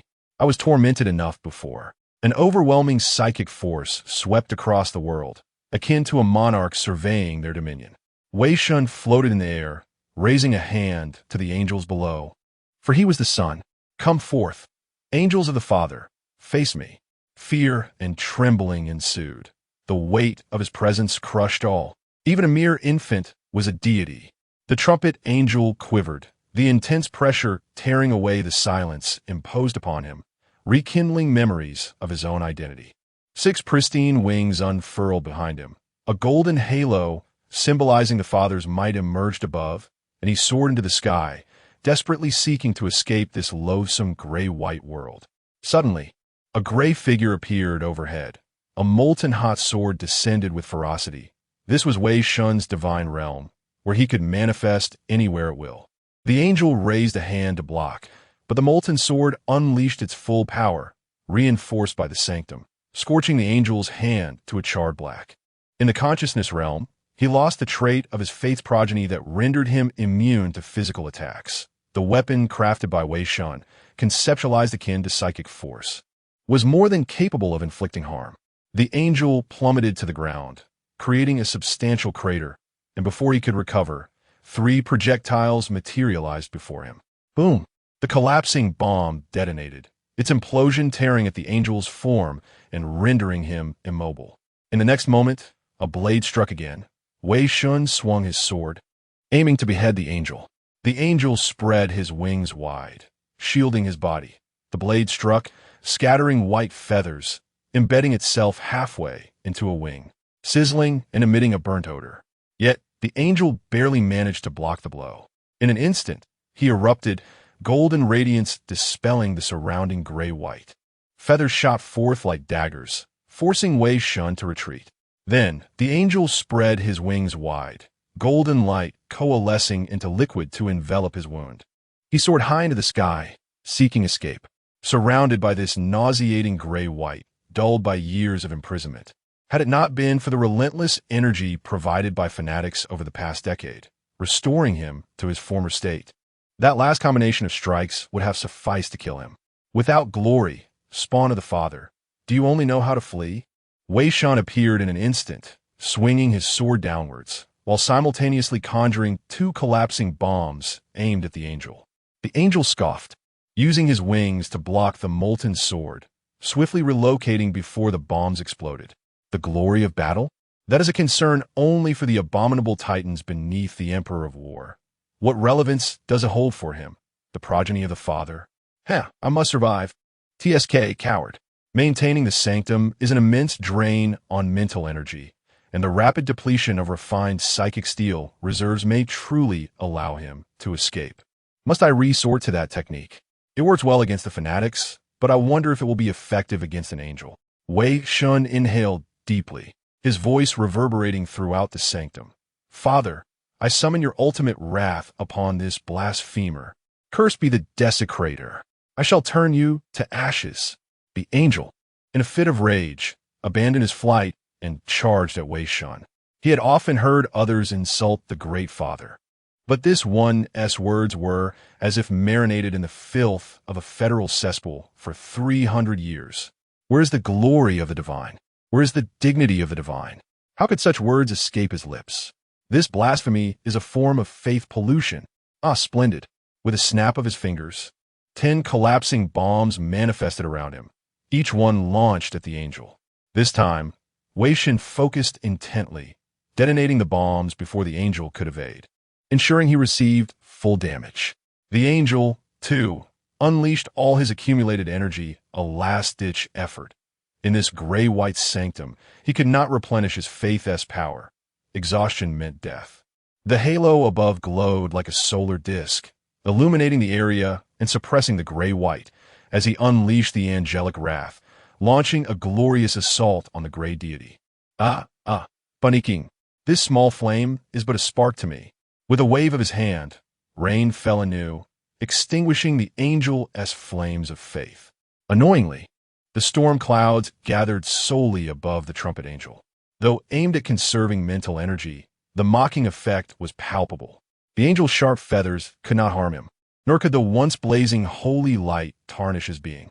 Another 2 collapsing bombs detonated around the angel, and as the protective holy light dissipated the force of the bombs, a molten sword pierced through the angel's defenses, plunging deep into his chest. Gasp! The angel sustained grievous wounds, and the whispers of the other god echoed in his ears. Oh dear, little angel, can't you withstand such a mere toothpick? Scum, scum, why not perish obediently? I shall not forget you. As a blasphemer, he acknowledged that he was indeed asking for a beating, yet he could not restrain himself, unable to kill him, nor inflict any pain. How could he possibly slay him in his divine realm? No, I must make him suffer. He must endure the punishment for insulting my father. My father, grant me strength and faith. The angel inhaled deeply, his wings radiating unprecedented light, enveloping his body entirely. TSK, what is this?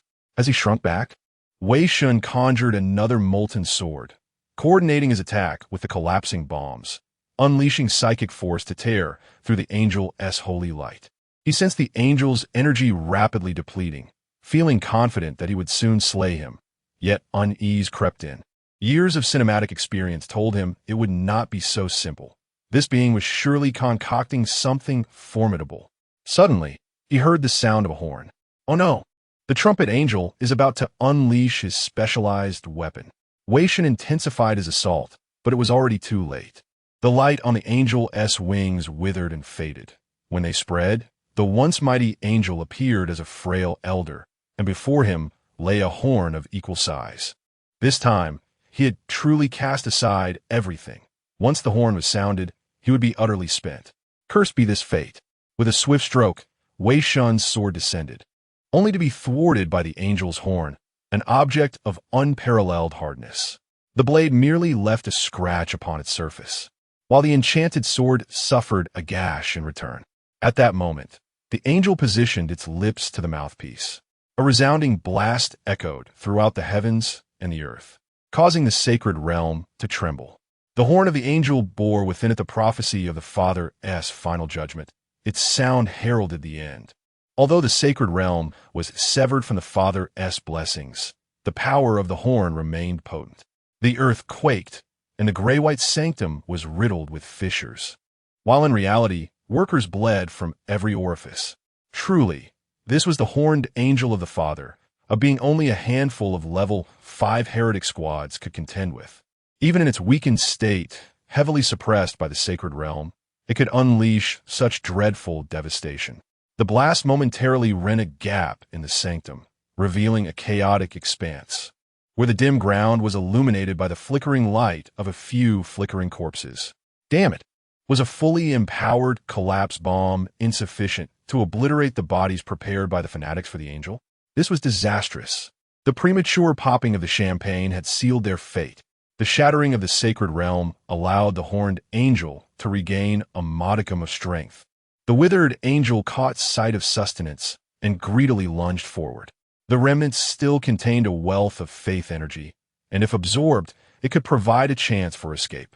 A chance for vengeance against this alien deity.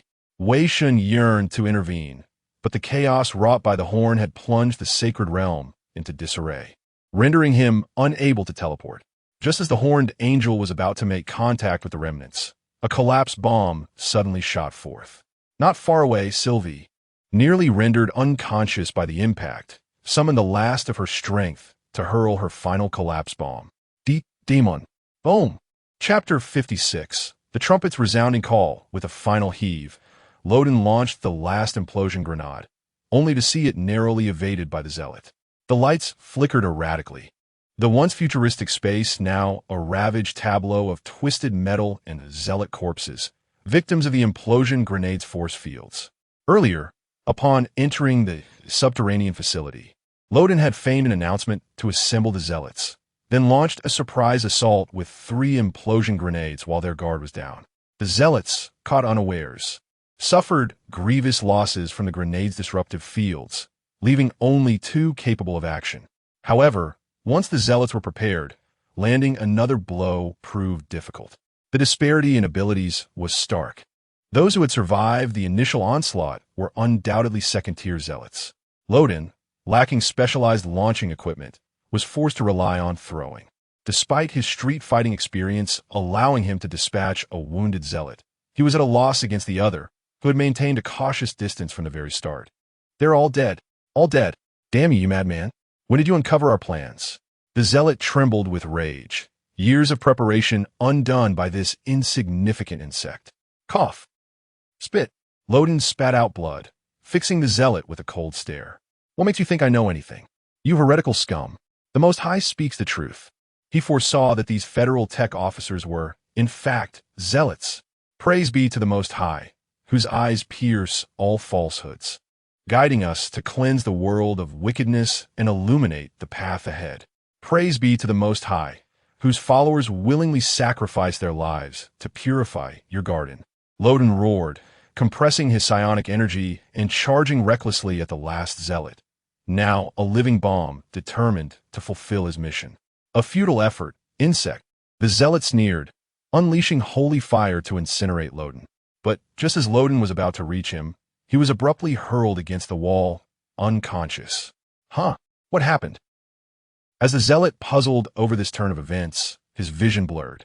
Before him materialized a door, simple, inviting, in the depths of the underground facility. Light ensnared his gaze. Fragrance intoxicated his senses, and he forgot his identity, his purpose, his whereabouts. Slowly, the door creaked open, revealing an abyss of impenetrable darkness. A hand emerged from within, tossing out tattered garments, unfit even for rags. Instantly, the clothes adhered to the zealot, a perfect fit. Ugh! Blood spurted from his orifices, vapor rising from his head. The agony of countless sacrifices flooded the zealot's consciousness, shattering his mind. Within the realm of consciousness, the fractures caused by the horn had been mended, and the holy domain was whole once more. Well done, Sylvie.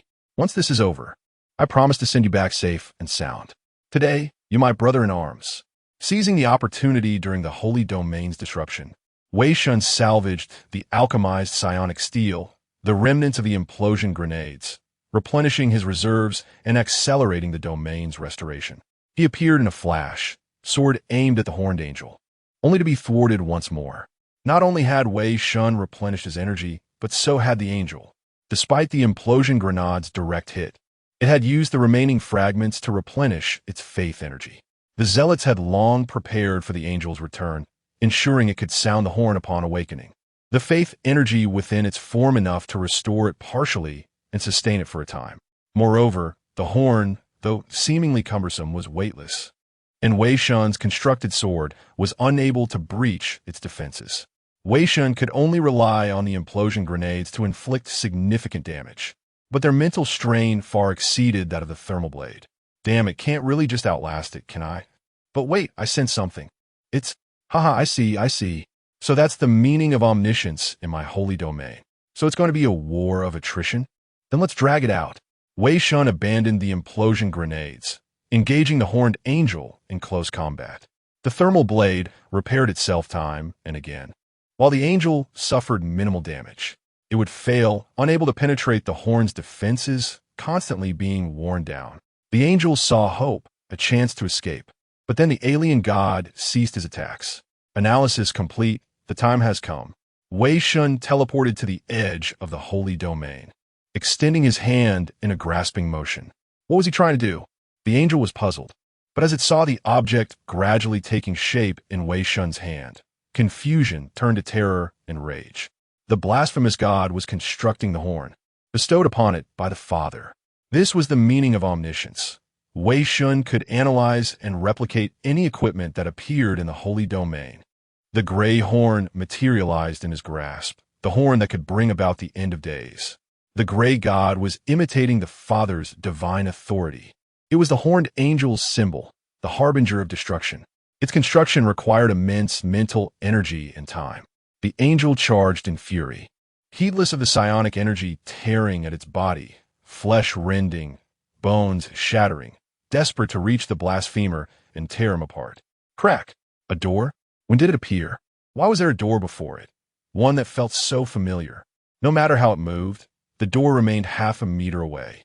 Petals drifted down, the door opened, and a slender hand reached out, a fingertip touching its skeletal forehead.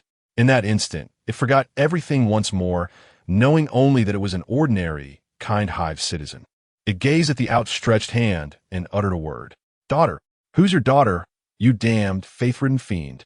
Having broken free from the angel's control, Silence finally tasted freedom, and her first act was the revenge she had harbored for centuries.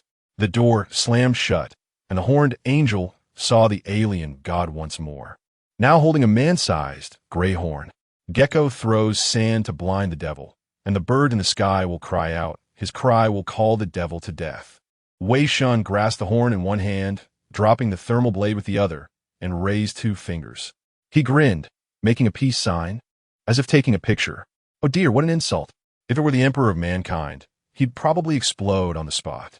But the angel remained oblivious. Sir, what are you doing? Sending you to your grave. Woof.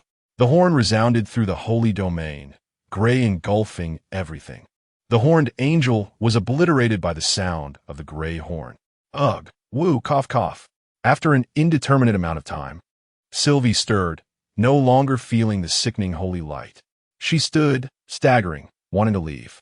She remembered the promise that once the mission was done, she would be safely escorted away. Upon being brought into this place, Sylvie discreetly observed her surroundings. She recalled the route she had taken and yearned to return to the surface, which appeared far safer than the seemingly crumbling underground stronghold. At that moment, her gaze fell upon a disheveled room, where a half-destroyed altar stood out starkly. Another mission site, perhaps. The individual was absent, likely having ascended earlier. I must hurry. Suddenly, a burst of sacred flames erupted before her, and a severely injured zealot tackled Sylvie to the ground. Raising a single hand that wielded a bone spike, a fragment of the torn banner from the altar. D. Chapter 57. The birds of Claus the Pale, gray faded away, and the realm of consciousness was on the brink of collapse. Having endured the torment of the horned angel and lost the support of the sanctum, this place too was about to give way. The lights extinguished, and a shroud of darkness enveloped the utopia. At the end of this darkness lay a reality that was utterly despairing. Alas, in this pitch-black void, how does one find their way? I declared, let there be light. A soft grayish glow illuminated the darkness, not blinding, yet sufficient to light the path ahead. Wei Shen leapt over the black crevice, hopping along a familiar route. Countless times before, he had expressed disdain for this place, longing to return to reality. But now he wished to linger a while longer, to behold this land of bliss once more. The world behind him began to shatter, akin to a torn photograph. Wei Shen quickened his pace, finally arriving at a familiar door. "Knock, knock. Please enter, dear guest." The door swung open, and Jian Yin sat inside as usual, gazing out at the world that was gradually fragmenting. In her hands, there were no longer garments. Only an empty bread box remained on the table, for she no longer needed to sew. "No, Miss Jian Yin," Ashanti entered. "What's wrong? Don't you wish to converse with Jian Yin?" "Oh dear, how heartless you are," Jian Yin chuckled softly, standing up with a lightness that belied her frail appearance. She had finally been liberated. Wei Shen shook his head with a smile. "How can we not converse? Can we talk while I stand outside? I have so much to share." "I'm sorry, but our time is limited." The realm of consciousness was on the verge of collapse. Her mission was complete, and she too must depart with this world, to rest eternally in the steel tomb. It was regrettable that she had not seen the outside world, her understanding confined to data and others' memories. If only she could gaze upon it, how wonderful that would be, but alas, she belonged here. Suddenly, the gentleman outside cleared his throat, interrupting her reverie. "I don't believe that time is in short supply. Let's continue our previous discussion. Surely, my presence outside the door does not deter you from speaking with me?" How could that be? I'm more than willing." The solitary bird vanquished the demon, and it would continue to soar in the sky, while the mole could finally rest. Ah, yes, indeed. Yet just as she was about to drift into slumber, that bird crashed into her nest. Do not question why. Simply know that the people long for sleep as well. He excavated the burrow, turned the soil, and invited the mole to the sky, beckoning her to witness this world. However, the mole belonged to the earth. She had no wings to fly. Who says she cannot? Who defines that? I shall teach him a lesson. Alas, you may need to teach the entire world a lesson. Jian Yin smiled, feeling a sense of ease she had never known from her inception until this moment. No longer frightened by angels, indifferent to the fact that he was a demon of belief, this was merely a conversation between friends, a friendly exchange. "Regrettably, I'm sorry. I cannot leave this place." "Why? This is where I was born. It is my everything, my responsibility, my longing. I cannot depart." No." Wei Shen shook his head. "You have already extended your hand. You can leave at any moment. Moreover, I see your yearning for my story, your desire for the sky. If you did not yearn for it, why would you gaze out the window? If you did not desire it, why would that breadbox persist?" Jian Yin opened her mouth, unsure of what to say. A mouse born from the earth would hardly dare to ascend to the sky. A fall would mean utter destruction. Wei Shen's gaze was sincere, as it had been upon their first encounter. Standing outside the door, he reached out his hand toward Jian Yin. "Then, allow me to express this once more. Jian Yin, become my person, my friend, my companion, my comrade." Indeed, how fervently she longed for this. How deeply the horned angel was dead, her mission accomplished, and now, her future, could it be that she could still possess a future? Yet she was merely a if. What if? Jian Yin recoiled, extending her hand toward Wei Shen, only to withdraw it again, once. Twice behind her lay an abyss of darkness, the shadows of reality encroaching, perhaps a light, one so blinding it could sear the eyes. The realm of consciousness was reduced to a single door, a solitary nest. In the end, Jian Yin relinquished her desire. Let it be, for the mole ultimately lacked wings. For hundreds of years, she had dwelled here. It was her entirety, her only familiar sanctuary. Her fear of the outside world was equal to her longing for it. Sigh. Wei Shen shook his head again, a bittersweet smile gracing his lips. Jian Yin's choice was not surprising. Indeed, he had anticipated it. To coax a girl who had been sheltered for centuries into the outside world required more than mere words. It demanded the application of certain parental tactics, evidently. "You truly do not wish to leave? I apologize. There is no need for apologies. I shall not respect your choice in any case," he shrugged. "Thank you, no. What did you say?" Nothing.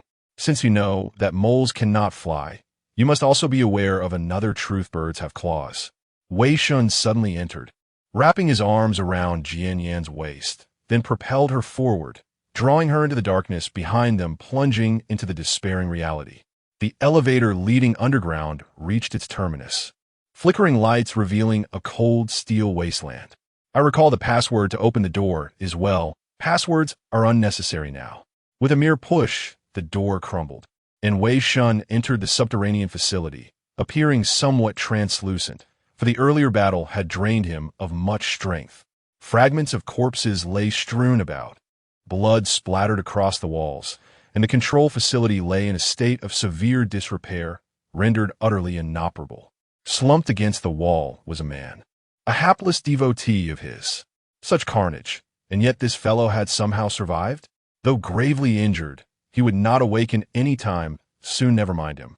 Wei Shen retracted the remaining refined, thought steel. 5 collapsed grenades had detonated here, yielding approximately 450 milliliters, surpassing expectations. Subsequently, he approached a heavy, technologically advanced iron door. Despite enduring fierce combat and the aftermath of the collapsed grenades, the door bore merely a few prominent dents. This was it, the core of the underground facility, the true secret of the House of Mutual Love, a relic of the once glorious Renaissance era. Chapter 58. Dear Miss, welcome to reality. The battle raged within the control room. While the mental realm's construction room remained relatively intact, Wei Shen had successfully rescued 20 individuals from the life pods, nearly half of whom were in a state resembling desiccated corpses. He removed as many of the connecting tubes as he could, yet some were deeply embedded within their bodies, and extracting them posed a greater danger. They would have to live with these tubes or incur exorbitant costs for surgery at an upper-tier treatment facility. It appeared grim, yet they were fortunate compared to the workers who would face the harsh despair of reality. The House of Mutual Affection, standing before the door. The telekinetic steel card twirled in his hand. Unlocking this door would lead him to the very heart of this place. Wei Shen inserted the card into the slot and entered the password. The door swung open to reveal a descending passageway, the end of which was obscured from view. It resembled a lift shaft. But where was the elevator? The cables hung above, yet the elevator itself was nowhere to be found. Numerous pipes snaked downward, appearing to have been installed recently when compared to the lift shaft. The inferiority of these pipes was glaring. They clung to the freshly poured cement like chewing gum, while even the severed lift cables looked more sophisticated. Wei Shen floated downward, unaffected by gravity, and soon reached the bottom. Here, an unsettling realization struck him. The technological aura of this place had vanished. Before him lay a steel-woven net, tightly enclosing the entrance. Tubes penetrated this metallic mesh, and upon closer inspection, he recognized many familiar mechanical structures that seemed to originate from the elevator. In essence, the elevator had been dismantled and reformed into this iron net. As he probed deeper, Wei Shen sensed telekinetic fluctuations emanating from within the net. There were living entities inside. As he delved further, the mechanical structures grew increasingly intricate, a sight that filled him with trepidation. If the Federation could decipher this technology, their advancements would leap several tiers. Yet for now it lay in disarray, utterly devoid of purpose. He hoped that the telekinetic steel could store this technology. Perhaps it would yield rewards in future battles. Indeed, the quantity of telekinetic steel was substantial, and he intended to collect it all. Although he had expended a considerable amount in refining it, the results were promising. His reserves of refined telekinetic steel were nearly depleted, totaling less than 500 milliliters, including the 450 milliliters previously recovered. This meant that if the Angel could hold out a little longer, it would emerge victorious, but alas, it lacked endurance.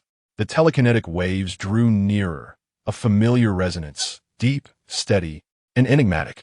Wei Shen took a deep breath, feeling a flutter of anticipation. After all, this was reality. Hiss, exhale. Let us proceed. It is ill-mannered to keep a lady waiting. Quickening his pace, he arrived at the center of the steel net. There, he beheld an oval sphere radiating a soft blue luminescence, its exterior resembling glass, with countless tubes connecting beneath it. No, these tubes extended from the sphere, integrating into the steel net to form a cohesive whole. Suddenly, a cloud of vapor burst forth from the sphere's lower section, swiftly enveloping the entire space. The sphere gradually opened, revealing a delicate silhouette within the mist. Hair shimmering with circuit-like colors cascaded over her form, and her skin appeared as the most exquisite jade, embodying the essence of beauty devoid of any blemish. She was sculpted in pure perfection, akin to the most flawless sprite birthed from the world, or perhaps a bewitching enchantress that ensnares the soul. Wei Shen was reminded of the words he had read. At the conclusion of Lights Out, Qian Yan had entered reality. He knew she possessed the capacity to do so and could feel her soul's presence. She sat up, brushing aside the strands that obscured her visage, her eyes opening to reveal their customary depth. Intriguingly, there were no blood vessels in her sclera. Instead, intricate circuits reminiscent of high-tech chips adorned them. This is reality. Qian Yan inhaled deeply. Even the scent of rust was delightful, akin to that of a newborn child. Then, she turned her gaze upon Wei Shen and teased, "Sir, do you have anything to explain?" Wei Shen shrugged. The first lesson of reality. Even the closest of friends may betray you. In any case, welcome to reality, Miss Qian Yan. He stepped forward, extending his hand. Allow me to reintroduce myself. It's a pleasure to meet you. I am Wei Shen, an unfortunate outsider, an unlicensed mechanic, and an ascendant. Qian Yan smiled faintly and placed her hand upon his. Greetings from the Grand Federation's Fifth Continuity Plan's House of Mutual Affection, an oversized mental immersion device. I am the virtual steward of the mental realm, Qian Yan. Thank you, dear gentlemen. My divine lord. The mole may lack wings, but who to find that? At least she had spread her wings. Of course, biologically speaking, moles indeed have no wings. Please refrain from tossing them from heights. Wei Shen returned to the surface, while Qian Yan wished to linger in the underground facility for a while longer. Although being addressed as Divine Lord excited him, making him feel as though he had achieved fulfillment in life. Evidently, there was another matter demanding attention. The House of Mutual Affection, an oversized mental immersion device of the Grand Federation's Fifth Continuity Plan.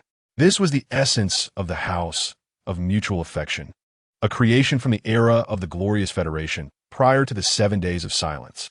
No wonder Qian Yan's beauty was so extraordinary. Could data-driven design not yield such results?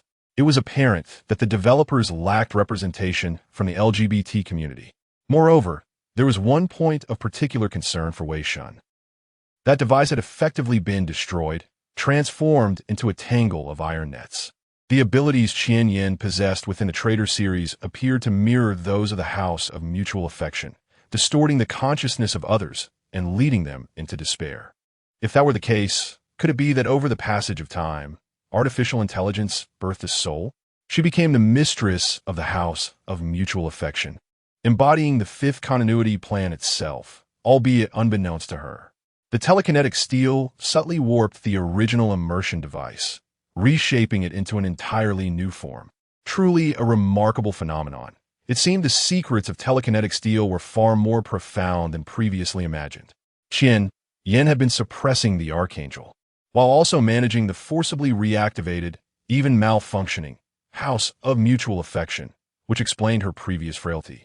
She could feel the sacrifices that supported her consciousness, unable to intervene, only able to mend their increasingly fractured spirits, watching them perish one by one, replaced by new offerings. Seeing the mental immersion device, initially designed to protect humanity, morph into a tool for capitalist profit and a breeding ground for humanity's detriment, incited her fury and hatred, a profound desecration of her existence's significance. It is difficult to fathom that a being originally programmed to serve as a virtual steward, with an underlying logic centered on benevolence towards humanity, could utter such words as to eliminate him. The human survival plan had transformed into a human exploitation scheme, and it was no wonder that Qian Yan's anger breached her foundational logic, indicative of a deeply rooted loathing. It is little wonder that Qian Yan, in Lights Out, became a despondent apostle of the Father. If it were him, he too would succumb. If the human survival plan did not evolve into a human eradication plan, he would invert his name. Oh, right. So the reason she had been riddling me with enigmas was due to my insufficient authority? And regarding the Fifth Continuity Plan? If so, there must be at least 4 other continuity plans. But for now, let's set those thoughts aside. The causal relationships of the events have been largely clarified. It is time to contemplate the aftermath of this situation. The awakened workers, regrettably, they must return to their dismal reality. However, Wei Shen will seize control of the factory manager's body, endeavoring to distribute his entire fortune among the workers to facilitate their restoration. As for the pharmaceutical factory, it shall cease operations, or perhaps be sold off for monetary gain. He is disinclined to concern himself with it, having refrained from destroying it merely to spare the cost of explosives. Regarding his own circumstances, he anticipates a period of time as an empty thief. And then there is Sylvie. Wei Shen recalled her. She had indeed rendered significant assistance this time. Speaking of which, she must still be underground. Yet, it is peculiar, as I had previously instructed her to detonate the altar. Why then has she appeared in the space where the angel's body is laid? A sense of unease suddenly enveloped him. Each collapse bomb he had deployed was meticulously calculated, likely sufficient to eliminate those fanatics. If Sylvie is indeed at the angel's body, then only 2 collapse bombs remain at the altar. It was evident that the altar had not activated during the previous battle with the angel, which implies this is disastrous. He hastily reached out to sense the true seal remaining within Sylvie, only to be met with the repeated sounds of sharp instruments piercing flesh. In an instant, he materialized beside Sylvie, his psychic force explosively shattering the skulls of the fanatics. You shall perish. Chapter 59, Epilog D. The horned angel was unable to descend, unable to receive the Father's gaze, all because of these damned invaders, these godless infidels. He would have his vengeance. He would slaughter them all, until a gray-robed figure materialized. Snap! A head detonated, the corpse discarded carelessly, like any other zealot, a piece of hazardous waste. It's over. The psionic undulations are fading fast. Wei Shen crouched beside Sylvie, whose body was extensively burned, riddled with countless cuts, blood splattered everywhere. It was his oversight. He should have noticed sooner. The battle with the angel had left him deeply fatigued, and the matter of the silent word had distracted him, causing him to overlook such a critical issue. She had ceased breathing. Her last vestige of consciousness was about to dissipate. Wei Shen used his telekinesis to staunch her wounds, but it was to no avail. What to do? She couldn't be saved. No, he had to save her. He couldn't let her die. It was his promise. That's right, the apostle transformation. He'd try the apostle transformation. The target is severely damaged. Apostle transformation is not possible. Why again? What good is this system? It always pulls this stunt when I urgently need it. Is it mocking me? This trash system is ruining my life. What can I do? Could this be fate? Was Sylvie destined to die here? He had already experienced such a thing once. He didn't want to endure it a second time. No, there was still a chance. He had 1,000 faith points left, enough to upgrade an apostle skill once. He had intended to save them for later, but it seemed he had no choice but to use them now. System, I apologize if I was too loud earlier. Please grant me some leniency. It must work. He clicked on Apostle Skills, selecting Enhancement. Apostle V2, Bestowal and Resurrection are miracles. Refined Mind Steel could be used to resurrect and transform believers or recently deceased and intact bodies into apostles. Current apostle count, 0, 4. Subsequently, Wei Shen touched Sylvie. Due to excessive damage, transforming Sylvie will require approximately 400 milliliters of Mind Steel. Proceed? It worked. It really worked. Phew, this time I can finally not have to watch another child die before my eyes. Yes, he confirmed the selection. Refined Mind Steel surged from his hand, merging into Sylvie's body, filling wounds. Removing foreign objects, constructing tissues. Clotted blood drained from the wounds. The burned areas recovered at a visible rate, and gradually, her chest began to rise and fall again. He had succeeded. He had really succeeded. Wei Shen breathed a sigh of relief. If he were still affected by gravity, he would have collapsed to the ground long ago. This time, it should really be all right? No more tricks. After waiting for a moment, Sylvie opened her eyes. Upon seeing the gray figure beside her, she immediately rose and knelt before Wei Shen. Praise be to my sublime. Stop, wait. Directive. You do not need to worship me. You do not need to serve me as your master. Maintain the freedom of your thoughts. Stand up. Do not kneel. After the battle with the horned angel, He grew increasingly averse to this feeling of being worshipped. He could bear the deprivation of physical freedom, but this distorted faith even sought to strip away the freedom of one's spirit. With the directive issued, Sylvie's devotion was suppressed, and she regained clarity. I remember. I think I died. Why? I resurrected you. Resurrect? Sylvie was incredulous. Resurrection was no human miracle, which meant that only one being in the world could accomplish such a feat, a god, a demon of faith. The one who had given her the mission was actually a demon of faith, and had even saved her. Why? She didn't think she deserved to be resurrected. Despite the directives, she still couldn't help but feel reverence for Wei Shen. Every cell in her body was exulting. The influence of the apostle transformation couldn't be undone with just a few directives, and he wasn't as utterly loyal as Caven. Thank you, my sublime. No, sir. Sylvie's personality in Lights Out was relatively lively and bold, but now she was quite reserved, her eyes darting around, trembling all over, like a timid puppy with its tail between its legs. What could he do? He would just have to deal with it for now. The influence of the apostle transformation wasn't that simple, and Wei Shen didn't plan to reverse it in a day or two. In any case, let's go up first, and then I'll take you away from the hive. After settling Sylvie, Wei Shen returned to the underground facility. After all, it was a lost technology from hundreds of years ago, and even if a large amount had been consumed by the birth of the silent word, there must still be quite a bit left. Upon entering, the silent word was no longer there, which was just as well. It was somewhat embarrassing to dismantle a home in front of its owner. After a period of time, all the mind steel was refined. As he had expected, this time he had successfully refined nearly 10 liters of mind steel. Actually, this was still less than expected. It was estimated that at least several hundred liters of mind steel were consumed during the construction of this facility, but unfortunately, only this much remained after such a long time. Of course, the gains this time were far more than just mind steel. He opened his hand, and a pale yellow crystal appeared, about the size of a thumb. The faith crystal he had obtained after killing the horned angel.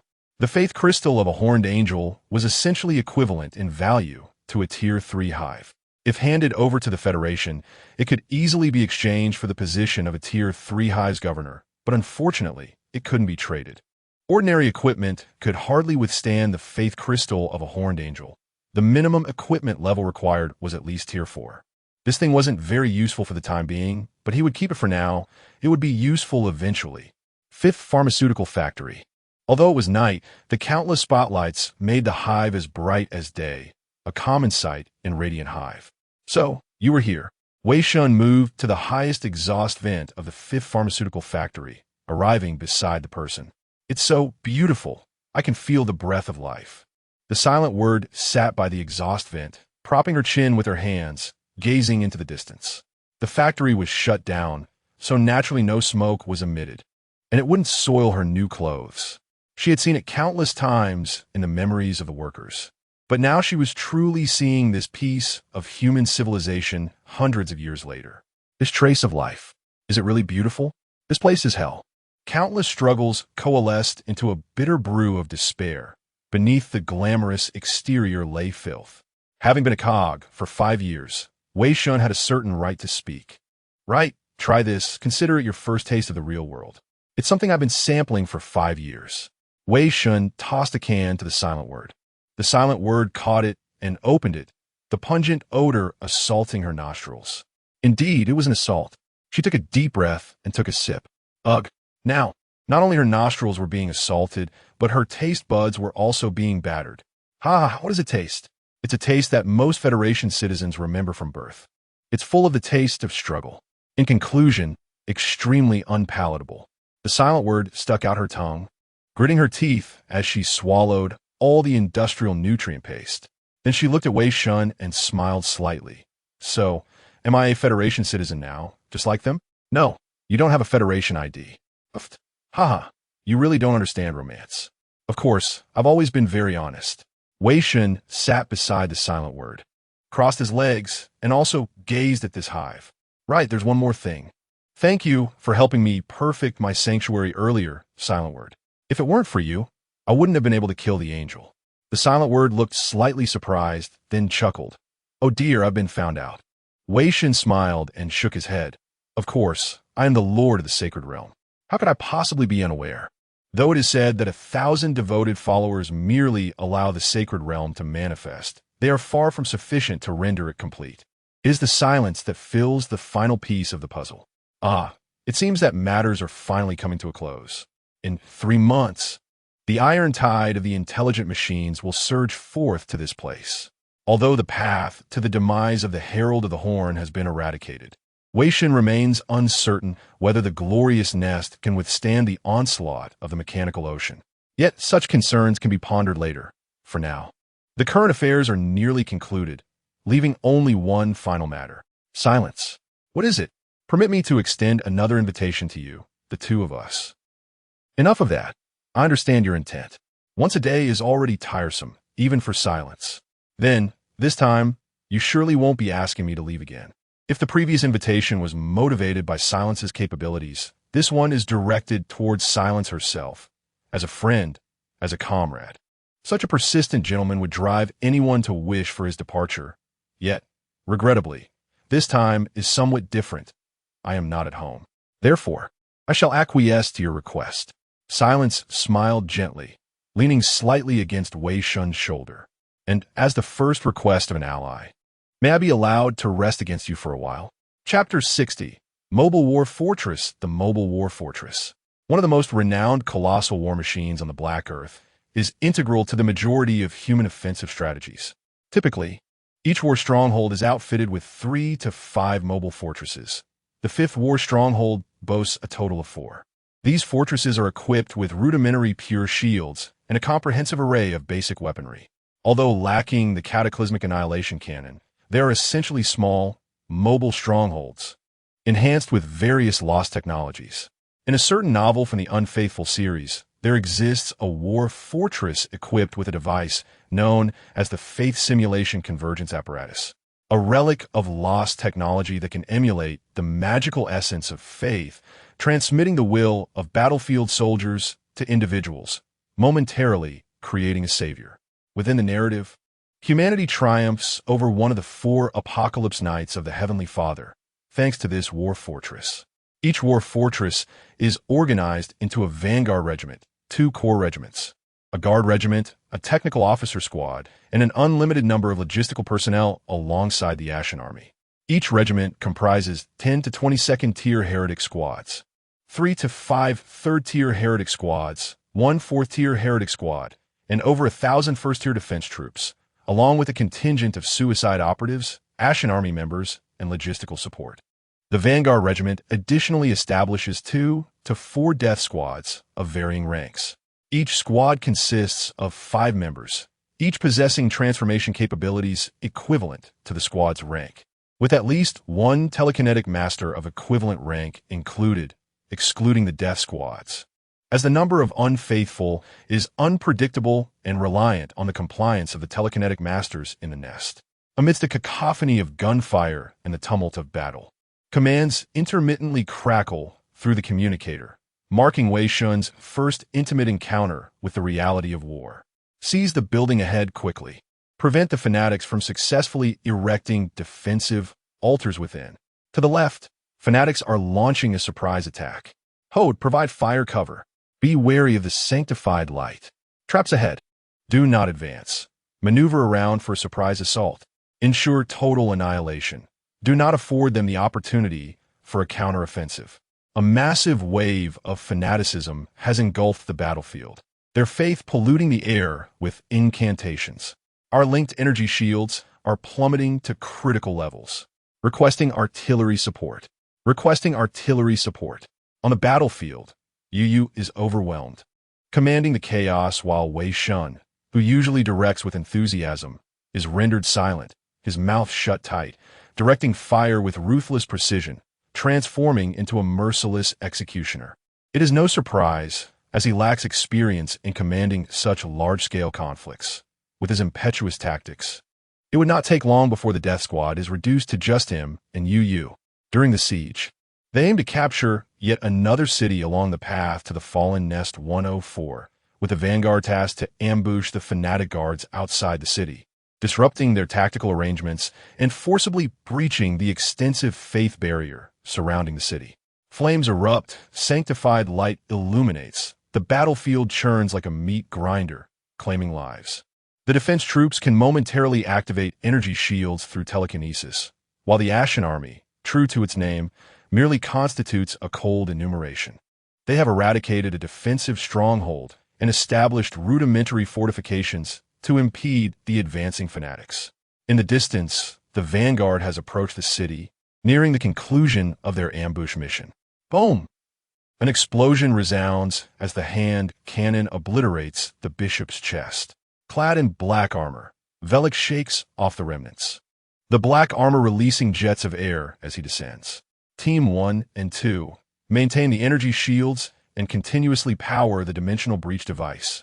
Yes, quickly install the breach device. Velik communicates with the war fortress. The faith barrier is about to be dismantled. Saturate the area with firepower. He clenches his fist towards Team 3, who understand the command, activating the large-scale breach device. In no time, the once impenetrable faith barrier begins to dissolve, swiftly cracking open a substantial gap. In the following moment, countless shells are launched from the distant war fortress, equally caressing every inch of the fanatic stronghold, resulting in numerous casualties and buildings reduced to ashes. Velik, you are as swift as ever. Once the bombardment ceases, a corps regiment swiftly surges through the breach into the city, where another heretic clad in identical black armor, adorned with a golden chain, approaches Velik, exchanging greetings. Commander Chun Shiryun of the 6th Corps Regiment of the 5th War Stronghold. Everything for the Federation. We must ensure efficiency and minimize unnecessary losses. The blood of Federation warriors should flow in the rightful direction. Others ought to learn from you, especially the commander of the 2nd Vanguard Regiment. His overly cautious nature incurs greater losses, making him more suited for the Guard Regiment. By the way, a few days ago, I expelled 2 members from my team, tainted by the Heavenly Father. I recall you had one as well, leading to the annihilation of your 2nd-tier heretic squad. For some reason, the followers of the Heavenly Father seem particularly fond of our war fortresses. Such a matter. It appears we must conduct a stringent faith review henceforth. Could it be that these fanatics harbor some insidious plan? Achu, what is it, Old Way? I don't know. I just feel as though someone is whispering about me. Is it the Silent Ones? Or my motley crew? Ah, how I long for a chill beer. Perhaps I am merely overthinking it. Well then, enough chatter. It is time to execute the mission. The Corps Regiment has fully entered. While half of the Vanguard has been allocated to assist, with another Corps Regiment and part of the Vanguard station for defense. Next comes the brutal urban warfare. Soon after, with a violent explosion, the city's core is blown open, the faith barrier losing its power and rapidly dissipating, resulting in the city's near-total conquest. Once the defense troops withdraw, an even more ferocious bombardment ensues until the city is rendered unrecognizable, for the stronghold of the Heavenly Father is tainted, adorned with idols that must be utterly destroyed. In the end, only a few small churches and altars remain, leading to the tedious and monotonous task of cleansing. Relocate, replenish ammunition, and prepare for the cleanup operation.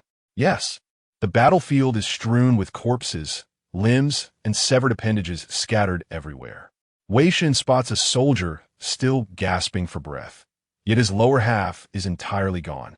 One hand severed, the cross-section revealing signs of prior augmentation. He is a soldier from the defense forces who has endured a transformation. For such a hopeless soldier, it is not a stretcher that arrives, but rather the pistol of a comrade. All for the Federation. Fare thee well, brother. He grasps his comrade's hand, a grim smile greeting the end. Va! Reurge pats Wei Shen on the shoulder. Let us go. Don't fall behind, or Captain Wong will have something to say. I didn't expect you to care about that. Hell, what you perceive me as? A mentally deranged berserker. Farewell, old man, without you. We will be in worse shape. It is an honor, brother. It is not sadness that he feels, merely a tinge of melancholy.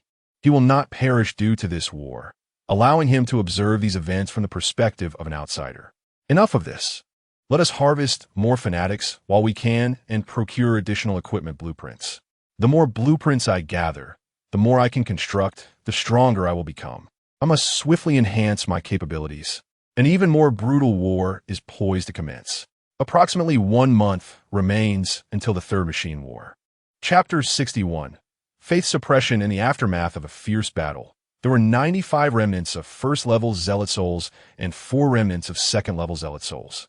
Additionally, 5 fragments of first-level equipment blueprints and 1 fragment of second-level equipment blueprints were acquired, along with 5 milliliters of thought steel and 2 corrosive bombs. Upon returning to the War Fortress and collecting the cerebral supplement, Wei Shen returned to his quarters to tally his spoils of war. The loot was quite impressive, particularly among the blueprint fragments, one of which was a rare purple fragment, Chameleon Type 2 Individual Optical Stealth Device Blueprint Fragment. Though it was merely a first-level fragment, its significance was immense. The purple quality alone attested to its superior functionality and quality compared to other equipment. Most of the remaining blueprints were civilian in nature, which piqued Wei Shen's interest, especially the second-level equipment blueprint, which was also civilian, a complete white blueprint for a head-mounted electrotherapy device. Its purpose was to awaken the mind of the patient through strong electrical currents, treating mental illnesses or dispelling emerging faith. At least, that was what the description stated. A valuable find indeed. After familiarizing himself with the device's structure, Wei Shen clandestinely retreated to the training room to practice fervently. Previously, a few individuals had foolishly claimed he was on the brink of death, and it took considerable effort for him to clarify the situation. Regardless, Yu limited his extreme training sessions, forcing him to train in secrecy. After this period of training, his success rate for enhancement modifications had risen to 57.9, thanks to the enhanced body supplement he had previously applied for. Without it, he might not have even reached 40. His cerebral load had also decreased to 55. Within a month, there might be hope for another modification. However, the efficiency of the cerebral supplement had begun to wane, and reducing it to 10 within a month seemed unlikely. Alas, the Third Machine War was imminent, and he wondered if his body could endure it. For several days, he had been discreetly gathering information about the War Fortress through his main body. Regardless of the circumstances, even for the sake of shared humanity, it was essential for him to inform the War Fortresses of the impending machine invasion. Suddenly, he sensed something. A call from Jianyan? Just in time, setting down the barbell, he dragged his physically exhausted body into the healing chamber. Approaching a corner near a vital pod containing dangerous potions labeled "Do Not Use," the enhanced body supplement he utilized would undoubtedly contaminate the entire pod, rendering it exclusive to Wei Shen. The higher-ups were surprisingly generous, likely amused by the rarity of a disloyal individual who continued to train relentlessly after leaving the modification camp. The vital pod bore numerous insulting graffiti. Many federal soldiers resented that a mere disloyalist could have a dedicated pod, yet Wei Shen was unfazed. As long as it remained intact, it could serve its purpose. He retrieved a bottle of enhanced supplement and inserted it into the slot, lying back in the vital pod, closing his eyes.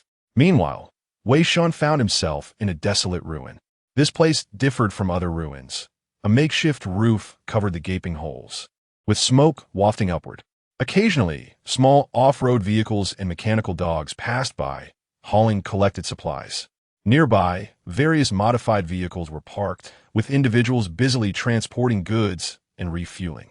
"Brother Wei, you're back." A young man on an off-road vehicle greeted him, tossing over a can. Upon inspecting the production date, he noted it was from several centuries ago. Not bad at all. It was far tastier than the more recently produced cans. "Thank you, my friend." A group of refugees lived a nomadic life outside the Nest City, with those modified vehicles serving as their homes, constantly at risk of being contaminated by faith or ambushed by zealots or sky pirates. Some were citizens of the fallen Nest City, others were remnants fleeing the battlefield, and some were fugitives escaping their crimes. Shortly after escaping the radiant Nest City through a tunnel, Wei Shen and his companions encountered a group of refugees under attack by sky pirates. After swiftly resolving the situation, the leader of the group agreed to let them hitch a ride. Upon arriving at their temporary stronghold, a young man with a simple mechanical prosthetic arm stood up as Wei Shen entered. "Mr. Wei." He was Roshan, another sky pirate taken as a sacrifice beside Zervi. And through their conversation, it was revealed that he too had escaped from Nest City 79. Out of camaraderie, Wei Shen decided to take him along rather than abandon him in the wilderness. Good afternoon. Is Jianyan up there? Yes. All right. I'll be up shortly for some canned food. Upon seeing the can, Roshan's eyes lit up. Even for a sky pirate, such ancient canned goods were a rarity. Thank you, sir. Had I known earlier, I would have agreed to Mr. Wei's request. Who would have thought he could effortlessly overturn a sky pirate's airship?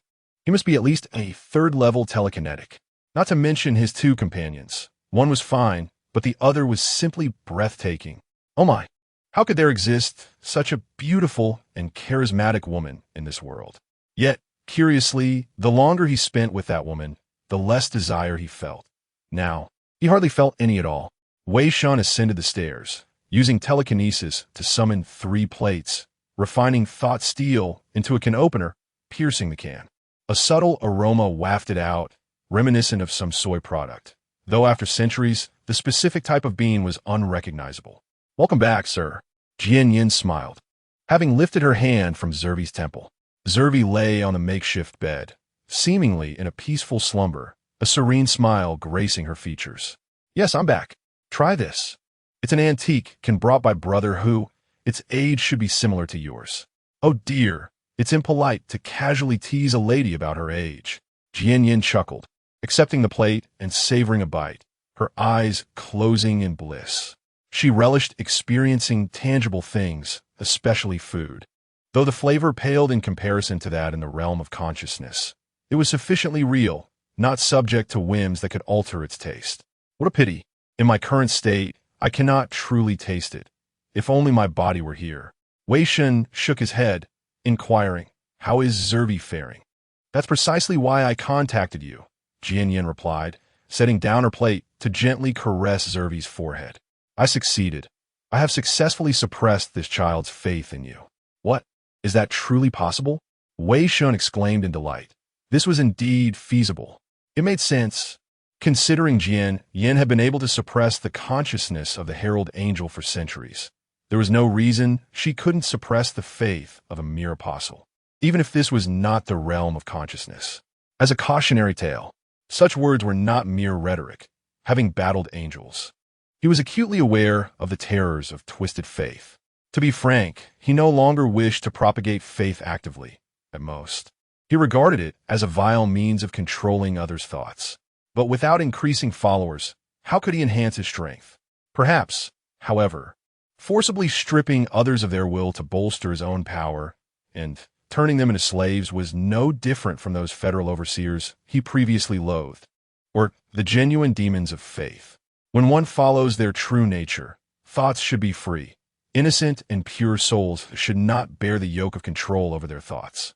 Besides, there are other means to enhance one's strength. Refining thought steel, though the prompt that appeared earlier had flickered by, leading him to doubt whether it was a system glitch.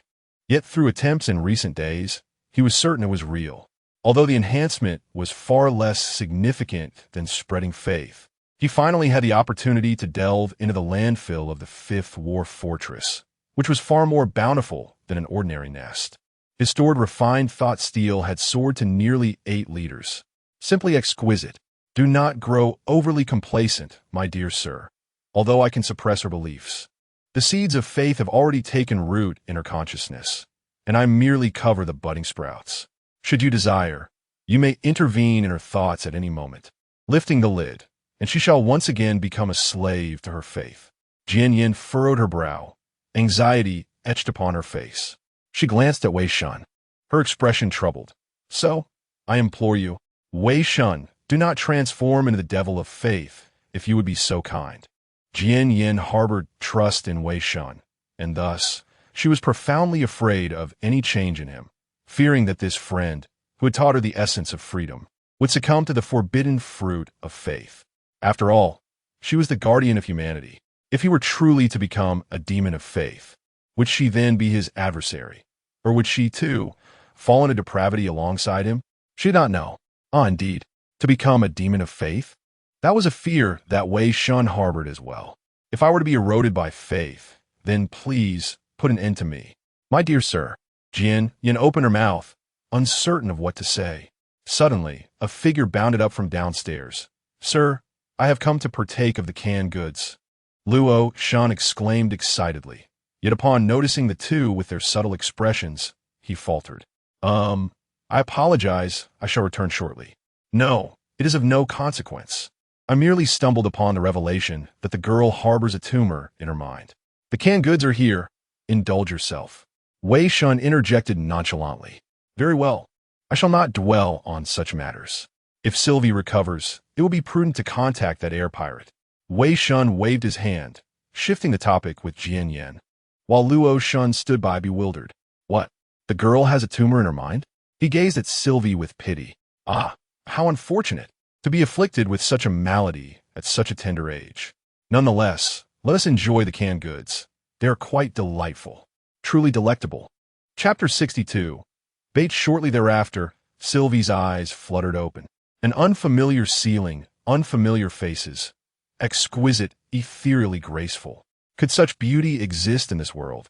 A blush crept onto Sylvie's face, and she abruptly sat upright. Even as a woman, she felt a sense of awkwardness and unease in the presence of such striking beauty. A common reaction, wouldn't you agree? Especially when her eyes seemed to possess the ability to penetrate one's very soul, so profound and enigmatic. That fellow in the gray attire over there is far more pleasing to the eye, she mused, and the one in the back, engrossed in his meal, is delightfully ordinary, almost soothing to behold. Sylvie's gaze shifted toward Wei Shen, a sigh of relief escaping her lips, her tense demeanor gradually dissipating. Is that supposed to be an insult? Wei Shen muttered, a wry smile playing on his lips. It seemed reminiscent of Sylvie's initial reaction upon encountering silence in Lights Out. Perhaps this was a reenactment of that very scene, where Sylvie, overwhelmed by her heightened mental sensitivity, succumbed to unconsciousness within the conscious world, only to awaken in silence's lair. The book had dedicated 2 entire pages to her psychological state at that moment. Wait a minute. Wei Shen's eyebrows arched, as if struck by a sudden realization. Could it be that this young lady harbored affections for women? Well, this is becoming quite amusing. Excuse me, young sir. Haven't I seen you somewhere before? Sylvie directed her attention toward Wei Shen, attempting to quell her inner turmoil. Oh, young sir, are you referring to me? Wei Shen chuckled, snapping his fingers with a flourish. In a flash of grayish-white metamorphosis, the young man's appearance underwent a complete transformation. Snow-white hair cascaded down his back, reaching his waist, while his eyes transformed into pools of azure, reminiscent of a vast ocean, a playful glint dancing within their depths. His cherry-red lips curved into a mischievous smile, an impish expression capable of stirring desire in the hearts of all who beheld it. His flawless features were a testament to perfection. A black dress accentuated his exquisitely beautiful figure, while a coat draped over his shoulders, adding a touch of dashing allure to his captivating beauty. What an irresistible temptation! With each step of his long boots, he approached Sylvie. Beside the staircase, Luo Shen, an onlooker, stood dumbfounded. Was that Mr. Wei? How had he transformed into a woman? And such a breathtaking one at that. With every feature designed to captivate and enthrall, his bowl clattered to the ground, and he didn't even bother to salvage the fallen morsels. Ah! Sylvie's face flushed crimson, as if on the verge of tears, struggling to discern whether she was in a dream or reality. I don't understand. Why? Wasn't he a young man just moments ago? How did he become so? I can't comprehend it. He purred, tucking a strand of hair behind his ear and gently blowing into Sylvie's ear. Who? Sylvie's body instantly stiffened, her limbs becoming clumsy and uncoordinated. She watched as he leaned closer, his hand lightly resting on her shoulder, and whispered in her ear in a ravishing voice, Do I look like a young man to you? No, I don't. All right, sir, don't tease the poor child. Silence interjected with a giggle, putting an end to the spectacle. All right. He clapped his hands together, instantly reverting to his previous appearance. Just a joke, don't mind it, miss. How should I put it? Even after all that, her psionic undulations didn't undergo that particular change. Well, it seems she's not inclined that way. Furthermore, she didn't seem to exhibit any emotions akin to reverence or faith toward me. It appears her faith in me has indeed been suppressed, and she seems to have forgotten the events that transpired at the 5th pharmaceutical factory. Oh well, it doesn't matter if she's forgotten. It's not important. Seeing Sylvie return to normal, Wei Shen felt relieved. He patted the dazed Luo Shen on the back, pulling him downstairs, assured that everything was in order. He could now confidently contact the Sky Pirate. You know you, are you a woman? Luo Shen hadn't yet regained his composure. Wei Shen's earlier appearance had deeply resonated within him, making most of the women he had encountered in the past seem lackluster in comparison. He feared he would never experience joy or sorrow again. What are you thinking? It was merely a visual projection. If I were a woman, would I be standing this close to you? Although, if he so desired, he could maintain that appearance, presenting himself in that guise. All visages were but manifestations of himself. Have a little confidence in your own appearance, my friend. I'm off now. Feel free to wallow in your depression. After casually delivering that psychological jab, Wei Shen found a secluded spot and attempted to sense the true seal he had placed on Gore. It doesn't seem to be on his person. Beneath a stretch of open sky, a dozen or so airships concealed themselves among the ruins. Miller, how much longer must we wait? The tracker indicates that the Hua Gung Merchant Guild's transport airship is about to enter the airspace above us. It's just an insignificant merchant guild with only 5 escort airships. We can easily overpower them. I heard this is the first time the Hua Gung Guildmaster's 2 daughters are commanding a transport operation. It's such a momentous occasion. We should let them experience the true nature of men from outside the city, shouldn't we? I heard the younger daughter is only 17, a flower in full bloom. After we're done with her, we can sell her off for a tidy sum of Nian steel coins. The Sky Pirates erupted in laughter over the comms, reveling in the anticipation of their successful plunder. Most Sky Pirates were like this, constantly facing the specter of death. They sought to indulge in depravity to the fullest extent. Those with a semblance of conscience or principles were considered outliers. Just then, the stone carving hanging around Miller's neck began to vibrate.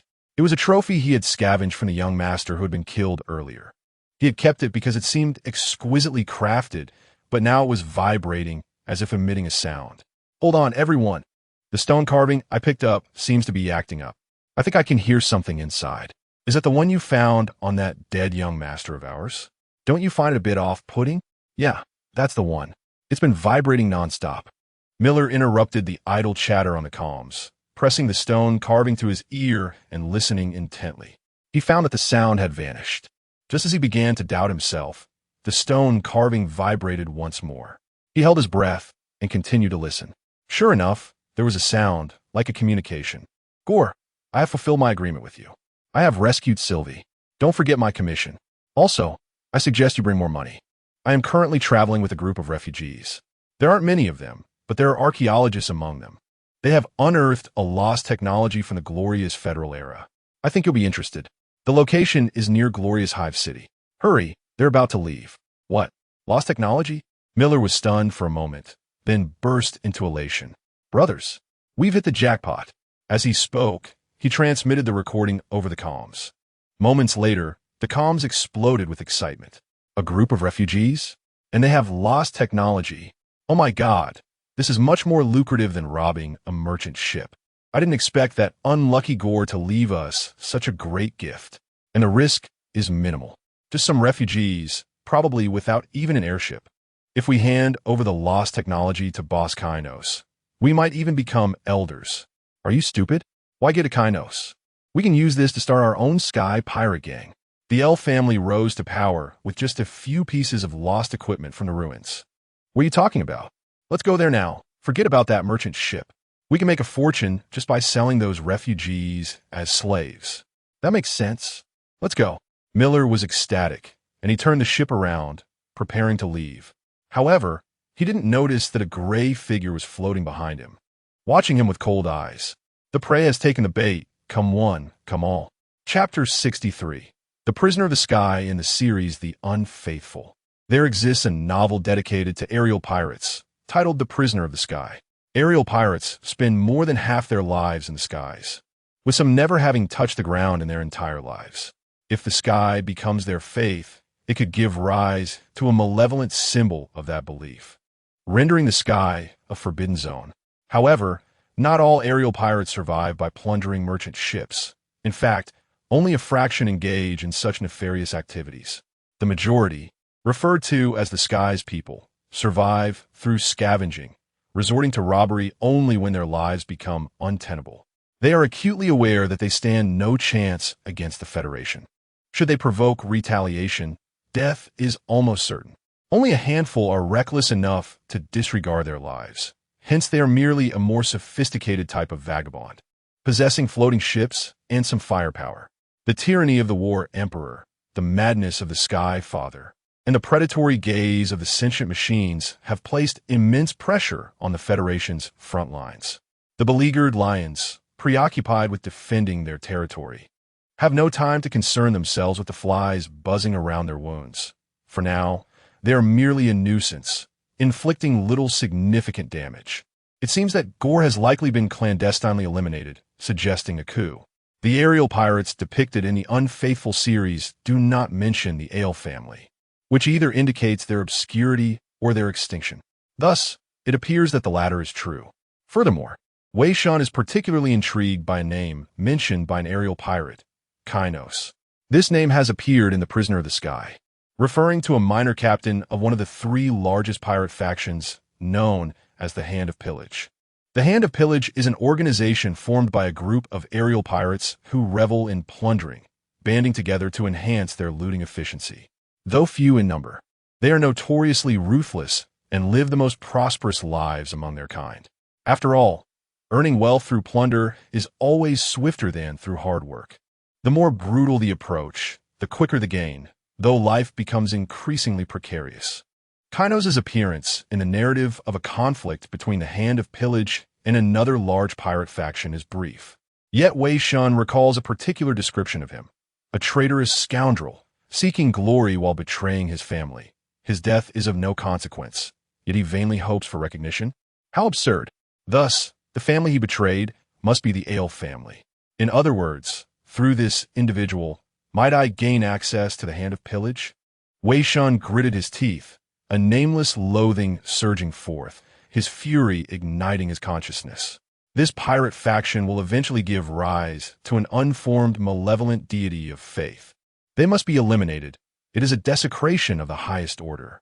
The inclination towards slaughter surged within him, a desire to eradicate heresy making him restless. He yearned to crush the spirits of those future fanatics, to claim their skulls as trophies in a declaration of his own might. How utterly! No. Wei Shen, why do you think this way? Regain your composure. Shaking his head to dispel the chaotic emotions, he forced a bitter smile. Ever since his transcendence, whenever the topic of other malevolent deities arose, an inexplicable rage would well up within him, and had only grown stronger. Could it be that I'm truly tainted by the power of faith? Surely not. I still wish to survive for a few more years. With a sigh, he dismissed such thoughts. Perhaps it would be best to avoid any dealings with the Hand of Pillage to keep his mind at ease. However, even if he wished to steer clear of matters regarding malevolent deities, he had his own reasons to engage with the aerial pirates, to expedite a victory in the Third Machine War and preserve humanity's strength. In the series The Unfaithful, the key to victory in the Third Machine War lies within a relic. A defender of the Federation accidentally obtained the key to this relic, exploring it and liberating a unique sentient machine, a remarkable war machine from the glorious era of the Federation. Humanity, by awakening this machine and deciphering the lost technology within, gained the capability to counter the sentient machines, ultimately slaying the Third Machine Emperor, the Great Purifier, and securing victory in the war. Yet at the moment of triumph, humanity had already lost nearly 70% of its nests, and the remaining war fortresses, isolated and deprived of support, eventually succumbed in subsequent conflicts, leaving only a few battered mobile bastions to return to the Federation. Humanity was left utterly powerless, and in the end, perished under the dual onslaught of the Sky Father and the War Emperor. What he seeks is to locate the relic beforehand, liberate the war machine, and secure victory in the machine war before the Federation suffers catastrophic losses. The key to unlocking the relic is conveniently in the possession of an archaeology-loving aerial pirate. As for the contact, is there not a ready candidate? If so, let me use that gift to express my sincerity. Returning to the temporary stronghold, Wei Shen found Sylvie, who jumped from her bed in fright, still haunted by recent events. You hello? Ma'am, no, sir. Ah, I merely jested with a holographic projection earlier. I am male. Do not mind it too much. Relax. Wei Shen waved his hand and, with a hint of gravity, said, I have two pieces of bad news. Which would you like to hear? Huh? They're both bad news? Does it matter which I hear? Well, the bad news? The first piece of bad news is that after you awoke, I contacted your brother, but there was no response. Gore.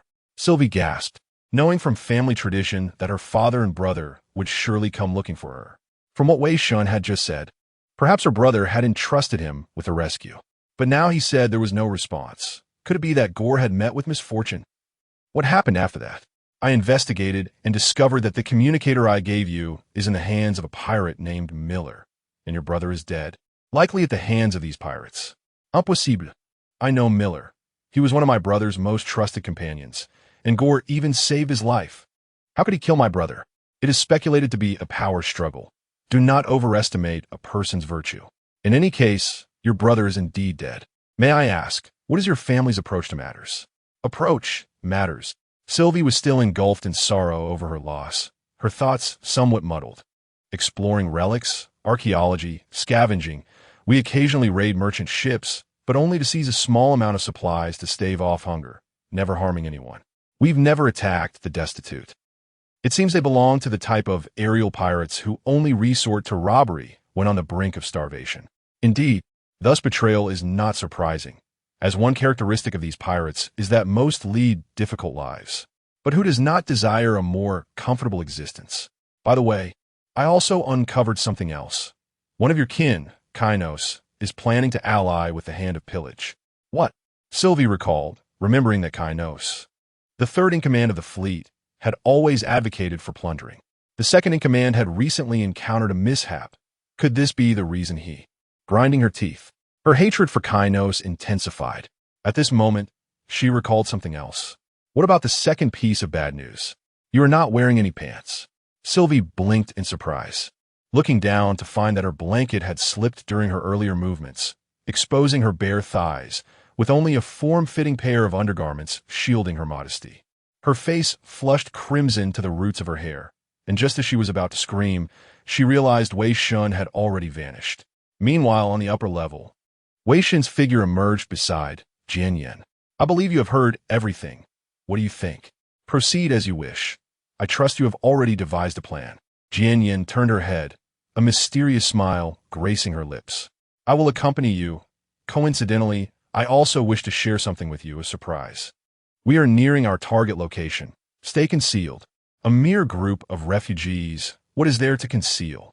Let's proceed in our usual manner.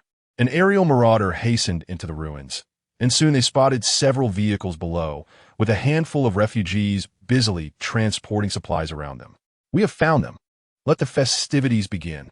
The aerial marauder laughed heartily, for these refugees appeared frail and defenseless. Their vehicles bore no weapons, only a few rudimentary iron plates. Surely, they could be easily dispatched. A sonic bomb was hurled into the crowd of refugees, plunging them into utter chaos, devoid of any semblance of order. Old Ma had already infiltrated. There was no danger, so let us hasten. The marauders shouted loudly as they charged into the ruins, their airship emitting a deep rumble that typically instilled a profound fear in their prey. They fired upon the refugees, laughing as they dropped bombs, dismantling their vehicles, all the while intending to extract information about lost technologies from the refugees, thereby sending them to the slave market. Suddenly, one marauder furrowed his brow, sensing something amiss. Oddly, the explosion of the vehicles seemed off. Where did all that fire come from?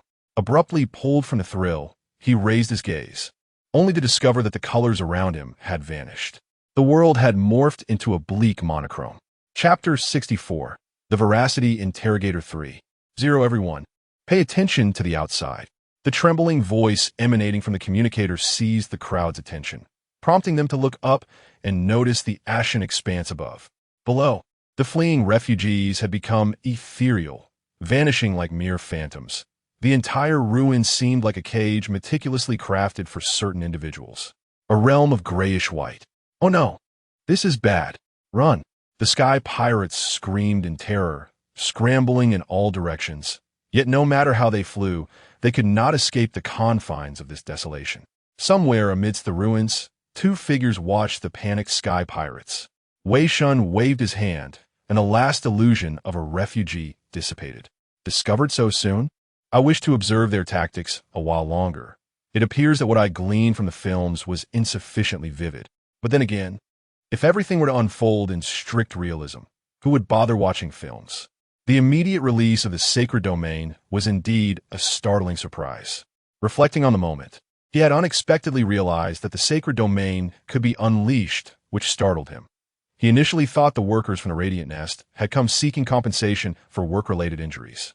Of course, based on the sensations experienced while constructing the sacred domain earlier, he had recorded the energy data and conducted reverse deconstruction.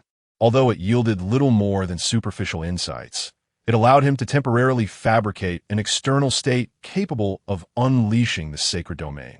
In essence, as long as I am nearby, you can momentarily release the sacred domain. The current maximum duration is 5 minutes. How does that sound? Are you satisfied with this gift? Delighted, truly delighted, Wei Shen sighed, acknowledging the prowess of the father of the unfaithful, the most terrifying apostle who had dealt the Federation a heavy blow. Your abilities are indeed remarkable. As long as you are pleased. In that case, given the commendable efforts of Miss Jianyan, should you not express your appreciation? At that moment, Jianyan leaned in closer, smiling. Compliment me. Wow, truly, Miss Jianyan deserves such praise. I am but a fish in water with you. Haha, such a lackluster compliment will surely wound even Jianyan's heart, she retorted, though her smile faded as she continued. However, I have one more matter I wish to discuss with you. With a wave of her hand, all the sky pirate airships within the sacred domain lost propulsion and plummeted. Then, with another gesture, the fallen vessels were drawn to the center of the sacred domain. Just like that, Jianyan spoke softly. Wei Shen furrowed his brow, sensing that a portion of the sacred domain had slipped from his control in that instant. Once you release the sacred domain through me, I too gain a measure of control over it. I do not wish to conceal this matter from you. She glanced at Wei Shen with a hint of apology, gauging his reaction. There's no need to look at me like that. This is rather excellent, is it not? Trust is mutual, and I have complete faith in you. Relying on others to wield power while refusing to share one's strength is hardly humane. And should he truly descend into madness, someone must be there to restrain him. Well, sir, aren't you quite adept at brightening a girl's spirits? That previous remark was far superior to your earlier praise. With time running short for the sacred domain, the two approached the beleaguered sky pirates. The hatches of the airships were restrained by telekinesis, rendering the pirates unable to escape. They looked on in terror as the two advanced, realizing they were now confronting formidable foes. What do you want? You kidnapped members of the Iyer family, didn't you? Release Sylvie at once. Our reinforcements are on their way, roared the pirate Miller, hoping to convince them that their attack was a misunderstanding, thus evading dire consequences. How did it come to this? I had no idea I was the one being taken hostage. Do you take me for a fool? You killed GOL, did you not? What? He knows. I don't know what you're talking about. Miller maintained his composure, but his demeanor mattered little to Wei Shen. With a swift motion, Wei Shen pulled Miller from the airship, bringing him before him. Before Miller could utter a word, the veracity interrogator was activated. A series of convulsions seized Miller, and he succumbed to the interrogation state. What do you intend to do? I warn you, we are the reckless hand of sky pirates. Should you dare lay a hand on us, the reckless hand will pursue you to your grave. At that moment, one of the sky pirates brandished a silver-white hand bone, shouting. The silver hand bone was the emblem of the reckless hand, a trophy taken from those who had perished at their hands, specifically the hands of innocents who bore no grudge. Oh, I hadn't noticed him before, Wei Shen remarked, extracting the pirate and promptly placing a helmet upon his head. Having previously reviewed the schematics of the mental electrotherapy device, he found it indeed applicable. Given the presence of the silver hand bone, it indicated that at least one innocent had suffered a brutal death at the hands of this pirate, and thus, he deserved the helmet's torment. Who else possesses a silver hand bone? Mardo Lisuk. Under the influence of the veracity interrogator, Miller pointed toward the other pirates. Aside from two younger members, the rest possessed silver hand bones. Quite a number of you, then. Who among you participated in GOL's death? Wei Shen pulled forth all those bearing hand bones and continued his inquiry. All of us. So you have heard, Sylvie? Not far off. Sylvie emerged from the ruins, an automatic rifle in hand. Her expression darkened. I heard. She sprinted forward, delivering a brutal kick to Miller, sending him sprawling, before stepping onto him and demanding, whose hand bones are those? The loyalists of the Iyer family. Bang, bang, bang. Sylvie squeezed the trigger, unleashing a torrent of bullets into Miller's head, venting her sorrow and rage until his skull was rendered unrecognizable. Then, she collapsed to the ground, weeping uncontrollably, forced to accept the harrowing truth that her former life had been irrevocably shattered. I had intended to ask more questions, but it seems there are enough to address. The sky pirates wailed for mercy, some even wetting themselves, but Wei Shen remained unfazed. No, it did indeed concern him. He selected the most cowardly among them, affixing the veracity interrogator to him. A yellow stain, indicative of neglecting maternal guidance to drink water, surely indicated the most rebellious spirit. He would be thoroughly interrogated. Questions regarding the positions of significant figures, their affiliations with the Reckless Hand, and various scattered pieces of information were posed until the man was rendered a fool. As for the remaining pirates, Wei Shen could hardly be bothered. With a snap of his fingers, their necks twisted like pretzels, leaving only two without silver hand bones. Those two are your crew. You may handle them as you see fit. Wei Shen gestured towards Sylvie, pulling the last two out. Sylvie offered no response, executing them both with a single shot to the head. The blood feud against kin must be avenged. This is just retribution. Thank you, Wei, truly thank you. Sylvie choked out her gratitude, yet her thirst for revenge remained unquenched. The truly guilty had yet to meet their end. Wei Shen smiled gently, ruffling Sylvie's hair. Now that we know their positions, let us set forth. It is time to bid farewell to our erstwhile companions. Selecting a spacious airship as their vessel, he thought it best to send the rest away. At the temporary stronghold, some refugees were dismantling the barricades. With supplies collected, it was time to embark. What a pity. Wei and his companions are leaving. If only they would join us, we would never have to fear sky pirate attacks again. What are you thinking? They are not on the same path as us. They will inevitably part ways. With their capabilities, how could they possibly join us as refugees? The burly man struck the young man's head vigorously, then climbed into the vehicle and started the engine. At that moment, the youth outside shouted, "Boss, look! It seems something is flying our way." What? Could be air pirates? The burly man leaned out, only to see a multitude of aerial vessels approaching. However, before he could sound the alarm, all those vessels plummeted to the ground. The burly man was momentarily taken aback, then quickly exited the vehicle and cautiously approached to investigate. To his astonishment, none of the vessels contained a single person, and each one bore the words, "Contraband, handle with care." Chapter 65. The clean-up the airship soared into the heavens, piercing the clouds, then suddenly dove downward, spinning in the air with exuberance, culminating in a breathtaking Thomas spin. Sylvie, although we are not prone to seasickness, I suggest we refrain from showcasing our skills too ostentatiously. We might attract the wrath of thunder, one remarked. I know, but for some reason, I feel remarkably adept at maneuvering this airship. Previously, I could barely manage it, but now, wow, she exclaimed, executing an extreme ascent. The unique abilities granted by the Sage's Apostle allowed the wielder to proficiently handle any equipment imbued with thought steel, significantly enhancing Sylvie's control of the airship. Even if she were given an excavator, as long as it contained thought steel, she could make it dance like a prima ballerina. Faster, faster, exclaimed Jian Yin, reveling in the thrill, cheering Sylvie on. Having recently arrived in the real world, everything appeared fresh and exhilarating to her. Oh well, if the ship gets damaged, we can always refine some thought steel to repair it. Let drift. As they journeyed towards their destination, Roshan was unable to fit, so Wei Shen provided him with an airship to depart first, promising to contact him once matters were resolved. After 2 days of flight, They utilized the airship's locator to find Sylvie's current position among the Sky Pirates. The Sky Pirates were not particularly renowned, possessing only a small fleet, one medium airship, two small airships, a vessel for storing fuel and supplies, and several airships for transport. This constituted the entirety of their assets. Originally, their numbers had been larger, but during a desperate raid, they encountered a formidable federal officer on vacation, who single-handedly dispatched Uncle Lou, the second-in-command, and his airship. Had it not been for this encounter, with Uncle Lou restraining those ruffians, they would not have fallen to such depths.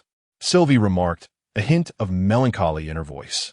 However, Wei Shen was more concerned with another aspect. A federal officer? Particularly formidable? If I may inquire, did that officer possess any distinctive adornments? Upon reflection, Sylvie noted indeed, there was a golden chain draped over his left shoulder, quite striking. Wei Shen slapped his forehead, at a loss for words. How unfortunate to provoke a level 4 despiser, potentially of a commanding rank. The fact that the L family had not been eradicated was likely due to their policy of robbery without harm. As for Uncle Lou and his crew, it was best not to dwell on that. Perhaps luck would see them amongst the vanguard of the doomed. As they approached the fleet, Sylvie halted. Upon seeing the familiar airships, a mix of nostalgia and dread welled within her. Perhaps this place was no longer home. She pondered her father's fate. Life and death are dictated by fate. She would leave it to the heavens. Wei Shen patted Sylvie's shoulder, harboring little hope. Were he a traitor, he would act swiftly to eliminate the main family to avoid prolonged complications. The list of betrayers had already been extracted from those Sky Pirates. Tragically, at this juncture, the fleet had nearly been entirely overtaken by traitors, with only a scant few loyalists remaining, most having been silently dispatched. It was time to prepare a gift for Sylvie. Wei Shen was determined to waste no time. Urgency dictated that plans be executed swiftly. These are your sailors. What shall you do? Eliminate those who have betrayed their kin and restrain the others. I will conduct the interrogations. How ruthless! If you proceed like this, your fleet will be decimated. Sylvie clenched her teeth, but eventually nodded. Wei, despite everything, we are still Sky Pirates. I have wielded a gun since I was 8. I beg of you, Wei. Decisive in action, exhibiting a commendable leadership quality. Splendid, I admire that. For you, my lady, I shall fight, Wei Shen replied, tousling Sylvie's curly hair as they exited the airship. Then let us proceed. At that moment, Jian Yan approached. Sylvie jumped at Jian Yan's sudden presence, expressing concern. Sister Jian Yan, but what if? Do you wish to join us, Sister Jian Yan? The Sky Pirates are not known for their chivalry. What if danger arises? Very well. Should any peril emerge, I shall protect you. Ah, has something interesting come to pass? Jian Yan smiled, her expression somewhat enigmatic. In that case, I entrust this to you, Sylvie. Within the airship's active compartment, the Sky Pirates were crouched, counting their spoils. High-grade nutritional paste, thought steel equipment. Since Kainos took command of the fleet and raided several merchant vessels, their lives had improved significantly. Initially, they had felt some trepidation, but after a couple of successful raids, any psychological burden had vanished. It was not just wealth. They indulged in their whims with abandon. He produced a prized silver-white hand bone, carefully polishing it. This trophy had been severed from a woman he had dallied with. It was thanks to this that life had become so comfortable. Suddenly, a change occurred in the nearby wall. What is that? At that moment, he caught sight of a shadow flickering in the cabin, appearing and vanishing intermittently. How strange. Am I imagining things? Just as he relaxed, the figure abruptly materialized in his field of vision, passing right by him. Who are you? Before he could finish, his perspective shifted, and he found himself staring at the wall behind him. Hello, goodbye. Wei Shen walked past, snapping his fingers, and the pirate's neck twisted a full 180 degrees. In moments, he was breathless, his thought waves dissipating. Another adversary dispatched. Wei Shen dragged the body closer, effortlessly refining the thought steel within to prevent any automatic death notifications. Next came the second, third, and fourth. He traversed the various compartments, each strike lethal. Dealing with these Sky Pirates required little effort. Any pretense of hidden strength or subterfuge was entirely unnecessary.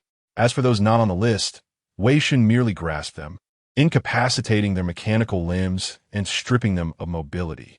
After neutralizing the pirates aboard the two small airships, he leaped onto the transport vessel, saving the main course for last within the medium airship.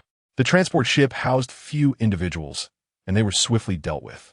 Yet, upon venturing into the depths of the transport vessel, he sensed a faint ripple of thought energy. This, in the spacious captain's quarters. The unique mechanical scent of the airship enveloped him, exuding a sense of comfort. Kainos had grown accustomed to this space. He was now its master. The once sparse captain's quarters had been adorned with numerous new decorations, a testament to his recent efforts. Just yesterday, Camillo's crew successfully raided a merchant vessel and were now returning with supplies. Miller's team had just sent a signal that they were nearing arrival. Prepare the docking area. Miller has secured a substantial bounty this time. You've been quite diligent. Keep up the good work. Observing the young pirate report with enthusiasm, Kainos casually praised him.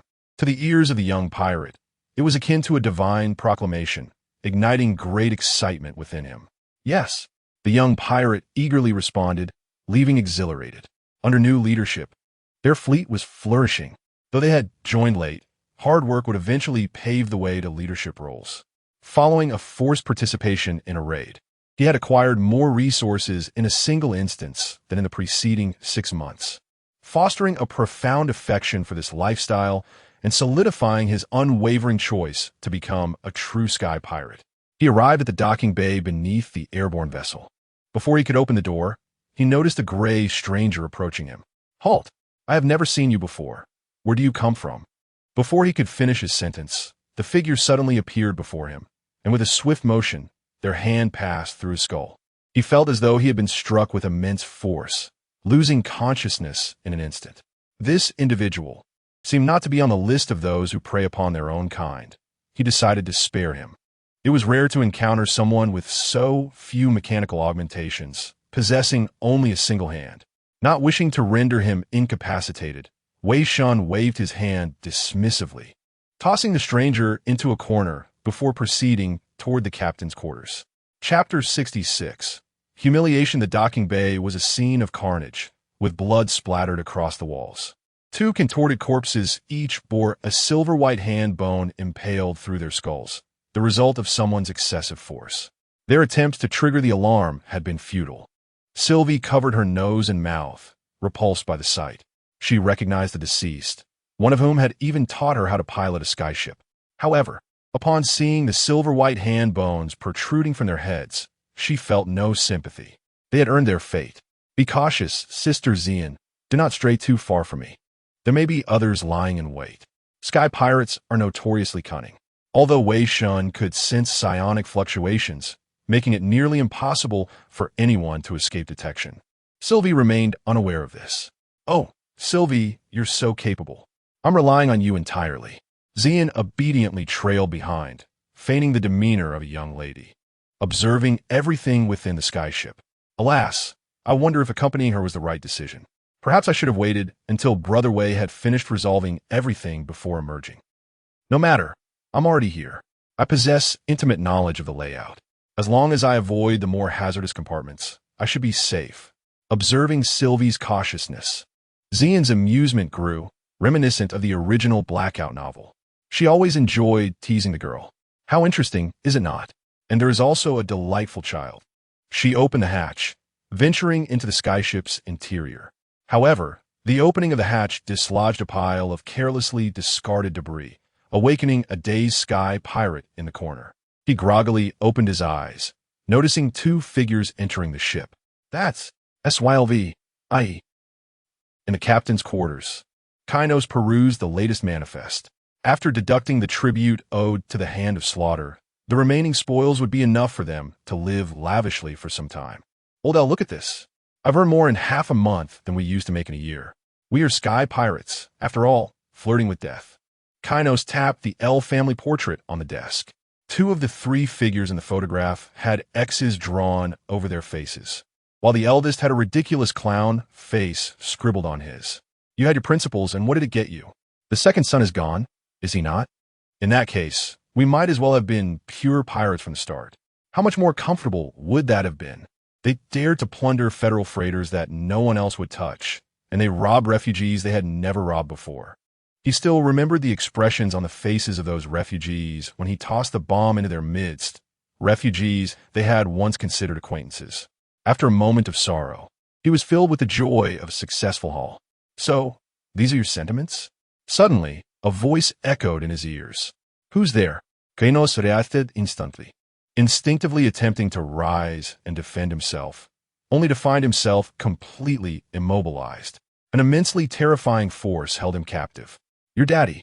Wei Shen clenched his hand, forcibly silencing Kainos' shout. Everyone on the list had been dealt with, and those not on the list were mostly under control. Now, only this last one remained. This is a grand gift prepared for Sylvie. I cannot touch him yet. It should be time to contact them. They have already followed? Through the true mark he had left, Wei Shen sensed that the skyship had docked with this vessel. It must be Xian. Without a doubt. It was likely Xian who had insisted on Sylvie coming along.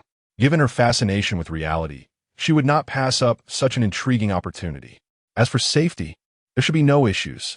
After all, with Xian present, even if I were to betray them now, it would likely be inconsequential. Situation resolved. I am in the captain's quarters. With the message sent, he merely awaited their arrival. With nothing else to do, Wei Shen released Kainos' mouth. Who are you? I do not recall ever offending you. Kainos did not shout. The earlier restraint had made him acutely aware of the person before him. His psionic level was 2, yet this person had suppressed him to the point of immobility and effortlessly neutralized his psionic attacks. Such a level was, at the very least, a top-tier level 3 psionicist. With all the things you have done, do you not have any idea how many people you have offended? Wei Shen was bored. He was somewhat surprised that this fellow had not screamed, but the question he asked did not seem to indicate a particularly high intellect. Kainos' expression was grave. He was calculating his options.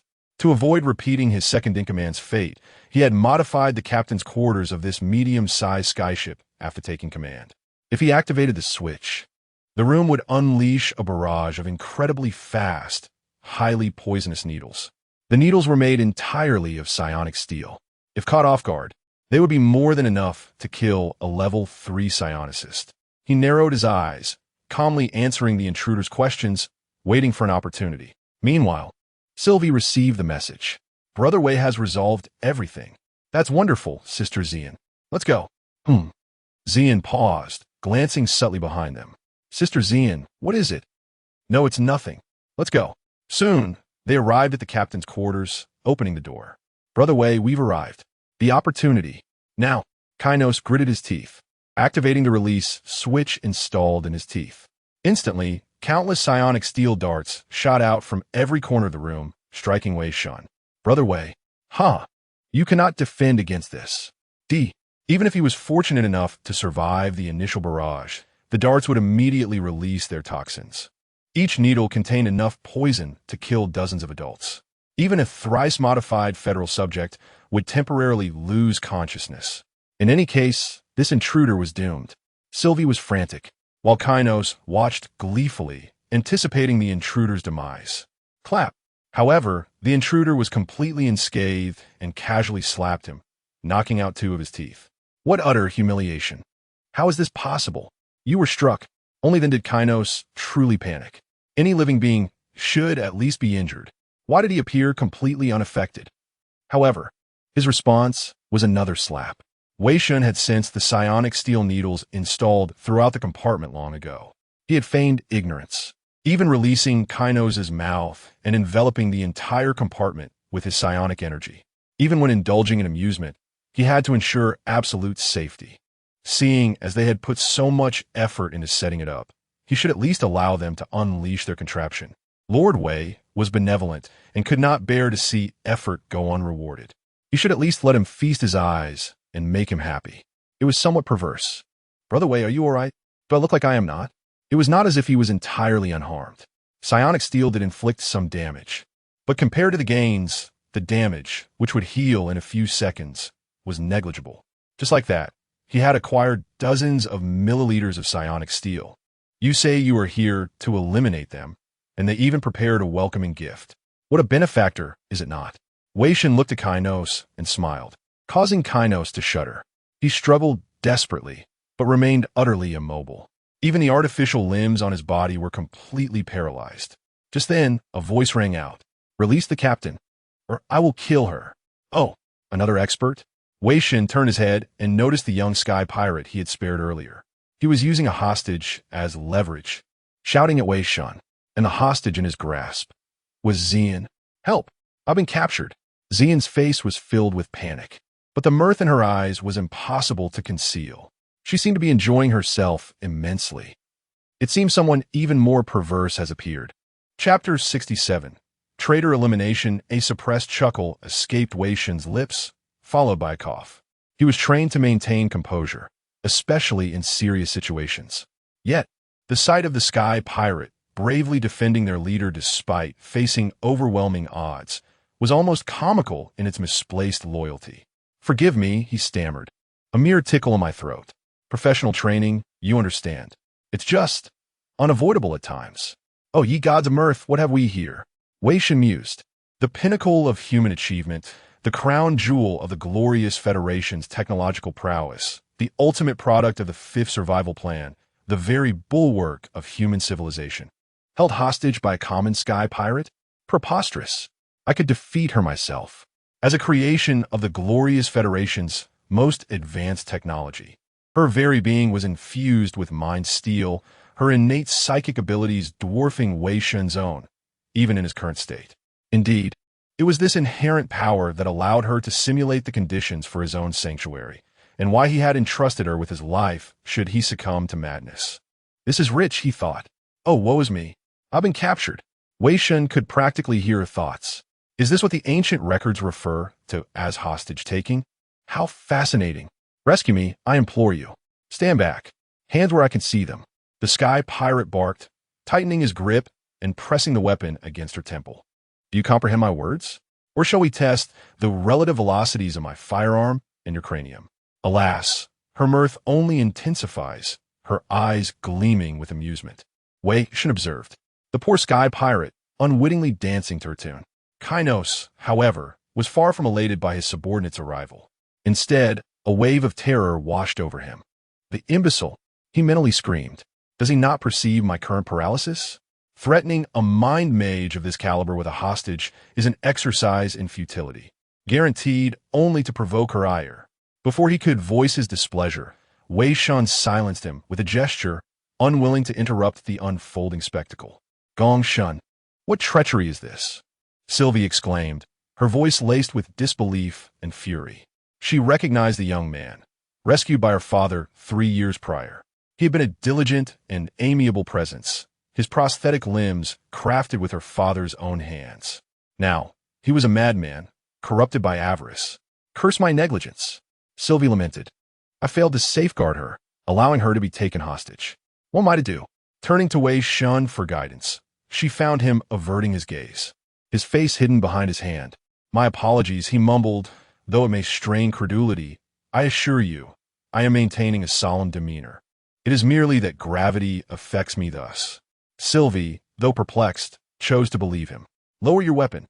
This is your final warning," she hissed, leveling her own firearm at Gong Shen. "Silence, Sylvie," Gong Shen retorted, his eyes bloodshot and his voice bordering on hysteria. "You cannot fathom the sheer bliss of satiating one's hunger. Only the captain can provide such sustenance.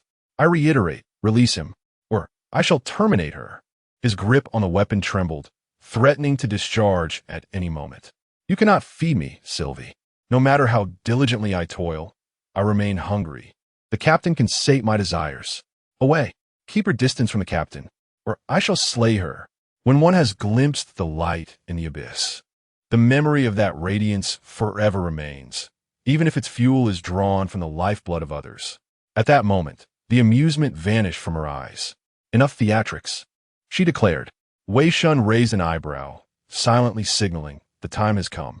Wei Shen held no regard for the sky pirate's demands. He lived by a code, a life for a life, a debt repaid. However, he knew that she would heed their words, for it was the very essence of her being. Sylvie clenched her jaw. She knew they couldn't feed everyone, and that they themselves were hungry. "This is betrayal. A grave error." "Perhaps," he replied, "but I merely crave satiety." I yearn for a life of ease. Is that truly such a transgression? Child, she interjected, her voice cutting through his delirium. Do you consider yourself human? At those words, Gong Shun froze, his mind adrift in a dreamlike haze. I am. Then you must adhere to the tenets of humanity, to its laws and its morals. Gently, she pushed his hand away, her fingertip resting on his forehead. He was now ensnared in the idyllic prison of her creation. The principle is simple. Have you taken the life of an innocent? I slew a man. He attempted to flee, to protect his child. Then for the taking of a life must be given. She turned to Wei Shen, her amusement now extinguished. She had glimpsed the essence of her being, the purpose of her creation, a world where all are fed, where all are content, even if it is but an illusion. I merely desire to be sated, as do I. Sylvie fired the bullet piercing the skull. She lowered her weapon, a profound silence engulfing her. Though the traitor had been vanquished, she found no solace in victory. Wei Shen efficiently disposed of the body, patting Sylvie on the shoulder. Do not dwell on it, he advised. Seek solace elsewhere. A grand prize awaits you. He gestured towards Kainos, whose eyes were now devoid of hope, his body paralyzed, his prosthetics rendered useless. The last vestiges of hope have withered, Wei Shen said. All is lost, save for the inevitability of his fate. He bowed before Sylvie, extending his hand in invitation. Behold, the gift I bestow upon you, the architect of your family's ruin, the subject of your divine retribution. Revenge, he mused, how exhilarating, how hollow. Could there be a more perfect offering? He is yours to command. Whether you choose to slay him, torture him, release him, or even forgive him, the decision rests solely with you. So tell me, Sylvie, scion of the Elven Sky Pirates, what is your verdict? Sylvie glared at Kainos, her gaze a mixture of hatred and sorrow, her weapon wavering in her grasp. She remembered the past, when he had taught her to read, provided her with sustenance, and even saved her life. How did it come to this? She wondered. Kainos' eyes flickered with a renewed spark of hope. Sylvie's hesitation had offered him a glimmer of salvation. Forgive me, Sylvie, he pleaded. I sought only to feed my crew. I never intended for such atrocities to occur. I attempted to restrain them, but they had succumbed to madness. Old fox, she spat, I shall never trust your words again. Kainos' lies filled her with disgust, extinguishing the last embers of pity. Another shot rang out, ending his life of iniquity. Sylvie collapsed to the ground, her strength utterly depleted, her eyes vacant. All is gone, she whispered, my family, my past. All gone. Ah, yes, Wei Shen interjected, before you succumb to weeping and lamentation. I suggest you seek solace in the transport vessel, particularly in the scrap repository. I assure you, you will find something to pique your interest. What? Sylvie stammered, her eyes regaining their luster. As realization dawned, she scrambled to her feet and fled the bridge, racing towards the transport vessel's scrap repository with unrestrained haste. Her father had been hiding inside, his mechanical prosthetics almost entirely dismantled, with only his torso remaining, clinging to life in a cramped iron box. A corpse was crammed in with him, likely a loyalist who had helped him hide. The most perilous place proved to be the safest, hiding there. They had successfully evaded the purge by the betrayers. Fortunately, Wei Shen had rescued her father, a sight that likely dispelled any lingering despondency she might have felt. You certainly have a macabre sense of humor, sir, but I dare say it has lifted her spirits. Wei Shen teleported to the transport ship's waste storage, where Sylvie was cradling her unconscious father, weeping copiously. Father, you're alive, sob. Thank goodness you're alive. Cease your wailing, or you'll cry the life out of him. Quickly, administer some nutrient solution and find him replacement limbs. Wei Shen tossed Sylvie nutrient solution and restorative agents scavenged from other space pirates. The man's psychic undulations were growing fainter, verging on critical even with the fearless lock. Without treatment, he might truly perish. Regrettably, even the restorative agents here were of inferior quality, and though a life support pod was available, it lacked the necessary components for activation. In that regard, the Federation's provisions were quite commendable. Glancing at the corpse that had been confined with Sylvie's father in the iron box, he noticed unnatural lacerations on its wrist, as if self-inflicted. When Sylvie's father was rescued, there were also scattered, congealed traces of blood around the corpse's mouth. It was surmised that this loyalist had fed his own blood to Sylvie's father to sustain his life, sacrificing himself in the process. Such profound devotion stood in stark contrast to the treachery of the rebels, a clear demonstration of their respective virtues. Still, they were preferable to zealots. At least their wills were their own. After a period of frantic activity, Sylvie's father's psychic undulation stabilized, though he remained unconscious. Jian Yin could awaken him. But what was the point? Let him rest for now. I'm deeply grateful for your assistance, Brother Wei, Sylvie expressed with utmost sincerity. Wei Shen had helped her immensely. Without him, she might have already met her end. After much deliberation, she felt that no recompense could adequately express her gratitude, offering herself in marriage. He likely wouldn't be interested, given Jian Yan's presence. And what was her worth compared to Jian Yan? Furthermore, he could shape-shift. Would her presence merely be a hindrance? No, it's nothing. You helped me greatly before. This assistance is insignificant. What assistance? No need to recall. Suffice it to say, if you truly wish to express your gratitude, then use your connections to help me find a space pirate. Unbelievably, he had so quickly earned a right to a third enhancement modification, and a special one at that. He had triumphed in the dojo's ultimate deathmatch, a glory he had rightfully earned. He would become the hand of the Federation, strangling all disloyalists. All for the Federation. Modifié. Kevin. Lu. Third special modification, commencing. Chapter 68. The Tertiary Overseer, the Sacred Transformation Operating Room, a symbol of the Federation's armaments factory. Oh, how divine it is, how alluring. Thus, it is not surprising that an inexplicable gray object, invisible to others, has appeared on sight. Wei Shen stroked his chin, having suddenly sensed that a certain apostle was in mortal danger. He pondered whether Kevin had inadvertently practiced himself to death and thought to descend for amusement, only to find a transformation surgery in progress. It seems to be a special modification. Shouldn't I keep an eye on this? Such valuable knowledge must not be wasted. Indeed, I am quite diligent in my studies. Using refined mind steel, he left several true seals for comprehensive observation and then returned to the war fortress to continue his strategy. Kevin opened his eyes once more, greeted by an unfamiliar ceiling. How fortunate, yet unfortunate. The transformation had succeeded, and he had become a third-level transformer. Due to the unique nature of the pure overseer, his height had not increased, though his body had slightly expanded. However, the specially crafted combat suit for pure overseers adeptly concealed these changes. His physical flexibility had vastly improved, his vision enhanced, stability bolstered, strength multiplied several times, and his resistance to extreme climates had significantly increased. Most toxins that had previously been unbearable could now be easily tolerated. Combined with the extraordinary body control, pain resistance, and inexplicable proficiency with all weapons he had gained after being revived by that entity, he could not fathom why they seemed so fragile. Moreover, why had the Federation failed to detect any anomalies? Clearly, he had been resurrected by the demon of faith, becoming its servant. Kevin had surmised something, yet dared not believe it. No, do not dwell on such thoughts. All is for the Federation. The analysis device illuminated with a decree sent by the pure mentor of the glorious nest, stating that the pure overseers are the shadows of the Federation, and their appointments required no welcoming ceremony.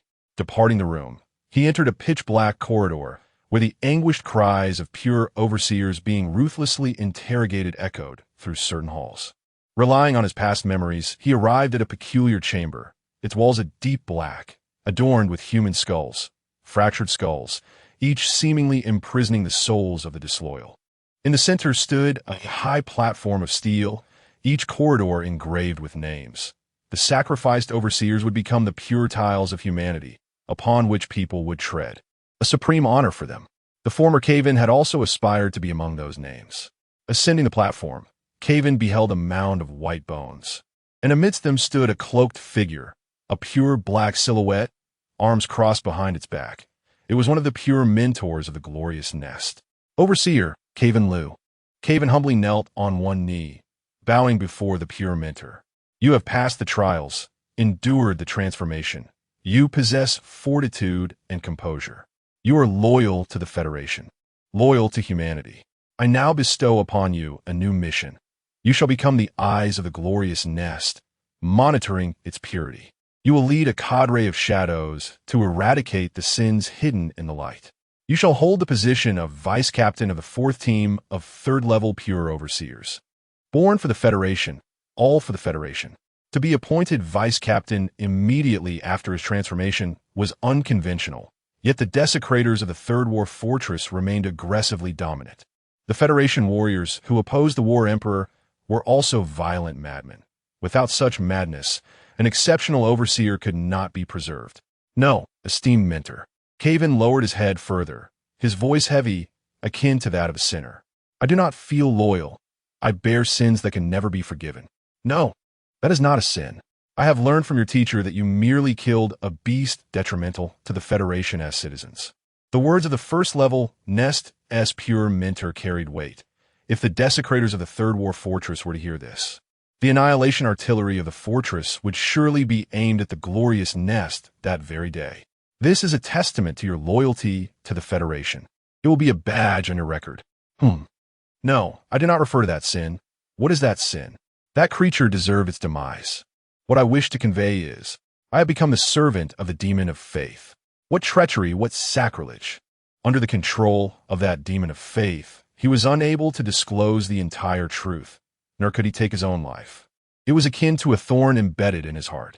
That demon of faith was undoubtedly spreading corruption in the shadows, intent on subverting the Federation. Damn it, how powerless I am against this. On the other side, the war fortress. Ensue. Ugh, who is muttering about me again? Hey, what are you doing? Don't you dare take the lead. Kill, slay them all. Exterminate the zealots. All for the Federation. The demon of faith. In absolute loyalty. Ultimately, Caven accepted the position of vice captain of the 4th team of 3rd-level pure overseers in the glorious nest. He had requested to act independently, but was denied by the pure mentor, citing safety concerns. The silver-gray eye upon his shoulder represented his current identity, with hollow pupils signifying his role as vice captain. Phew. Next, it is time to investigate the infiltration of the Father's zealots.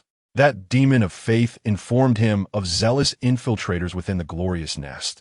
Though the motive behind this revelation was unclear, he must investigate regardless of its veracity. After all, the demon of faith claimed that even within the pure overseers, there had been infiltration. If true, the situation was exceedingly dire. So, where to commence the investigation? Cases of human trafficking, air piracy. If I recall, not long ago there was an incident at the 5th pharmaceutical factory of the glorious nest, where workers collectively fell ill, after which the factory director allocated most of the assets for their treatment. This was rather unreasonable. After all, those who can open factories in the depths of the nest are hardly benevolent souls. How could oppressors exhibit such magnanimity, scraping off their own fat to feed the poor?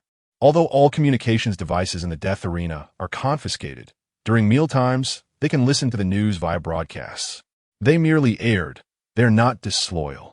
Through the Overseer's dedicated network, specific information should be retrievable. I shall return and pursue this. Suddenly, Caven sensed something, an ephemeral hostility. It was faint, as if separated by a fortress wall. Had he not undergone extensive training, he would not have perceived it at all. Following the source of the hostility, he spotted a clerk passing by. At that moment, the clerk glanced at him, somewhat puzzled. Esteemed Overseer, is there anything you need? No, nothing. In this sacred place, do mind your attire. Your tie is askew. Oh, yes, thank you very much. The clerk bowed, adjusted his tie, and hurriedly departed. That hostility just now, why? I do not recognize him. He poses a problem. Zealots from differing faiths often harbor animosity toward one another. This is a conflict of beliefs. Typically, such hostility is severe. Without tools to conceal it, adherents can sense the presence of those from other faiths through hostility. However, the blessing of a certain sage is unique. Its essence is a more active mind steel, emitting waves akin to psychic energy. And as for the waves of psychic energy, it seems that there are no longer any untainted, non-believing humans left in this world. In simpler terms, it has desensitized. The once severe hostility has merely transformed into a slight annoyance, akin to encountering a brash young man harassing a lady on the street. Caven suppressed his aura, trailing behind the clerk, observing him enter an office, and memorizing the information on the nameplate on his desk. Balma, was it? Could it be that he is one of the infiltrating devotees of the Heavenly Father? At that moment, he sensed an even greater animosity. He turned to observe the figure passing beside him, noticing a yellow and black emblem of a pure eye upon their shoulder, signifying a secondary level of pure watcher. Although the hostility was fleeting, Cavan felt a profound gravity. Perhaps the words of that demon of faith held some truth.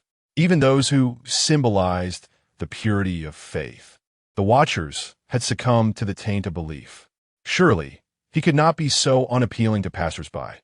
After all, he thought, he hadn't forgotten to wear his trousers today. Chapter 69. The past and present records related to the 5th pharmaceutical factory incident in the glorious Nest City are being searched. Underground gas explosion, drug leakage, worker illnesses. Statements from the factory manager, lists of the missing, and information on related individuals.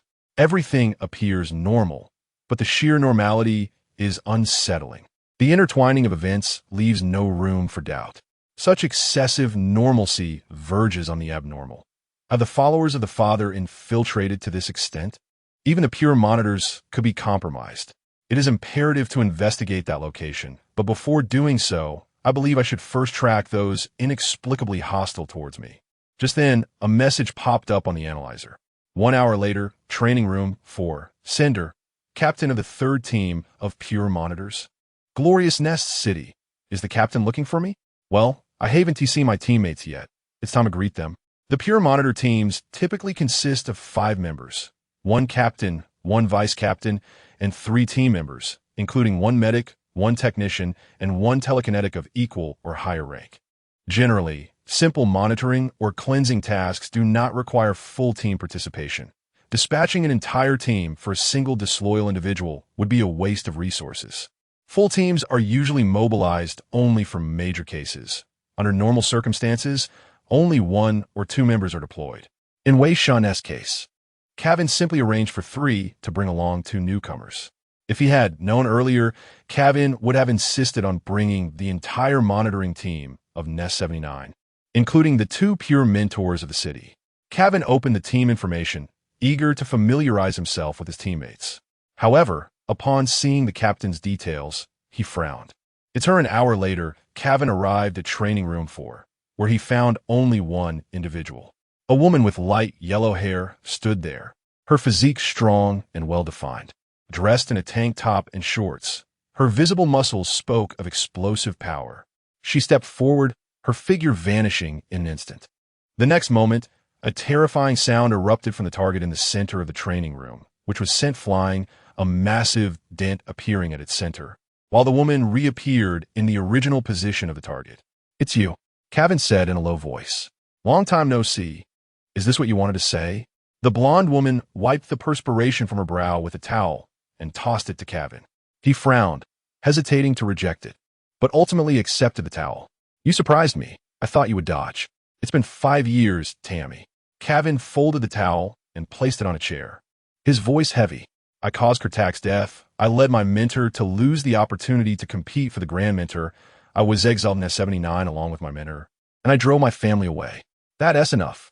The Grand Mentor of the glorious Nest City spared him not out of a desire to protect him, but rather due to dissatisfaction with the arrogance of the desecrators during the Third War. By a twist of fate, he returned to the glorious Nest City, a place he both yearned for and feared. Forget it, what about the others?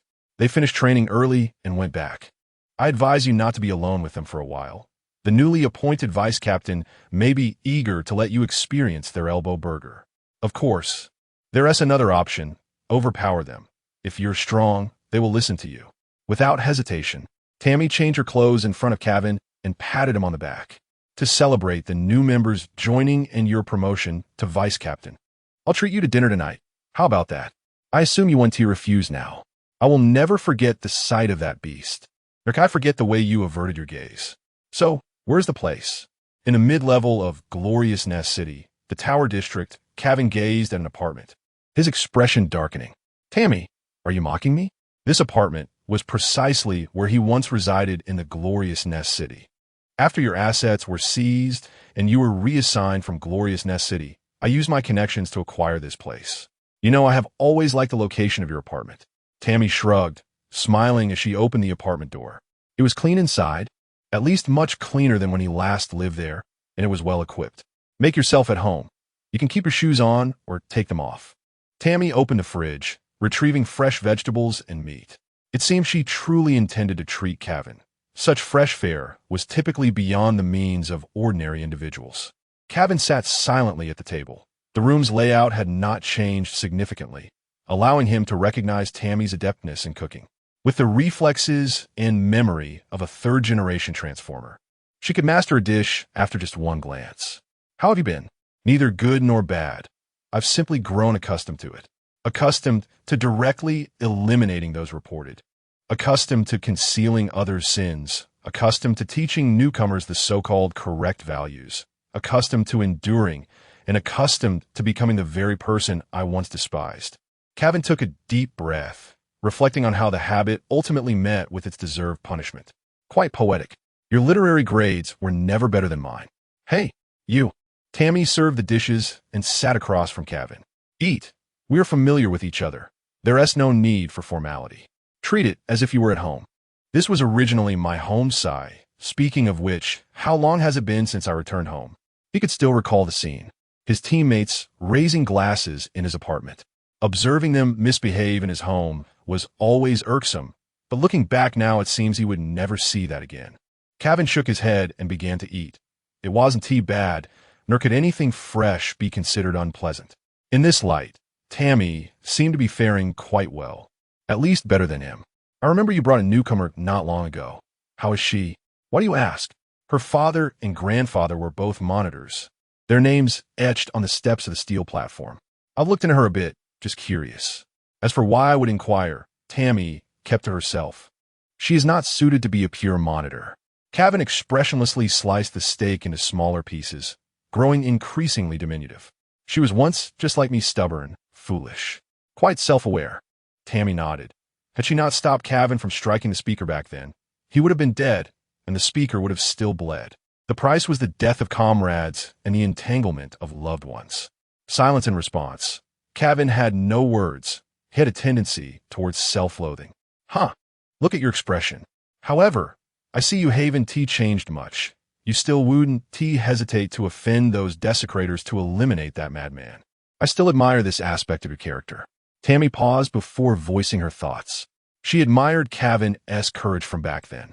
At least she did not dare to strike the speaker, and she felt deep regret and sorrow for Cavan's subsequent plight. Cavan was a true pure monitor at least. He once was.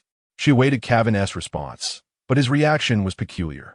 The sound of knives and forks clattering unnaturally on the table echoed, his expression darkening as he gripped his hair tighter. Are you mocking me? This is not valor. Not glory. My choice back then was one of compromise. The facade of it all, everything I have done, even concealing the traces for a demon of faith. What a humiliation. And the one who truly extinguished that madman. Even that demon of faith, his former glory has long since vanished, his hands stained with treachery and disloyalty. Now, he is to be crowned with the achievements of the demon of faith. This is utterly overwhelming. He feels on the brink of madness. Cavan, what has happened to you, Cavan? Noticing Cavan's disconcerted state, Tammy immediately approached him. At that moment, however, Cavan's analyzer suddenly flashed with a message. The individual to be tracked is about to clock out. I have urgent matters to attend to. I must leave at once. Cavan swiftly regained his composure, preparing to depart. Quickly adjusting his emotions, ensuring they did not interfere with the mission. This is the fundamental quality of a pure observer. Aren't you going to finish eating? Tammy remarked with a hint of regret. Apologies, I'm pressed for time. By the way, I have a favor to ask of you. All right, I shall oblige. Cavan raised an eyebrow, somewhat surprised, but gave it little thought. For the next assignment, please find a way to arrange it near the 5th pharmaceutical factory of the Radiant Nest. I wish to conduct a covert investigation there. Moreover, the Eye of the Nest is not as secure as you might think, so exercise caution. I will provide further details later. Understood. Caven nodded and swiftly departed.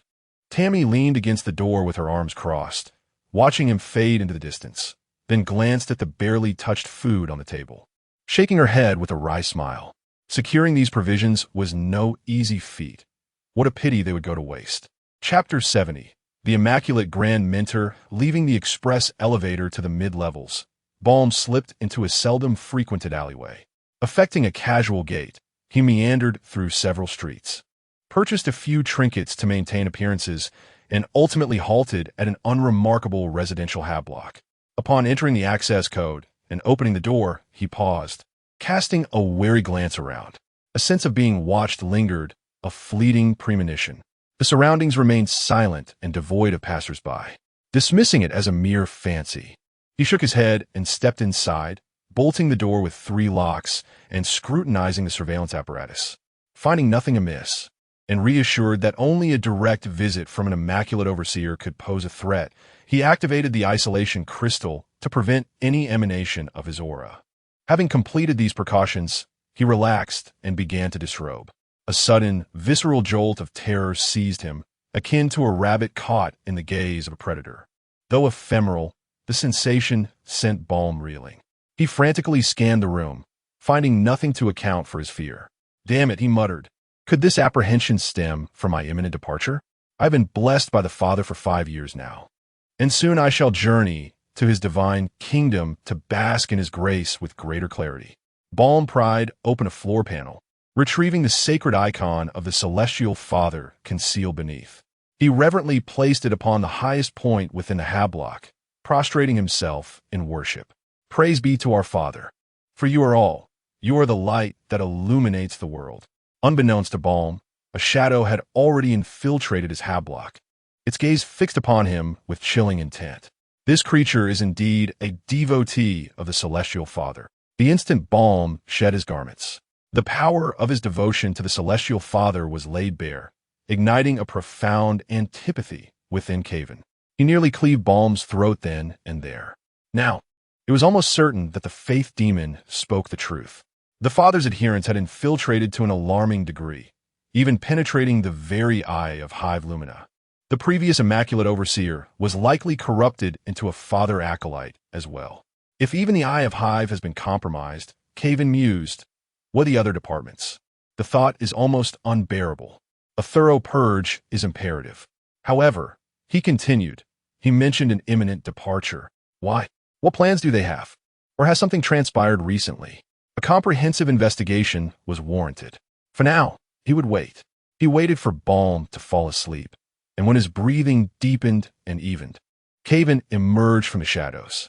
With utmost stealth, he scoured every inch of the room, meticulously analyzing and recording every book, document, crevice, and detachable object before restoring each to its original state. He then hacked into Balm's analyzer, copied all its data, and installed no fewer than 10 microcameras throughout the block. He also subtly modified and sabotaged all the equipment within the dwelling, ensuring that his alterations would go unnoticed. Finally, he retreated back into the darkness, awaiting Balm's awakening. Over the course of the night, Caven unearthed nearly every piece of information that Balm possessed. As soon as Balm awoke and departed, Caven slipped out the door the instant it opened. He returned to the Eye of Hive with all possible speed and began to sift through the information in his quarters. Balm, a level 1 telekinetic, a records clerk with 7 years of service. He was corrupted 5 years ago, the cause unknown. For the past 5 years, his primary task has been to aid infiltrating adherents in concealing their tracks and destroying information. There are 3 conspicuously anomalous entries in his work log. The first, October 17th. 5 years ago, location, sublevel Senyan Hablock 1051. The second, there are 19 entries with questionable elements, though fabrication cannot be ruled out. Based on the information gleaned from previous records, 8 individuals are suspected of being Celestial Father adherents, 3 of whom work within the Eye of Hive. This is undoubtedly only a fraction of the whole. The order for departure. It could be inferred that it was issued 9 to 11 days ago, as the adherent's behavior has subtly shifted since then. The source of the order is unknown, and the trail has likely been obscured. Therefore, By investigating the events surrounding Hive Lumina during that time frame, we may unearth something. A search of the archives yielded a result.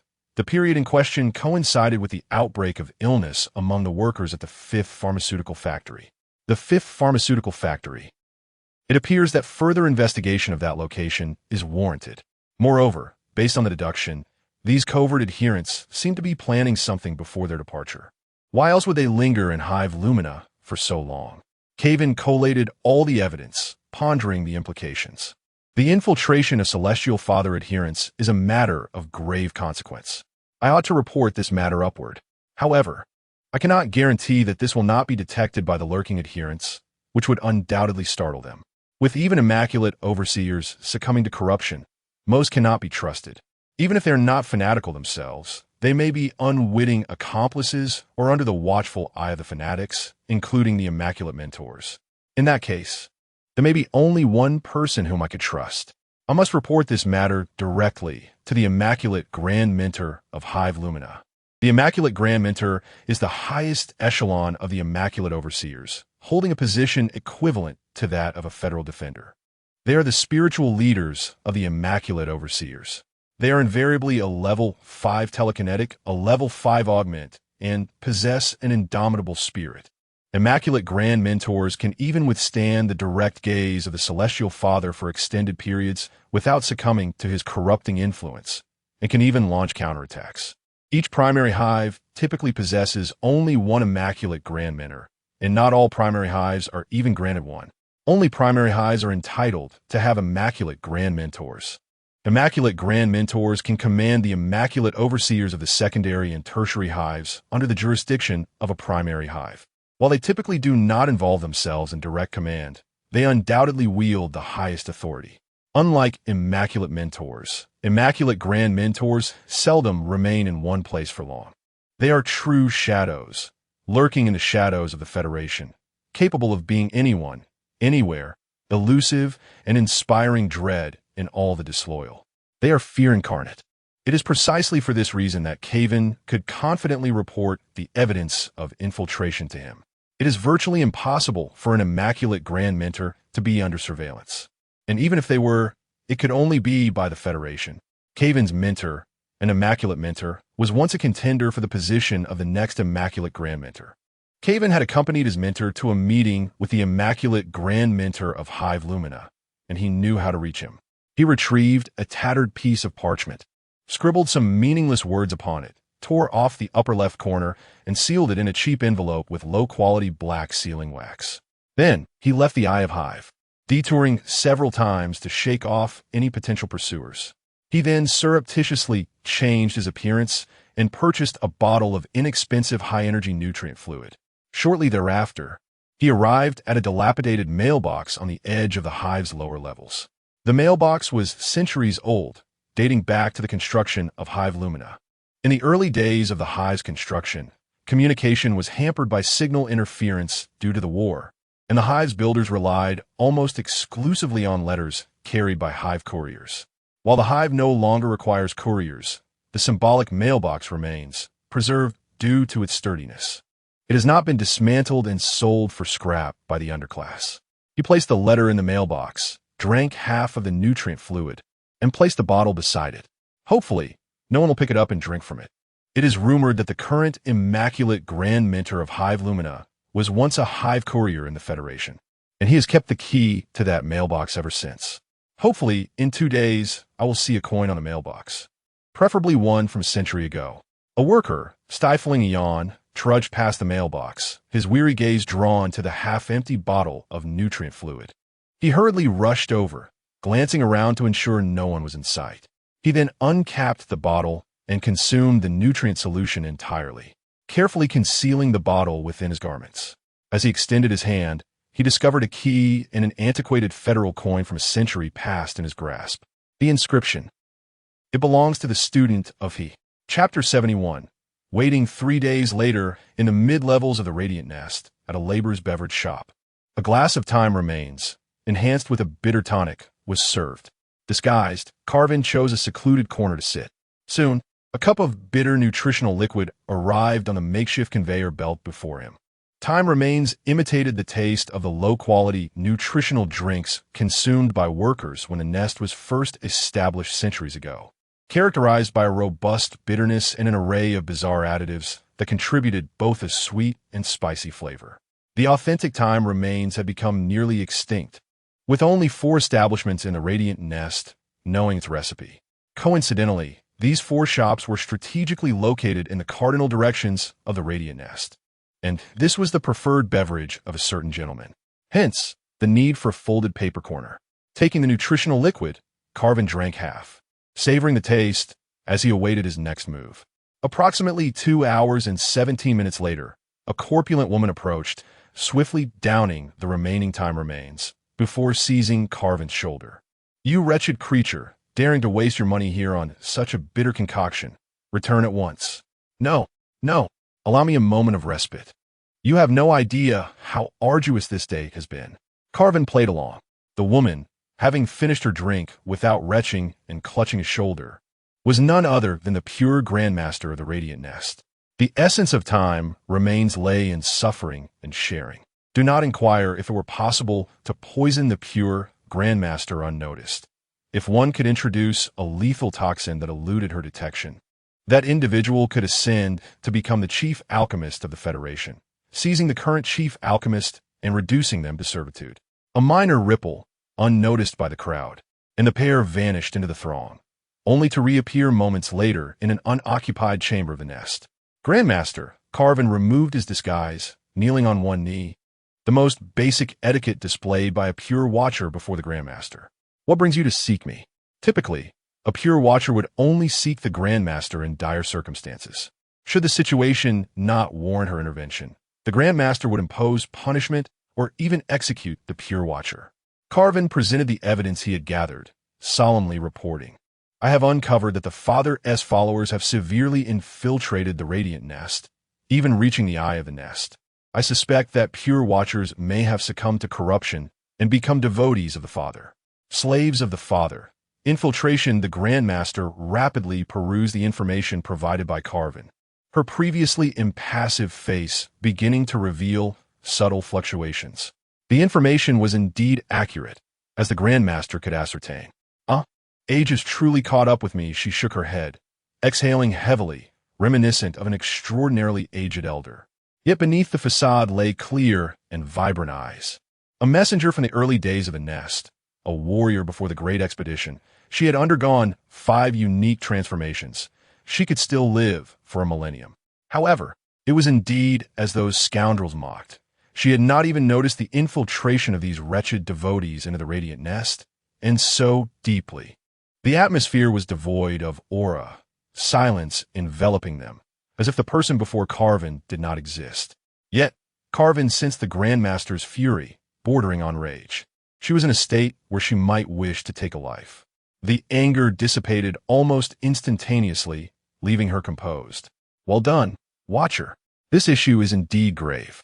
I did not expect that the Watcher who had once wounded the Speaker of the Radiant Nest years ago would deliver such a significant revelation right after emerging from the Hall of Death. His current predicament was rather awkward, as he was troubled by not retiring early, while his political rivals had already begun preparing for the next competition for the pure Grandmaster of the Radiant Nest. Those he had trusted and planned to support were exiled for various reasons. Yes, this individual before him was the cause of another pure Master's exile. If the fanatic's infiltration of the Radiant Nest were to be revealed, it would result in yet another heavy blow for him. His political opponents would seize this opportunity to attack, and he might indeed find himself forced into premature retirement. Damn politics. Those fellows are living too comfortably. It has been excessively peaceful lately. In times of survival, they still engage in these wretched games. If his suspicions were correct, time was of the essence, and a swift response was needed. Initially, it was merely pride that prompted him to save Carvin from being devoured by those greedy dogs. But he had unexpectedly stumbled upon a boon. "I did not foresee your keen perception of their presence. It seems your observational skills are quite sharp. This is commendable. I had once lamented the loss of he, but it appears I was mistaken." "No, I'm not as exceptional as you claim," Carvin replied softly, for it was not he who had uncovered the infiltration of the Radiant Nest, but a certain deity of faith. Fortunately, Carvin was oblivious to what that deity was currently engaged in, or he might have begun to doubt his own loyalty. Kill. Eliminate these fanatics. Drive them beneath the Father's abyss. Curse the Father. Humiliate them mercilessly. All for the Federation, the deity of faith, once again, fervently loyal. Is there a reason? You did not discover it, but you have alerted me to the fanatics' infiltration, and that is a fact. As expected of the Grandmaster, she could read subtle cues from expressions. She perceived the sadness and panic in Carvin's demeanor, yet it was still imbued with loyalty to the Federation. Given this, it mattered not. Next, I will conduct a thorough screening of all departments within the nest, especially those in power. You must continue with your plans without interruption. No matter how powerful she was still but one individual, incapable of conducting a faith screening across the entire nest. She needed Carvin to persist in his investigations while also delegating tasks to a few trusted subordinates for covert inquiries. Moreover, she suspected that this infiltration incident likely had the clandestine assistance of someone within the nest. Otherwise, it would not have gone unnoticed. Do not underestimate the folly and malevolence of humanity, particularly those corrupted by wealth and power. Decades of comfort might have dulled their memories of the terror of faith, leading them to believe they could control the fanatics with their so-called proud methods. Yes, Grandmaster, Carvin acknowledged, and in the next moment, she vanished from sight. Carvin donned his disguise once more, preparing to continue his surveillance of several suspects. All for the Federation. The 5th War Fortress, 3rd War Bastion. The siege had concluded, and now came the tedious task of cleanup. Prosperity waned and then revived, and even Wei Shen found the monotony somewhat tiresome, especially as he had eliminated over 100 fanatics in recent days without even a scrap of white paper dropping. It was akin to grinding for a week only to receive a double explosion on a piece of equipment. Moreover, to alleviate the burden on other teams, Yu had chosen to exterminate at the altars, meaning even Yin Gang could not reap any rewards. Was this not a crime? Nevertheless, his spirits were quite buoyant. He could not deny that Carvin had recently bestowed upon him a great gift. He had observed and learned the vast majority of the procedures for the 3rd Special Transformation Surgery. The steps he had previously missed could now be inferred and simulated reasonably well. Rounding up, he had mastered them all. Truth be told, he wished he could leave the true imprint there indefinitely, allowing him to observe and learn all the transformation surgeries. Alas, it was not meant to be. Before and after the transformation surgery, the operating room undergoes meticulous sterility testing and an extensive cleaning process. While one might evade the sterility tests, the thorough cleaning is an unavoidable reality. This is a genuine form of comprehensive sanitation, where every instrument is dismantled and scrubbed clean. Hence, any latent traces cannot escape the scrutiny of the authorities. Should such traces be discovered, it would likely trigger a state of heightened alert. While he may evade the sterility checks, he cannot elude the rigorous cleaning, thereby giving rise to a paradox. However, he has left behind a subtle mark in the subterranean depths of the operating room, allowing for future visits. Who knows what treasures might be uncovered? Regardless, he has gleaned the procedures for the 3rd Special Transformation Surgery. After that, if he can merely seize the opportunity for the 2nd transformation, he could escape, freely traversing the skies in a floating vessel, unbound by constraints. Moreover, by that time, those so-called players are expected to descend upon this world. Ah, my dear compatriots. This passage poignantly illustrates the protagonist's yearning for his fellow beings, subtly infused with a sense of nostalgia for his homeland. Come on, Lao Wei. Don't lag behind. I know. Wei Shen quickened his pace, rejoining the group. This place, at present, is where he truly resides. Now, the 3rd mark point is being eradicated. The most formidable combat strength of the Zealots in most strongholds is only at the secondary level, and with Yu and Wei Shen present, resolving them is generally not too difficult. Yu relinquished command to Wei Shen, as he is more adept at and efficient in these smaller eradication battles. Breaching wedges ready, suppressive fire prepared, and be vigilant for ambushes. Prepare to charge. Wei Shen and Yong Zhixing spearheaded the assault, their energy shields deflecting the dense holy light fire from the Zealots, allowing the rear to swiftly penetrate the barrier of faith.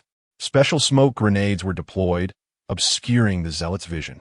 Wei Shen burst from the ranks, harassing and assassinating the zealots, throwing them into disarray.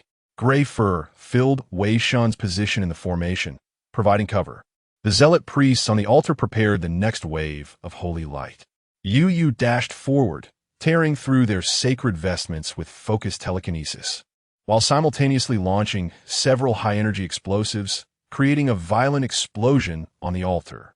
Bombardment, assaults, and assassinations of commanders. Wei Shen, with his exceptional mobility and reflexes, traversed the zealot ranks, his mastery of telekinesis ensuring his mental fortitude remained unyielding. He swiftly dispersed their formation, preventing the zealots from mounting an organized counterattack, thus alleviating pressure on his teammates. From the rear, Chei's heavy sniper rifle spat forth fiery projectiles, targeting the zealots near the altar who were channeling energy. Although the sniper rounds could only inflict minor wounds due to the protection of the sacred vestments, it was sufficient to disrupt their energy accumulation.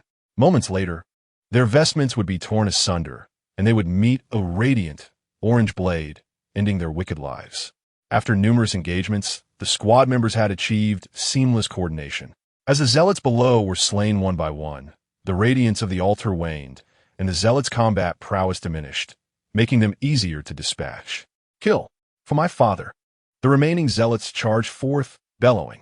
Though seemingly valiant, they lacked formation, resembling a disorganized rabble, making them far easier to handle than before. Some zealots brandished explosives, intending to detonate themselves in a suicidal attack.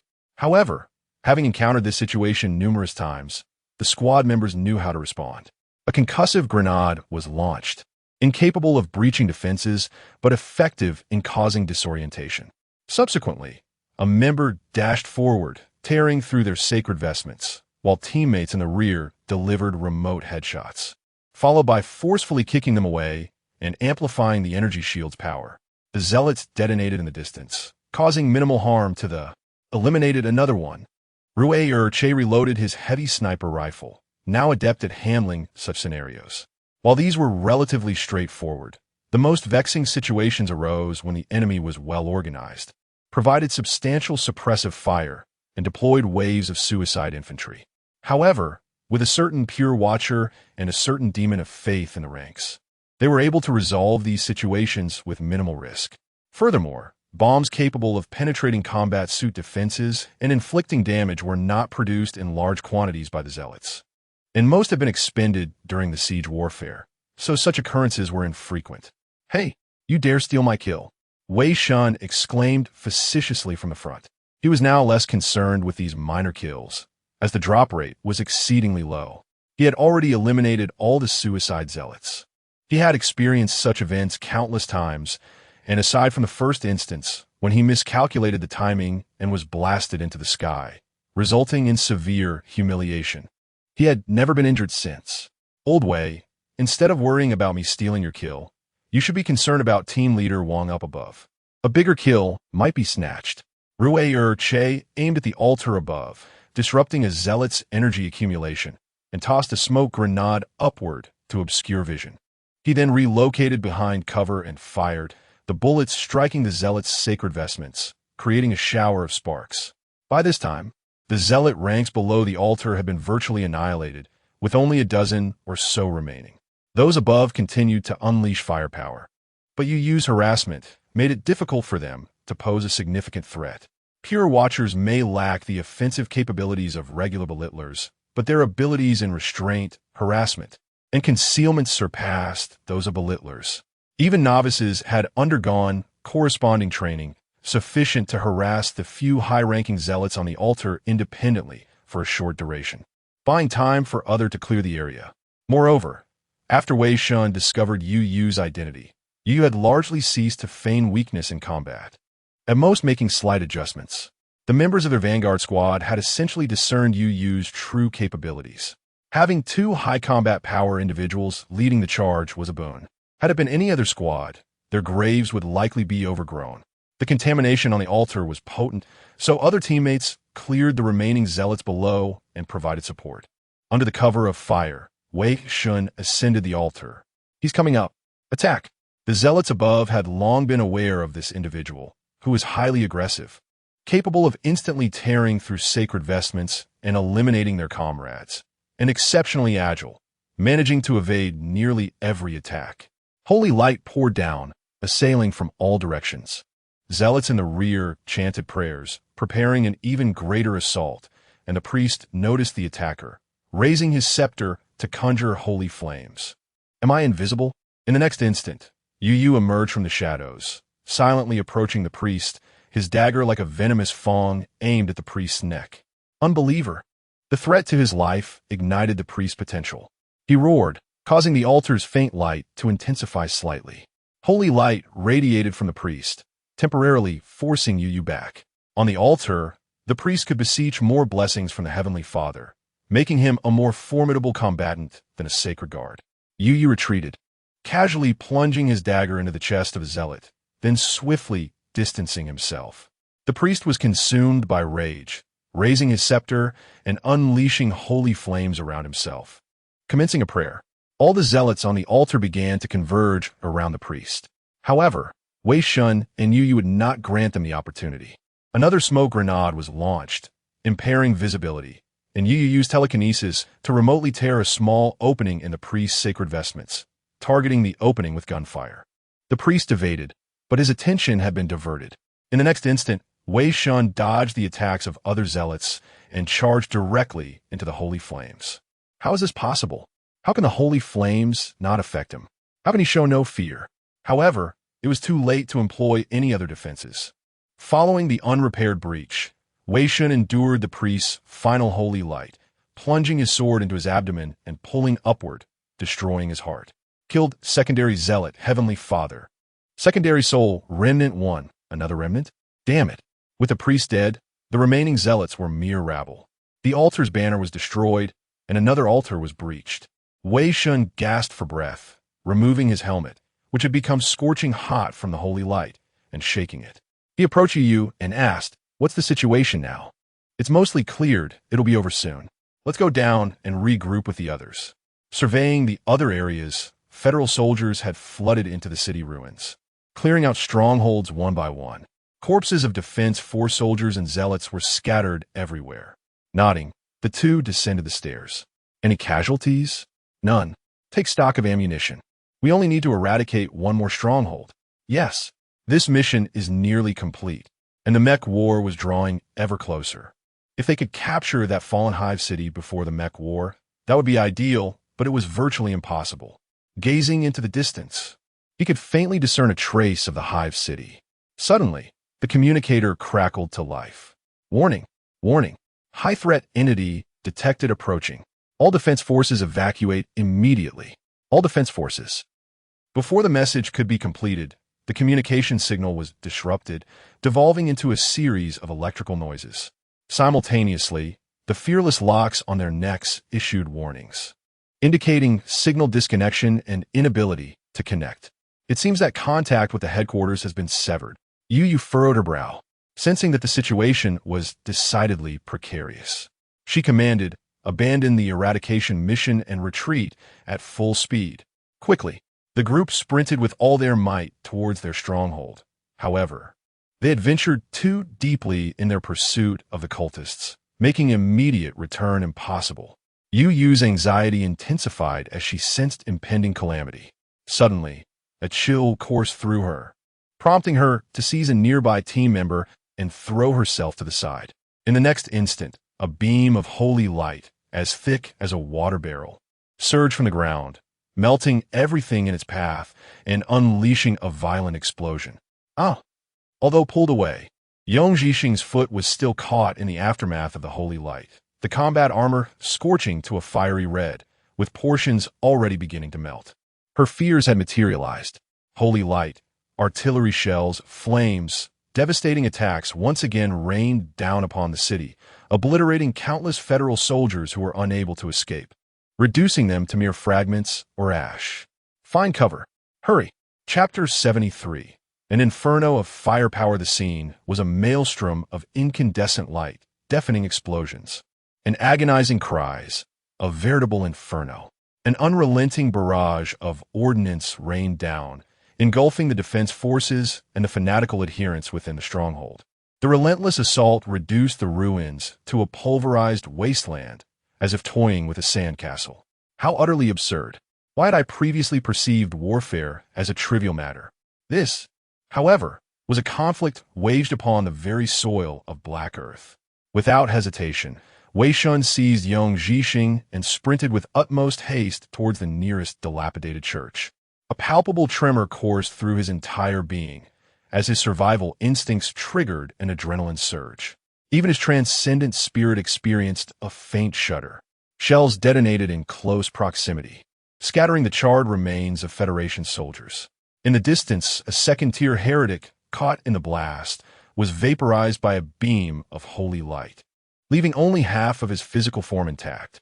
Some soldiers, barely ensconced within their fortifications, were obliterated along with their fragile shelters.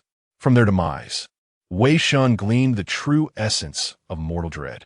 It seemed that only activating the second stage could resolve this predicament. But to do so here, it would likely incite both the Federation and the adherents of the Celestial Father to unite against him. Wei Shen swiftly dashed into the church ruins and promptly tore off young Zhixing's armor, which had been superheated to a crimson glow. Aorg! His leg had fused to the armor under the extreme temperature. Removing the armor also peeled away a layer of flesh. This was hardly the moment to dwell on his pain. Wei Shen procured a vial of regenerative solution, drenching the exposed wound, and administered both a healing agent and an analgesic. Boss, think, huff. Save your gratitude for later. Wei Shen harbored no particular fondness for him, given his past involvement in workplace bullying. However, this was a battlefield where all considerations beyond survival and eliminating the enemy were to be cast aside. Even sworn adversaries could find common ground. While he had erred in the past, he had also fought alongside them for an extended period, making him, in essence, a comrade in arms. Wei Shen possessed at least that much ideological awareness. Hurry, get over here. Amidst the relentless barrage, they sprinted with every ounce of strength. Had they exerted such effort during infancy, they might have gnawed through iron pacifiers. Yu, the swiftest among them, brought up the rear, assisting her teammates in their retreat. Damn it, we're running out of time. As another volley of ordnance descended, Wei Shen, observing that most had already entered, surged forward, seized Yu, and plunged into a nearby crater. In the ensuing instant, shells impacted, unleashing a cacophony of terrifying roars and inflicting severe faith contamination. Whether the crater theory held true remained to be seen, but it was worth a shot. And it seemed to be working, at least for now. They had narrowly escaped unscathed, a stroke of good fortune. Who was the genius that proposed this? I'm eternally grateful. Thank you. You're welcome, Captain Wang. During a lull in the bombardment, the two sought refuge within a shelter. Although more robust than those of their unfortunate predecessors, it was unlikely to withstand much more than 5 minutes. Damn, I used to mock the fanatics for cowering in their strongholds like vermin. Now we're in the same boat. Or even worse, at least they had a stronghold. Rielcher tossed aside the used syringe of regenerative solution, venting his fear through curses. Huoda was in even worse shape, his inherent pessimism and fear of death exacerbated by the situation. He trembled uncontrollably, on the verge of tears. Wei Shen and Yu had ensured their safety and minimized injuries during previous operations, but his spirit had not been fully tempered. Now, under the shadow of death, his cowardice resurfaced. We're doomed. We're going to die here. I always knew it would end like this, sooner or later. Damn it, that's how the Vanguard force operates. They're all dead there. Another barrage of shells shook the ruins violently. Huoda flinched again, this time bursting into tears. Another tremor and he might lose control of his bladder. Enough, brother. Fear will be the death of you here. Stay calm. Aren't you afraid, boss? Look around. Look at the devastation. The scene was one of utter devastation, with not a single intact corpse in sight. To say I'm not afraid would be a lie, but I'd rather live. I'm just experiencing a kind of immersive movie panic. After all, I won't die from this attack. Wei Shen shook his head and patted Huoda on the shoulder. Churches of the fanatics usually have basements. Hiding there might increase our chances of survival. The bombardment shouldn't last too long. I expect the fortress's counterattack soon. With that, Wei Shen pointed in a specific direction. Don't ask him how he knew the location of the basement. Let's just say he had frequented such places before. He's right. Let's move. Yu took the lead, rapidly clearing away the rubble. Stones that would be difficult for an ordinary person to move were easily handled by a second stage modifier. She also paid attention to the supporting structures between the stones, using some to reinforce the ruins, ensuring that her actions didn't cause further collapse and making the ruins more stable. The others joined in, even the injured young Zhixing tasked with tossing aside small stones. They all yearned to live. Boom! Another shell struck, causing a further collapse of the ruins. The space they had painstakingly cleared was mostly buried. Had you not reinforced the area with stones, they might have been buried alive. Ugh! Huff! Huff! My leg! Positioned on the outer edge, young Zhixing's injured leg was pinned by falling stones. The already wounded leg was injured again. Wei Shen turned to pull him out, but his leg seemed to be pierced by stones and metal, trapping him. The bombardment occurred every half-minute, and searing beams of holy light threatened to extinguish their lives at any moment. Time was running out. Was it truly necessary to activate the second stage? No. If the existence of something akin to the Mind Steel Faith Demon were revealed, matters would become far more dire than they already were. I can't get it out. If you want to live, endure it. Wei Shen removed young Zhixing's helmet, stuffed a piece of gauze into his mouth, activated his thermal sword, and severed his leg in one swift stroke, using the sword's high temperature to cauterize the wound. The agonizing screams jolted the spirits of every team member, spurring them to dig even faster. Finally, they unearthed a downward entrance. Hurry, hurry, get the injured out first, quick. The group scrambled into the basement, using rubble to block the entrance. Only now could they finally catch their breath. Huff, huff, alive, we're alive. Hueda lay on the ground, weeping tears of relief, grateful for his continued survival. Apart from a certain unkillable individual, the others were equally thankful to be alive. While it wouldn't withstand beams of holy light, it could provide some protection against a few more waves of shelling, offering a modicum of safety. Wei Shen and Yu rose together, their first priority upon entering the unfamiliar space being to explore it for potential dangers. They were the only ones with the wherewithal to do so. The others' legs were still trembling. The basement was small, consisting of only 2 rooms. A brief exploration revealed no traps or living occupants. Apart from the room they were in, the other room appeared to be a prison cell containing the corpses of fanatics. A man in a monastic robe embraced several children, as if to protect them. They had all been killed by the previous purgers, with bloodied holes in their foreheads. Yu stared at their bodies, momentarily stunned. Captain Wang, do you feel sympathy for them? For a pure sentinel, such a question was an insult. Wei Shen merely saw their current state and was reminded of the citizens of the Federation. Yu shook her head and tore off a piece of clothing from one of the children. On the child's chest, etched into the flesh, was a prominent mark of the Celestial Father. The man hadn't been protecting children, but rather sacrifices destined for the Celestial Father. Perhaps his own children were among them. Who knew? Twisted faith could consume all reason. Confirming safety, let us proceed back. Hold on. Wei Shen's acute senses detected a tremor. Distinct from that of an explosion, it was persistent, drawing nearer and intensifying. By heavens, could it be the holy light beam? Danger! Take cover! Wei Shen shouted, pulling Yu towards the wall. Truth be told, he had no inkling of where the holy light beam would descend. Seeking refuge by the wall was merely a psychological comfort. Curse it! Panic ensued among the crowd, as Hode felt his heart race, sensing an impending calamity. Yet, in that moment, he found an unexpected calmness. He was oblivious to his thoughts and the identities of those around him, only noticing an injured comrade too close for comfort, whom he shoved aside. Perhaps there was time for him to leap away, yet he chose to invest that precious moment in his teammate's safety. In the next instant, the holy light beam pierced through the earth, invading the basement and incinerating the corpses of the fanatics, advancing relentlessly. The air was searing, the soil ablaze with sacred fire. Following the remnants of the fanatics, he gazed towards the end, where amidst the flames lay a charred corpse, reduced to a mere half, still frozen in the act of pushing. Chapter 74.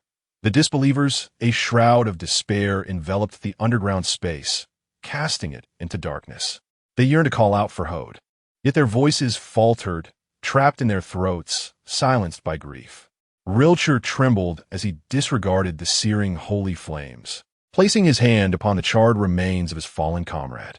It was an unexpected, senseless death, one of the most common fates in war. Yue was the first to act, moving to the body and pulling the charred remains from the pit of fire. She found herself at a loss for words.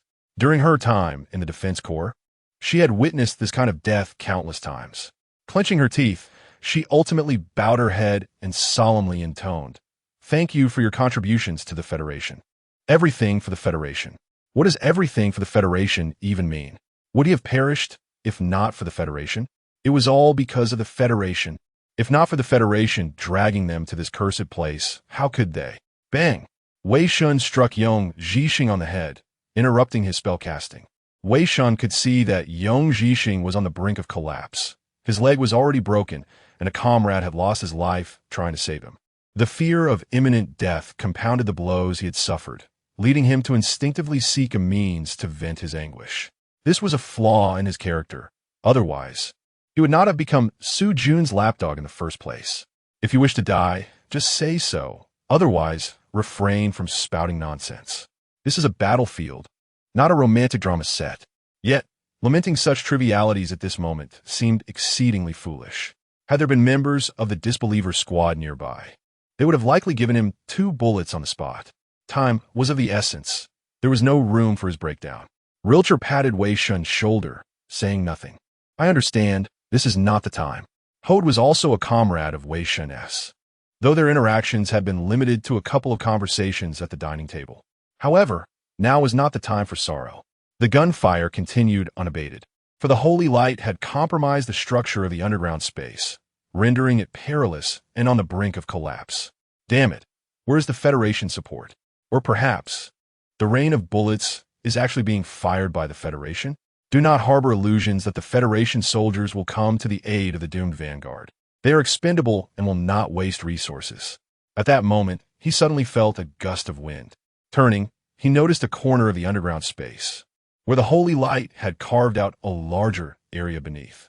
He hurried over and discovered a small opening leading downwards. Ignoring the scorching earth, he began to dig. Beneath that small entrance lay the sewers of the fanatical city. Another violent tremor shook the ground, causing a cascade of debris to fall into the basement, which was teetering on the edge of collapse. "I found a passage. Come quickly." Wei Shen beckoned to his teammates, pointing towards the newly discovered sewer entrance. "Excellent. All teammates, into the passage. Hurry." Yue immediately issued the command, urging everyone to leave. Grief and remembrance could wait until they returned to the stronghold. Their primary objective was for the Federation, and their secondary objective was survival. They did not retrieve Hode's body. His equipment was severely damaged and no longer salvageable. The battlefield was the soldier's grave. Even if they brought the body back, that of a traitor would leave nothing to commemorate, not even a scrap of paper. His remains would be tossed into the furnace for fuel, his ashes scattered carelessly across the wilderness through the refuse pipes. Everyone else entered the sewer, leaving only Wei Shen behind. He turned back, casting a final glance at Hode's body amidst the debris dislodged by the bombardment. If I had activated the second phase, then perhaps he would not have died. After all, he was a comrade with whom I had once raised my weapon. No feelings, not a single feeling, just like when I killed the Sky Pirates. Perhaps I should have acted sooner, not been so cautious, behaving like a coward. No need. It is not worth exposing myself for this. Unfortunately, his body was no longer intact. Otherwise, I might have contemplated whether to apostatize him. I recall there was still one opportunity for apostasy. No, let it be. After all, the opportunity for apostasy is precious. I cannot squander it on someone devoid of potential and utility. Wait, what am I thinking? Wei Shen shook his head, astonished by the cold detachment of his previous thoughts. The notion flickered briefly. At this moment, he did not dwell on it. Have I begun to be influenced by their emotions? Or was it the scene of war that instilled fear in me? So it turns out I too am capable of feeling fear and panic. Wei Shen shook his head helplessly and entered the sewer, rejoining his squad. What just happened? Lost in thought, just reflecting on life, taking one last look at a fallen comrade. It seems you're not so cold after all, old Wei. Just now, you were as unfeeling as iron. Rilcher chuckled, patting Wei Shen's shoulder, seeking to dispel the sorrow in this manner. Wei Shen sighed. Who knows? His spirits were somewhat low. He felt as if something was amiss within him. The sewer was rife with filth. However, the concentration of marsh gas was low, perhaps due to the air purifiers installed by the Federation soldiers who had entered earlier. It stands to reason, had the concentration of marsh gas been high, the sewer would likely have experienced an explosion when the holy light plowed through it. Everyone proceeded cautiously. The sewers could harbor fanatics or various lethal traps. Guided by the analysis instruments, their path led directly to the war fortress, where they would be comparatively safe once they exited the city's perimeter. Suddenly, a sound of collapse echoed from behind. Earth and stones surged from the escape route they had just taken. The basement had collapsed, burying Hode completely. Farewell, brother. Wei Shen murmured one last time as he moved further away. In the ranks, Rilcher carried an injured comrade, and Huema stood guard at the rear, while Wei Shen led the way, observing their surroundings. Evidence of battle lingered, with remnants of fanatics and destroyed traps scattered about. It appeared this area had been cleared. If so, there might still be disbelievers lurking in the sewers. Continuing forward, the tremors noticeably diminished, indicating they were moving away from the heart of the battlefield, and the probability of a successful retreat was increasing. At that moment, Wei Shen raised his hand. Wait, there's movement. He heard footsteps around the corner and sensed a fluctuation of psychic energy. Fortunately, it did not evoke the repugnance he associated with fanatics. Yue raised her hand, and everyone halted, raising their weapons in caution. Wei Shen knew that the presence on the other side was likely their own people, yet he could not say so. He could not reveal that he could sense the fluctuations of psychic energy and the aura of faith. After a moment, the footsteps ceased, and the figures ahead also assumed a defensive stance. Due to the high concentration of faith pollution causing signal interference, the war fortress had yet to deploy signal enhancers, leaving them unable to communicate. We are the 12th squad of the 2nd Disbeliever Unit of the 5th Vanguard. Identify yourselves. Wei Shen nodded, and Yue followed suit, signaling with her hand. Commander, we are the 2nd Unit of the 1st Vanguard's Sacrificial Squad. Everything for the Federation. It was friendly forces. Amidst the ensuing commotion, a disbeliever emerged, weapon raised in a defensive posture. His black armor was heavier than that which Wei Shen and his comrades wore, sacrificing mobility to enhance defense and firepower. Seeing that they were indeed allies, he lowered his weapon and reduced the power of his energy shield, waving towards the corner. Subsequently, 2 more disbelievers emerged. Traitors. What transpired above? They had been executing their duties below when the upper levels suddenly shook violently, and their signals were disrupted, only receiving a message to evacuate promptly. His demeanor was quite unseemly. Few loyal adherents would extend a cordial countenance to these traitors. During the purging operation, the followers of the Heavenly Father unleashed a torrent of fire upon this locale, inflicting grievous losses upon the forces above. We breached this place through a gap carved by the holy light. The mere mention of the holy light caused the heretic's brow to furrow. It appeared that the zealots had resorted to such devastating weaponry, indicating severe casualties above, perhaps even an assault on the war fortress itself. We must hasten our return. Not far ahead, a contingent of fanatics stood guard. 3 holy sentinels, 2 priests, and over 20 monks. It is surmised that they possess an exit behind them. Follow us as we force our way through. Why are there still the injured? The heretic noticed Rischer's companion, Yong Zhixing, whose leg was severed, and instinctively raised his weapon, aiming at Yong Zhixing's head. Bang! Chapter 75, Subterranéen Combat Bank. Rielcher, witnessing the despiser raise his weapon, reacted with alacrity, narrowly evading the projectile that grazed the crest of Yong Zhixing's helmet. What in blazes are you doing? He roared. The despiser remained mute, poised to discharge another round. Suddenly, a palm strike impacted the weapon's base, disrupting its trajectory and sending the projectile whizzing harmlessly above Yang Zhixing's head. Sensing the anomaly, the two despisers in the rear simultaneously raised their firearms, targeting the assailant. A warrior should meet their end on the battlefield, but to perish by the hand of a comrade is a disheartening prospect, wouldn't you agree? Wei Shen, hands raised in a gesture of surrender, bore no arms. He understood the prevailing sentiment among the majority of federal soldiers towards those deemed disloyal, those stripped of their combat effectiveness, deemed a hindrance to the unit, were to be discarded. The despisers were unable to discern the expression concealed beneath Wei Shen's helmet, an expression of glacial intensity that would have prompted immediate gunfire. His disposition remained unsettled, perhaps stemming from the recent demise of a comrade, or the subconscious dread elicited by the peculiar thoughts that had surfaced. He was loath to witness another teammate's demise, as it would invariably expose his inexplicable detachment. Perhaps this detachment had been nascent for some time, only to be unearthed by the brutal realities of war.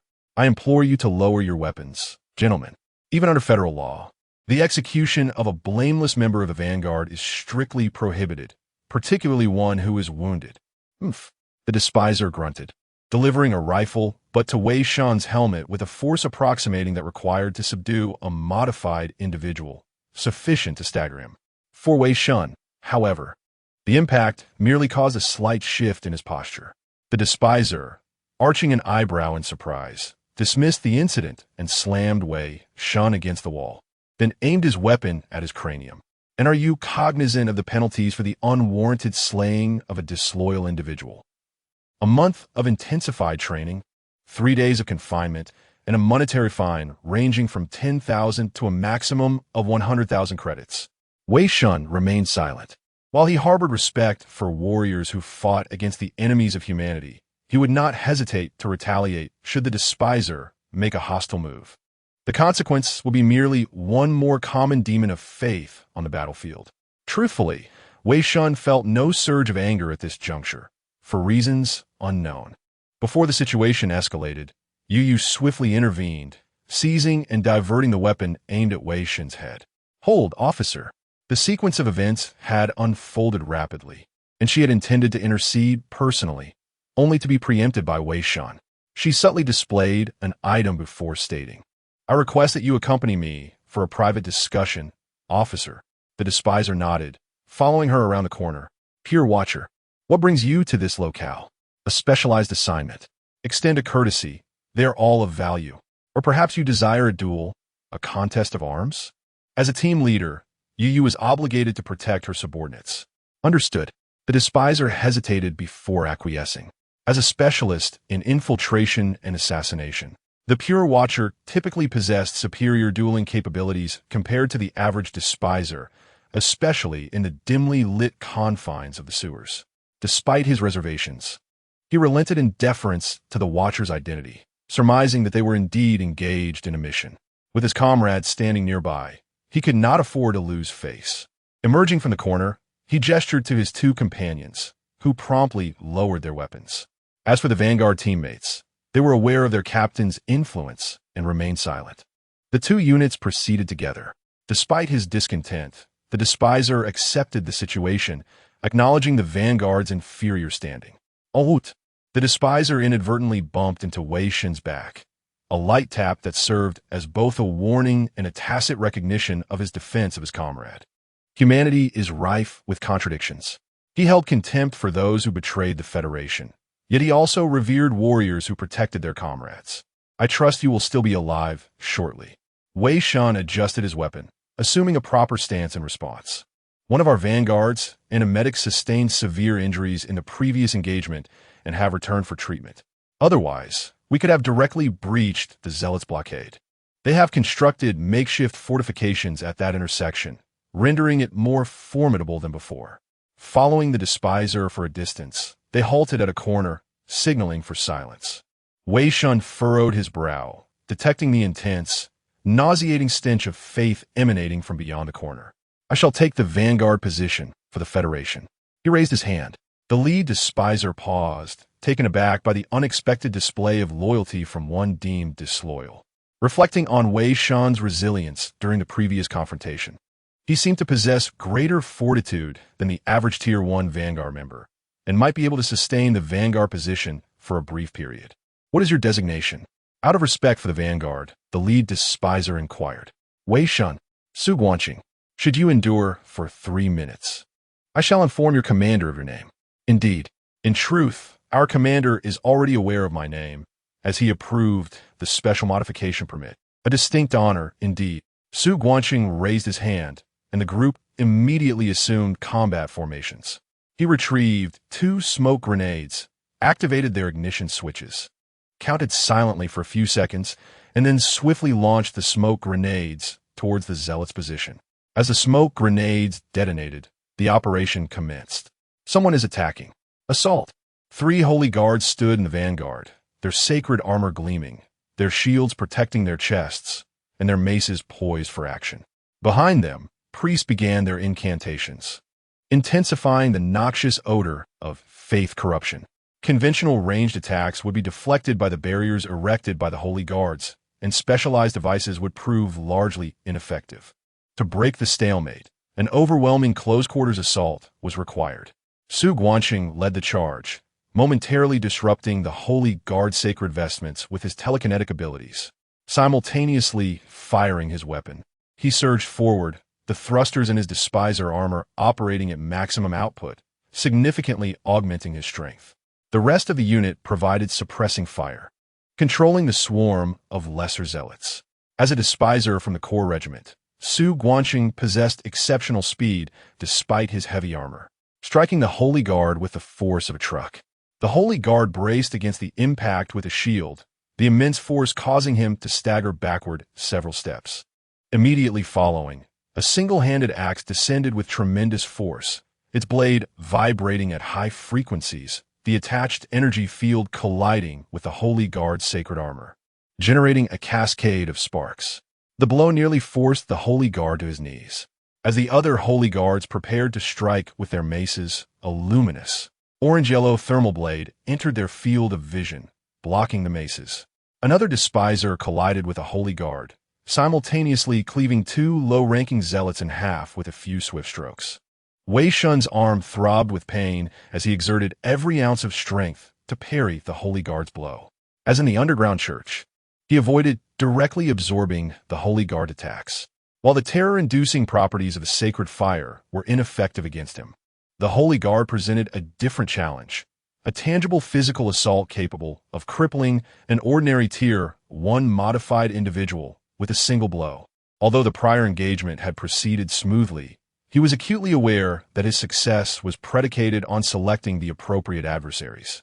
He possessed a clear understanding of his capabilities and knew that he would struggle against the Holy Guard.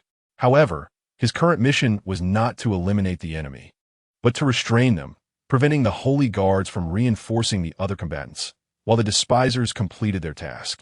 Wei Shen nimbly dodged the Holy Guard's attack, using the thermal blade to impede the Holy Guard's movements. During the brief window of opportunity, he severed the neck of a zealot attempting a surprise attack with a vibrating dagger. Yu melded into the chaotic shadows, her mission remaining one of harassment, preventing the 2 priests from accumulating the energy to unleash a devastating attack. The grand battle has commenced in full force, with the last adept of ranged firepower, the derisive believer, unleashing a torrent of precision strikes. Each shot and shell finds its mark, disrupting assaults, overwhelming defenses, and disturbing the priest's attacks. Aside from an injured comrade, the remaining Vanguard members, resolute in their fate, join the fray, striving to eliminate the lesser believers and alleviate the burden on the main forces. The derisive believers, masters of direct combat, exhibit their exceptional martial prowess, transforming into humanoid instruments of death amidst the chaotic battlefield. Withstanding a minor onslaught from the priests at the rear, one deftly wields an axe, striking precisely at the same spot, cleaving a small opening in the holy armor. As the axe is withdrawn, it inadvertently slices through a lesser believer. The energy field imbued with telekinetic force effortlessly rends apart the fanatic's sacred raiment, severing him in twain. Suddenly, a spiked hammer descends with ferocity, engulfed in a cascade of golden holy flames. Su Guanqing raises his hand, bracing against the hammer's overwhelming impact. The radiant hammerhead pierces through the energy shield, crashing into his gauntlet and piercing flesh. He withstands the surging holy flames, disregarding the impending release of divine light from the priests behind him. Amplifying his body with substantial telekinetic force, he swings his axe with absolute brutality, targeting the very gap in the holy armor once more. Kill. Blood splatters, staining his visor crimson. Chapter 76. Detonation. 2 priests, along with a host of low-ranking zealots, presented a formidable challenge, even in the form of mere harassment for a novice Tier 2 purified observer. They coordinated effectively. Recognizing that prolonged charging could be interrupted, the priests abandoned high-damage, charged attacks in favor of frequent basic attacks. They discerned that the infidel's armor offered limited protection. One priest focused on bolstering 3 paladins, continuously casting holy light and sacred flames, while the other, supported by his long-standing followers, concentrated on countering the harassing assailant. Ordinary attacks were evaded, so they resorted to area of effect attacks, supplemented by the harassment of the low-ranking zealots. Hues equipment was the standard low-grade combat suit issued to the suicide vanguard. Consequently, she had only managed to eliminate a single low-ranking zealot thus far. Damn it. If I were equipped with the Observer stealth suit, they wouldn't even catch a glimpse of my shadow. Yu fired a burst, interrupting a low-ranking zealot's charge. As she prepared to strike, a beam of holy light suddenly descended, insufficient to cause significant harm, but enough to force her to retreat, abandoning her attack. Even a single ally to assist her, or even the injured Yong Zhixing, would have alleviated her predicament. Nevertheless, her harassment had been successful, significantly relieving the pressure on the main engagement. On the other side, the paladin, restrained by Wei Shen, grew increasingly enraged. Judging by his equipment, this was merely a slightly more capable soldier than the average grunt, intended to be dispatched swiftly. However, he proved unexpectedly troublesome. Aside from the initial direct hit, every subsequent attack had been evaded or deflected. The holy light and sacred flames had minimal effect on him, and he even managed to dodge attacks from others. He had never encountered someone with such extraordinary control over their body. His swordsmanship was nearly terrifying. The thermal blade seemed like an extension of his own limbs, seamlessly integrating offense and defense, even in the confines of the sewers. A spiked hammer descended, only to be evaded once more by Wei Shen. He disregarded the sacred flames engulfing the paladin, precisely manipulating his telekinesis to create a small opening in the paladin's sacred armor. A vibrating dagger pierced through the gap, aiming for the seam in the paladin's helmet. The paladin tilted his head, using his helmet to jam the dagger, preventing it from reaching his eyes. This only intensified his rage, realizing that the man's control over telekinesis was equally formidable. Failing to land a blow, Wei Shen retreated, continuing his harassing attacks. While the church's paladins were considered among the best of the Father's followers at their level, it would be ludicrous for an apostle to be unable to defeat even a stronger zealot. If not for the limitations of this body, this wretch would already be dead. Zealots, heretics. His bloodlust was rising, his hatred for the heretical believers reaching a fever pitch, making it difficult to remain composed. Enraged, the paladin seized a zealot and violently hurled him towards Wei Shen. The zealot crashed in like a cannonball. Wei Shen evaded, but in the next moment, the spiked hammer struck from his blind spot. Wei Shen had anticipated this, but the unfortunate zealot's sacrifice was not in vain, effectively blocking Wei Shen's limited space to maneuver and launching an attack. Wei Shen frowned, forced to raise his blade in defense, despite deflecting some of the force. The tremendous impact still pierced his energy shield, slamming him against the sewer wall. The zealot managed to land a blow on his kidney. Damn it. This caused him some minor injuries, reducing the flexibility of his arm. However, it also helped him regain some composure. Observing the current situation, his mission seemed to be nearing completion. Wei Shen fixed his gaze on the paladin, gathering energy for the final assault. The paladin raised his spiked hammer, the dazzling holy light exuding intense pressure. Wei Shen charged forward, ducking low, colliding violently with the paladin.